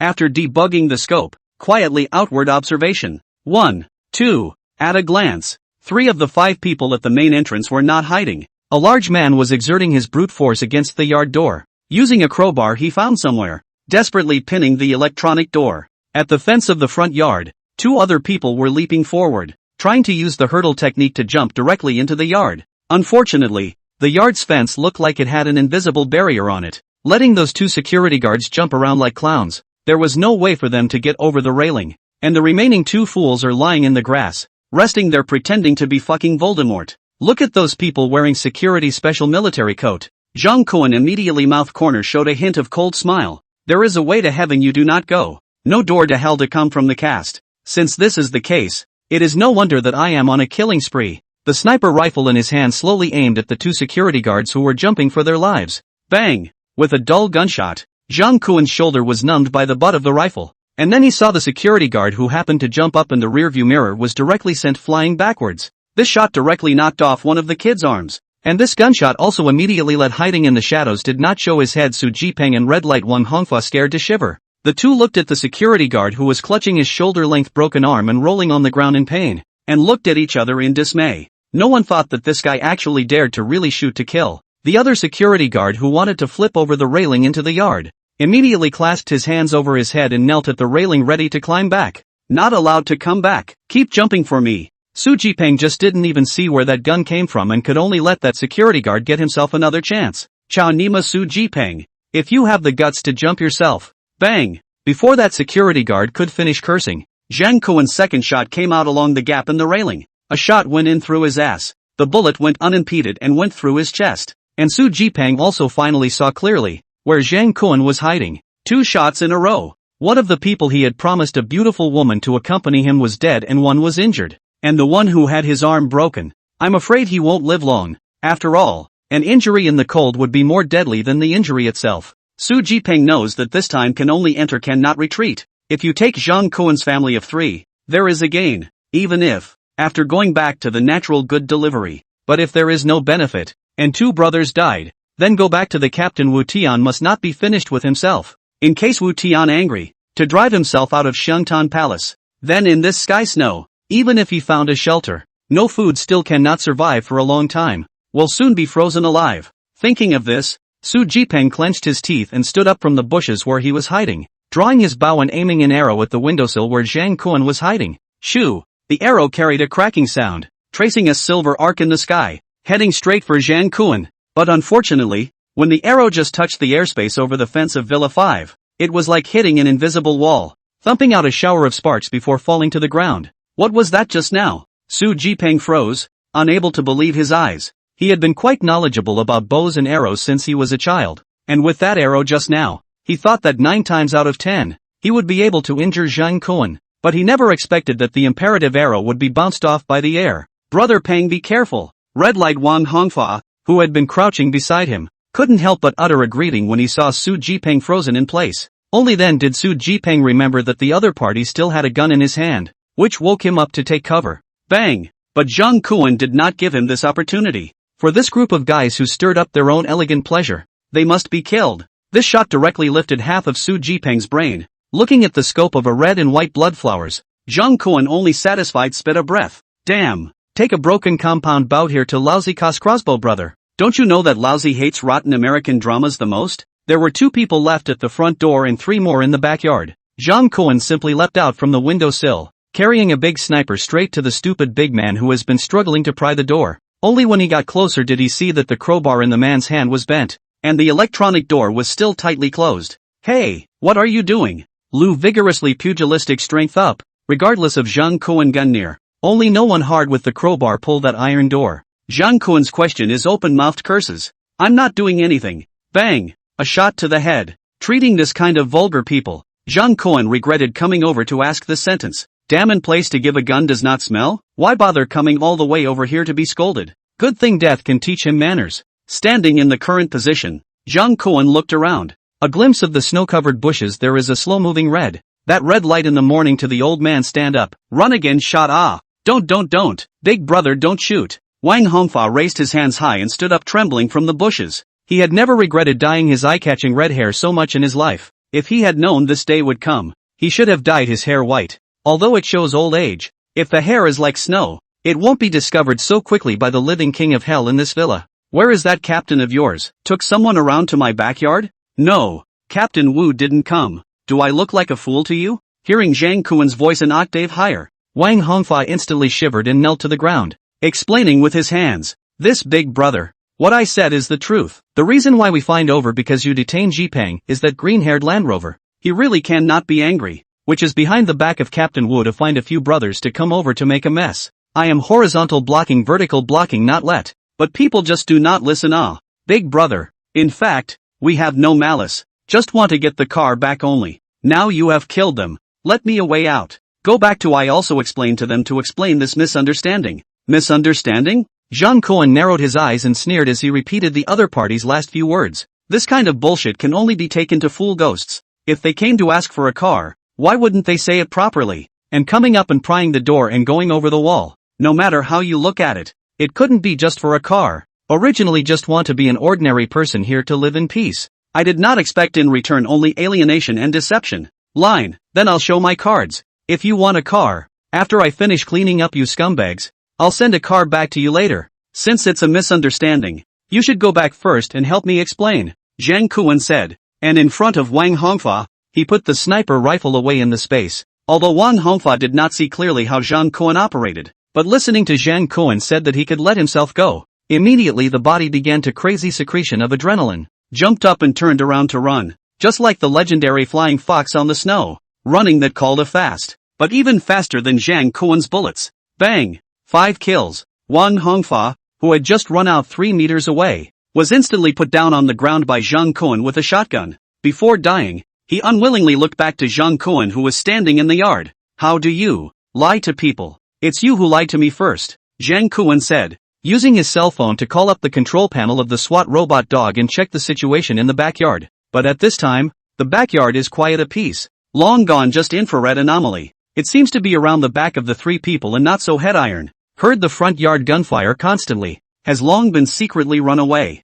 Zhang Kuan confirmed once again. There is no abnormal infrared thermal imaging around the villa. And then this is to change the cold suit and flight suit. After thinking about it, he put on a bulletproof vest that he just got in the afternoon, and made sure that there was no problem before he opened the iron gate of the yard and stepped out. Zhang Kuan took out the Land Rover from the space, and then stuffed all the corpses on the ground into it. The good thing is that the system gave him an increase of 10 times the strength, even if he lifted that nearly 200 pounds of stupid big man. For Zhang Kuan is also very easy. Moreover, the original bleeding wounds of the corpse didn't shed much blood due to the low temperature, but on the contrary, it accelerated the freezing of the blood, saving a lot of trouble. The only thing that made Zhang Kuan feel disturbed was that the guy who he had broken one of his arms at the very beginning actually stayed alive, and was still ho-ho-hoing and sucking in cool air. Brother, it's hard for me if you don't die. Zhang Kuan said. He could only find another pistol and give him a headshot. There was no way. Only corpses could be put into one space. A living person couldn't get in.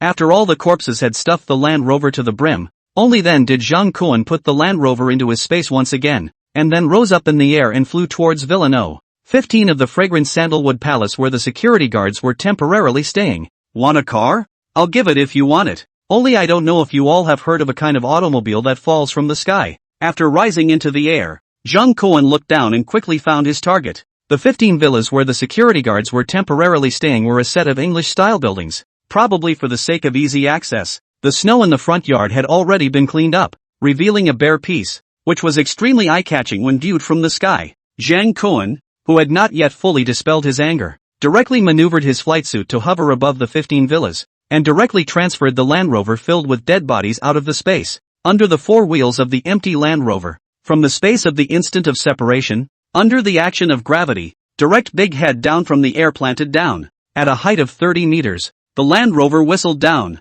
and according to the formula for calculating the even acceleration of free fall, it could be seen that the car's speed when it landed could reach 24.5 meters per second, or 88.2 kilometers per hour. Boom! A huge roar resounded through the sky. The high-speed falling car smashed a huge crater straight into the courtyard. The remaining security guards in the villa were unsure of what was going on, and they copied their weapons and rushed out. Zhang Kuan hovered in the sky for a long time, and when he saw that the men rushing out were only holding ordinary clubs in their hands and did not have any long-range weapons, he slowly lowered his altitude and slowly parked himself in the car. It's you? Wu Tian stood in front of the group with a serious face, and his eyes were filled with surprise when he saw Zhang Kuan descending from the sky. He could see that Zhang Kuan had come from a bad place, but he did not know what had happened. Zhang Kuan snorted coldly and stomped his foot slightly harder. Bang! Under the foot of the Land Rover that had long been overburdened with some deformation of the door instantly burst open, revealing that it was strewn across, stuffed with a car full of corpses. Wu Tian couldn't help but change his face when he saw the security team uniforms covering the corpses, as well as Su Jipeng's trademark green hair. Don't say I didn't give you guys a chance. It was your people who crossed the line first, Zhang Kuan said with a cold snort, raising his shotgun and aiming it at Wu Tian. Wait a minute, what the hell is going on here? Even if I die, let me be a ghost who understands. Could it be that they secretly went to your place? Wu Tian asked with a slightly trembling voice, being pointed at by a black hole gun. It was really hard not to be afraid. Brother Tian, this afternoon I saw Su Jipeng and a few brothers in batches out of the villa. I don't know where to go. Will. A security guard standing beside Wu Tian bravely came over and reported to Wu Tian with a voice that could just be heard by Zhang Kuan. What, didn't I say? Wu Tian was instantly enlightened in his heart. Sure enough, it was Su Jipeng who had gotten himself into trouble. It looks like he didn't catch the fox, but instead slut himself to death. This son of a bitch, Wu Tian cursed, and then he could only explain to Zhang Kuan with a stiff upper lip. This is a complete misunderstanding. As soon as I returned here, I said to them not to mess with you. It was they who sneaked out behind my back. So, you want to say that this matter has nothing to do with you at all? Zhang Kuan narrowed his eyes. Have you ever heard of a word called taking leadership responsibility? With that, he disliked the shotgun into Wu Tian's mouth. The coldness felt between his mouth, and the smell of nitro smoke mixed with gun oil sniffed by his nose made Wu Tian instantly speechless, and fear crawled on his face, and he knew that no matter how he explained it, it was the people on his side who had gone to provoke Zhang Kuan. There was no doubt about that. Zhang Kuan took everything in. As long as Wu Tian was not a professional actor, that expression was enough to show that he was not lying. Zhang Kuan slowly put away the shotgun. If you don't want to die, it's fine. There are 3 other sons of bitches who sneaked away, and they should be on their way to your side at this moment. Let me see your attitude of admitting your faults, and I will still be able to leave you guys a way out of this. What attitude? Zhang Kuan sniffed and stomped on the Land Rover under his feet again. The body of the green light in the car slid out of the car in the process, seeing the large part of Su Jipeng's brain that was crumpled away. In an instant everyone present understood Zhang Kuan's meaning. Wu Tian hesitated slightly, and after his eyes flashed back and forth several times between the corpse on the ground and the shotgun in Zhang Kuan's hand, he agreed in a deep voice. Okay, Mr. Zhang, please wait for a while. Then, with a wave of his hand, the security guard standing in the compound followed him without a word, bypassing the Land Rover smashed in the courtyard of the villa, and slowly walked outside. Yellow Lantern and the other 2 security guards who went around the back were running back down the way they came in a hurry. The continuous gunshots in Villa 8 had long scared the hell out of a few people. Knowing that the other side and the lead Su Jipeng said is not the same at all, Those two security guards directly turned their heads and ran away. As for Huang Mao, once he saw that the situation was not right, he was naturally not stupid enough to fight for his roommate's life, and followed closely behind. The three of them ran along the winding road in the villa for 10 minutes, finally exhausted, while gasping for breath while walking towards the 15th villa, still not forgetting to look back from time to time to see if there are any pursuers.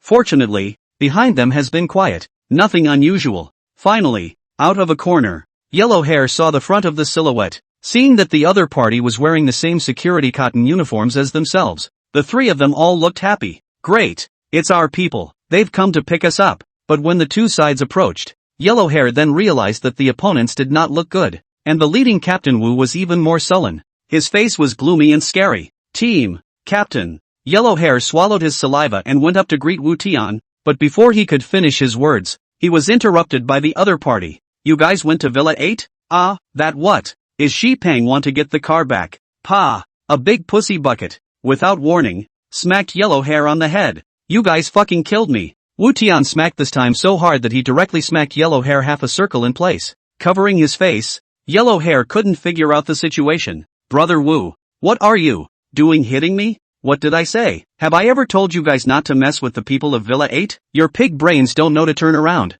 The person who drove such a nice caravan and during the snowstorm can be an ordinary person? While the three of you were running back, they've already killed us. If you three bastards don't die today, it's the other brothers who will die. You know? What? Yellow Hair and the two security guards looked at each other, their faces full of incredulity. Brother Tian, what are you talking about? No one has even passed by on this journey. How could anyone find Villa 15? Looking at the naive eyes of a few people, Wu Tian coldly smiled and waved his hand, signaling the security guards following him to rush up. Do you think he will use walk like you guys? He flies in the sky. What? That kid can fly? Before the three of them could slow down from their shock, the aggressive security guards following behind Wu Tian surrounded them, and without saying a word, they swung the sticks in their hands. On the way here, Wu Tian and everyone explained clearly that the situation is special now. It is not easy to stay alive, and those who are on the verge of death must not be treated with mercy. Otherwise, the ones who get killed are ourselves. Zhang Kuan waited for almost 20 minutes. He had been looking at his cell phone. The SWAT robot dog did not give an early warning. That meant that Wu Tian did not bring anyone to steal the house. Otherwise, with the speed of the flight suit, he would have gone over to burst their asses in minutes. Just as he was waiting a bit impatiently, Wu Tian's group walked back to the courtyard of Villa 15 in silence. In the group that came back, there were three more guys who were being dragged all the way. Wu Tian signaled his men to drag the three guys to Zhang Kuan, and then wisely retreated to the side to wait for Zhang Kuan to inspect them. Only when Wu Tian and his men retreated to a safe distance did Zhang Kuan slowly walk closer and use the barrel of his shotgun to push the three people who had fallen to the ground. A yellow-haired one. His hair had been dyed red and yellow with blood. The other two security guards were also beaten in an equally miserable manner, with a look of more out of breath than in. This kind of injury was placed before the end of the world. When medical conditions allowed, there might still be a way to save. But now, there is only one way to die. Zhang Kuan did not intend to leave them to their own devices. But instead, he showed mercy and directly aimed the shotgun muzzle at Yellow Hair's head and pulled the trigger. Bang! Plasma splattered everywhere. Then, Zhang Kuan did as he had done, sending the other two away with 2 shots in a row, without blinking an eye. When he killed the last person, he even swept his gaze across the crowd in a good manner, as if he was picking his next target. Accompanied by the gunshots, the crowd following Wu Tian was a bit flustered, not knowing what fate awaited them next, and after being swept by Zhang Kuan's sight, they were even more like sitting on pins and needles. Even the sweaty hairs in their cotton suits stood up. Captain Wu, right? You don't have to look at me like that. I'm also helping the two of them out. Yes. Also, I don't want similar things to happen again in the future. Otherwise, these few people will be the example. Got it? Yes. I promise there won't be a next time. My people will never take half a step beyond the thunder pool in the future. Seeing that the remaining security guards didn't even have the courage to meet his eyes, the fire in Zhang Kuan's heart had almost died down. Adjusting his flight suit, he slowly took off in front of the crowd and flew towards Villa 8. Watching him fly all the way away, the remaining security guards then gathered around Wu Tian's side. Brother Tian, is this matter just going to be forgotten? What else? 8 people died. Isn't that enough? Do you want me to lead everyone to block the gun hole and fight for their lives? You guys can see clearly, not only does he have guns, he can also fly around in the sky. If he wants to kill us all, he can do it in minutes. From now on, All of you should stay in the villa quietly. Anyone who wants to die again will have to kill me first. Save me the fear before I die. Wu Tian just finished. Not yet had time to turn around into the house. The air violently swoosh sound. Zhang Kuan actually came back. Look at go and return Zhang Kuan. The courtyard of the crowd nervous to the extreme.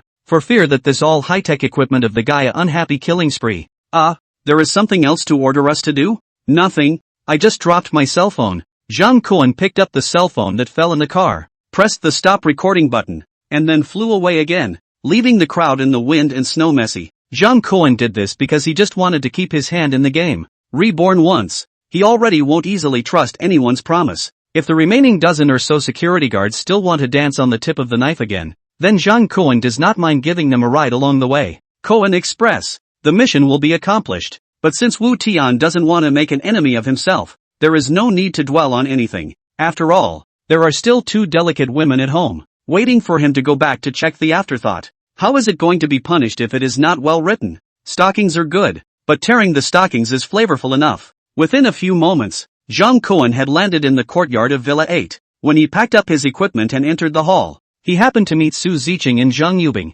2 women who came up from the movie theater on the negative floor in a panic. Panicked about what? Finished writing afterthoughts? Zhang Kuan casually teased, but soon realized the abnormality between the 2 people's expressions. When Su Ziqing saw Zhang Kuan, she excitedly jumped into her arms. Master brother. Just now, my grandfather called. He's still alive. What is the situation? Eat at noon to see the hand green? Zhang Kuan reached out and touched Su Ziqing's polished forehead. Fortunately only a little hot. Touch does not look like a fever. Su Ziqing, however, looked at Zhang Kuan with certainty and pouted. Master brother. I'm not sick, and what I said is not nonsense. It's true. Just now I really received a call from Grandpa. Sister Yubing can testify for me. Zhang Kuan twisted his head to look at Zhang Yubing and realized that she was a bit hesitant, but still nodded, clearly having some concerns. And I even recorded the call. Without waiting for Zhang Yubing to say anything, Su Ziqing pulled out her cell phone and broadcast in front of Zhang Kuan and pressed the play button.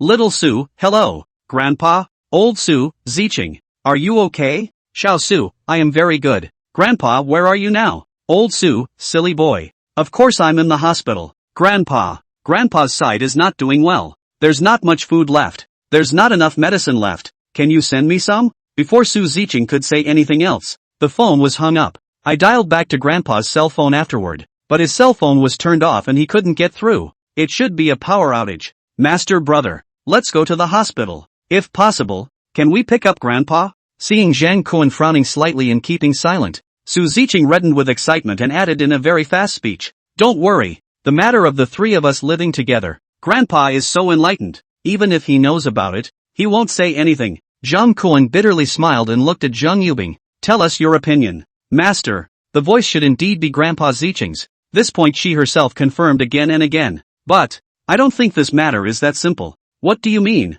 Sister Yubing? Ziqing? I know you're in a hurry, but don't be in a hurry and listen to me. Zhang Yubing rationalized her thoughts and slowly opened her mouth. As far as I know, Ziqing's grandfather was very sick before the snowstorm and should have a hard time surviving this disaster. But if his old man is fine, why hasn't he contacted Ziqing for half a month? But suddenly today? It could be that his cell phone was out of battery and only charged up today. But if it was charged today, why is his cell phone not working again? This is too strange. Su Ziqing didn't know how to answer at once. Moreover, what happened after the snowstorm Ziqing you have personally experienced? Could the people trapped in the hospital be more noble than the people in that neighborhood of ours? Personally, emotionally, I hope Grandpa is okay. But rationally, I just can't convince myself to believe this. Zhang Yubing, what do you mean? Su Ziqing's eyes instantly glazed over. She never expected Zhang Yubing, who had experienced life and death together, to actually say such words. Ziqing, I can understand how you feel. This kind of thing is not easy to bear on anyone's body.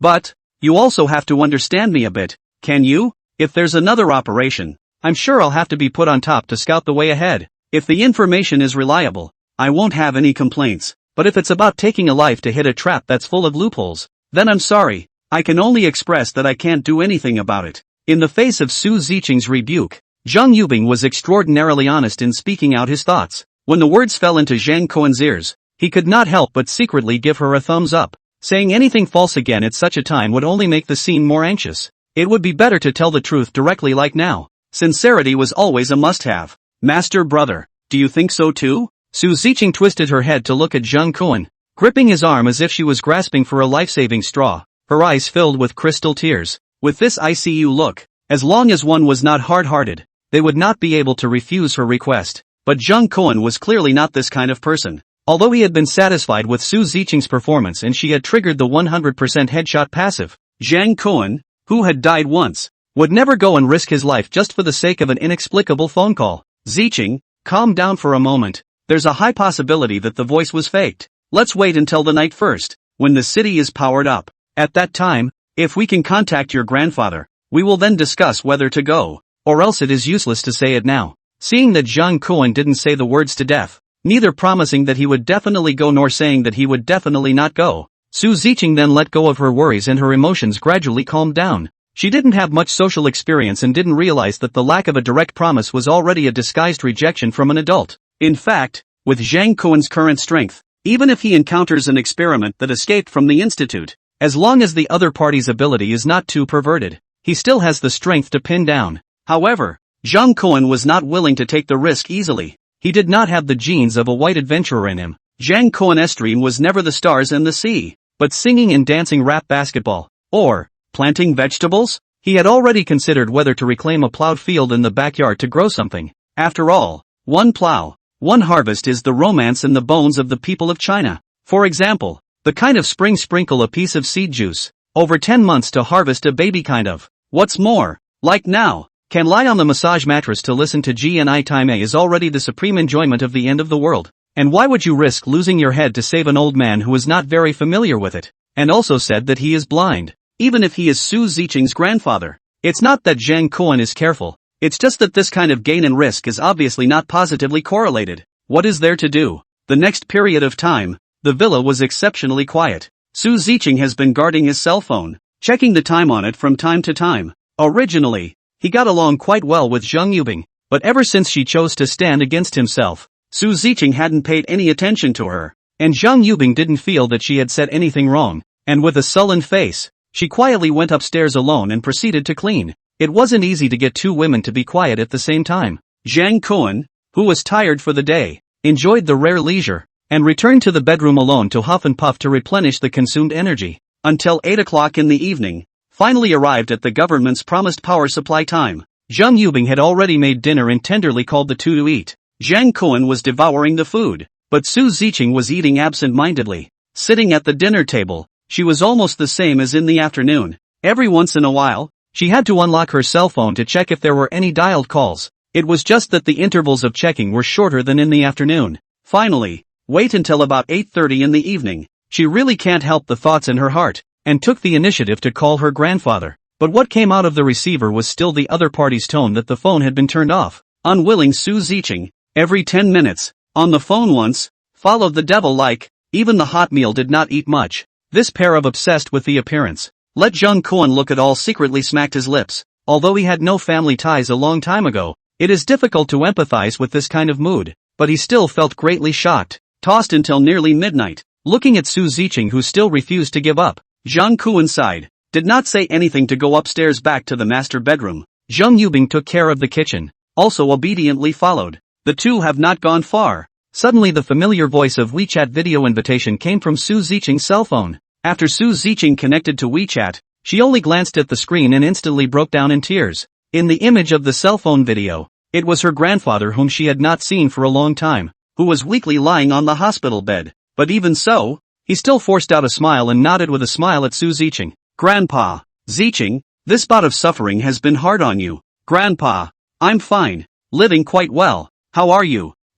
Have you encountered any danger? Ha, I'm an old bone. To me the whole world is dangerous everywhere. Su old man said not 2 sentences, issued a burst of violent coughing. Obviously the condition has not improved, and even there are serious signs. This made Su Ziqing, who had taken everything in, even more agitated in his heart. Zhang Kuan and Zhang Yubing froze when they heard the sound of their conversation. After looking at each other, they turned around and returned to the restaurant on the first floor. However, both of them tacitly did not appear in the camera. But since Su Ziqing's cell phone was not equipped with an anti-peep film, from the angle of the two of them, they could also clearly see the content in the cell phone screen. Zhang Kuan recognized the person in the phone with just one glance. It was Elder Su. It was just that the person was much thinner than the last time they met. Audio counterfeiting? There is indeed this possibility. But video counterfeiting? Especially this kind of face-to-face video. Jung Koen has not seen this kind of technology. Jung Koen touched Jung Yubing's arm and used his eyes to ask the other party for confirmation.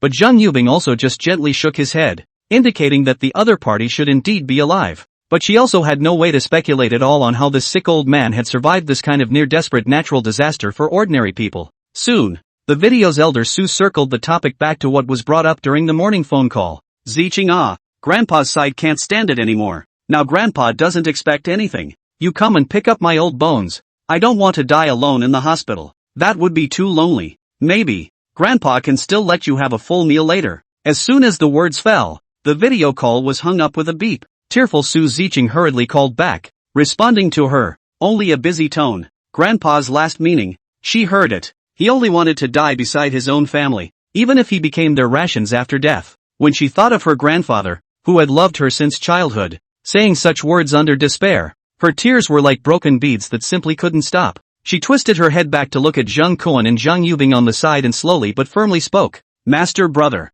I'm going to fetch my grandfather back. It's so cold outside. Eat a full meal before you set off. Jung Koen still didn't take a stand and used the stalling technique, but this time it was a rare failure. Sue Ziching wiped a handful of tears and shook her head. I'm not hungry. Besides, I can eat in the caravan. You are certain that I will go? Jung Koen was just about to refuse, when Sue Ziching followed with another stormy sentence. Grandpa told me before. The master brother is a very good person. You will definitely help me. Am I right? Take the good man card to block my mouth, right? The key. I remember the second half of his old man's sentence also said that I was blind. How do you shut your mouth and not mention it? Jung Koen was mulling over how to rebuff Sue Ziching so that this simple girl wouldn't be heartbroken, when Jung Yubing beside him once again spoke out against it. Ziching, don't you think it's a bit strange? But this sentence of hers caused Sue Ziching to be extremely displeased. Where is it strange? Don't just say that. For so many years my grandfather has been like this, bent on looking out for me. She then added, sometimes you also have to look for your own problems.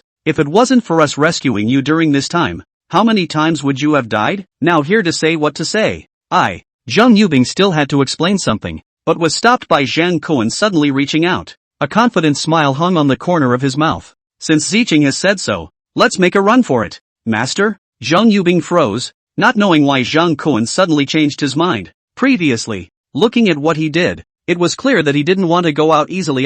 Jung Koen, however, did not explain and tapped the watch on his wrist. Get ready, it's already past 0. I haven't had a good night's sleep for a few days. Strive to go and come back quickly, that's it. The master said. Jung Yubing naturally did not dare to say anything else, so he had to get up and follow. And Sue Ziching is more than happy, touched the tear stains on his face, then giggled and ran to Jung Koen's side, embraced after towards his face, kissed non-stop. Jung Koen frankly accepted the moisturizing of the beauty's saliva, and then took out the caravan from the space. However, before leaving, Jung Koen also deliberately brought along 2 robot dogs that were charged in the yard. Soon, the snowy caravan slowly drove out from the courtyard, heading straight to the First People's Hospital where Sue Ziching's grandfather was located. In the car, Jung Koen calmly assigned the newly obtained weapons in the afternoon to Sue Ziching and Jung Yubing. Bulletproof vests, explosion-proof shields, police firearms as well as bullets. This outfit was worn down, almost arming the person to the teeth. Jung Koen was not crazy,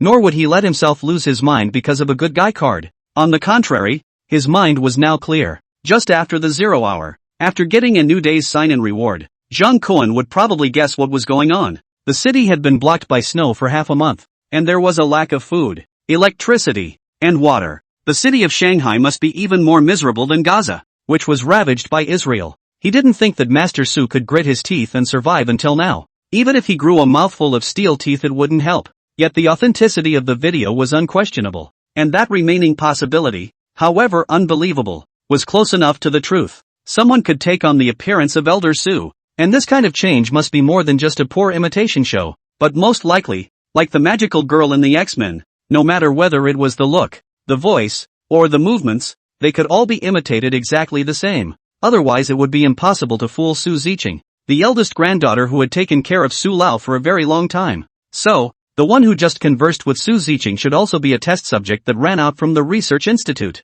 And her ability should be that she would change into someone for a certain period of time, but this ability shouldn't be used randomly either. Otherwise the phone calls and videos must have come long ago. It's impossible to allow such a long gap between the afternoon voice call and the midnight video call. And Jang Koen completed the system's check-in at the first hour at midnight, receiving a new reward. This time the reward wasn't a doubling of the physical parameters Sydney, but a brand new ability, perception. As long as there was physical contact, Jang Koen would be able to sense what the other party was thinking in real time. He had already tried it on Su Ziqing when he was still undecided in the room just now. This niece was only thinking about saving her grandfather as soon as possible, and was frighteningly simple. Zhang Yubing, on the other hand, was thinking much more complexly. It was true that a woman who had rolled around in a famous position would have more ideas. Simple no longer After getting into the caravan, Zhang Kuan sat next to Zhang Yubing, pulling her along with him to hold the steering wheel in passing, and briefly instructed her on her car skills. But the perceived content was a bit mixed.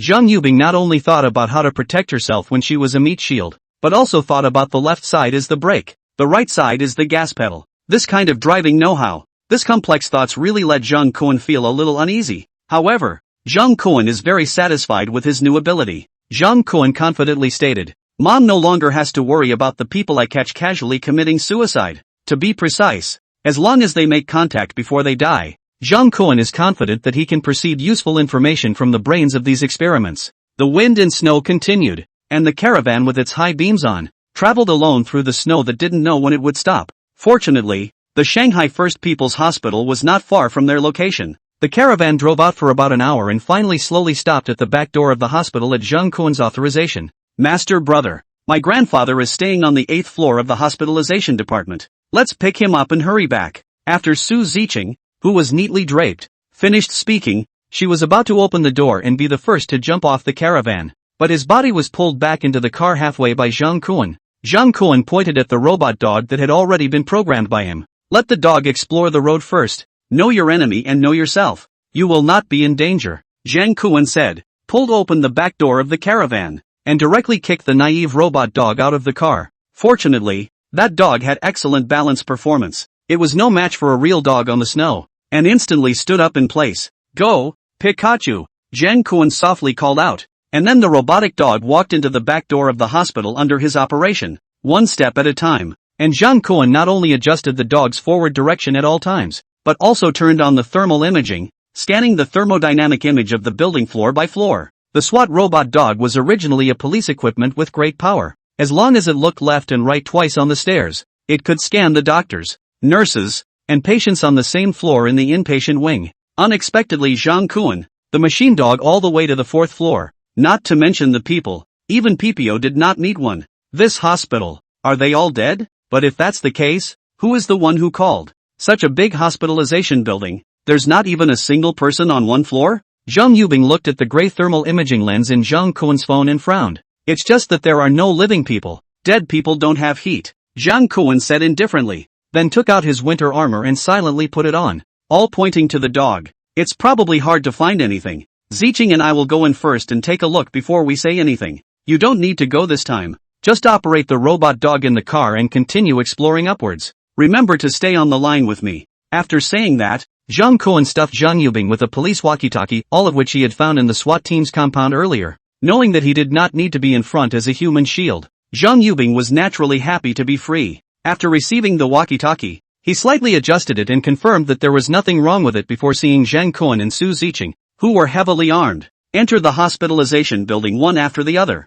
Zhang Kuan and Su Ziqing climbed through the snow, along the road that the dog had just climbed on, and jumped into the corridor on the 3rd floor of the hospital along an open window. Obviously, it was already time for power supply, but in the inpatient department building, apart from the corridors that were still lit with miserable incandescent lights, the wards were all pitch black, and didn't look very popular. If it is used as a haunted house, even the cost of decoration is saved. Zhang Kuan secretly spat in his heart. He didn't immediately go after the SWAT dog that had already gone upstairs, but instead pulled Su Ziqing into one of the nearest wards to check it out. The First People's Hospital was a famous tertiary hospital in Shanghai, with 3 to 6 beds in the general wards, and due to the superior medical skills of the doctors here, the wards were always full. Entering into the first ward, the two were surprised to find that there were figures lying on each bed, just wrapped up in the sheets on their bodies in death, and it looked like nothing was moving. And in the air, there was a faint stench that became more pronounced the further into the room they went. In order to be on the safe side,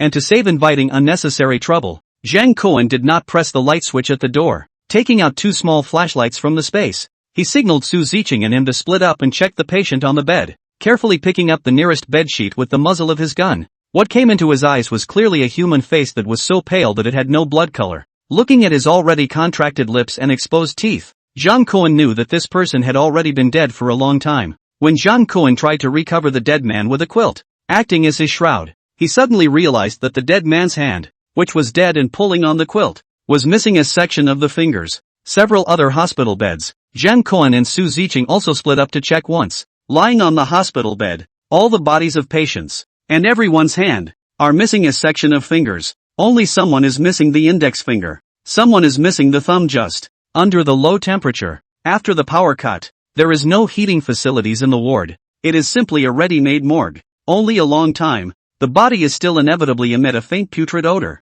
Smelled for a long time some on the head. Zhang Kuan and Su Ziqing exited the first room. Zhang Kuan from the space to find out the cool oil in the 2 people under the tip of the nose wiped, right as a refreshing. The 2 then sampled a few more wards. The results were all the same. They were all beds of dead bodies. Even the details of the missing fingers were very similar. Looking at their corpses, Zhang Kuan judged that the patients in these wards most likely didn't even survive the first night of the new year. Strange. Ziqing, where is it strange? Master brother, when I was in and out of the inpatient building before, the patients in each room were accompanied by someone. How come there are only dead bodies in hospital gowns now, but no bodies of the patient's family members? This was indeed a bit suspicious. Zhang Kuan hadn't even found the bodies of the medical staff here. Could it be that the doctors and nurses had all left their patients behind and run away? Yubing, how is the situation upstairs? Master, the 5th floor has been checked and no signs of human activity have been found. In other words, are all the people below the 5th floor dead?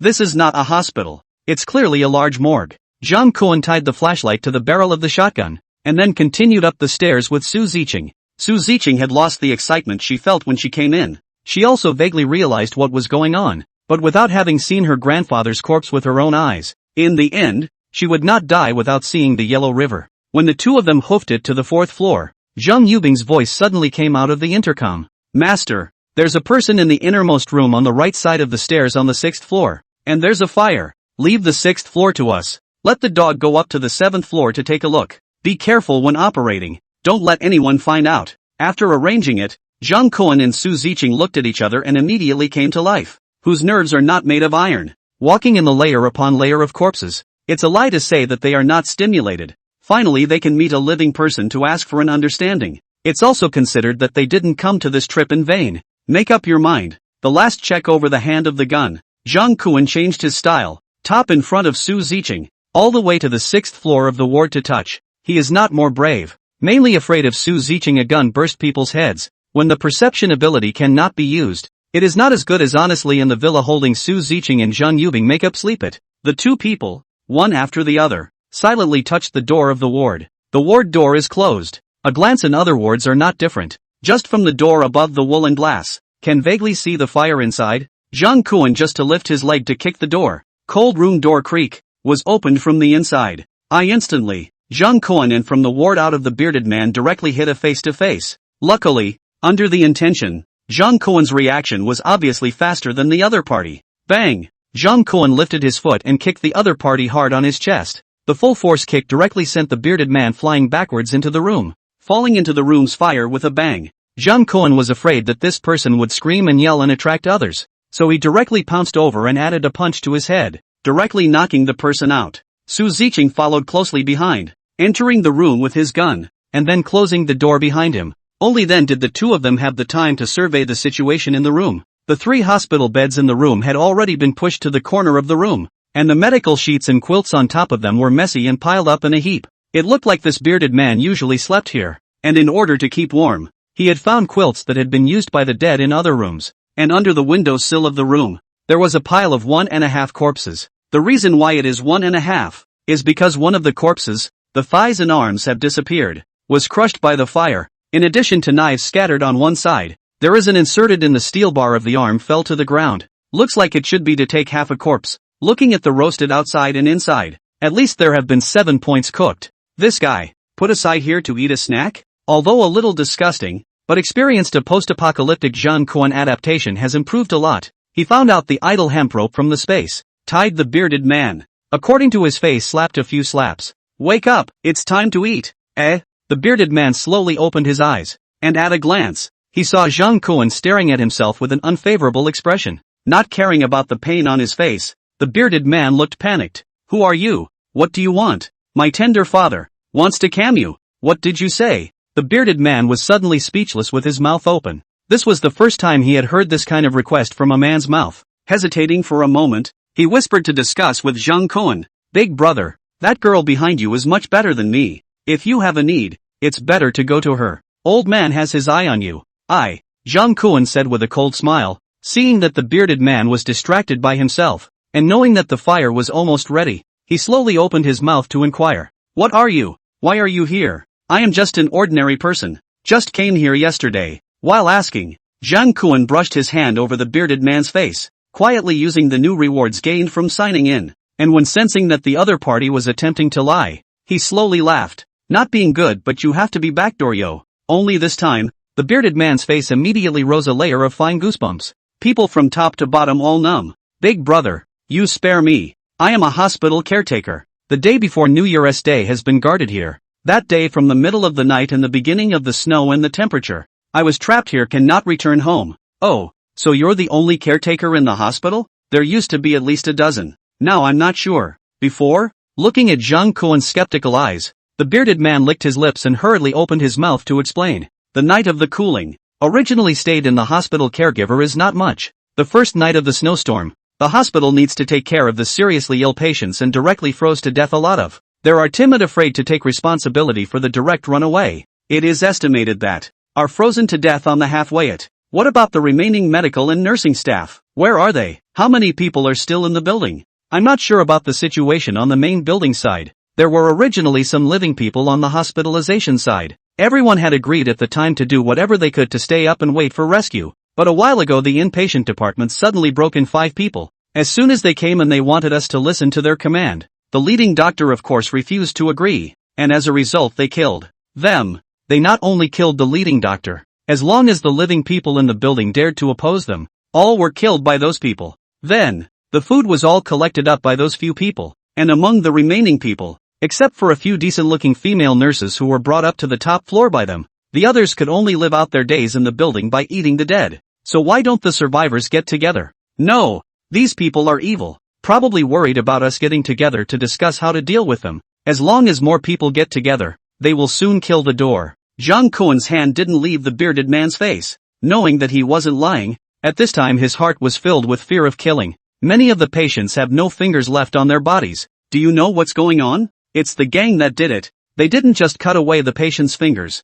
They even took all the cell phones and stuff. I've also seen one of them put the dead man's finger in his mouth, a hard shivering. Really fucking perverted. Zhang Kuan looked at the arm that fell to the ground, and said, you fucking still have the nerve to say others perverted it? You guys haven't thought about resisting? The bearded man heard Zhang Kuan say this, and immediately froze, but then smiled bitterly and asked back, what's there to resist? So many people died. Who got a good result? I'm just a caretaker. For me being able to live is better than anything, even if it means eating the dead. Zhang Kuan instantly perceived a strong sadness through the palm of his hand. Lan Lan is still at home waiting for me to go back. Who is Lan Lan? My daughter. How do you know Lan Lan's name? Have you seen her? Zhang Kuan shook his head, and then he withdrew his arm, not asking anything more. Just now, he was actually worried that this guy had leaked the news and caused unnecessary trouble, so he moved to kill. However, when he learned that he was still bent on going home and reuniting with his daughter, Zhang Kuan was somewhat unable to do so. In the end,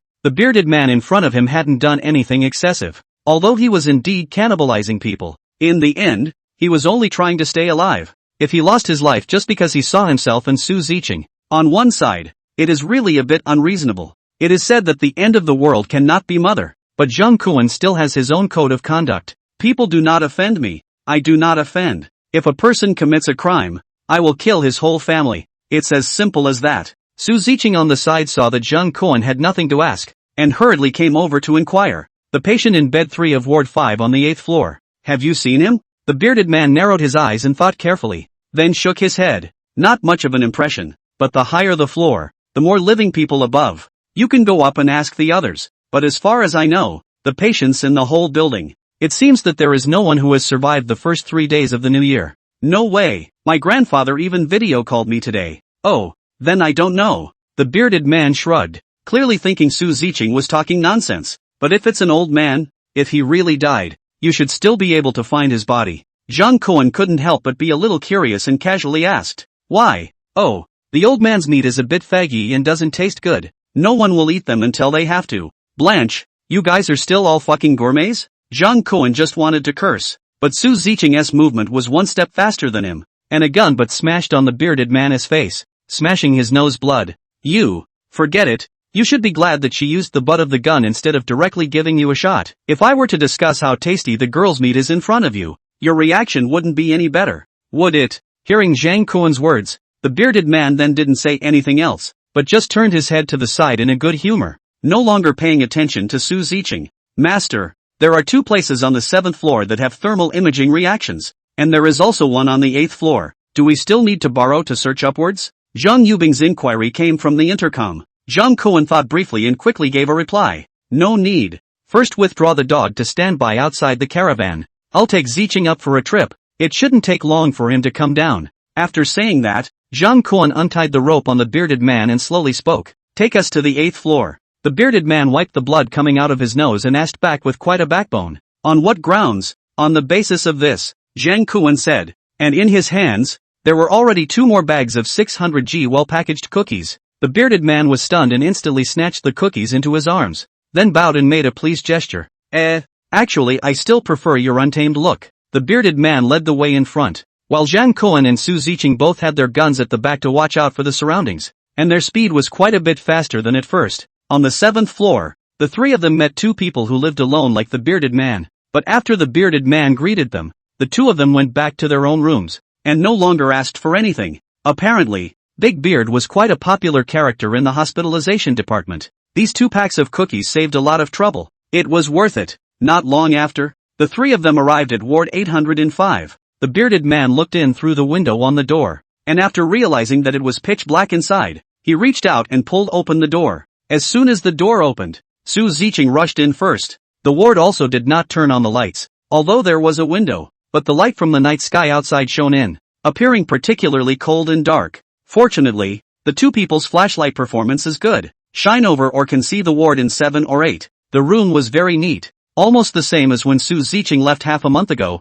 almost no difference. Only the people in the 4 beds in the ward have long since lost their voices. Su Ziqing went straight to hospital bed number 3. His palm trembled slightly as he lifted the white sheet covering it. Grandpa! A wail of grief instantly rushed out from her throat. There was nothing unexpected. Elder Su had long since frozen to death on the hospital bed. That face with muscles that looked a bit grim from the loss of moisture was no different from the dead people in the other wards downstairs. You see, I told you that no one eats when they are old. The bearded man, because of the years of work in the hospital, to this kind of life and death has long been used to, cannot help but whisper muttered leaning in the corner. Hands tear open the arms of the cookies packaging, just under the cold. Has long been frozen numb handsome do not listen to the call of duty. Tearing half a day did not tear open. In our neighborhood, the little girl who froze to death has always been the most sought-after food, Zhang Kuan said with a cold smile, then walked over and carefully lifted the sheets on several other beds. The loud sound of tearing and packing behind him instantly became much smaller, and the only sound left in the room was Su Ziqing's sobs as she flung herself onto the hospital bed. After confirming that they were all patients who had already frozen to death, Zhang Kuan then stood beside Su Ziqing and patted her shoulder as a sign of comfort. Zhang Kuan had always only disliked people and was not very good at comforting them, so he sensibly did not say anything more. He only knew that for the living, the departure of a loved one was not a momentary storm, but a lifetime of dampness. Su Ziqing had been with Su Lao when she was a child until she was almost in elementary school before she left Shanghu and went to the city where her parents were, and the grandfather and grandchildren had always had a very good relationship. There were many whispers that she wouldn't even say to her mom, instead choosing to make video calls to her grandfather to confide in him. Although she had already prepared herself mentally when she was just downstairs, she still couldn't help but feel sad when she saw her grandfather's withered appearance. Grandpa, didn't you say you wanted to see me become a doctor to examine you? Grandpa, didn't you say you wanted to meet my boyfriend and see how he is? Grandpa, open your eyes and look at me once more,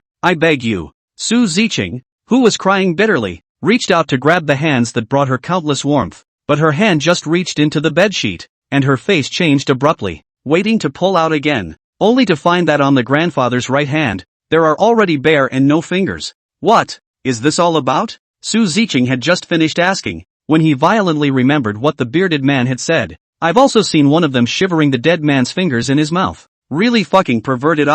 It was the gang on the top floor that did it? Su Ziqing was burning with rage, raising her gun and getting up to go and settle the score with them, but suddenly a force came from her shoulder, making her unable to move. Send grandpa away first before you say. Zhang Kuan's voice had little warmth. Then he took out a bucket of gasoline from his space. This was something he had previously drawn out with a rubber hose from the Ferrari that had been sitting and used in the space, and it had never been put to use. But he never thought that he would actually use it here. When Zhang Kuan unscrewed the lid of the bucket and smelled the strong odor, Su Ziqing instantly understood what Zhang Kuan was going to do, and the look of sadness on his face became heavier. This broken world, leaving early is considered a relief. Master, before you left, you asked Ziqing to take care of me for a bit. She did a good job. Now it's my turn to take care of her. You can rest assured. Zhang Kuan spoke in a low voice, his voice not much fluctuating. He didn't know if it was meant for the dead person or for himself. Afterwards, he took out a windproof lighter from the space that he had scavenged from somewhere, and when Su Ziqing retreated, he ignited the bedsheets soaked in gasoline. The fire instantly ignited, bringing a burst of warmth and light to the cold and gloomy ward. It's just that the smell of the flames was really bad, and the bearded man retreated to the corridor at the first opportunity, standing by the door and waiting quietly. Seeing his grandfather incinerated, Su Ziqing then kowtowed 3 times to the burning hospital bed with red eyes. Then he carried his pistol and slowly walked outside the hospital room. Zhang Kuan also bowed to Su Lao's burning remains, and finally walked out of the room, tenderly bringing the door closed, as if he was afraid of disturbing the souls inside that had already gone to another world. To the top floor? Go to the top floor. Receiving Su Ziqing's affirmative reply, Zhang Kuan nodded, but before the two of them could walk, the bearded man suddenly blocked in front of them, rubbing his hands together and inquiring with some embarrassment. This time, do you want to lead the way, our brother? No need. This time we take the elevator, Zhang Kuan said indifferently. He hadn't expected to come here to retrieve Elder Su. He just wanted to find a chance to get in touch with the Institute's experiments that were nestled here, and utilize the latest abilities to understand what was going on with that so-called institute. Since now Su Ziqing also had the intention of going up to settle the score, it was just right to take this opportunity to touch base with the other party, and there was no need to meticulously climb the stairs one layer at a time. Hearing Zhang Kuan's words, the bearded man showed a difficult face, hesitated, and spoke again. If I can tell you information about them, can you give me the leftover gasoline you just used? That depends on whether the information you give is worth the price, Zhang Kuan said indifferently, as if he didn't take the deal to heart at all. The bearded man swallowed his saliva, fearing that there would be no store after this village, and spoke urgently. Of those 5 people, there's a skinny guy who loves to eat dead people's fingers. There are also 3 stupid-looking big guys. The leading one is very good with a knife. The building manager we elected before was killed by him. Zhang Kuan was unimpressed upon hearing this and turned around. This kind of vague information was really lackluster, and could only be said to be better than nothing. Suddenly, the bearded man violently pulled his arm. He is not a general, will use the knife. He threw out the knife. Will bend. Knife that will bend? Zhang Kuan stopped in his tracks. This piece of news was quite interesting. What kind of knife did he use? A kitchen knife? Machete? An apple knife? Or is it a gold silk large ring knife? The bearded man froze, followed by a bitter laugh. Big brother, I've only seen it once. When they first came here, they said they wanted to talk to our building manager, and I was guarding the door of the conference room. In the middle, I do not know what they talked about. The building manager put the scalpel on the table, want to demonstrate. I do not know how to be. The other side took over, followed by the knife so casually thrown that the knife followed the devil seems to be. In the room flew in a circle after a moment into the building manager's back. At that time we were scared blind. Thought it was a ghost. Zhang Kuan stroked his chin. This message sounded quite interesting. It sounded like the boss on the top floor should also be the Institute's test subject without a doubt. It's just that this ability seems to be a bit tricky. I don't know if it's simply the flying daggers of the godly little Lidima, or if it's like Marvel's Magneto who can manipulate iron. If it was the latter, then ordinary firearms would probably be ineffective against him. Big brother, is this news enough to change the rest of the gasoline? Zhang Kuan avoided talking about it, instead pulling him aside and muttering for a while before turning to leave under the other party's face of shock, until he entered the elevator. Su Ziqing looked towards Zhang Kuan, who had a grave face, and hesitantly asked, Master brother, do we really have to go up to the top floor? Of course, come all the way here. Won't the set of people who won't be upstairs not be a wasted trip? but they don't sound like they are too good to deal with. Seeing Zhang Kun pressing the button for the top floor without hesitation, Su Ziqing couldn't help but hesitate a bit, although she did not hear what Zhang Kun and the bearded man said. However, she had listened to the intelligence that the bearded man had said earlier. After calming down, it was inevitable that she felt that it was a bit too reckless for 2 people to go looking for trouble from 5 people just like that. Only dead people are the best to deal with in this world, because people don't die twice, Zhang Kun said indifferently, and then his hands turned tricks as if he was pulling things outward from his face. Night vision devices, grenades, and even took out a few boxes of bullets. These are all rubber bullets. Find out if there is a suitable model, and replace all the bullets in the gun with these. In order to be on the safe side, Zhang Kun still changed all the ammunition in the hands of the 2 men into the special rubber bullets for riot dispersal that he got from the SWAT team. Although this thing had limited lethality, it was just as capable of causing casualties under close range. The most crucial thing was that there was no need to worry about that tricky ability on the opposite side. When the elevator door opens later, you'll shoot as soon as I shout. But it's best not to kill them. I still have things to ask them. Su Ziqing nodded, then nervously put on his equipment. Ding! Finally, the top floor arrived. The elevator doors opened, and the 2 slowly walked out of the elevator. Unlike the other floors, the lights in the corridors of the 20 floors of the equal levels were always in a constant state. Even along the empty corridor, the cacophony of music could be heard coming from the room at the end of the corridor on the right. It seemed that the group had already taken this place as their stronghold and were having a party at this time. Zhang Kun and Su Ziqing instantly adjusted their state, raising their guns and advancing slowly to the right. However, when the 2 of them had not yet stepped out 10 meters away, the lights in the corridor suddenly flickered and were all extinguished in an instant. Not only were the lights extinguished, even the music on the inside came to a screeching halt. Apparently the entire building had lost power. The sudden darkness made Su Ziqing a little uncomfortable, but fortunately Zhang Kun turned around and patted the top of her head, signaling to put on the night vision device. Soon in a green fluorescent light, the top floor of the hospitalization department was once again displayed in front of Su Ziqing. At this time the 2 had almost reached the end of the corridor, and vaguely heard the people in the ward screaming high-pitched curses about something. Isn't it said to guarantee the power supply at night? This is not even 2 o'clock on the fucking power cut? Do what cannot? On the special snubbing the people first. Big brother, you don't worry. Let's go and see. I see the outpatient building side of the light is still on. Maybe the electric gate problem. Denyo Dezhuang. You 2 run a trip to see. Second brother. This kind of thing Dezhuang alone is enough. I will play again. You stepped on the horse. Hurry up and roll. You just know how to play every day. Sooner or later, you'll be out of your fucking mind. With the sound of broken bottles ringing out, there were also bursts of women's exclamations. I'll go.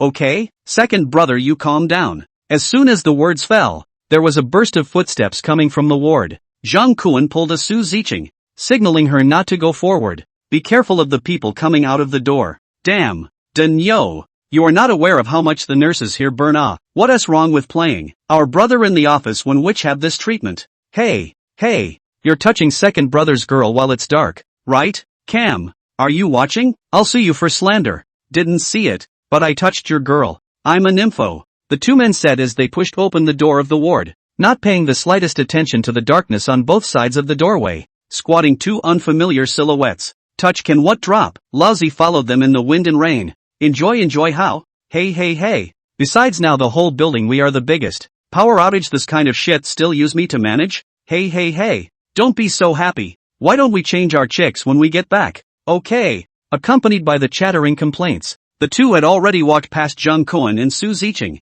Zhang Kun wanted to try out his power, and since there were still people in the room, it was best not to easily shoot to scare the snakes. He silently followed behind the 2 men, and when he saw the right moment, he reached out and pressed down on the heads of the 2 men, and slammed them in the center with all his might. Bang! The skulls of the 2 men let out a muffled sound. These 2 tall and big guys were like deflated balls, not even humming, they fell to the ground. Zhang Kun quietly opened the next ward and dragged the 2 men inside, then greeted Su Ziqing again and closed the door of the room from the inside. Entering inside Zhang Kun and before dealing with the bearded man the same, with the fastest speed to tie up these 2 people, mouth stuffed with cloth. Afterwards Zhang Kun chose to interrogate the guy who was lusting after him, because he looked witty, and witty guys often don't know what loyalty means. He stuck the guy's neck with one hand, and with the other hand, he swung round and slapped him on the face, waiting for the other party to wake up. Zhang Kun did not even give him a chance to react. Directly to his ear slowly asked, "You are from which out of the institute?"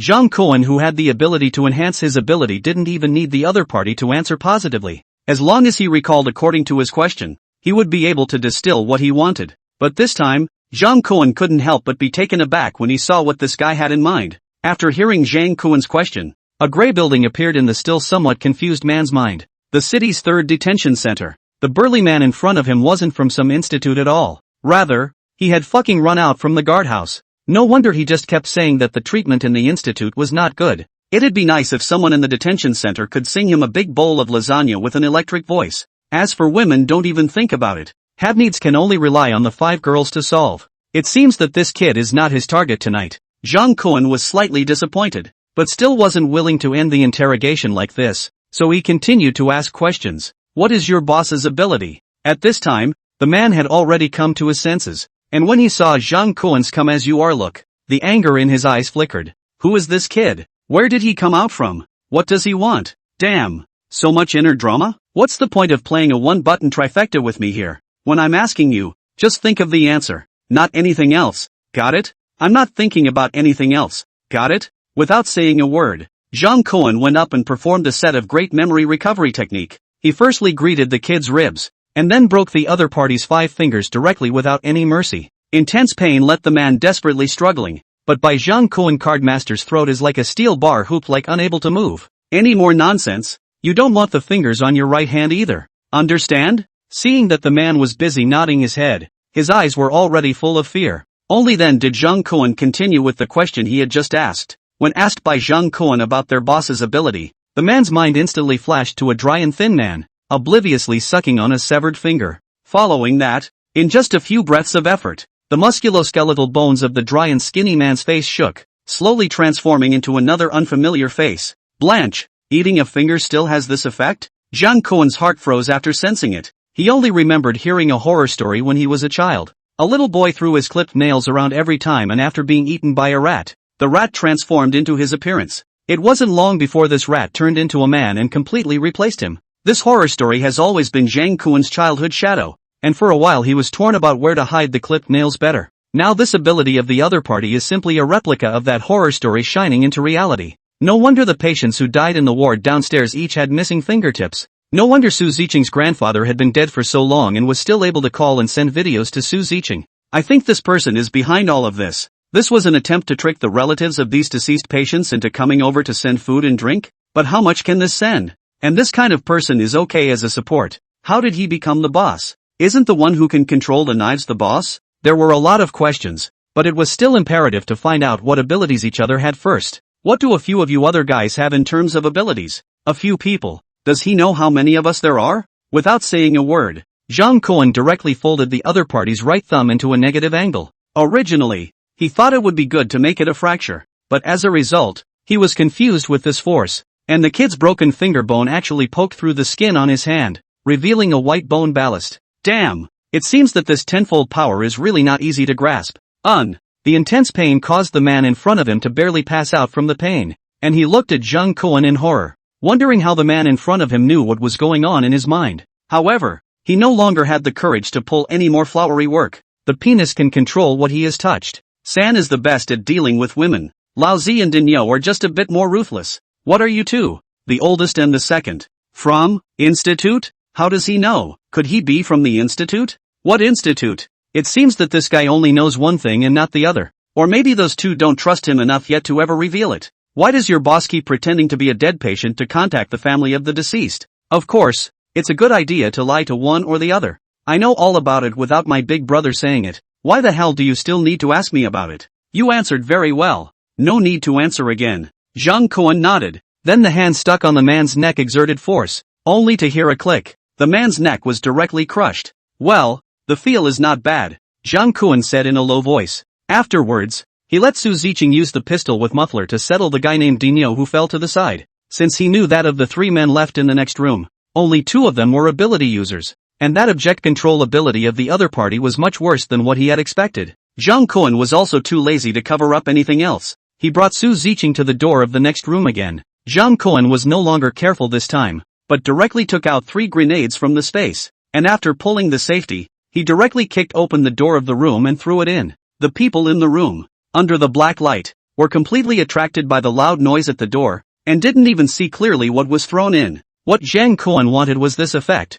Following directly dodged and retreated behind the wall outside the door. Boom! A huge roar and a violent explosion caused gusts of smoke to rise from the room. However, Zhang Kuan was not the least bit concerned, and rushed in ahead of the others. With the aid of the night vision device, it wasn't difficult to see the situation inside clearly. 3 grenades had blown up the room. Still, one could make out something from the displays in the room. The living room was surrounded by patches of electric heaters from who knows where, and judging from the clothes on the people blown up in the room, the temperature in the room just now should be able to be 15 or 16 degrees. Put in the end of the world half a month. It is also considered a small paradise. Zhang Kuan looked at those female nurses who were wearing light cotton suits and one-piece stockings underneath, and directly one person made up a shot in the head. This kind of sensual animal like a woman is really too scary. No matter what the reason, as long as they are committed to each other, they will always inexplicably help each other over time. Their building that married the more Zhaolina is this typical, can even be considered a model.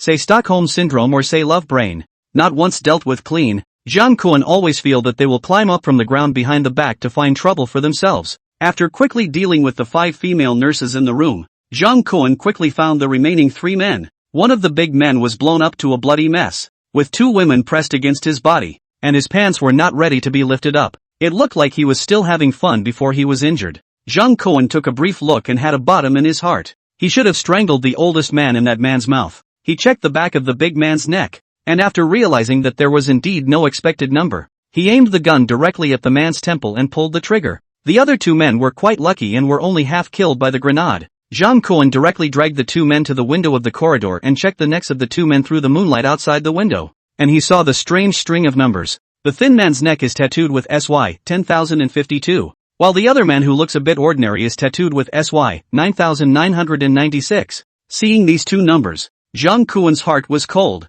It seems that the test subjects in that damn institute, there are really quite a lot of Look at this situation. Are damn fast catch up with Orochimaru's laboratory. After binding the 2, Zhang Kuan is still a little uneasy. The guy who can turn into someone else's appearance Zhang Kuan is indifferent. Tied up certainly cannot turn any waves. However, the ordinary-looking man's ability was still a bit tricky. In case that guy took advantage of his own defenselessness to touch something unseemly, and then through people's face, it is really difficult to accept. Thinking for a moment, Zhang Kuan decisively found a fire axe from his space and swung it down at the man's hands. Ka! With just one stroke, both hands were chopped off in unison. The intense pain caused the man to instantly wake up from his stupor, but before he could see clearly what was happening, Zhang Kuan directly grabbed him by the neck collar and went up for 2 big forced pockets. Be honest, don't scream. The unknown man nodded as he endured the severe pain, but when he looked down and saw his hands that were chopped off in unison, he still couldn't help but let out a pig-killing scream. The miserable screams could almost pierce one's eardrums,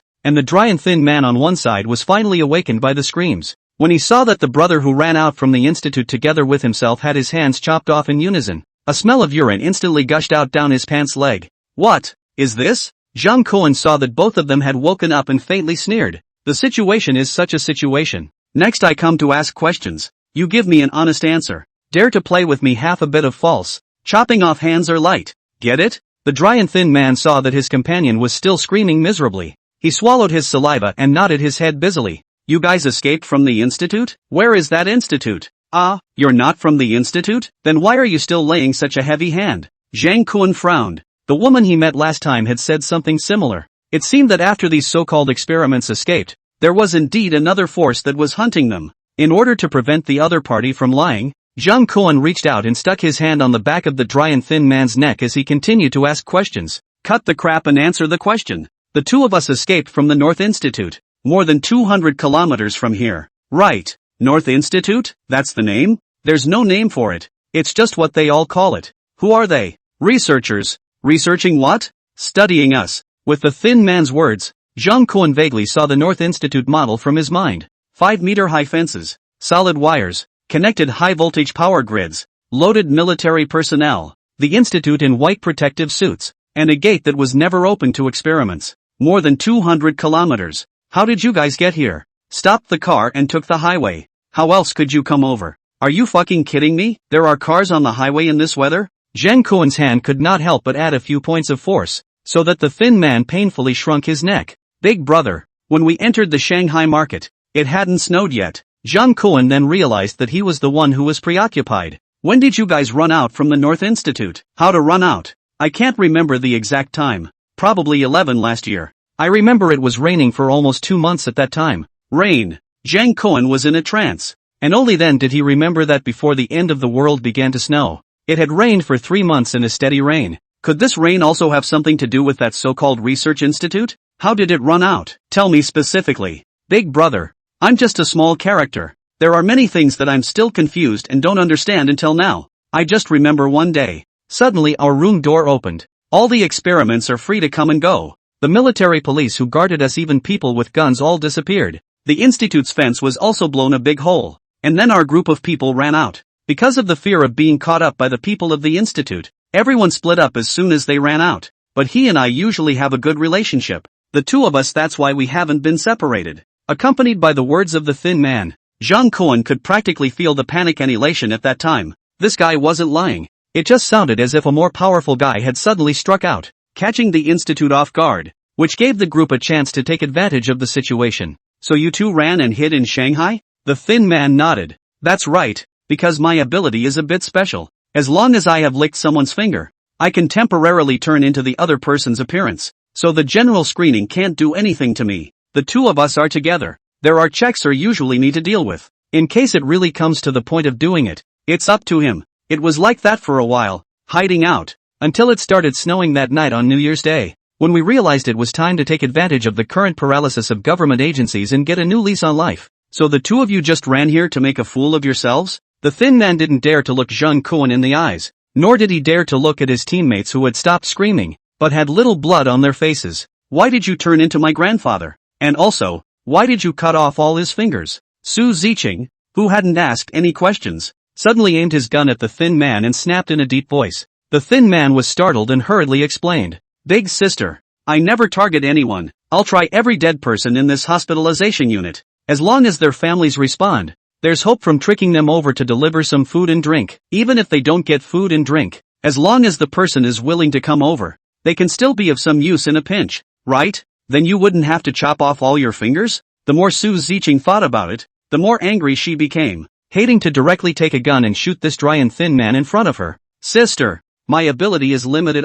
If I want to repeatedly change into a person, just having one finger is not enough. For those that have family members responding, I definitely have to chop off all my fingers and keep them ready. The total number of old men that someone responded to the message is 5. Which one is your grandfather? Only then did the thin man realize that tonight's killing god had been recruited by him with a single phone call, and instantly remorse crawled across his face. Jung Koen waved his hand, interrupting Su Ziqing's question, and continued to ask the thin monkey, then where did you get this ability from? Surprisingly, after Jung Koen finished his question, he actually sensed a bottle of potion from the thin man's brain, that looked like the same as the one found on the woman who could operate the corpse from RTD. Soon, under Jung Koen's forced questioning, the thin man told what he knew like a bamboo tube. He was originally just a common criminal, early in home disconnected. When serving his sentence in prison, he heard that enrollment in drug trials can have the opportunity to reduce the sentence, so they took the initiative to enroll. When he first arrived at the North Institute, he was delighted to learn that he didn't have to work, that the single room was fully equipped with water and electricity, and that there was even a separate TV set with random channels. But then released when he realized that after taking the drug must appear abnormal situation in order to continue this carefree life. As for the reduction of sentence, don't even think about it. Moreover, the medicine is not 100% effective. When it came time to take the medicine, he personally saw with his own eyes that one of the prisoners who was in the front of the line to take the medicine, after swallowing the pills, the whole person was like a deflated ball of leather, deflated in 3 seconds, and was thrown onto a stretcher and carried out. He regretted it at the time and wanted to give up, but had no chance of choosing at all. The guard's gun was forced to his head, forcing him hard to swallow the drug. Luckily for him, nothing out of the ordinary happened. It seemed to be a common occurrence, and the guards threw him back into his single room afterward, only to have a doctor come in every day to check on him at regular intervals. The cozy life of eating, sleeping, watching TV and letting off steam continued every day. That abnormality appeared 3 days after taking the medication. At that time, he simply couldn't suppress his inner urge to lick the examining doctor's finger, and then in front of the prison guards and the doctor, he turned into the other's likeness, so he was lucky enough to be kept. From then on, there was also an additional tattoo, SY 10,052, In the North Institute, this number is equivalent to a stable long-term meal ticket. After listening to the words of the thin man, Zhang Kuan pondered. It seemed that this was someone using the prisoners for human experimentation. Then would this sudden apocalyptic natural disaster have anything to do with this? Zhang Kuan pondered for a while, clueless. There was still too little information about this now, but when he thought about it, he couldn't help but be dumbfounded, even if it was related. So what? It was enough to be able to live well in the end times. What was the need to probe that deep? Could it be that he still wanted to end this heavenly calamity havoc? Smiling and shaking his head, Zhang Kuan took out the bottle of potion he had seized last time from his space and waved it in front of the thin man. The medicine you just said you tried at the North Institute. Is it this kind? It should be. Should be? Big brother. This medicine are not a package. You just take a bottle of painkillers to show me. I am not clear. This is. Zhang Kuan also felt that he was a bit hasty. However, isn't there a group of security guards over at Villa 15? If you have the chance, you can take them for a taste. Right. One last question. Why did you go to prison? The skinny man's face instantly reddened, seemingly embarrassed to say. However, Zhang Kuan seemed to be hot, directly pulling his hand out from behind the thin man's neck. Damn it, is this guy so perverted? Not even sparing the corpse? He desperately shook his head as if to shake the disgusting image he had just perceived out of his brain. Zhang Kuan regretted that he had asked this one more time. It was simply disgusting to open the door to the disgusting. Really fucking disgusting to the home. But what made him even more furious was that once this kind of thing entered his brain, it seemed to linger. Blanche, in your next life you damn well better be a good person. Zhang Kuan cursed, then pulled out his shotgun, aimed it at the thin man's head, and pulled the trigger without warning. Afterwards, it was loaded once again, taking out the other experiment, who had already had his hands chopped off, along with him. Just like a discussion, after the sound of the gunshot, the lights in the corridor, which had already gone out, flickered and lit up again. Zhang Kuan looked at the time on his cell phone, and it was more or less the same as he had expected. It seems that the bearded man did a good job. Zhang Kuan and Su Ziqing then briefly checked the bodies of the two men, and after finding that there was nothing to take away, they entered the elevator and prepared to return home. The elevator went all the way down, and when it reached the middle of the 8th and 7th floors, it jolted and stopped. Along with Su Ziqing's cry of alarm, the lights in the elevator went out. This is another blackout? Zhang Kuan smacked his lips, his heart already vaguely guessing what was going on. It seems that in this world, one really can't easily trust others. Master brother, we seem to be trapped in the elevator. Master, are you guys alright? At the same time Zhang Yubing's concerned inquiry came from the intercom. Don't worry, an elevator that can trap me hasn't been designed yet. Zhang Kuan took off his gloves and directly reached out to break the iron door of the elevator. With 10 times the strength, everything was a floating cloud. However, when the door was broken open, Zhang Kuan heard a rush of footsteps coming from up and down the corridor. Ziqing, you go out first, go out and shoot anyone you see. Got it? Aha! Zhang Kuan, who had propped open the elevator door, gave up a bit of space, allowing Su Ziqing to climb out first. Looking at the mixed ass under the winter jacket shaking in front of him, Zhang Kuan couldn't help but draw out a hand to hold a hand on it. This sudden bit made Su Ziqing's body tremble, but it was also the support that made her climb out of the elevator stuck between the two floors faster. Almost the instant Su Ziqing climbed out, the pistol was aimed at the crowd that was already fast rushing over and quickly pulled the trigger. Bang! Hearing the sound of the gunshot, Zhang Kuan knew that he couldn't delay, and hurriedly jumped with force, using his upper body to brace himself on the partition between the two floors, and then drew out the MP5 that had long been filled with bullets, and aimed it at the silhouette of the person who was flashing with a green light in the night vision device. Ta-da-da-da. The sound of the submachine gun strafing instantly echoed endlessly in the corridor of the 10th floor. The group of people rushing head-on were nothing more than ordinary people wearing down jackets and holding the legs of chairs in their hands, so how could they withstand this kind of firepower strafing? The crowd was like wheat that had been cut by a scythe, falling down in large swathes. When there was no more movement, Zhang Kuan raised his legs and climbed up. Su Ziqing turned back and pulled him, unable to resist opening his mouth to inquire. Master brother, what the hell is going on? It should be the bearded man we bumped into on the 6th floor. It's him? Zhang Kuan nodded and opened his mouth to explain. Earlier, I asked him to wait for us to get to the 20th floor and disconnect the power to the entire inpatient building. From the looks of it, he should have taken advantage of the fact that while we were circling around with those guys upstairs, he wasn't idle either, and snubbed a group of cannon fodder, wanting to come up with a yellow bird in the back. How could he do that? Luckily, I thought he was a good guy. A good guy? Zhang Kuan secretly laughed bitterly in his heart.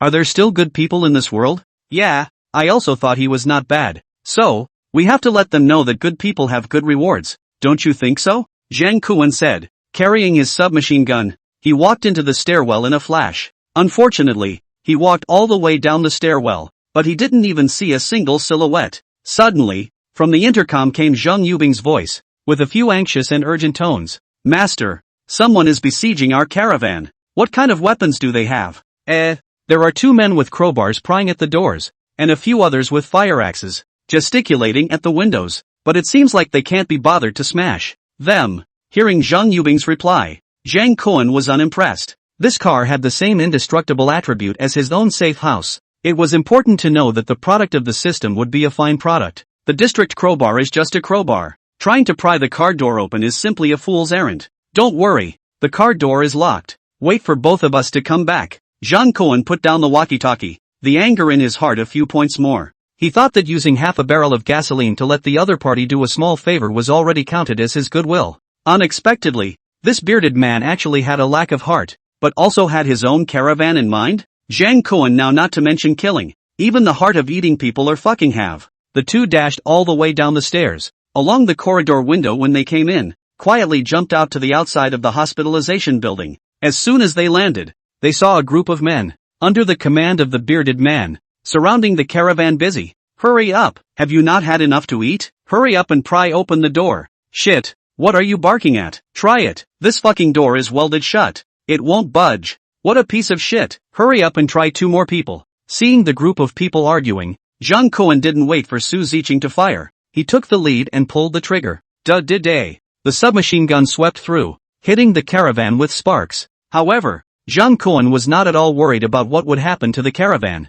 Instead, it was the group of men who stood between the caravan and Zhang Kuan who screamed miserably and collapsed in the middle of the snow, letting a warm crimson red flow out of their bodies. Perhaps it was fortunate, but more than that, it was unfortunate. Zhang Kuan's bullets hit many people, but they missed the bearded man who was commanding the front of the car with a fire axe in his hand. But the rapid gunfire made him scared to death, only know to throw down the axe, hands holding the head crouching on the ground, curled up into a ball, in order to expect to avoid the dense bullets. After Zhang Kuan emptied his clip, he walked straight over and kicked the bearded man down onto the snow. You cut off the electricity. I'll give you gasoline. Isn't this a fair deal? Why are you screwing me over? Playing yellow bird with me? You think you're smart? Facing the furious Zhang Kuan, the bearded man was so scared that he couldn't speak at all. All he knew was that the corners of his mouth were desperately twitching, his beard and lips shaking into a ball. But don't worry, I, Zhang Kuan, have always been true to my word. The promised gasoline will definitely be given to you. Really? Really? The bearded man could not help but flash a glimmer of hope for life in his desperate eyes. Although he didn't get the car, and died so many old acquaintances in the building, but to be able to get half a barrel of gasoline, at least you can survive for a long time. No matter what, tonight was still a profitable night. Really? Zhang Kuan nodded in his hopeful eyes, then directly took out the remaining half a barrel of gasoline from the space and unscrewed the lid to pour it on the bearded man's body like a flower. You, don't spare my life. The bearded man suddenly understood what Zhang Kuan meant and hurriedly cried for mercy. However, Zhang Kuan did not give him the chance to open his mouth again, but instead smashed him unconscious with a punch. Subsequently, Zhang Kuan took out ropes from his space again and tied the bearded man's upper body firmly tightly and deadlocked it to the suspension at the back of the caravan. Ziqing, get in. Zhang Kuan gave a greeting and waited for Su Ziqing to get on the car before he himself found a windproof lighter and lit the gasoline on the bearded man's legs. Following him, he got into the caravan without looking back. Let's go. Back to bed. Zhang Yubing could see that Zhang Kuan was in a bad mood and didn't dare to say anything more as he slowly started the car. After Zhang Kuan took off his winter jacket, he directly lay down on the double bed at the back of the caravan, lifted the curtains and quietly looked at the bearded man who had been dragged by the caravan. The gasoline was burning brightly, and the bearded man who had already been awakened screamed miserably. The flames had long since traveled down his thighs and all the way to his upper cotton shirt. At first glance, the back of the RV appeared to be dragging a huge fireball, until the fire burned the rope tied to the bearded man. The fireball rolled a few times on the snowdrift and lay motionless on the side of the road. Master brother, drink a cup of hot water. Seeing Zhang Kuan staring at the fading fireball out of focus, still looking sullen, Su Ziqing obediently handed over a cup of warm water. Coming back from outside, she had long since taken off her heavy cold-proof clothing and changed into a snugly fitting stepmother dress. Only this dress was still a perfect fit for Zhang Yubing's temperament, and when she wore it like this, It looked more like a female college student who was striving to become a stepmother. Master brother, today is me being capricious. You punish me. Su Ziqing huffed and admitted her mistake to Zhang Kuan sincerely. However, admitting her mistake is admitting her mistake. Being able to send her grandfather on a journey. It also solves a matter of her heart. She had already thought that no matter how Zhang Kuan wanted to punish her, she would never say a word, although already prepared mentally, but did not expect Zhang Kuan reply to her just a sigh, in addition to no other. I'm not going to say a word. Seeing Zhang Kuan not saying a word, Su Ziqing's tears were spinning in a pair of big eye circles, but she didn't know what to say. She could only stand in front of Zhang Kuan, wringing her hands and biting her lips tightly. This pair of Chu-Chu's human appearance made Zhang Kuan couldn't help but sigh again, then slowly opened his mouth. Actually, you are not suitable to wear this kind of clothes. Hearing Zhang Kuan's words, Su Ziqing didn't react at all, but the next second the person was pulled onto the bed by Zhang Kuan. This kind of clothes are too mature. Want to wear you still a few years earlier. Is that so? But why do I feel that you still wear student clothes the most suitable? Su Ziqing blushed as if she knew what was going to happen later, and sat down on the bed powerlessly. She quietly averted her face to the side, not daring to look into Zhang Kuan's fire-breathing eyes. Zhang Kuan, on the other hand, pressed down on her body without any concealment, greedily inhaling the scent of her body, as if this was the only thing that could make him feel the value of his life. The warm breath sprayed on the white neck, causing Su Ziqing's breath to catch. Ziqing, are you saying I'm a bad person? How could Master Brother be the best? Is that so? Then how about this? From the back of the caravan, there was a chirping cry from Su Ziqing. Zhang Kuan slept until the light of day at noon before he woke up. On a whim last night, he had asked Zheng Yubing to park the car on the viaduct, and the three of them had played indoor basketball in the car all night. At first, the two women were unable to let go for a while due to some small misunderstandings, but in the face of Zhang Kuan's ball pressing, eventually the two can only abandon the old grudges. Combined efforts to make the defense of the package. Thought this would be able to undunk Master Zhang Kuan fight a equal. Who knows Zhang Kuan and used a skillful back body singles as well as step back jump shot. The final two people are not defeated. The two people until the start of the caravan, but also in bed sound asleep. On the contrary, Zhang Kuan due to the consumption of too intense, was tortured by the hunger in the abdomen woke up. Although there was no one to cook, Zhang Kuan was happy to be at ease and got out of bed alone. After finding some cookies and other snacks from the space to eat, he stood by the window of the caravan and looked outside. The traces from when he came had already been covered by snow, and the road in front of him was once again covered in silver. There was only one caravan on the previously busy viaduct. The front is not seen, and the back is not seen. Zhang Kuan suddenly felt, Shanghai listed on the market is like a busy all day long non-stop precision instruments, and now suddenly by the end of the snow pressed the stop button. Only some on their own as inconspicuous gears hiding in the dark, and from time to turn a few times, proving that the machine still has the ability to operate the general. Rarely out of a trip, Zhang Kuan also did not rush back, and was calculating where to go later to find some more supplies, when his neck was suddenly wrapped up by two snow-white lotus root arms. I seem a little inseparable from the master. In that case, you still wanted to leave before? It seems that last night's cut was still not deep enough, or else how could she have such outrageous thoughts? Zhang Kuan turned back and looked at Zheng Yubing who was hugging herself. She was wearing the tulle skirt pajamas that she had prepared in the caravan. Standing behind her in a graceful manner, she could not help but reveal her snow-white thighs, and the fine and tender skin texture caused Zhang Kuan to look twice more. Like with Zhang Kuan's eyes, Zheng Yubing originally tied knot-tight pajamas belt, suddenly and quietly slipped on the ground. A time and the door open. See Zhang Kuan drymouth. Fiercely, he took hold of Zheng Yubing dressed in muslin pajamas. A pair of big hands along the lapel into, began to restlessly action up. Soon Zheng Yubing was trembling slightly in his arms, and her breathing was no longer steady. Master, don't speak, turn around and lie on the car window. Zheng Yubing still wanted to refuse this shy position, but the heat in her body made her not know how to refuse, and she could only tighten her lips and turn around. On the opposite side of the car window was a tall office building, which if it was before, Zheng Yubing wouldn't even dare to think about. But now, under the post-apocalyptic world, it seems that all morals, laws, and shame can be left behind. The office building across the street should have no one looking at it. The snow has closed the city for so long, so there must have been no one there for a long time. And it's the master who wants to do his homework. I can't help it. Women just know that the mouth is not the heart. Zhang Kuan's mouth slightly picked up, like this kind of as long as there is physical contact. You can feel the other side of the heart of the feeling, and then slowly bully up. After a long time again, the caravan slowly started.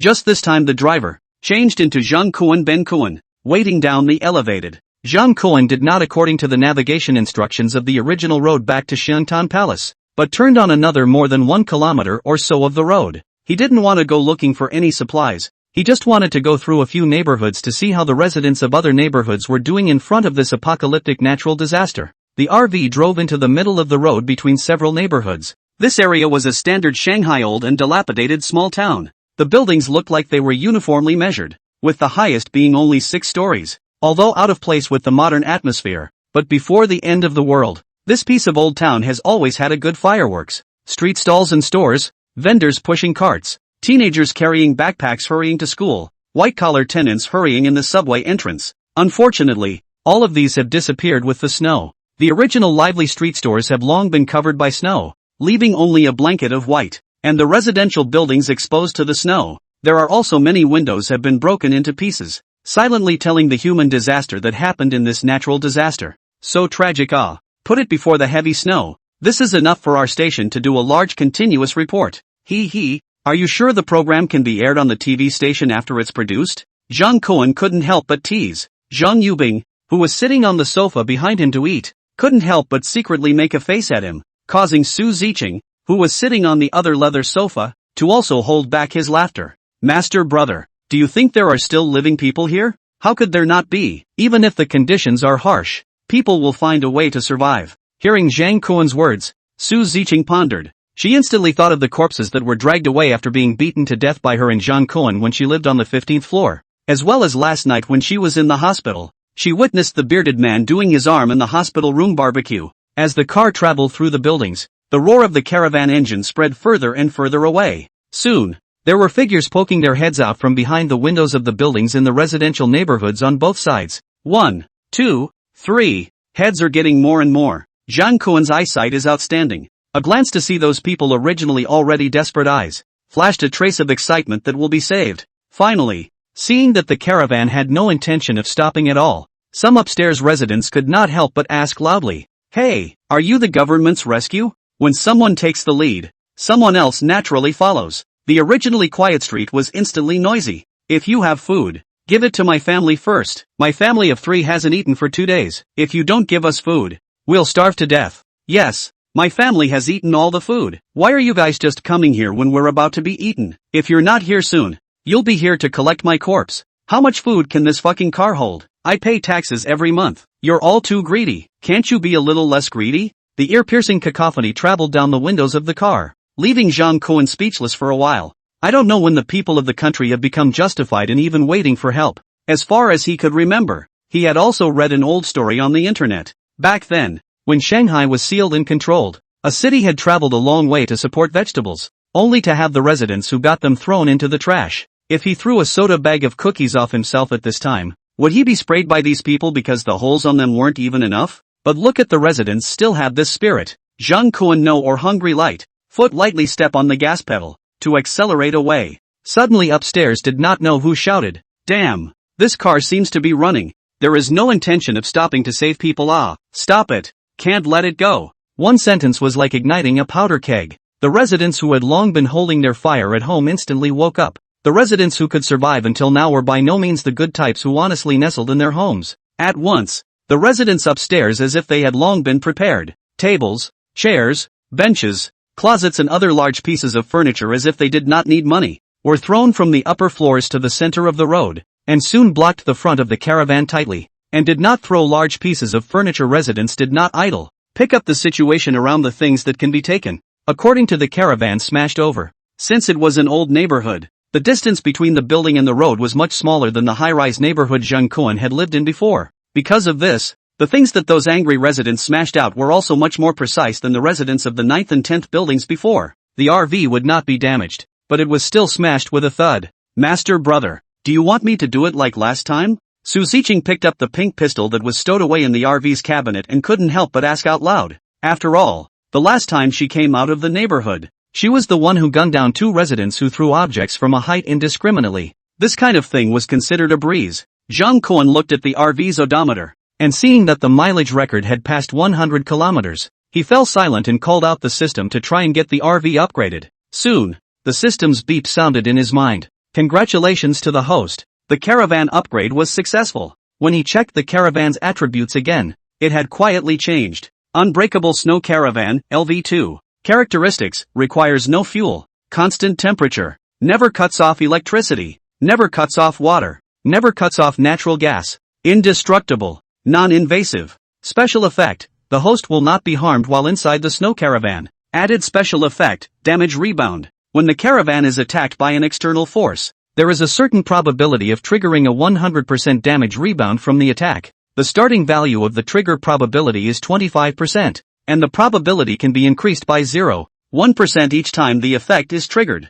Additional effect: upgrade once for every 100 kilometers driven. Zhang Kuan was stunned, not realizing that the caravan's upgrade this time was actually adding the effect from the previous safe house upgrade fallout to the car. Although the probability of triggering was a bit lower than the house, and the method of probability enhancement had changed, but as long as this car was parked towards the crowd, it was only a matter of time before the passive was upgraded to full capacity. Zhang Kuan made up his mind, stepped on the brakes to stop the caravan and parked it in the middle of the road like a target, letting the residential buildings on both sides of the road smash the caravan into the ground. Master brother? Su Ziqing flashed her big eyes, not understanding what Zhang Kuan meant. Wait, brother will let you see a good show, Zhang Kuan said, directly putting down the driver's seat, lying on the seat himself, his feet stomped directly in front of the windshield, feeling as if almost what? Zhang Kuan took out a bottle of Pepsi Lime from the space again, and after drinking a mouthful of it comfortably, he casually threw the Coke bottle at his feet. This big horse and gold dejected look fell in the eyes of the residents of the two buildings on the side of the road. Provocative meaning. Damn, see, this driver actually lying in the car. This grandson is too arrogant. It's Coke. There's Coke in the car. I haven't had a Coke in half a month. If I had a sip, I'd immediately kneel down and recognize him as my father. There must be more than one Coke in the car. Let's smash him to death. If this kid dies, the supplies in the car will be ours. What supplies? The car must be mine. After all this time at home, I'm going to drive around. Good. The ones upstairs will take me along for the ride. For a while, the upstairs residents threw things faster. None of them noticed that the caravan just now seemed to vaguely flash with a white light. Soon, this group of residents who wanted to take Zhang Kuan's RV for themselves got a taste of the bad consequences. Egu, who the hell threw something to hit me? Crap, why is my head bleeding? Nima, there's a hidden weapon, with a 25% rebound probability. On average, every 4 things thrown at the RV would rebound damage once, and this probability was already much higher than buying a 2-color ball and winning a $5 consolation prize. Soon there were residents who threw small pieces got their retribution, although they didn't know what was going on, but the pain on their body was something they could actually feel. For a while, the residents who didn't know what was going on were closing their hands, trying to figure out what was going on. Suddenly, the top floor of a large man appeared in their own balcony, holding a disassembled sink, aimed at the roof of the caravan smashed down. Wash basin is made of ceramic, weighing more than 10 pounds, through inertia and gravity, scraping the whistling wind straight to the roof of the caravan. Snap! After a crunch, it fell to pieces on the roof, expecting this to at least smash a large crater above the caravan. The gloating residents took advantage of their necks to watch the fun, discussing whether or not this would be able to make the dejected driver in the car a septuagenarian. But the ceramic wash basin fell to pieces on the roof of the car. But when the pieces fell to the ground, the roof remained intact. Lying on the windowsill of the crowd, who did not expect just the man who threw the wash basin suddenly let out an inhuman scream, followed by a head broken and bloody one upside down from the top floor fell down, head into the snow pile downstairs, no sound. Crap, what is this situation? Don't make it. How did that person fall down from the upper floors by himself? Did he fall to his death? Definitely dead. He always poured urine down from upstairs before. The snow downstairs had frozen long ago. It's almost like a concrete floor. It's strange that he didn't die from a headlong fall. Shit. Forget about him. Let's rush out and grab the RV. That's right. It's a shame to smash such a sturdy car. Go over and pry open the door. Soon, not only the 2 buildings on the roadside, but also 7 or 8 buildings. There were residents jumping out along the balconies. This group of people do not care about the snowy road, staggering all the way waving their hand sticks, crazy like staggering straight to the caravan. Su Ziqing witnessed that a few of them were afraid of falling behind, and directly put down the person walking in front of them with a stick. Zheng Yubing looked at this group of residents who went forward and backward and had fallen into a frenzy, and couldn't help but murmur, pathetic. Doesn't this group of people realize that what they want has been tried by someone a long time ago? Master brother, what weapon are you going to use to clean them up this time? Guessing correctly rewards you with a chance to cut the ball with me in back-to-back singles. Ha, what if I guess wrong? If you guess wrong, you will have to practice more after the sparring session. Looking at Zhang Kuan uttering such nonsense in a serious manner, both Su Ziqing and Zheng Yubing, who had already practiced extra, couldn't help but gently poo-poo. Yubing, put away the junk food on the table and go to the kitchen to stew a pot of lamb chops. Ah, Zheng Yubing froze. The dining table in front of him had already been filled with ingredients by Zhang Kuan. Not only were there large chunks of Hulenbuyer prairie lamb chops that had long since been split up, there were also the seasoning packets that had been collected that night from Big Ruanfa, as well as the green onions, ginger, and garlic that had been hoarded from the warehouse earlier. Doing it now? Zheng Yubing glanced at the outraged crowd outside the car and really felt that this was not a good time to cook. Of course, now that the weather is so cold, it's a good time to eat mutton to nourish your body. Alright then, Zheng Yubing said and got up to go to the kitchen behind the caravan to get busy. Seeing that Zhang Kuan had no intention of using her, Su Ziqing also had no choice but to get up resentfully and go over to help. But before the lamb chops in the back kitchen were cleaned, the surrounding area of the caravan was already surrounded by the residents who rushed out. For a while, there was a constant cacophony around the caravan. Open the door, son of a bitch inside, hand over the food in the car, hand over the relief supplies in the car, I saw you drinking coke. Looking at the faces outside that were all so anxious that they were deformed, Zhang Kuan laughed and took out a can of German stout from his space, bared it open, and directly poured a mouthful of it. Wohl Blanc, he still has wine to drink. Damn, he still has wine to drink. Ah, simply animal. Ah, what's the point? That's all from the relief supplies, right? Why should he be the only one to drink it? I haven't had a drink in half a month. Damn it, drink and don't drive. Drive and don't drink. Kid, you're drinking and driving. It's against the law. I'll take a sip for you. I'll drink for you. I'm fine. Seeing this group of people surrounding the caravan like snarling dogs, Zhang Kuan did not have a trace of sympathy in his eyes. Just a moment ago, this group of people were still upstairs smashing the car with things. If this group of guys could stay tough to the end and win Zhang Kuan's respect, when the damage rebound attribute of the caravan was filled up, there might be a little food and drink left for them. But now that they were just short of a tail, they became wild dogs begging for food. Zhang Kuan naturally lazily took care of them. Wild dogs can't ask for food. Isn't it time to rob them next? Zhang Kuan smilingly looked at the gradually exasperated crowd and muttered. As expected, seeing Zhang Kuan not moved in the slightest, still sitting alone in the driver's cab comfortably drinking imported German stout, people's hopes gradually fell away, and instead, an unstoppable fire of anger gradually ignited in their hearts. Shit, don't bullshit with him. This kid didn't even think about saving us. Pry open the car door. Everything inside will be ours. Right, even the car is ours. And the women are ours too. I'm a Shanghai local. Let me go first. Blanche, more chicken necks for Shanghai locals? Why should you go first? Okay, stop gabbing. Hurry up and pry open the car door first. Soon, 3 crowbars were inserted into the door of the caravan, and each crowbar was pressed by 2 men with 4 hands, accompanied by the crowd's unanimous shouted call. The 6 men fired in unison. Squeak! There was a toothsome friction sound between the crowbar and the car door.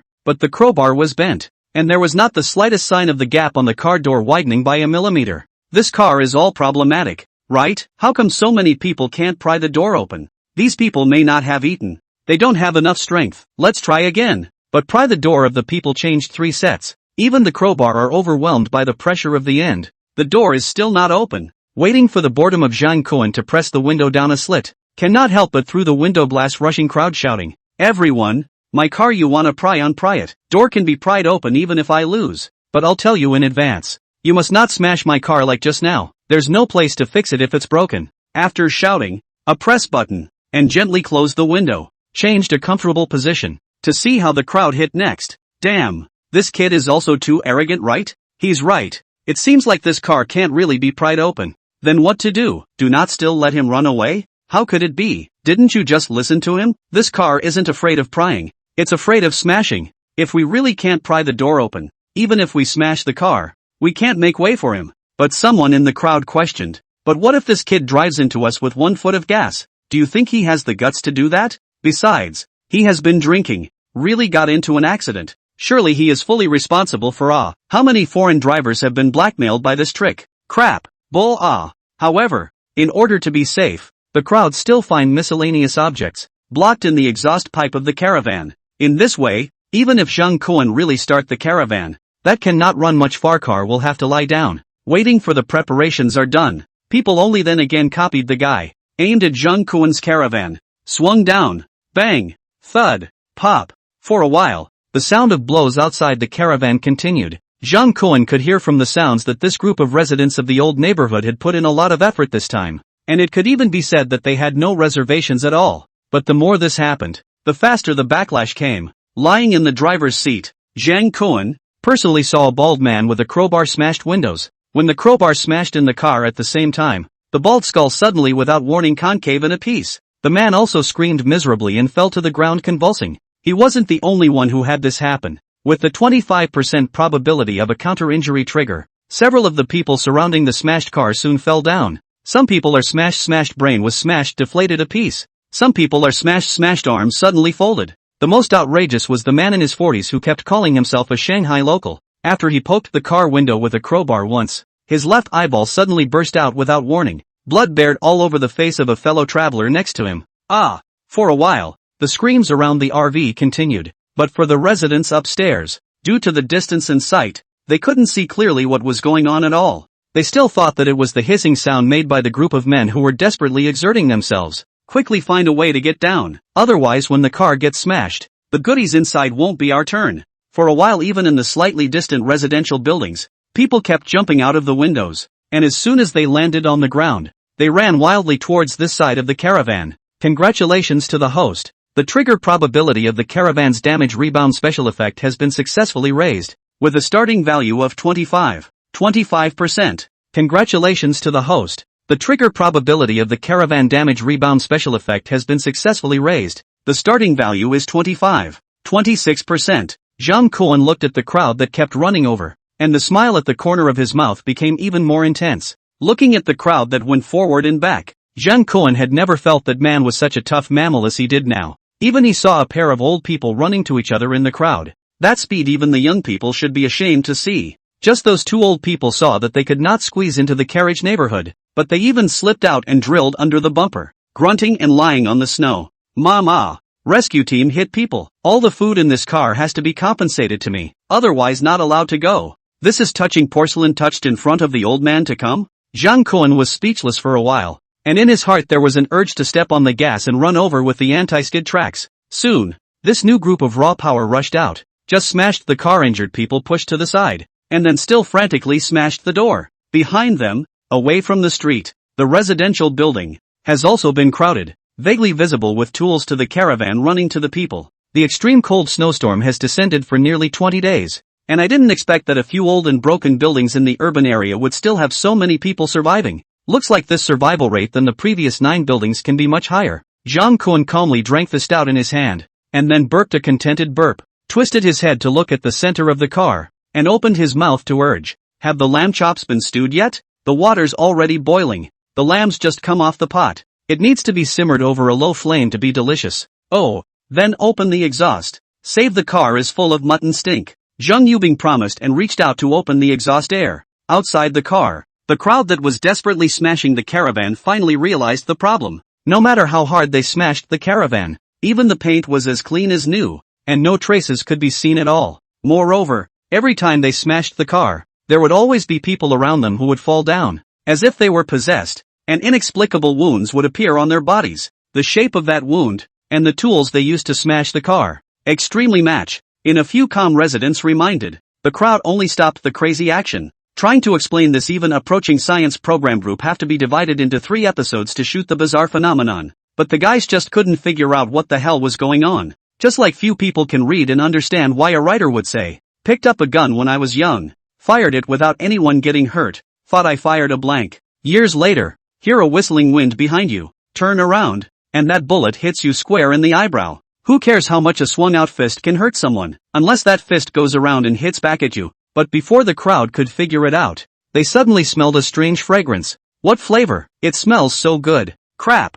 I seem to smell cumin, peppercorns, and the flavor of mutton. In the past, the old Ma family's lamb soup downstairs in my house smelled like this. Too bad they quit last year. Damn. You still have the nerve to say, it's not you who reported to the city police all day long that their stalls were disturbing the people and gave a hard time to drive them away. You know shit, not stewing soup under your house. Of course you're standing around talking, but I'm now willing to use 10 years of my lifespan in exchange for them coming back to make a bowl of mutton soup for me. Don't be a pussy, it's the woman in the car who's making the soup. The two tall men directly pressed their faces to the car windows and desperately looked inside. When they saw a slice of evenly fattened and thin ribs being tossed around by the top of the boiling water bubbles in the pot, they suddenly drooled and couldn't wait to embed their faces into the caravan glass, as if they could eat the meat in the pot that way. Hello? Seeing that these two large companies are really an eyesore, Su Ziqing couldn't help but pull up the curtain in front of the caravan's kitchen, wanting to seek an out-of-sight out-of-mind. But the curtain was just pulled up, but it was suddenly pulled open by Zhang Kuan, who came down from the driver's seat.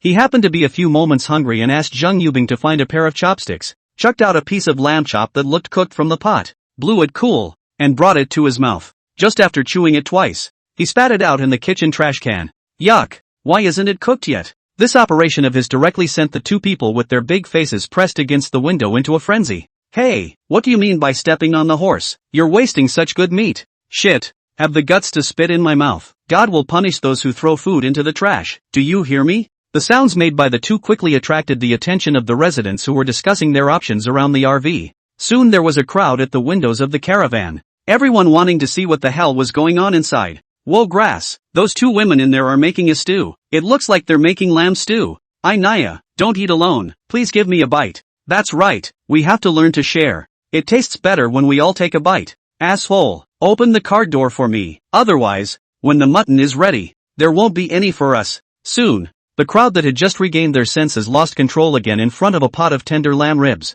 Congratulations to the host. The RV damage rebound special effect trigger probability has been successfully raised, with a starting value of 26.01%. Congratulations to the host. The probability of triggering the RV damage rebound special effect has been successfully raised, with a starting value of 26.02%. Congratulations to the host. Zhang Kuan's heart was soaring with pleasure when he heard the beeps given by the system. However, Su Ziqing was distracted by the raucous noise of the group. Having just sent away her grandfather last night, she now hated to send away this group of annoying people in front of her again, or to get some peace and quiet. Master brother, let me drive them away. Although we won't get hurt in the car, it's not a good idea to let them make so much noise. Zhang Kuan was stunned at his words, and only then did he remember that the car stereo hadn't been used yet. He hurriedly adjusted it, and then a song called Little Apple came out from the car's stereo. Dynamic music, cheerful rhythm. All of a sudden the car outside the angry crowd and the three of them seem, and dancing square dance almost.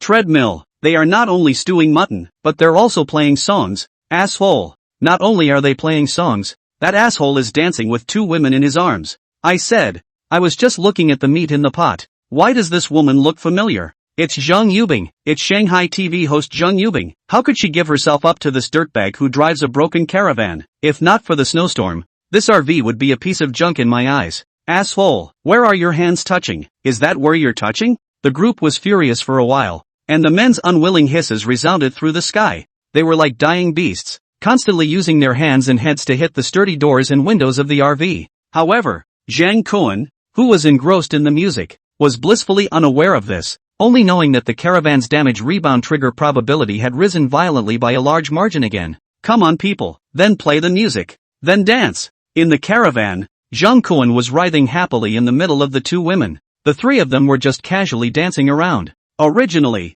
the two of them were still a little bit unable to let go, but under the dynamic music, even Su Ziqing, who was not very excited, closed her eyes and threw her long hair up, her youthful body twisting to the rhythm of the music, as if she wanted to get rid of all the pent-up emotions out of her head. The result is that she is hard to put a small apple dance out of the high song feeling. Zhang Yubing, after all, has the idle baggage, coupled with the car outside the periphery of so many wide-eye to look inside the man, so some cannot let go of her can only close her eyes slow shake. It is also her this kind of cannot let go of the appearance. Let Zhang Kuan more have the desire to tease her. The big half of the body are pasted on her body, in the silky pajamas beside rubbing ceaselessly. Zhang Yubing initially had to keep her distance from Zhang Kuan with a red face, but she was tackled by a pair of his big hands and pulled hard in front of her body. Don't be shy. Just think of it as performing on stage. Okay, master. But who in their right mind wears pajamas and performs in front of a bunch of men? Could it be a crazy horse show? Zhang Yubing was a bit embarrassed after all and simply closed her eyes. Even so, can still feel the car window outside the men's aggressive gaze. Gradually, Zhang Yubing's heart was flooded with a trace of strange emotions, and the whole person became strange. She had been intentionally or unintentionally sticking to Zhang Kuan's body, and even her slow rocking movements were much bolder, and from time to time, she stretched out her arms to embrace Zhang Kuan, feeling the warmth of his body. Zhang Yubing could feel that at this time, she was even more excited than in the morning in front of the office building, and even did not need Zhang Kuan to do anything more. The whole person can be slightly trembling non-stop. This action instantly caused the men outside to become very upset. A time fists and feet like rain like desperately to the car door slammed, as the group of angry men surrounding the car, mostly used their hands to frantically bang on the car doors and windows to vent their anger. This in turn allowed Zhang Kuan to accidentally discover the bug that boosted the probability of the caravan's damage rebound special effect triggering. Previously, those who used weapons to smash the car, once they triggered the damage rebound special effect, they would often fall to the ground with serious injuries, losing the ability to continue smashing, so the living person became a disposable consumable. But after changing to using fists and feet, under the effect of adrenaline, even if the force on the fist was bounced back, at most, it would only be a lighter whack next time, and almost no one was affected. Under the concerted efforts of these people, the trigger probability was soon raised to 50%, but when the probability was raised to 50%, the speed of the crowd's hammering slowed down. After all, even the monkeys in the lab, when they found out that they would be electrocuted every 2 times they held a banana, they could quickly realize that something was wrong, not to mention the people. A glance glimpsed that the movements of the hands of the people outside gradually stopped. Zhang Kuan did not panic and changed his strategy. The cheerful little apple was switched by him to a petty flavorful pure music. His left hand patted Zhang Yubing's buttocks, and his right hand pointed to the stewing cauldron that was still steaming on the gas stove. It's almost time for this fire to stop. Come feed me a few pieces. Okay, master. Zhang Yubing, whose face was flushed, was submissive like a well-behaved sheep. Fishing up a few pieces of lamb chops from the pot, she gently opened her vermilion lips and blew on them one bite at a time to cool them down before reaching out with white onion-like fingers, tearing the lamb meat off the bones before handing it over to Zhang Kuan's mouth. Who knew that Zhang Kuan but suddenly shook his head and refused. Feed with your mouth. Ha, so many people are watching. What are you afraid of? I just want them to watch. Zhang Kuan reached out and wrapped his hand around Zhang Yubing's body, as if he was swearing sovereignty to the men outside the RV. Zhang Yubing's face turned even redder, but she still obediently took the mutton into her mouth. But before she fed it to Zhang Kuan, on one side Su Ziqing had already prepared everything. Mouth to mouth sent the mutton to Zhang Kuan's mouth. Zhang Kuan was very satisfied with Su Ziqing's uneducated performance, prioritizing the tender and juicy piece of mutton, and then Chicken Thief took the piece in Zhang Yubing's mouth. Children only make choices. Adults naturally want it all. This action, in the eyes of the men standing outside the caravan, still looking inside without dying, was tantamount to a murderous heart attack. I blanch, ruthless why in God's name are we being punished for seeing this? Nima, I'm blind in one eye. Do you want to blind me in the other eye? Damn. The 3 of them have eaten this meat to the point where it's fucking shredded. Kid, you have the guts not to run. Come out and meet me outside the car. Whoever is a coward. Who is a grandson? The crowd that had already closed their hands and rested rushed up again, but this time they didn't think to vent their anger with their fists, but once again copied the guys. But more than half of the anti-damage trigger rate was no joke. Only the first round half of the people were bounced back by the damage that made their heads bleed and wail. After the second round, the men who could originally stand to smash the car, only a quarter left. Now the people who still wanted to take it out on the car finally realized that something was wrong. No matter how much force they used to knock the somewhat luxurious-looking snow caravan in front of them, instead of letting the car produce the slightest damage, they will let themselves fall to the ground injured. This car seems to be unable to mess with. The men who could still move shouted in unison and finally turned and ran toward the building. But Zhang Kuan, who was chewing on the rotten mutton, did not give them a chance to escape. Isn't it agreed that whoever wimped out is a grandson? How did you guys wimp out? Zhang Kuan jumped back to the driver's seat with a single stride and pressed the gas pedal hard. Silent for a long time like a roaring monster car, began to move a huge body. The old couple who had been lying in front of the car and touching the car before didn't even let out a single fart, and their brains were instantly run over by the anti-skid tracks, bringing up a red and white mist of blood. Ziqing, open the car windows and fire at will. Okay, master brother. Su Ziqing could be said to be familiar with raising her gun and aiming for a while. Even her initial sense of guilt disappeared. She took out her own pistol from the locker of the caravan, then opened the window of the car, and raised her hand to shoot at the men who were running in all directions. Bang! Bang! Bang! The sudden sound of gunfire echoed between the residential buildings. All of a sudden, the people hiding in the buildings and watching straightened their necks. Who did not expect that this car not only has food and drink, but actually has a gun?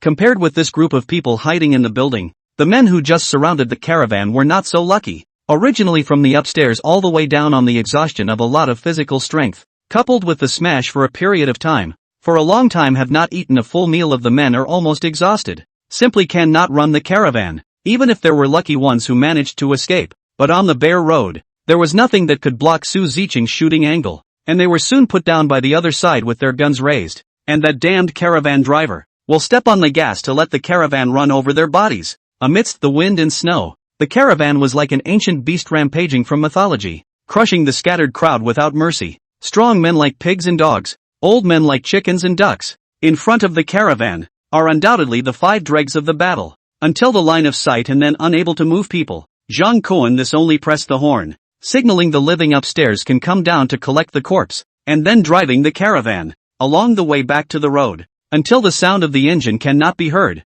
to ensure that will not be sudden bullets to take away human life. Has been left upstairs. Living people this only dare to probe out their heads to the downstairs to measure. But when they took a look, they were immediately dumbfounded, only to see the white snow bloomed out of the blood flowers. Dozens of people just lying there, motionless, already dead through and through. Among them, a lot of dead also are the neighbors, who have raised their heads and not seen their heads in the past. For a time, the remaining living people couldn't help but be on edge. Crap, this is also too fucking ruthless, right? It's even if they don't come to support and save people, but they also killed so many people at once. It's simply sinful. But with them dead, isn't the probability of us surviving much higher? At least we don't have to worry about food and drink. In the caravan, Zhang Kuan didn't care what the remaining living people in this area thought. Thanks to the contribution of the residents of this area, the damage rebound trigger rate of the caravan was finally fixed at 53.25%. This probability was more than enough for Zhang Kuan. This unexpected trip allowed Zhang Kuan to have a basic understanding of the situation of the Shanghai listing in the midst of the end times.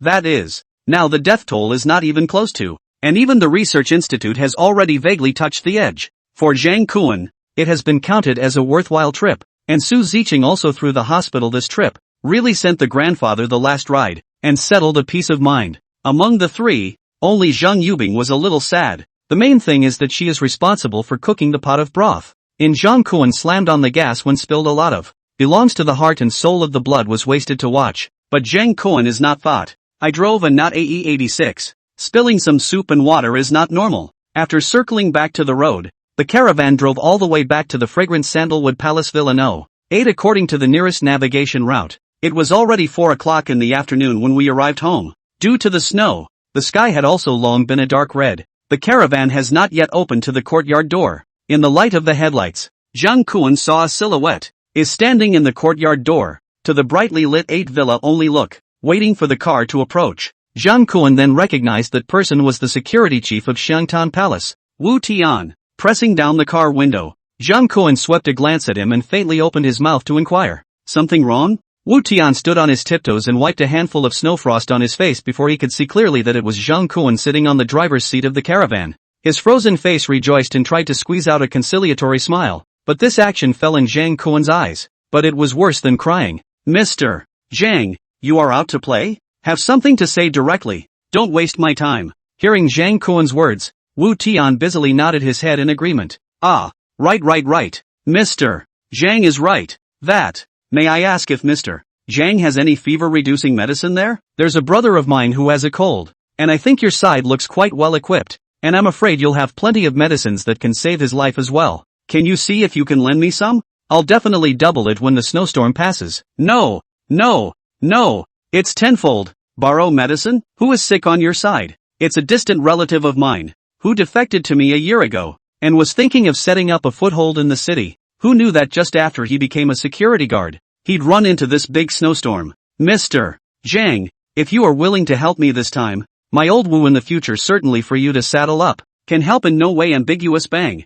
Zhang Kuan touched his chin which already had a beard sprouting, looking at the security chief in his early 40s in front of him, the corner of his mouth picking up slightly. Wu Tian, right? You would guard the entrance of my courtyard for so long for a distant relative? Do you think I'm as easy to fool as a 3-year-old? Zhang Kuan said, about to press the car window to end this conversation. But when Wu Tian saw Zhang Kuan's appearance, he was so anxious that he jumped straight to his feet and directly poked out half of his body to block the front of the car, not wanting to let Zhang Kuan leave so easily. Mr. Zhang, I didn't want to lie to you. That child is really my relative. You can help me just once. I'll definitely return the favor. But Zhang Kuan was not moved at all, looking like he wanted to go straight home so he could lie down on the bed and rest a bit. Plop. Spare Zhang Cohen did not expect. See, the yard electronic door has been opened. The caravan is about to drive in. Security Chief Wu Tian suddenly soft knees, fell to the ground. Out of the voice to Zhang Cohen pray. Mr. Zhang, I beg you, just give us some fever-reducing medicine.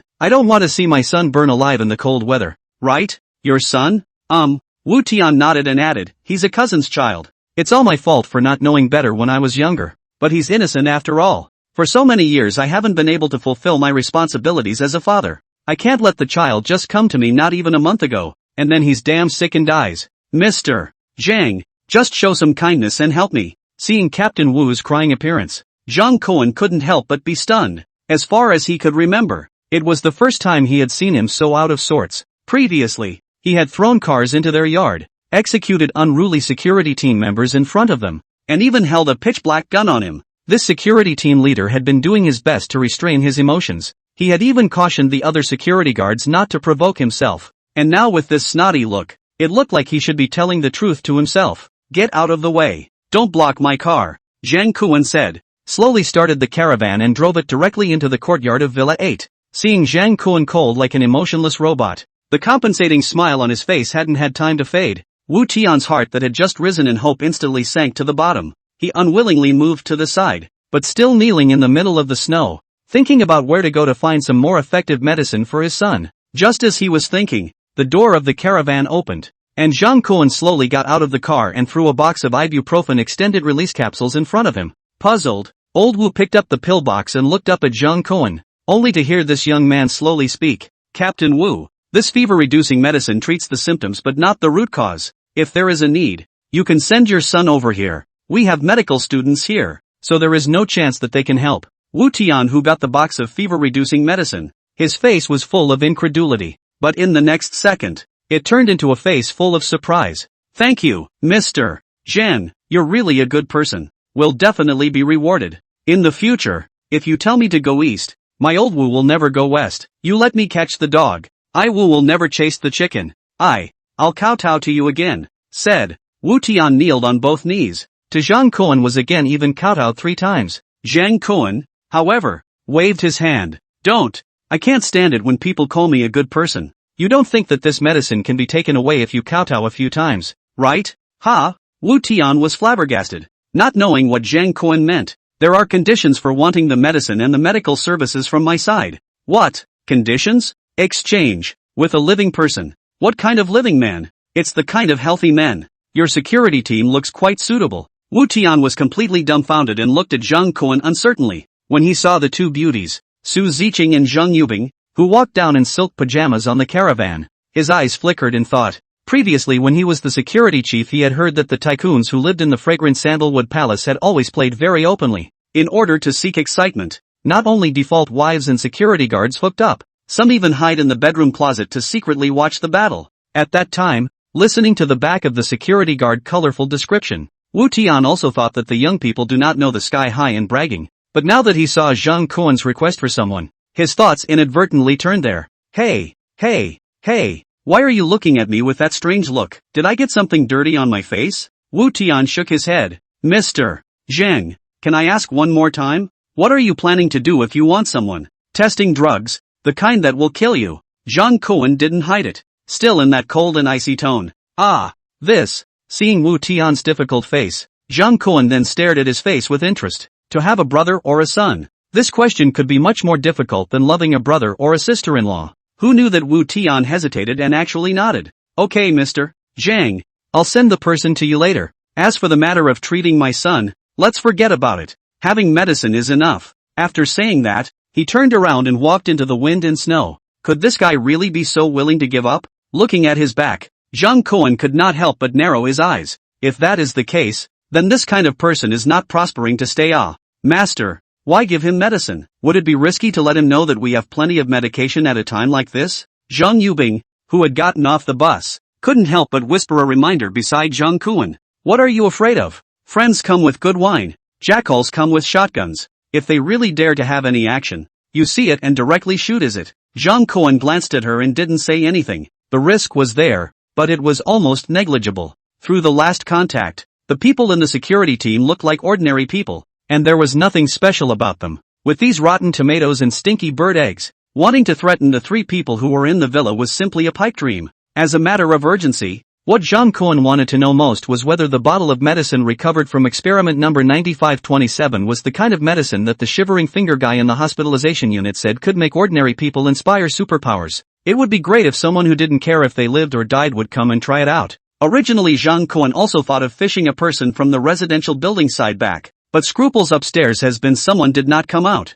In the event that rashly get off, was sneak attack, that too much to lose, nowadays. Or can be from the security team side to come over a person is most appropriate. Jang Koen put the robotic dog that followed the trio on their journey back into the yard, and after readjusting the patrol program, he waited for Wu Tian to send someone over in a leisurely manner. About half an hour later, Wu Tian returned to the entrance of Villa 8 courtyard with a tied-up man as promised. Jang Koen purposely checked the infrared camera of the robot dog, and after realizing that there was nothing unusual, he directly opened the courtyard door and let the 2 men in. It was the first time for Wu Tian to enter Jang Koen's courtyard, and the suitable warm breeze came to his face, making him so comfortable that his body was jolted. But he quickly reacted to the fact that Jang Koen, who can fly in the sky and hide in the ground, cannot be viewed with common sense, and he has already seen their party walking around in the courtyard in thin clothes many times. Remembering that he had business to attend to on this visit, he hastily restrained his desire to probe and looked straight at Jang Koen with both eyes. Mr. Jang, the person you wanted has arrived. So fast? It looks like compared to the security team members, it's still your son that's more important. Jang Koen said, a flash of white light in his hand. The usual shotgun had appeared in his hand, and the person also walked over step by step. However, when looking clearly at the person in the courtyard who was dead tied, he could not help but freeze. It's you? The tied man had originally kept his eyes closed in despair, only opening them when he heard that Jang Koen seemed to recognize him. Although he didn't recognize who the man in front of him with a shotgun in his hand was, when he heard the way Wu Tian, the damned security guard, had just treated him with respect, he instantly understood that at this moment, the power of his life and death was already in this man's hands. Ah, big brother, you know me? Then you quickly save me. I will give you money. I will give you lots and lots of money. If I don't have enough money on my card, I can ask my dad for it. He's the only son I have. He'll definitely give you a lot of money. He's a famous tycoon in Shanghai. The whole city will tremble when he speaks. Jang Koen couldn't help but raise the corner of his mouth upwards as he looked at him like this. Is that so? Since your old man is so powerful, why don't you labor his old man to say a few more words to shake off all the heavy snow in Shanghai? You. That young man instantly realized that Jang Koen did not have any good feelings towards him. Spinning around, he sensibly chose to shut up. Only then did Jang Koen turn his head to look at Wu Tian, who was silent on the side, and couldn't help but nod at him. Captain Wu, you did a good job. Originally, Jang Koen had already made plans to let this guy off the hook if he came over empty-handed to explain himself, but if he really for his son to betray the security team members who followed him, then it proves that Wu Tian this person also has no bottom line. Casually get rid of his. But Jang Koen never expected Wu Tian actually from two options. Hard choose AC out. He even found an outsider to break the game. And the young man in front of him, who was bundled up like a dumpling, Jang Koen recognized at a glance. He is the day before New Year's Day. Kicked Lu Weiwei, that really rich second-generation boyfriend. The world is really not that big. Mr. Jang, the group of brothers following me in Villa 15 are all rough men from the countryside, and they cast to follow me to work here just because they want to make a living. If it's an ordinary labor selling job, they definitely don't have anything to say, but if what they have to do is life-threatening, I think it's better to spare them. All of them are father-born and mother-raised flesh and blood, not so much as to be a security guard and still lose their lives. So, if you really want to test the medicine, it's better to let these rich families' sons come first. Hearing Wu Tian's explanation, Jang Koen looked up with a smile and asked rhetorically, but if I say that there aren't enough people to test the medicine, what should you do? This, Wu Tian's voice hesitated slightly, but quickly became firm. Then I'll be the one to test the medicine. This old life of mine for my son's life. It's enough. The grounded reply made Jang Koen feel that he had been underestimating the security chief in front of him a bit. He nodded to Wu Tian. Good. I remember your words. The person stays here. You can go back. Waiting for Wu Tian to leave, Jang Koen then looked up and down Lu Weiwei's this golden son-in-law ex-boyfriend with interest. In his previous life, Jang Koen had initially seen this man on Lu Weiwei's WeChat avatar, and to see him in person, it was on the day before the New Year. Standing upstairs and condescendingly saw this dude kick Lu Weiwei out of the Ferrari sports car. As for after the rebirth, Jang Koen just put his Ferrari sports car into the space, As for this rich second generation of the original, today is also the first time to see. It had to be said that this kid had the capital to seduce women. Although it looks a little malnourished, but the appearance of the features is still above the public aesthetic. Deep eyes, high nose, plus pointed chin. Undoubtedly are women's eyes plus points, coupled with the passive attribute of spending money like dirt. Naturally wherever you go you can attract the attention of those fishing women. Jiang Kuan kicked the man's ass. What's the name? Ha, Sun Xiaofei. My father is Sun Dejiang. Jiang Kuan skimmed his mouth. Your dad couldn't save you even if he was the Monkey King. Is it fun to mention him at a time like this? Sun Xiaofei's face was bitter, knowing that what Jiang Kuan said was true. It seems that today he is really faithful. Do you still recognize this car? Jiang Kuan casually pointed his hand and pulled the Ferrari that he had collected downstairs in Building 9 in the beginning out of the space.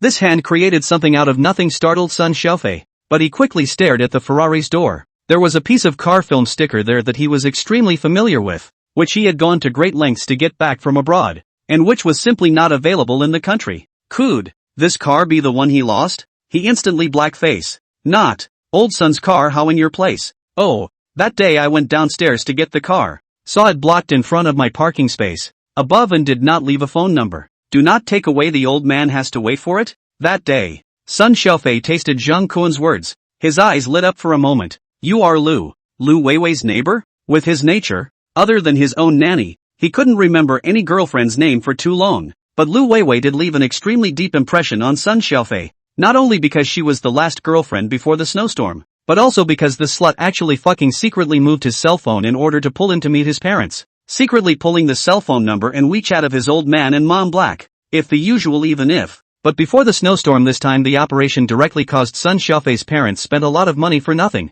empty a boat ticket but no way to notify him on time on the boat. This also directly caused Sun Xiaofei to stay at home in Shangtan Palace until the sky suddenly snowed heavily. In the end, it was even more unlucky. By a group of stinky security guards who were too dirty to carry his shoes, rushed into the house. Hard house arrest until now. Sun Xiaofei gritted his teeth and couldn't help but ask, Lu Weiwei, that bitch died or not? Dead. Sort of died in my hands. Good. Brother, you did a good job. This bitch should have died a long time ago. You're doing the people a favor. I fucking give you credit. Jiang Kuan? I thought that even if Sun Xiaofei and Lu Weiwei have been broken up, but after all, the day of the breakup is not long. The two should be more or less a little bit of feelings in. But how did not expect Sun Xiaofei heard the news of Lu Weiwei's death? Will actually be this attitude. Looks like simply more than their own hate Lu Weiwei. You god horse situation? Don't they say that a day's marriage is like 100 days of kindness, and 100 days of marriage is like an ocean of depth? Even if you two don't have 100 times, it's almost the same,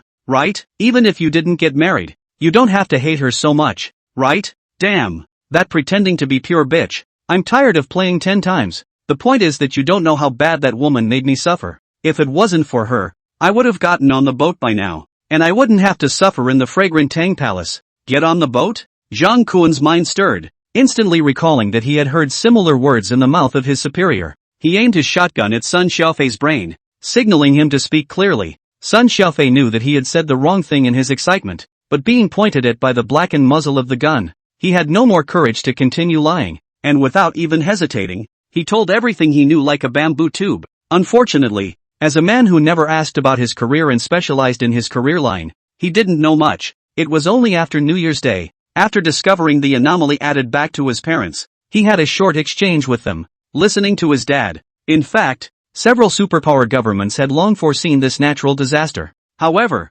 considering that the disaster covered too wide an area, there was no possibility of effective rescue. Blind rescue might even lead to a series of more serious problems. Therefore, governments did not hesitate to rescue a portion of high-quality human beings as a spark for the continuation of civilization. As for how to define high-quality human beings, the standard varies from country to country. At least in China, a doctor who has won a Nobel Prize may not be able to compete with a wealthy businessman who specializes in rotten buildings. And Sun Xiaofei's family of 3, apparently all passed the red line of high-quality humans set by the government. Got the ticket of doom to get on board. It's just that about a week ago, maybe the signal at sea was bad, and my parents' side was lost anyway. In order to make sure that this Sun Gonzi didn't tell a lie, in the process of his description, Jiang Kuan had been pulling his hand dead center. It was only after confirming that the information was correct that he let go of his palm, rubbing it on the other party's down jacket in the process. Although you didn't get on the ship on time, Mr. Sun, I don't think this will affect you in the slightest from becoming a high-quality male, Zhang Kuan said, opening the bottle of medicine that he had retrieved from 9527's corpse and poured it out in front of Sun Xiaofei. Now be good. Quickly open your mouth. What is this? Drugs? You want to control me with this? Sun Xiaofei instantly raised his alertness, his eyes filled with wariness. However, Zhang Kuan did not bother to explain and directly disliked the muzzle of the gun on his head. Even though Sun Xiaofei had 1,000 reluctance in his heart, he obediently opened his mouth. Zhang Kuan was uneasy, and after stuffing the pills into his mouth, he also let him cock his tongue, confirming that the guy really swallowed the medicine before letting him get up. But Zhang Kuan also did not give him untied, but pushed Sun Xiaofei into the -1 floor of the storage room, wearing a down jacket. Sun Xiaofei followed Zhang Kuan all the way into the villa. The more inward the more alarmed. As soon as he entered Zhang Kuan's yard, he felt that the 8th villa was too weird. The temperature in the open yard was simply 2 worlds away from the yard. Into the villa, Sun Xiaofei felt even more unbearable heat. Did not walk progress? Down jacket is already full of sweat. Zhang Kuan knows that he is hot, but also lazy to pay attention to. Directly to the -1 floor of the storeroom. Worship the beginning of the snowstorm ransacked the villa security team members. Storage room has long been empty. Belonging to the thieves came to have to give 2 bags of rice and then leave the kind. It is really suitable to be used as a temporary prison. Zhang Kuan opened the door and brought Sun Xiaofei inside. It seems to be a moment of carelessness. The shotgun was casually stood by the wall of the doorway, and then he cared to take water and bread out of the space. These were the supplies he had brought home from Warehouse 1 where he had been working in the first place. The water was fine, but the bread was mostly expired products. It was appropriate to use it to give Sun Dashua a fruitful stomach. In these few days you will live here first. Every day I will come over regularly to check. If there is not enough water and food, just pipe me for it.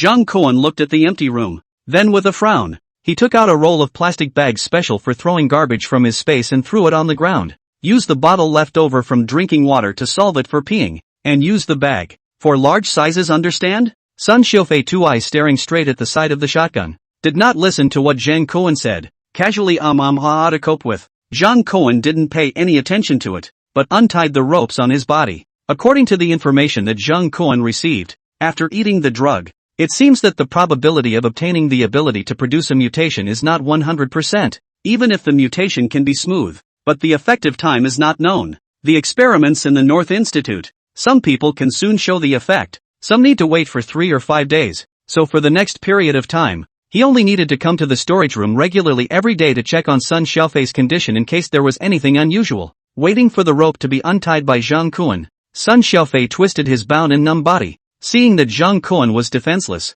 he rolled over to the gun with a lazy donkey roll, reached out and lifted the shotgun to aim at Zhang Kuan, and pulled the trigger without even thinking. Bang! This gun Zhang Kuan commonly used, the insurance is usually open. The muzzle fire flash. The bullet suddenly sprayed Zhang Kuan all over. Sun Xiaofei was shocked by the recoil of the gun and stumbled, but his heart was full of gratitude at this moment. Luckily, when he was traveling abroad, he had the experience of shooting live bullets at a shooting range, or else he would have had to miss that shot just now. He didn't dare to think too much, worrying that the shot didn't kill Zhang Kuan. He quickly loaded the shotgun with both hands and continued to shoot continuously at Zhang Kuan's body. Has been to the shotgun and the bullets played out. Only then upside down with the gun. Walked to Zhang Kuan in front of. Check his death through no. At this time Zhang Kuan body t-shirt has long been beaten into a beggar's outfit. Holes around a large area of gunpowder explosion unique smoldering black. But the strange thing is, all beaten into this ghost. Actually no blood? Sun Xiaofei unbelievable squatting down to reach out in Zhang Kuan chest touch.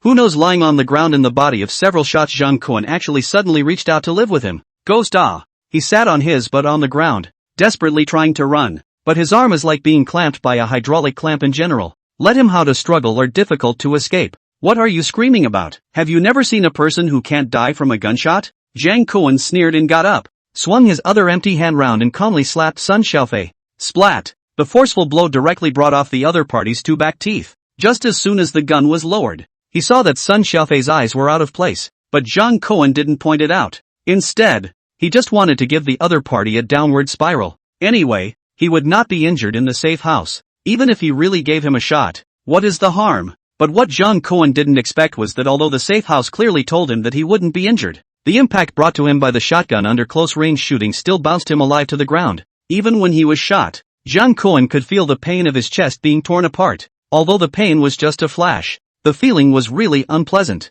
looking at Sun Xiufei, who had lost 2 big teeth by his own slap. Zhang Kuan didn't spoil him. One hand clasped the other party's jawbone to keep Sun Xiufei's mouth open, and the other hand directly reached into his mouth, gripping his incisors with his index finger and thumb. What are you going to do? Well, what? Zhang Kuan didn't talk nonsense, but told the other party what he was going to do with his actual actions. The 2 fingers exerted force back and forth, and in just an instant, Zhang Kuan's hand had a bloodied incisor. Ah! The intense pain caused Sun Xiufei's body to bow into a roasted prawn. Instantly, his face was a mixture of mucus from tears, saliva and blood, which was still half of what it was like to be in Shanghai's high society before the end of the world. Zhang Kuan didn't pay attention to Sun Xiufei's snotty tears of pain, nor did he care that his mouth was full of blood, but instead gently patted his somewhat distorted white face and grinned to reveal a mouthful of neat white teeth. Can't see that you shoot well. Tomorrow we will continue to provide you with a pistol if you need it. Sun Xiufei looked at Zhang Kuan in front of him and his eyes were already full of fear. This guy had taken 5 hard shots, yet he hadn't even shed a drop of blood. What could it be if not an inhuman monster? At this moment, no matter what Zhang Kuan said, he only knew to nod his head desperately. He was afraid that this guy would be unhappy and do something crazy. Zhang Kuan saw that Sun Xiufei finally stopped blowing up. Only then did he let go of the hand that had been pinching the other party and got up to lock the door to leave. Just coming out from the underground, Zhang Kuan bumped into Su Ziqing, who was blocking the doorway with a pistol. Obviously the intense burst of gunfire just now had startled her. Master brother, are you alright? How could I be alright? Seeing that everything was fine with Zhang Kuan, only then did Su Ziqing pat her chest and let out a long sigh of relief as she turned around to go upstairs. Looking at the twisting and turning plumpness on the stairs, the only remaining unhappiness in Zhang Kuan's heart was swept away. In the storage room, Sun Xiufei, who took off her down jacket and thermal underwear and patted them under her buttocks, was crying silently. It's not that he's afraid of crying out in disgrace, but the teeth in his mouth have already been knocked out 3, so if he cries out his mouth will only hurt more. But when he thought of the fact that he was now being tortured into this hellish state, Sun Xiufei couldn't help but drag Lu Weiwei out of his memories and ruthlessly beat him up. The suffering he was going through right now was all due to that self-righteous and stupid woman. But thinking about it, he suddenly fell into endless remorse. Sun Xiufei is Shanghai's top rich second generation. As long as he is willing, a phone call can make the most popular actresses naked climb into his bed. Not to mention the young models who are waiting to be fed. Female netizens. But I don't know when he suddenly became disinterested in this kind of women. Maybe he slept too much and got tired of it. Slowly, from the body of these women, Sun Xiufei began to feel the temperature and vitality. Every time in and out so that he felt like chewing wax. Like a play. So, he began to change the goal. Slowly looking for female companions' taste, transferred to those who are wearing a dress but about 10,000 yuan of ordinary girls. These girls tend to have a well-off family, although not to the rich and famous, but also counted on the favor. Cultivation of the family environment,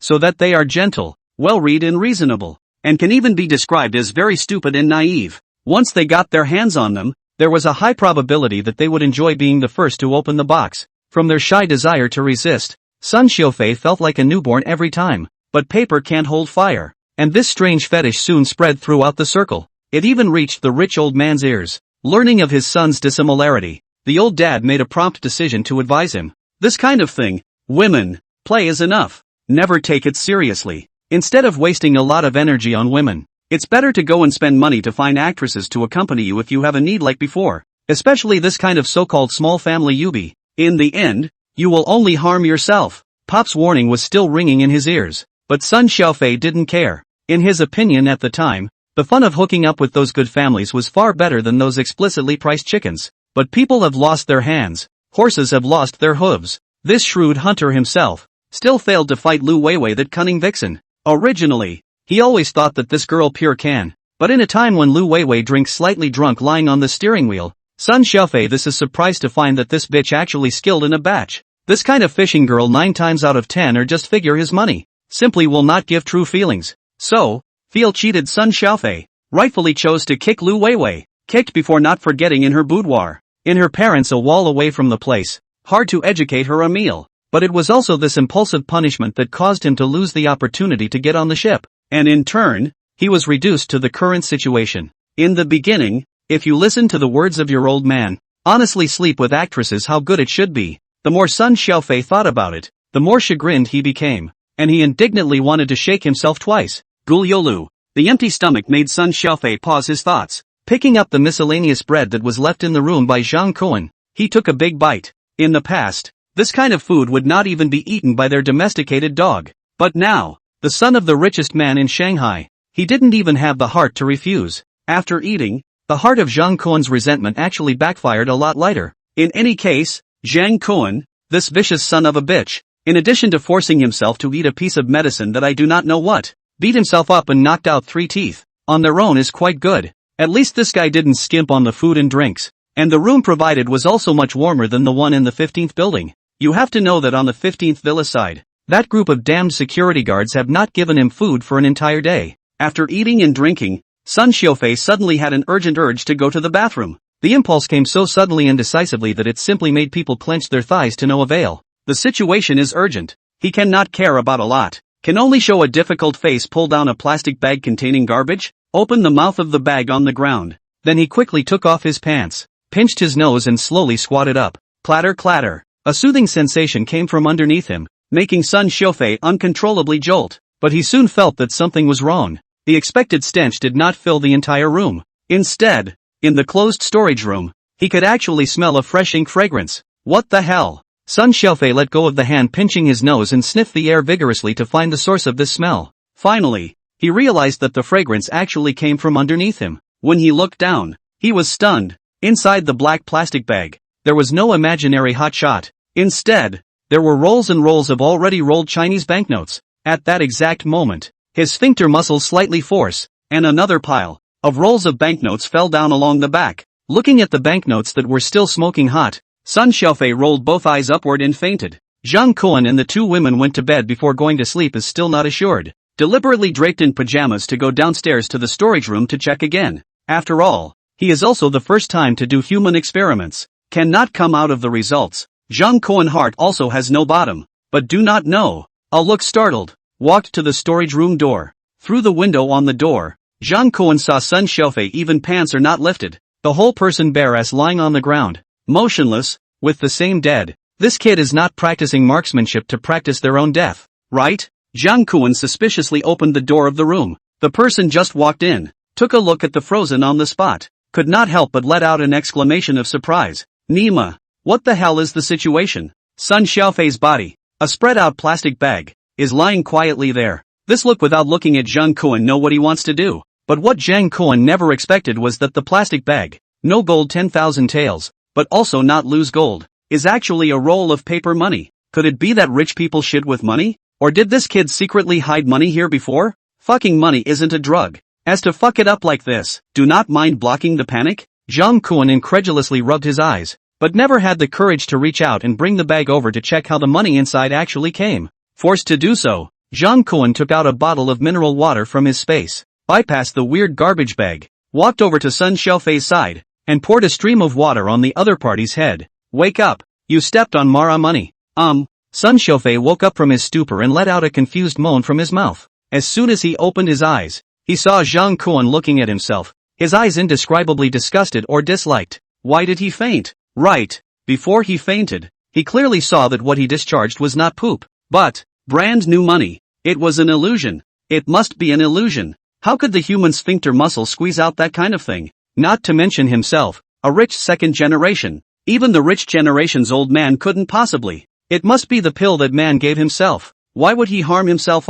Thinking of this, Sun Xiaofei wiped a handful of water stains on his face and reached out to hold Zhang Kuan's thighs in a death grip. Bastard! What did you do to me? Why am I having this hallucination? Hallucination? Zhang Kuan froze, pulling up Sun Xiaofei's arm and probing his hand into the garbage bag on the ground. Feel it yourself. Is this really just an illusion?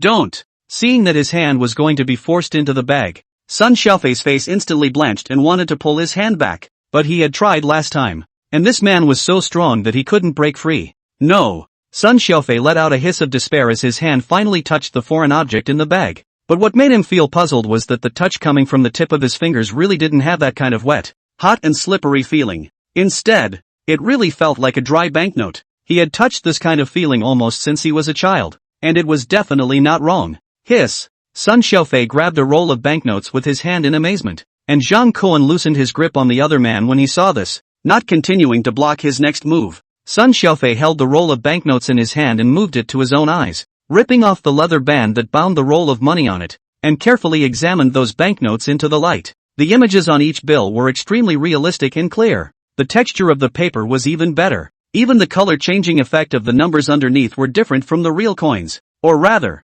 this is simply like a fake Chinese currency. Could this really defecate itself? But what's the point of pulling out paper money in this snowstorm? It's not as useful as pulling out corn intestines. Thinking this way, his head was suddenly slapped by Zhang Kuan behind him. This is what you pulled out, right?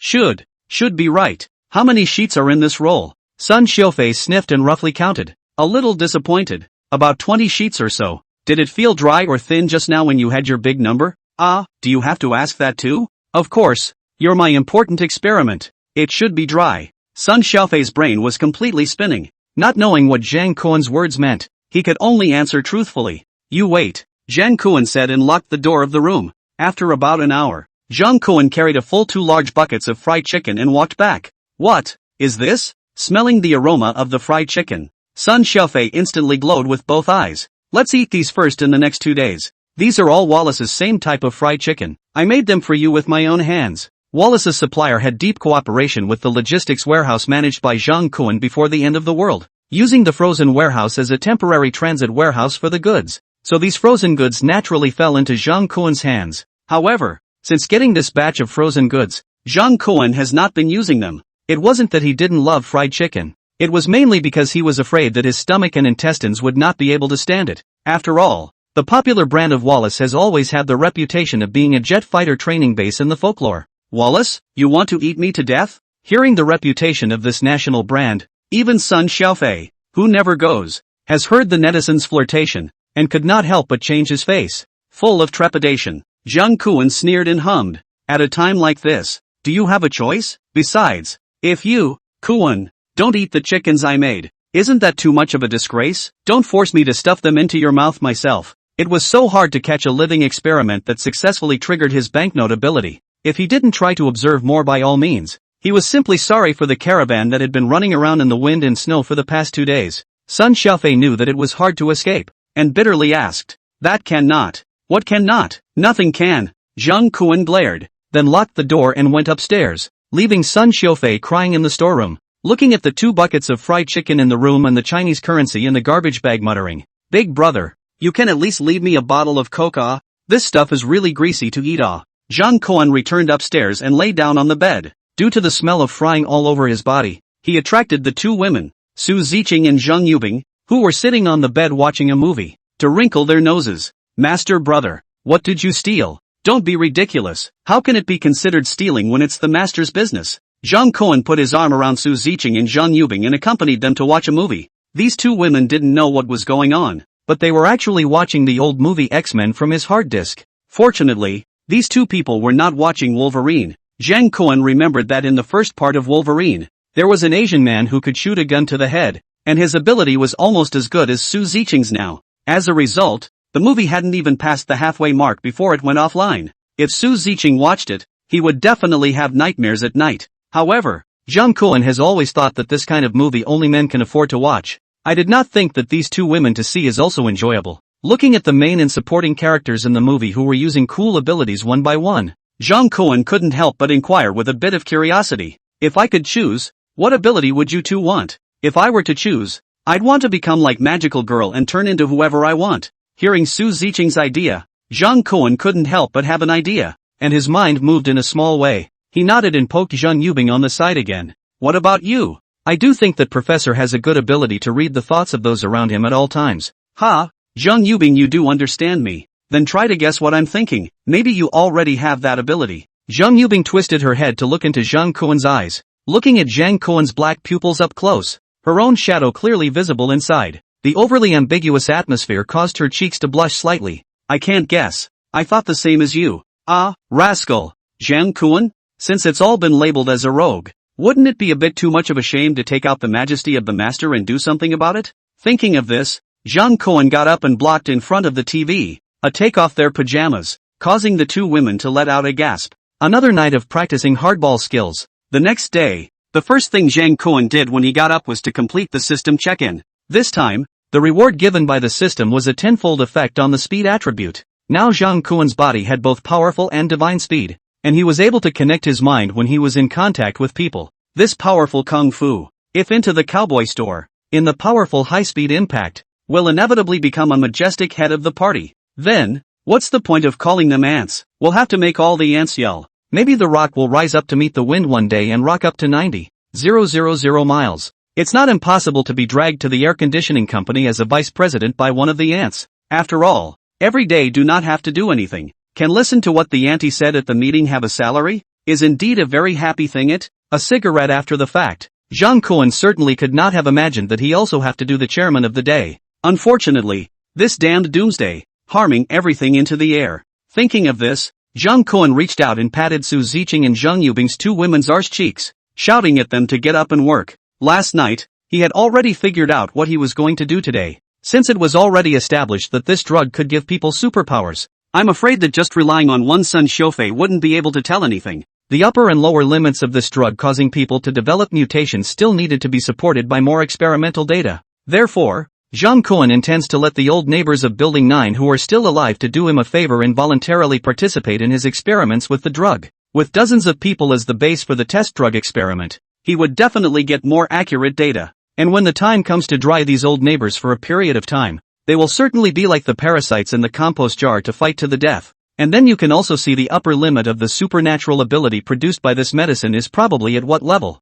As for the lower limit, well, does anyone's superpower will have no lower limit than Sun Xiaofei's ability? Therefore, after Zhang Kuan shouted the two women up, he pulled the sleepy-eyed women to the kitchen. The two women were busy in the kitchen as they chopped and turned the dumpling skin, and finally had to cook it in the pot. Zhang Kuan himself, on the other hand, was specifically responsible for crushing the medicine particles and thoughtfully making dumplings special for drug testing, in order to prevent the dumplings from being boiled apart by his hungry neighbors. Zhang Kuan also intentionally cooked a separate pot of medicine dumplings. He thought it through, and sent a bag of dumplings to each neighbor's house when the time came. As long as in each share of dumplings, mixed with a special dumpling is enough, no matter how many people were in the family, there would always be one person who would eat the dumpling, no matter who eats it. Whoever is the audience of Zhang Kuan's current experiment, Zhang Kuan wasn't worried that they wouldn't be able to deal with it after they mutated. As long as he was guarding the RV, he was safe enough. As for the experiment running away, anyway,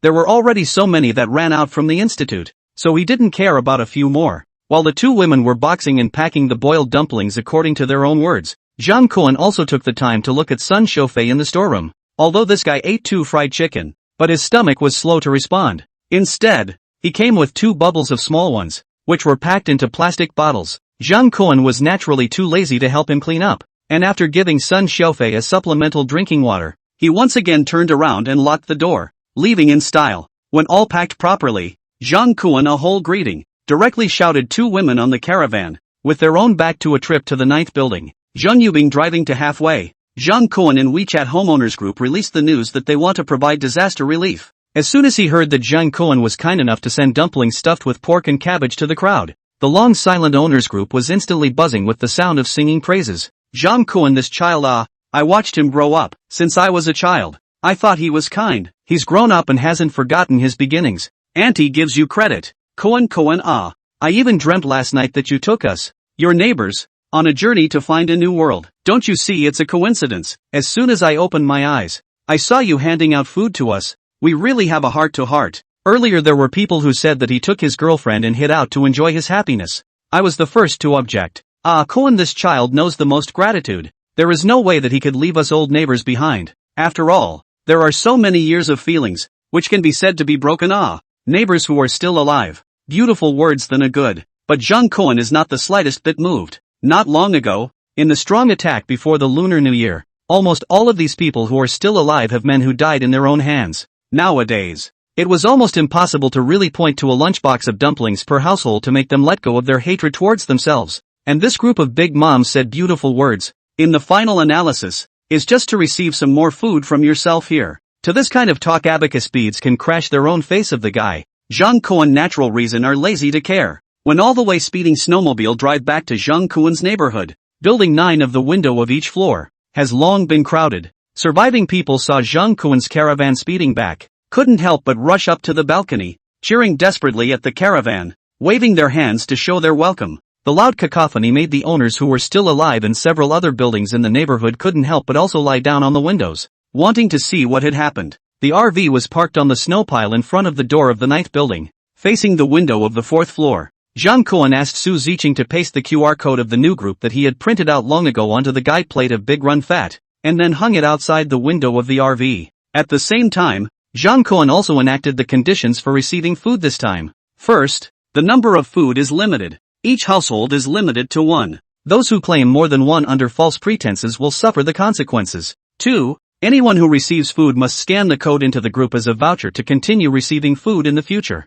3. Troublemakers who coax food, intentionally create chaos, and hinder the distribution of food will be killed without pardon. If these words were spoken from someone else's mouth, the deterrent effect would naturally not be much, but coming from Zhang Kuan's mouth, every neighbor who had seen or heard of his methods could not help but feel a chill down their spine. This guy's words were never just words, he was absolutely capable of doing it. Therefore, when the survivors ran out from the upper floors as if they were flying, jumping out along the windows of the 4th floor, they automatically formed a column when they were still 5 meters away from Zhang Kuan's caravan. The good degree of discipline was simply comparable to that of an elementary school student who had just enrolled in school and wanted to perform well in front of his new teacher. Zhang Yubing had already changed into a cook's outfit and stood inside the caravan, distributing packaged pork and cabbage dumplings to the residents outside through the window sill. And Su Ziqing, as a guard fire, stood aside with a vigilant face, her pink pistol kept tightly gripped in her hand. With everything in order, he couldn't help but make Zhang Kuan feel a little bit unreal. It was hard to imagine that in the midst of the post-apocalyptic world, human beings could still have such an observance of order. This scene could almost be selected as one of the top 10 moving Chinese networks of the year. Who dares to say that the quality of Chinese people is low? Zhang Kuan was sitting on the driver's seat, letting his thoughts run wild at will, when the door on the driver's side of the car was knocked by someone from outside. Open the door. Let us in. Damn. How is this person so damn unqualified? Zhang Kuan followed the sound of the past, only to see 7 or 8 men took advantage of a line of people did not guard, around to the other side of the caravan. At this time is holding a wrench hammer and other common tools, staring intently at their own. 2 or 3 of them look a little familiar, should be the residents of other buildings in the neighborhood, often seen at work in the past. Just the impression that these people do not seem to be a building. Could it be that in the past few days they were not there? The residents of the other buildings have been united? But looking at their simple tools, Zhang Kuan couldn't help but pick up the corner of his mouth and smiled disdainfully. After just a few days of leaving the neighborhood, these guys have gotten bold again, and actually dared to have crooked thoughts again. It seems that under hunger, one's memory doesn't last long. Only to fight with my Kuan. Do these little black guys have this kind of strength? Relying on the caravan has the ability to bounce back from damage. Zhang Kundu reached out and waved at a few people, and then twisted his body to ignore it. However, this action, in the eyes of this group of men, in turn became an unbearable provocation. Zhang Kuan, you hurry up and open the car door. Let us in, we are all in the same neighborhood, patiently discussing with you. Don't be so shameless. A tall man at the head, waving a wrench in his hand, with a fierce look on his face. This person Zhang Kuan a little impression, seems to be called Wang Zhongjuan. Is the neighborhood famous mixed not stingy? An Audi A6 perennial oblique parked in the 2 parking spaces in the neighborhood. Who said are useless? Zhang Kuan once passed by, had heard the property security said, this person is engaged in earthworks, hands and 2 bars,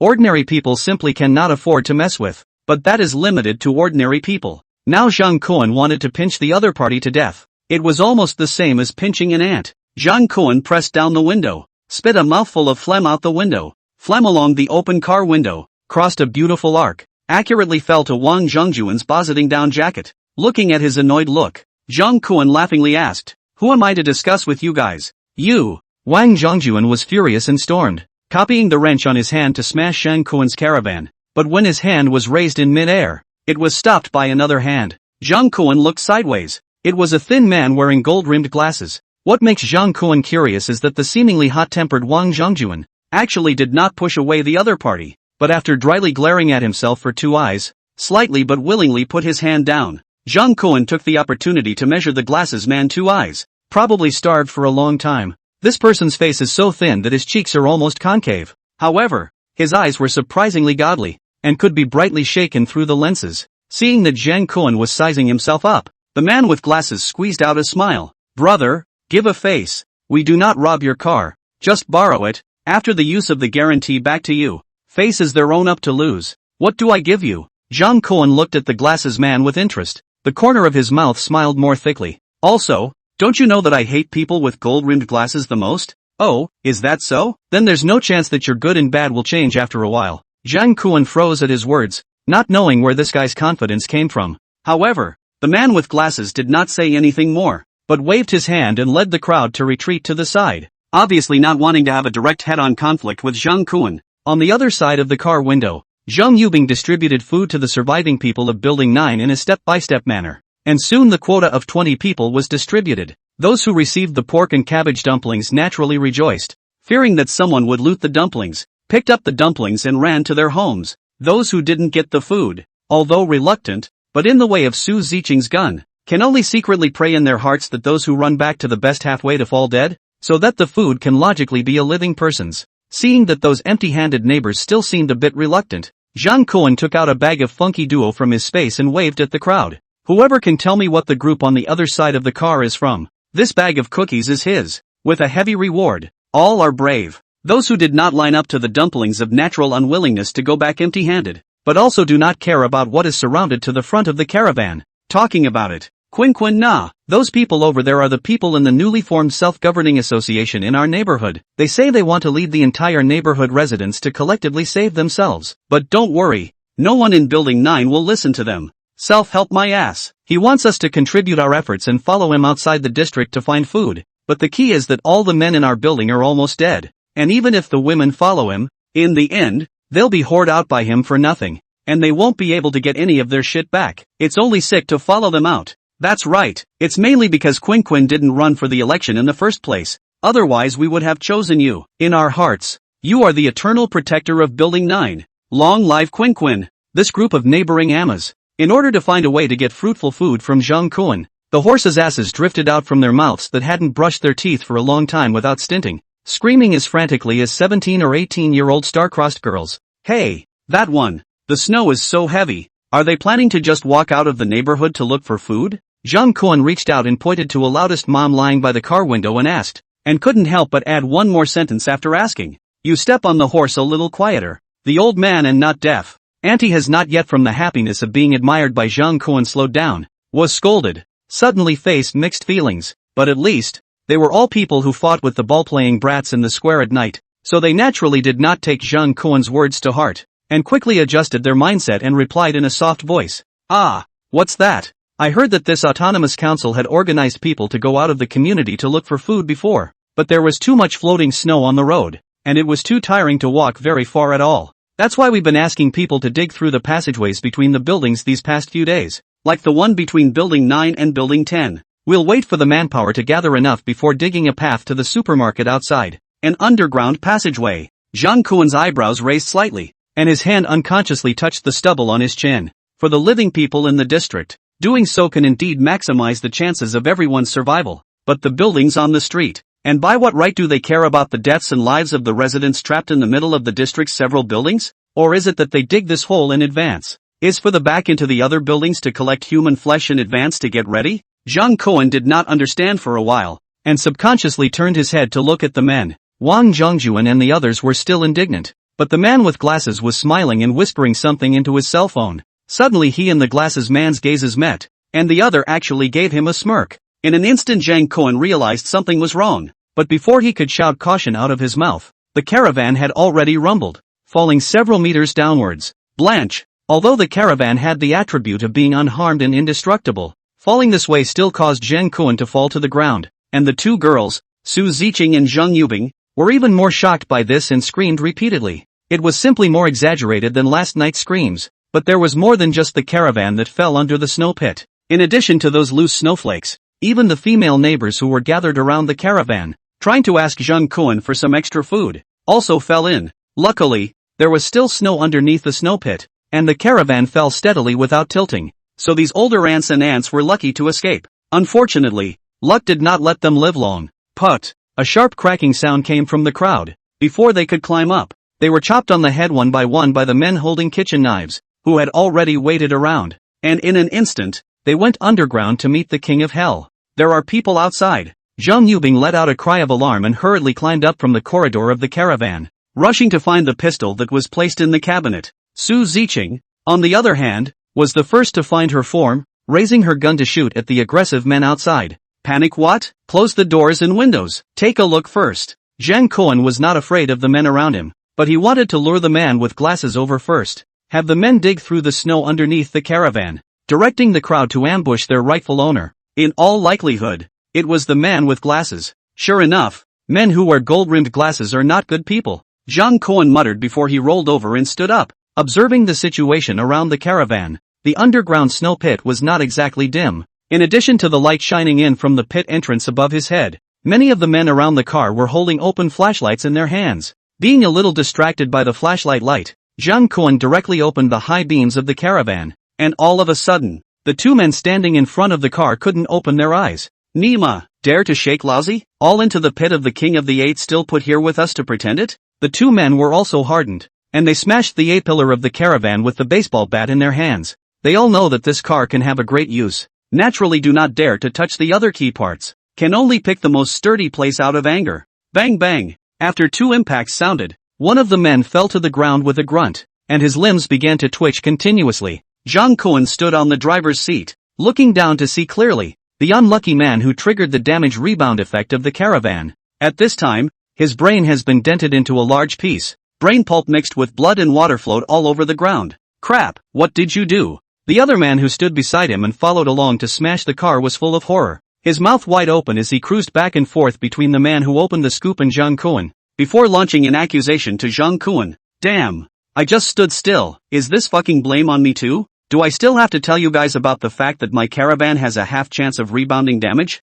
The stepping horse wants to fart eat it? Mr. Light, it's really done. Damn. It's still Brother Light. This kid won't be able to run away now. Not only the caravan. By then even the women in the car will have to be our Brother Guang's. Shen Mingguang stretched out his index and middle fingers, pushed the glasses on the bridge of his nose, and saw the caravan fall into the snow hole dug by his men urgently as he had planned, and there was no movement for half a day, and only then did he let out a sigh of relief and faintly smiled. It's all because the brothers are doing a good job. I'm just blindly directing. Hey, modesty to the head is hypocrisy. To put it bluntly, this time it's all thanks to Mr. Guang's light. Wang Zhongjuan reached out and wrapped his hand around Shen Mingguang's shoulder, not paying the slightest attention to the flash of disgust in the other party's eyes. Let's go. Go down together and take a look. Shen Mingguang didn't move and shook off Wang Zhongjuan's arm, leading the crowd that had been standing to the side, folding his body to go around from building 10 to the snow pit below. From the day of the New Year's Eve, Shen Mingguang, who is the building manager of Building No. 4, was lying on the windowsill and saw Zhang Kuan driving this snowy caravan strutting out of the neighborhood. And he was thinking about whether there was an opportunity to get his hands on this caravan. So the first thing he did was to join forces with a few familiar building managers and discuss getting a self-help meeting. Although going out to look for food was the first priority, he still set aside half of his manpower and insisted on prioritizing the expansion of the tunnel between the two floors of Building 9 and Building 10, even though the underside had already been hollowed out for the most part, ready to be used as a trap. At first the crowd is still quite puzzled. But soon Shen Mingguang persuaded the building manager of several other buildings, let them pacify the building's young and strong laborers, together with the effort to wrestle a Zhang Kuan back possible. The result really let Shen Mingguang bet right. Zhang Kuan really drove a caravan and swaggered back. When the car fell down a moment, Shen Mingguang even feel that this is the first time that their own company received 50 million large single more excited. As long as you get this awesome snow caravan, then in the midst of this snowstorm, you will undoubtedly have a guarantee that is difficult for ordinary people to reach. Thinking of this, he couldn't help but speed up his pace, leading the crowd to rush towards the underground snow cave. But when the crowd of them arrived, they could not help but be dumbfounded. The caravan was parked unharmed in the pit with its headlights on, but the people who had pushed to the organ below the snow pit as per their orders had all fallen in a pool of blood. Only one person was still barely standing. His head was bleeding out. It was heartbreaking to look at. What Shen Mingguang couldn't understand the most was that Zhang Kuan, the owner of the snow caravan, was standing on the driver's seat, cradling two beautiful ladies like flowers, desperately waving his hand at that person, signaling the other party to stop. But the man was like possessed, saying whatever he wanted to pick up the iron bar he was leaning on and smash the caravan once more. Bang! The final blow, made with all his strength, sent the bumper of the caravan into a trail of flames, but the person wielding the stick was equally as good. Shen Mingguang's crowd clearly saw that it looked as if the man had been swept across his waist and eyes by an invisible iron rod. The man was in the shape of a less than sign, whooshed out and fell to the side. What's the situation with this Tama? The person flew out by himself? Wang Zhongjuan, who was standing at the front of the group, rubbed his eyes full of incredulity. This scene that defied physics made think that he was still dreaming. In the caravan, Zhang Kuan, who had been waiting for a long time, had been a bit bored. He desperately persuaded those men not to take their lives to joke. The result is that they are still one after another head ironed to the extreme with life to the caravan up data. Simply moved the good neighbors of China. When the last person fell, finally saw the main man came, Zhang Kuan was overjoyed. Stretching out his right middle finger to Shen Mingwang hooked. That son of a bitch with the glasses. Get your ass over here. Shen Mingwang was not stupid. Although he didn't know how Zhang Kuan did it. A living group of examples were right in front of him. So naturally he wouldn't choose to risk his life. He took 2 steps back, his eyes staring deathly at Zhang Kuan through the lenses, and shouted with a bit of color. Surname Zhang, don't be too arrogant. This broken car of yours?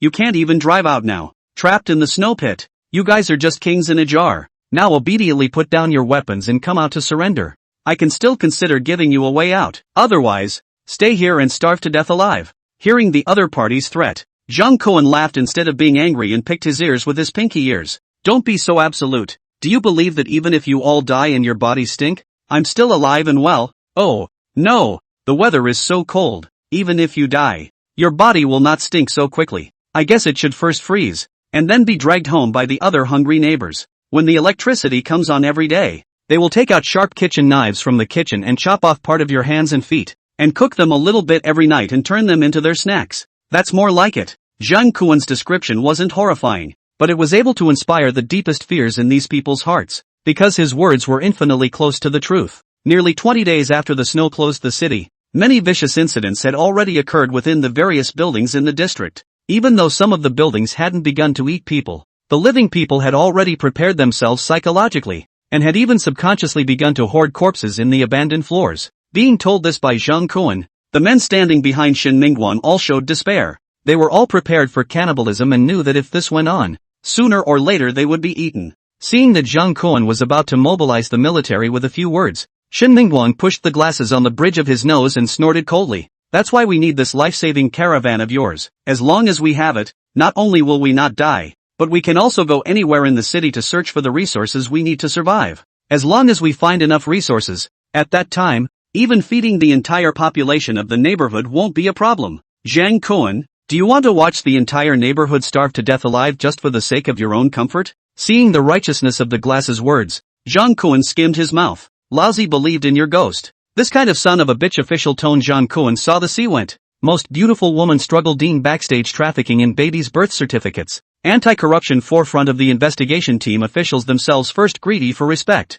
Bankers who are full of risk control. Casually greedy as a few $100 million. Which of these people are not in front of the people without a red face and heart, but behind the scenes to do out of sight and dirty hooks? Even the roadside pheasants are not as good as. Instead of believing that this guy had a motherly heart to save the whole neighborhood, Zhang Kuan was more willing to believe that he was Qin Shi Huang. Little glasses. So you intend to save everyone in the neighborhood and that's why you want to take my car? That's right. So you are justified in putting the 3 of us to death in order to save everyone? Shen Mingguang's eyes flickered for a rare moment, but he quickly nodded. That's right. If you guys don't cooperate, there is indeed a possibility of death. But if such a tragedy really occurs, it can't be helped. For the sake of the entire neighborhood's chance of survival, I have to do this. And the 3 of you are also considered to be making sacrifices for the sake of the majority of the people. We'll keep it in our hearts. Put. Zhang Kuan laughed out at once, like he had heard the funniest joke. Remembering it in our hearts. You're just watching Dream Hunter's Guide with me,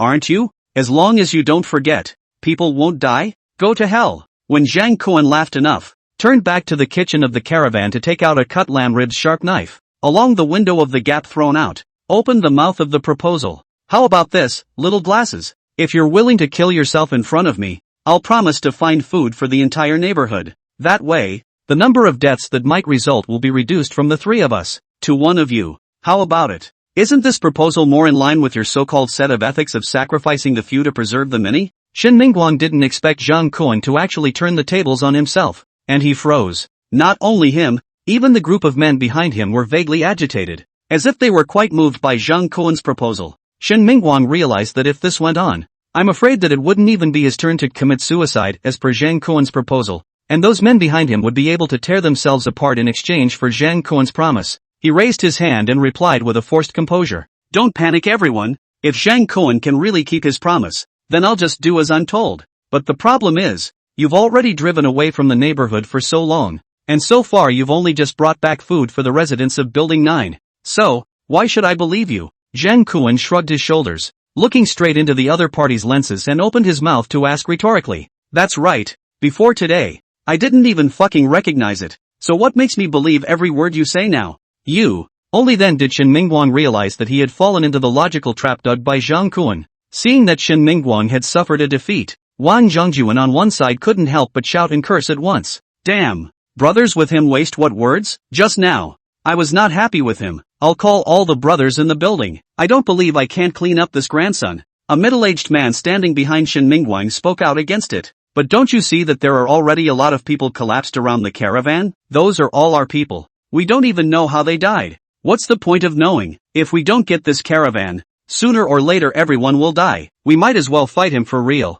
But I just saw that the woman next to him had a gun in her hand. What if we push him too hard and he gets real with us? Wang Zhongjuan was rather dismissive. That bitch's gun is pink. Have you ever seen a pink pistol in China? But even pink-colored bullets can still kill people. That's right. The previous intel said that Zhang Kuan doesn't just have a gun but also grenades. He's been driving around the city for the past few days. There's no chance that there's a new weapon in the car. It's too dangerous to attack rashly. It's better to surround it like this. Sooner or later, he'll be able to starve to death with him and the smelly bitch in the car. The crowd raised their voices in opposition. Instead of calming down the short-tempered Wang Zhongjuan, it made him even more irritated. Damn. In the end you guys aren't just wimps, if you do not dare to go. This time I myself call people to rob the car. But in advance, whoever snatches this car is whoever owns it. And when I get my hands on it, don't think I'll give it up again. Not to mention the president of the Neighborhood Autonomous Association. Even if the fucking mayor comes, it won't work. Wang Zhongjuan's words were extremely heavy.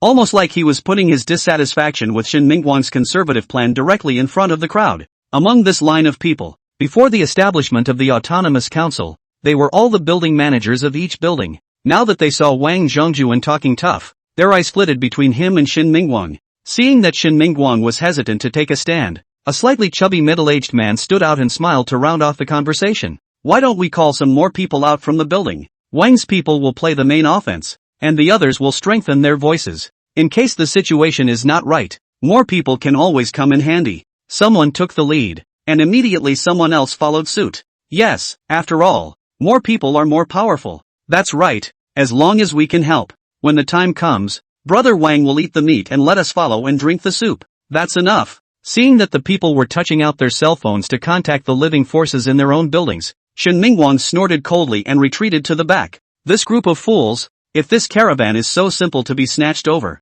then the beginning of the ambush in the snow pit below these people will be able to handle. And now how can it be the turn of this group of fools to point fingers here? As things stood, Shen Mingguang still held his ground, believing that being able to trap Zhang Kuan and the others and force the three to give in was the best solution to the problem. And a rash and forceful attack will only make the men who should be responsible for the defense of the home meaningless consumption here. Therefore, he was the only building manager on the scene who didn't contact his own men to come over, and instead chose to hide behind the crowd and wait and see what would happen. Soon, under the greetings of Wang Zhongjuan and all the building managers, the men from all the buildings almost poured out. But in 10 minutes' time, they had already gathered more than 200 people around the snow pit. This group of people, despite the hands with kitchen knives, folding stools, drying poles and other simple weapons, but at first glance up, not very spacious tunnel under the snow, all the expressionless men, seemingly murderous. After the men arrived, they did not rush to launch an attack, but first quietly dragged away the dead people around the caravan, and then this is the caravan surrounded, ready to force the attack. In the car, Zhang Kuan reclined unconcernedly on the leather sofa behind the driver's seat, placing her two legs on the thighs of Zhang Yubing and Su Ziqing, who were sitting across from her. She watched the TV in the car while peacefully enjoying the massage service of the two. In order to prevent people outside from peering into the car and disturbing his pleasure, Zhang Kuan had already asked the two women to pull down the curtains of the caravan. Only Zhang Yubing, who was sitting by the window, picked open a curtain slit from time to time and alertly observed the situation outside the window. Unlike the last time when they were surrounded on the road, this time the car had fallen into a snow pit several meters deep, so I'm afraid it would be difficult to escape for a while. Coupled with the fact that it was now surrounded by people again, Zhang Yubing couldn't help but feel a little worried and couldn't help but voice out a reminder. Master, is this really okay? Should we shoot a warning shot first and let them back off before trying to figure out how to get out? Go out? Why should we go out? Are we just going to keep being surrounded by them like this? That's right. It's not a good idea to wait around. Why don't the three of us play poker? Here? Zhang Yubing blushed slightly upon hearing this, all the way down her fair neck to the bottom of her neck. But it's full of people outside. What's wrong with people? Didn't we pull the curtains? Besides, are you afraid of people watching this? Zhang Yubing sniffed and glanced at Su Ziqing, who was sitting on the other side of the room, and realized that she was similarly flushed and twisting her body uneasily. She couldn't help but secretly spit, but still obediently took off the white apron on her body and got up to hang it on the hanger next to the kitchen. This bought of Zhang Kuan some solicitations inordinately, and the demand is also more and more excessive, even regardless of the occasion and place. This really let her like it more and more. However, when she coiled her hair and returned to the table, she found that there was really an extra deck of playing cards on the table. Master, you mean to play this? Yeah, isn't it poker? 3 people just happen to be fighting the landlord. The loser waits to go down and cook. Zhang Kuan looked up and smiled, his eyes clear without a trace of impurities. Su Ziqing had long been accustomed to Zhang Kuan's teasing tactics, and after seeing Zhang Yubing's jaw-dropping appearance, she couldn't help but cover her mouth, her body twitching with laughter, and she almost didn't suffocate her internal injuries. Good, wow. You two are deliberately teasing me. Zhang Yubing let out a petulant cry, but she didn't dare to lose her temper with Zhang Kuan, and could only vent all her displeasure on Su Ziqing's body. Her pair of snow-white arms directly greeted Su Ziqing's ribs, tickling her all over, her soft flesh shaking non-stop, laughing even louder for a while. Between the playfulness, wearing a halter wrap skirt, Su Ziqing has little defense. A time shoulder strap slipped, dress is almost unable to cover the vitals. She covered her chest with one hand and laboriously counterattacked with the other, but with little success, at most pinching Zhang Yubing's plump and frightening chest. Squeak! Suddenly, a toothsome sound came from the rear window. Zhang Yubing and Su Ziqing, who were frolicking in the carriage, stopped. Su Ziqing's reaction was the fastest. After pulling up the shoulder strap, she was about to go over to check, but she didn't realize that Zhang Kuan reacted faster than her,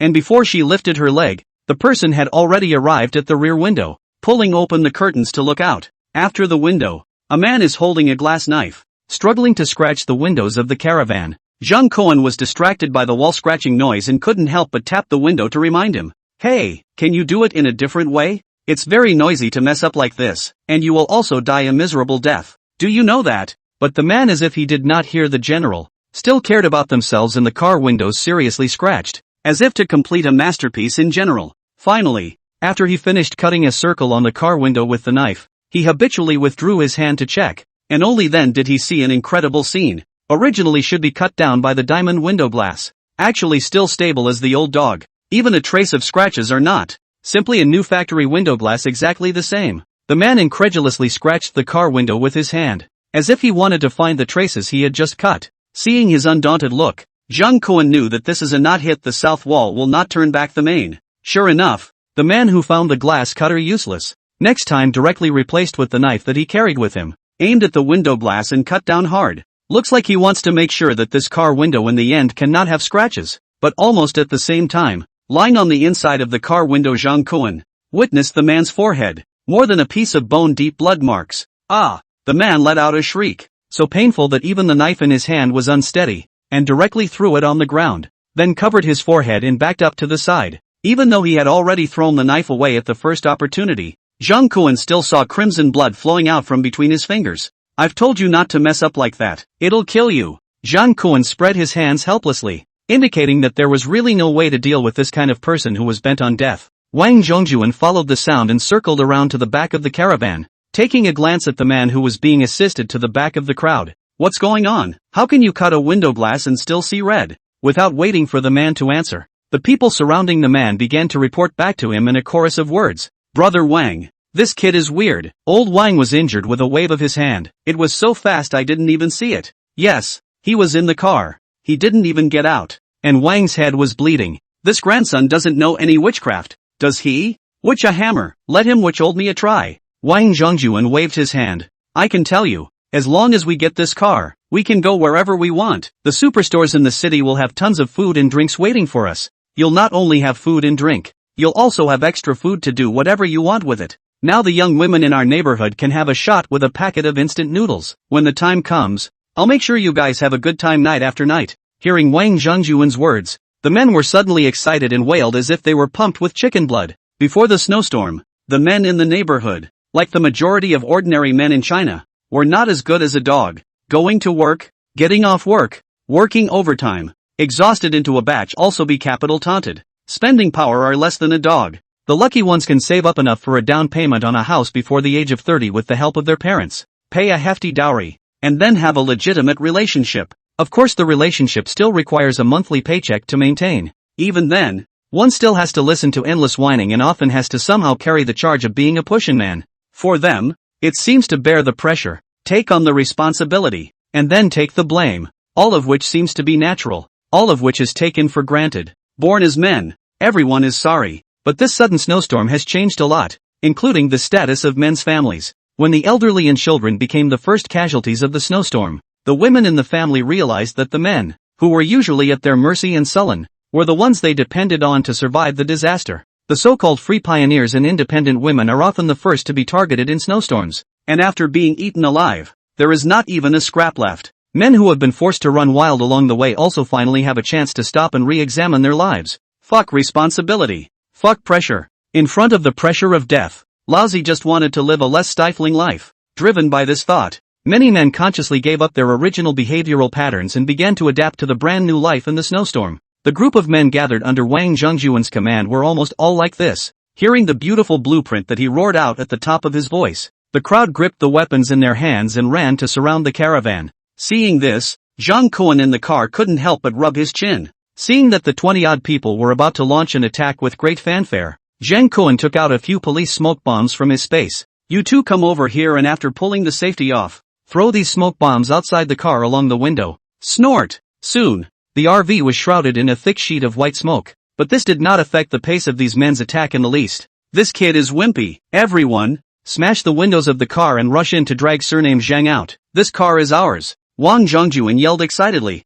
holding a baseball bat in his hand as he kept directing his men to rush up and smash the car. Soon, the smoke was filled with the usual clanking and clanging sounds of an iron smithy, with occasional muffled grunts of injured men. The smoke bomb lasted for about 15 seconds, but because it was underground and affected by the ventilation, the smoke around the RV lasted for half a minute. When the smoke cleared, not only Wang Zhongjuan, who had been jumping to command, but also the building manager and the men, who were standing around with their men to help him make a statement, were dumbfounded. Only see Wang Zhongjuan called the batch of people, has long been lying down in the caravan around. Even a person can stand up or not, and the caravan not to mention being smashed windows, even a little cut and rub marks are not. See, the ghost. Wang Zhongjuan's entire body was bad. Hey, give the old man up don't play dead you bunch of losers. You haven't even smashed the car window when you want to lie down and rest? He furiously walked up to check it out, and when he rolled over the two people, as if he had received a huge shock,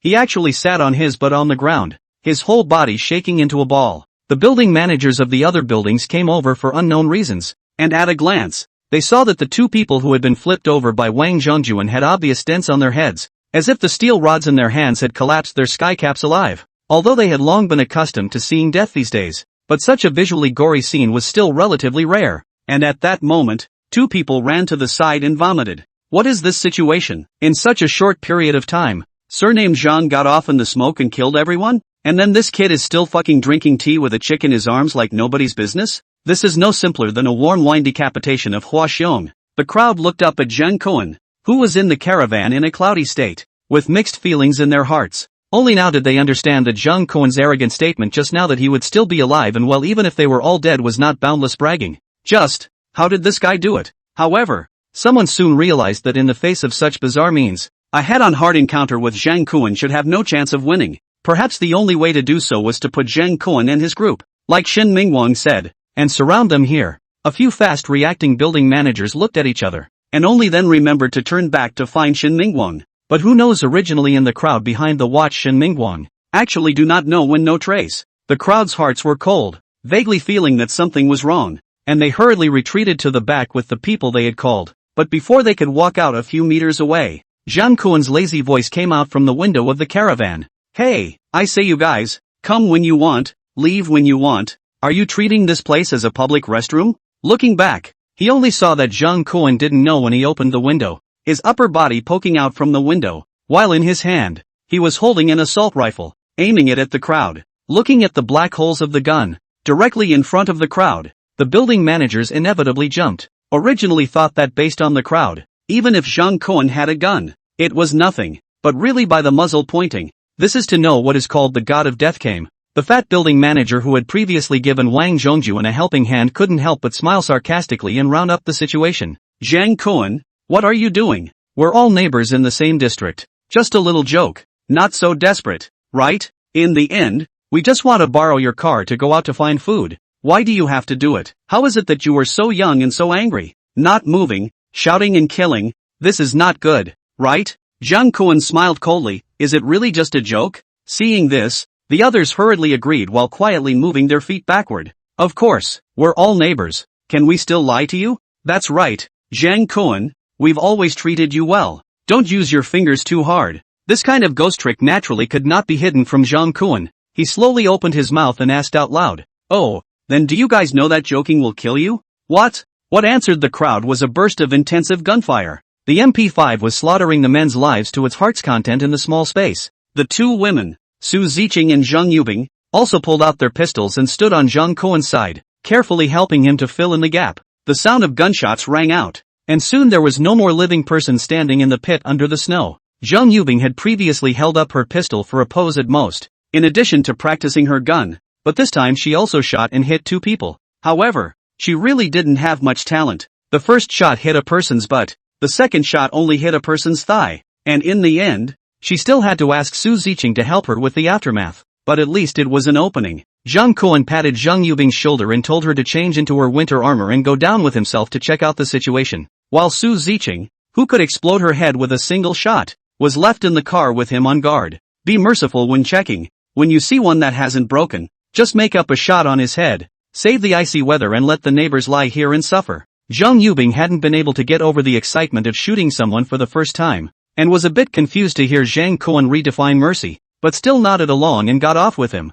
Just now when the gun went off, there were still a lot of people who stood back and turned to run away, but overall the results were quite fruitful. At a glance, counting the neighbors who were knocked down by the backlash from smashing the car before, there were 50 to 60 people lying crisscrossed in the pit. Although there were a lot of bullets, Zhang Kuan's way of checking them was still very economical. In order to prevent anyone from swindling their deaths, he was all about directly power stepping on the thighs of the corpses. Zhang Yubing, on the other hand, was much more meticulous, making sure to turn the men over and confirm that they were not breathing before doing so. Turned over 7 or 8 men in a row. Originally was still a little afraid of these bodies full of bullet holes, but Zhang Yubing unconsciously has been vaguely adapted to some of the initial fear. Just feel a little lack of strength. Cannot help but stop a few corpses next to a little rest. Suddenly she felt something move under her warm boots. Looking down, she was seeing a hand swish out from under her foot and shrink into the pile of dead to one side. Obviously, someone had escaped from the gun and was hiding under those corpses,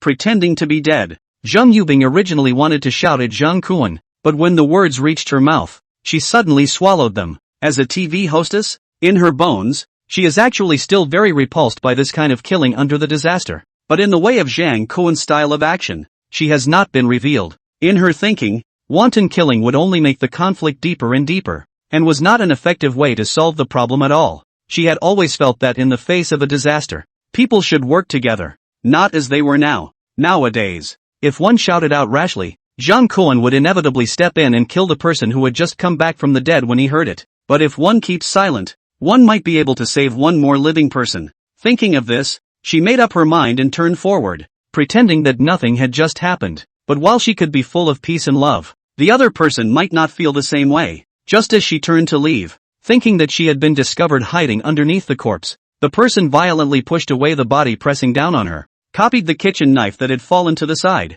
and directly pressed it against her neck. Ah! Zhang Yubing couldn't help but let out a cry of shock. Upon hearing her shriek, Zhang Kuan turned around to see a man with a face full of blood, standing behind Zhang Yubing, forcing a kitchen knife on her neck with one hand, while the other hand was about to grab the gun in her hand. Bitch, shut the fuck up, hurry up and give me the gun. No. Well, master save me, calling Nima master, when I get the gun, I'll be your master. The man's hand movements accelerated, but in the way of the body has a wound. A reach arm hurts like hell. For a time the two stalemate. Zhang Kuan saw this and sighed, walked over to help. The man saw Zhang Kuan about to walk over. Immediately his face sank. Hissed, "Get lost, don't come over. One more step forward and I'll chop this bitch up. Save it, if you can chop this cold suit. I'll take your name." Zhang Kuan snorted coldly, stepped forward and grabbed the man's knife-wielding arm. Followed by a slight force, the three people squeezed together heard a crunching sound. Ah! The man's hand violently loosened. The kitchen knife fell to the ground with a clang, and his knife-wielding hand has been bent into a 90-degree right angle from the small arm. Two cuts of white ulna and radius bone ballast surprisingly live inserted out of the duvet outside, and the man pain directly curled up on the ground, holding the injured arm, issued a burst of heartbreaking wail. The stunned Zhang Yubing let out a cry of alarm and hurriedly stood behind Zhang Kuan, but before her rapid breathing could recover, Zhang Kuan unexpectedly paced to the side. "Master, what about him? What about him? What to do?" "Ah, it's what to do with him. Ah, don't you have a gun in your hand? How to deal with it do not need me to teach you again." "Ah, this." Seeing Zhang Yubing's somewhat panicked appearance, Zhang Kuan said indifferently, "The world has changed a long time ago. If you can't be ruthless, you will only be slaughtered. If you still claim to be a part of the civilized world, then at any time you can choose to go out and live by yourself alone. If you hold a gun in your hand, and you can't even deal with an injured person, then I think that having Ziqing alone to take care of my living is also enough." After Zhang Kuan finished speaking, he turned his head and continued to inspect the other corpses as if nothing had happened. Moments later, behind him, a gunshot rang out. At the same time, the injured man's wailing, as if the pause button was suddenly pressed, came to an abrupt end.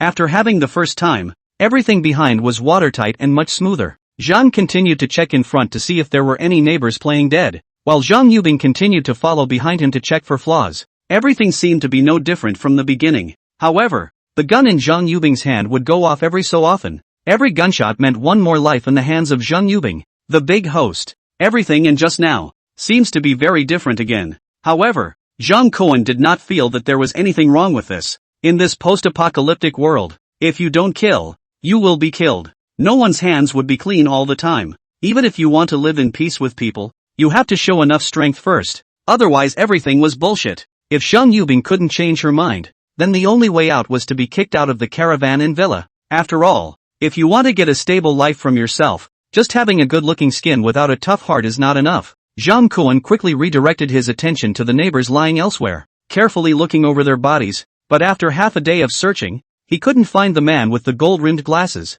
For the man with glasses, the president of the autonomous society who came out of nowhere and shaded himself, Zhang Kuan naturally could not let go. This guy had saved the men in the neighborhood together in just a few days, and was also able to come up with a way to have people dig traps to try and trap himself in the RV in such a short period of time. Although it didn't result in an effective kill for himself, this hasty intelligence was really a not-so-small hidden danger. In his opinion, this spectacled man already had a way of taking his own life. The drug experiment had only just begun. If he didn't clean him up, would he have to be tossed around once every time he returned to the neighborhood in the future by him trying to find a way to do so? Letting this kind of person live, in time, he would definitely cause trouble for himself. Therefore, he must die. Thinking of this, Zhang Kuan waited until he had confirmed that there were no longer any living neighbors in the pit before he brought Zhang Yubing back to the car and directly asked in the human experiment group that had received the dumplings, "Do any of you know what the name of that autonomous society president is and where he lives?" Soon, someone in the group replied,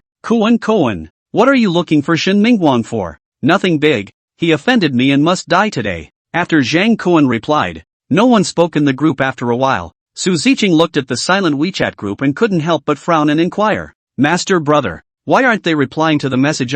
These people should not be strangers to that person called Shen Mingguang. Could it be that his prestige in Building 9 is also so high? Of course they know. Then why don't they say anything? They're waiting for the owner to make a price. They are waiting for me to make a price." Zhang Yubing suddenly spoke the answer in unison with Zhang Kuan. Zhang Kuan looked at Zhang Yubing, who had already changed out of her cold-proof clothing, and smiled and nodded when he saw that her face was pale, and she was obviously not quite used to that feeling of shooting people at close range. Worthy of being in the TV station has done things, as long as you are willing to think in a different perspective. See, the problem is still very penetrating. Well, the first person to tell me Shen Mingguang's address, rewarded 5 packages of Kangshifu instant noodles, plus a package of Shuanghui corn sausage. After waiting for a long time, still silent, Su Ziqing couldn't help but cover her mouth and snicker. "Ha, master brother, your method doesn't seem right." Oh. Zhang Kuan smiled faintly. his hands moving his fingers as if they were flying, continuing to send messages in the group. From now on,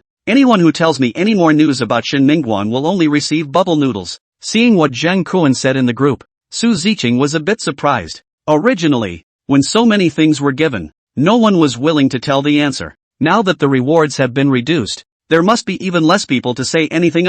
Sure enough, Zhang Kuan was finally no longer the only one singing a solo in the group, and many messages instantly popped up, all of which were questions from the neighbors. Oops, Kuan, what are you doing? Just now you gave a reward in corn sausage. How come it's still gone now? Yes, Kuan, we are all neighbors. You have to be generous. You can't keep your word. That's right. If you fool us like this, who's going to tell you when there's new news? Through the screen, Zhang Kuan could feel their abacus beads crashing onto their faces. Zhang Kuan sneered and replied, I can give you guys dumplings. It's already generous enough. Moreover, although I don't know where Shin Mingguan lives, I know where you guys live. So, are you guys sure you still want to bullshit me here? With a single sentence, the crowd in the group who had received dumplings instantly shut up. A few moments later, Zhang Kuan's cell phone shook with an additional friend request. Not through. His home is in Building 1, Unit 1, 804. Zhang Kuan froze, then figured out that this person should be afraid of leaking out.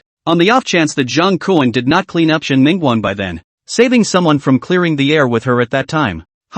Really sent over. Looking at this friend adding information, Su Ziqing, who posted over, couldn't help but hug Zhang Kuan's shoulder and jumped up. The soft touch made Zhang Kuan couldn't help but be distracted. Soon, more than this one person sent a message to add Zhang Kuan. Zhang Kuan's cell phone buzzed and shook non-stop. Obviously a lot of people have thought of this stealthy way of passing messages by adding friends. But Zhang Kuan sneered and took a screenshot of the interface of adding friends and sent it directly to the group. There's only one reward. First come first served. When I'm done with Shin Mingguan, remember to come downstairs and get food from me. Don't even think about trying to play smart with me, Kuan. You guys don't want people to know that you are the villain who tipped them off behind the scenes. I want you to know. After sending the message, Zhang Kuan put down his cell phone. Let the two women guard the caravan. He himself found out the cold suit and flight suit, changed and got out of the car again, followed by taking off in the air. For a while, a huge engine roar came out from the snow pit. At this time, the large snow pit has long been empty. Only on both sides of the snow pit of the 9th building and the 10th building residents in front of the windowsill still crowded, a lot of people watching. Seeing a silhouette whistling out of the pit, all those who saw it suspected that they were about to starve to death and saw God with their own eyes in their dying moments. Unfortunately, there is no God in this world, only Kuan. After flying out of the snow pit, Zhang Kuan quickly locked the target. Building 1 is in the northeast corner of the neighborhood. There are 18 floors, and Unit 1 is in the closest east side. Good to find. For security reasons, Zhang Kuan did not jump in directly from the windows of the residence, but directly landed on the top floor of Unit 1, and then kicked the unlocked door on the rooftop. In an instant, a huge roar traveled down the hallway and spread throughout the building. Looking at the blackened hallway, Zhang Kuan could not help but pick the corner of his mouth. Shan Mingguan, Laozi came to find you. Hello. When Zhang Kuan came over, he had already calculated the time. If nothing else, the time he spent checking on the death of the group of neighbors was already enough for Shin Mingguan to escape back to his own home. He just didn't know if the kid had realized that he would come to his door so soon,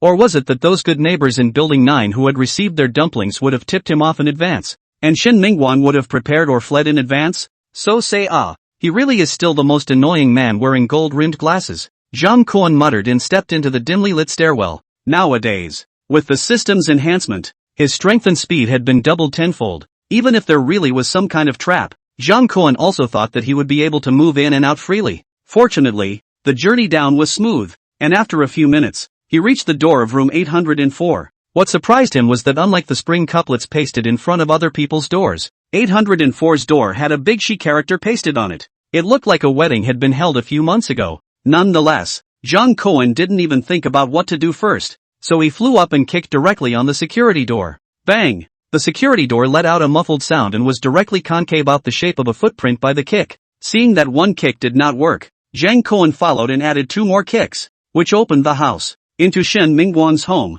Zhang Kuan roughly checked some after confirming that no one in the room. Taut nerves, this only slightly relaxed a little, but he did not dare to slack off. Taking advantage of the work of no one, check up from room to room. The room is 70 to 80 square meters, 2 bedrooms, one of which is kept as a bedroom, and the other is transformed into a study. Bedroom and ordinary family is not much difference. Double bed hanging on the couple's wedding photo. It is the glasses man. Shen Mingguang embraced a girl who looks like a round face. Apparently that was his bride, who looked quite cute. But this kind of cute girl, but not Zhang Kuan's dish, so he roughly swept through a glance, then continued to check the other rooms. But to Zhang Kuan's surprise, this not-so-big two-roomed room was actually neat and tidy without the slightest trace of someone having lived there. The room is neat and odorless. It's either a pseudo-maiden or a gay, but from the wedding photos on the bedroom wall, the little glasses should be living with his wife. Is it all cleaned by his wife? No, this girl is afraid that she doesn't have a cleanliness fetish, right? It's the end of the world.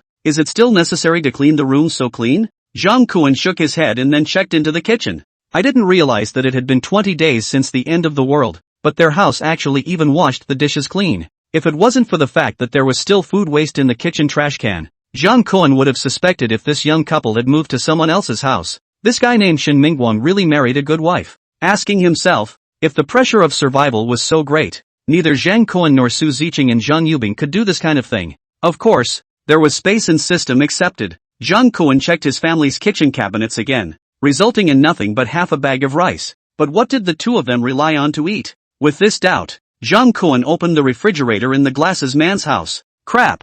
Zhang Kuan froze at once. He finally figured out what these two people ate at home. No, to be exact, it was figuring out what glasses man was eating these days, because the refrigerator has long been disconnected on the fresh layer. There is a woman's head, under the low temperature. The woman's open eyebrows. The corners of the mouth are wrapped in a layer of light ice. The furious look seems to have encountered something incredible before death. But between her eyebrows, she could vaguely be seen as the woman in the wedding photo in the bedroom. In a trance, Zhang Kuan seemed to be in the freshness layer of the refrigerator, and saw his own self in the last life. Although he had already experienced many big scenes, his heart was still beating wildly, and it took a while before he could slow down. No wonder Shen Mingguang was able to become the president of some bullshit autonomous association. For this kind of ruthlessness can make the pillow dead to eat, but also threw the head into the refrigerator. Every day switch the refrigerator to see a side of the guy. The district of a self-governing association president is really too condescending, based on this psychological quality alone,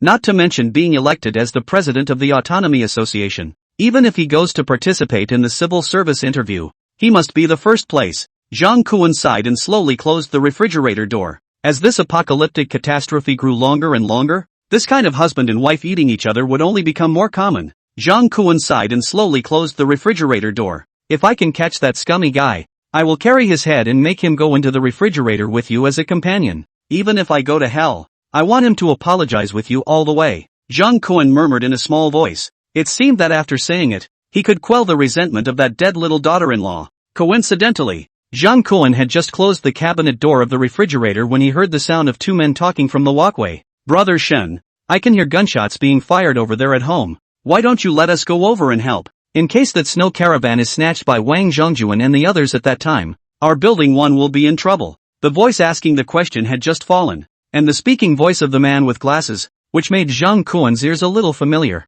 came over. What are you panicking about? That kid surnamed Zhang has been running around outside for so many days. As long as he wants to, he must have replenished a batch of ammunition in his hands a long time ago. The idiot surnamed Wang is willing to lead people to rush. Let them go. I guess they can't touch the steering wheel of that caravan until they die. You guys are right. You don't even need to send people to watch. That caravan can't possibly drive out of that deep snow pit. As long as surnamed Zhang doesn't want to starve to death in there, losing the car is a matter of time. Are you saying that if we wait for 2 days, the brothers will go over directly and that caravan will belong to us? Shen Mingguang snorted coldly, and there was an indescribable confidence in his tone. Of course, can I still lie to you? Everything is in my plan. As long as we wait for our turn, the caravan will be ours sooner or later. Zhang Kuan, who walked to the door, heard Shen Mingguang's plan clearly. He couldn't help but secretly give him credit for his analysis. The truth was indeed as he had analyzed. Facing the three armed to the teeth, a frontal hard confrontation would only result in a large number of casualties.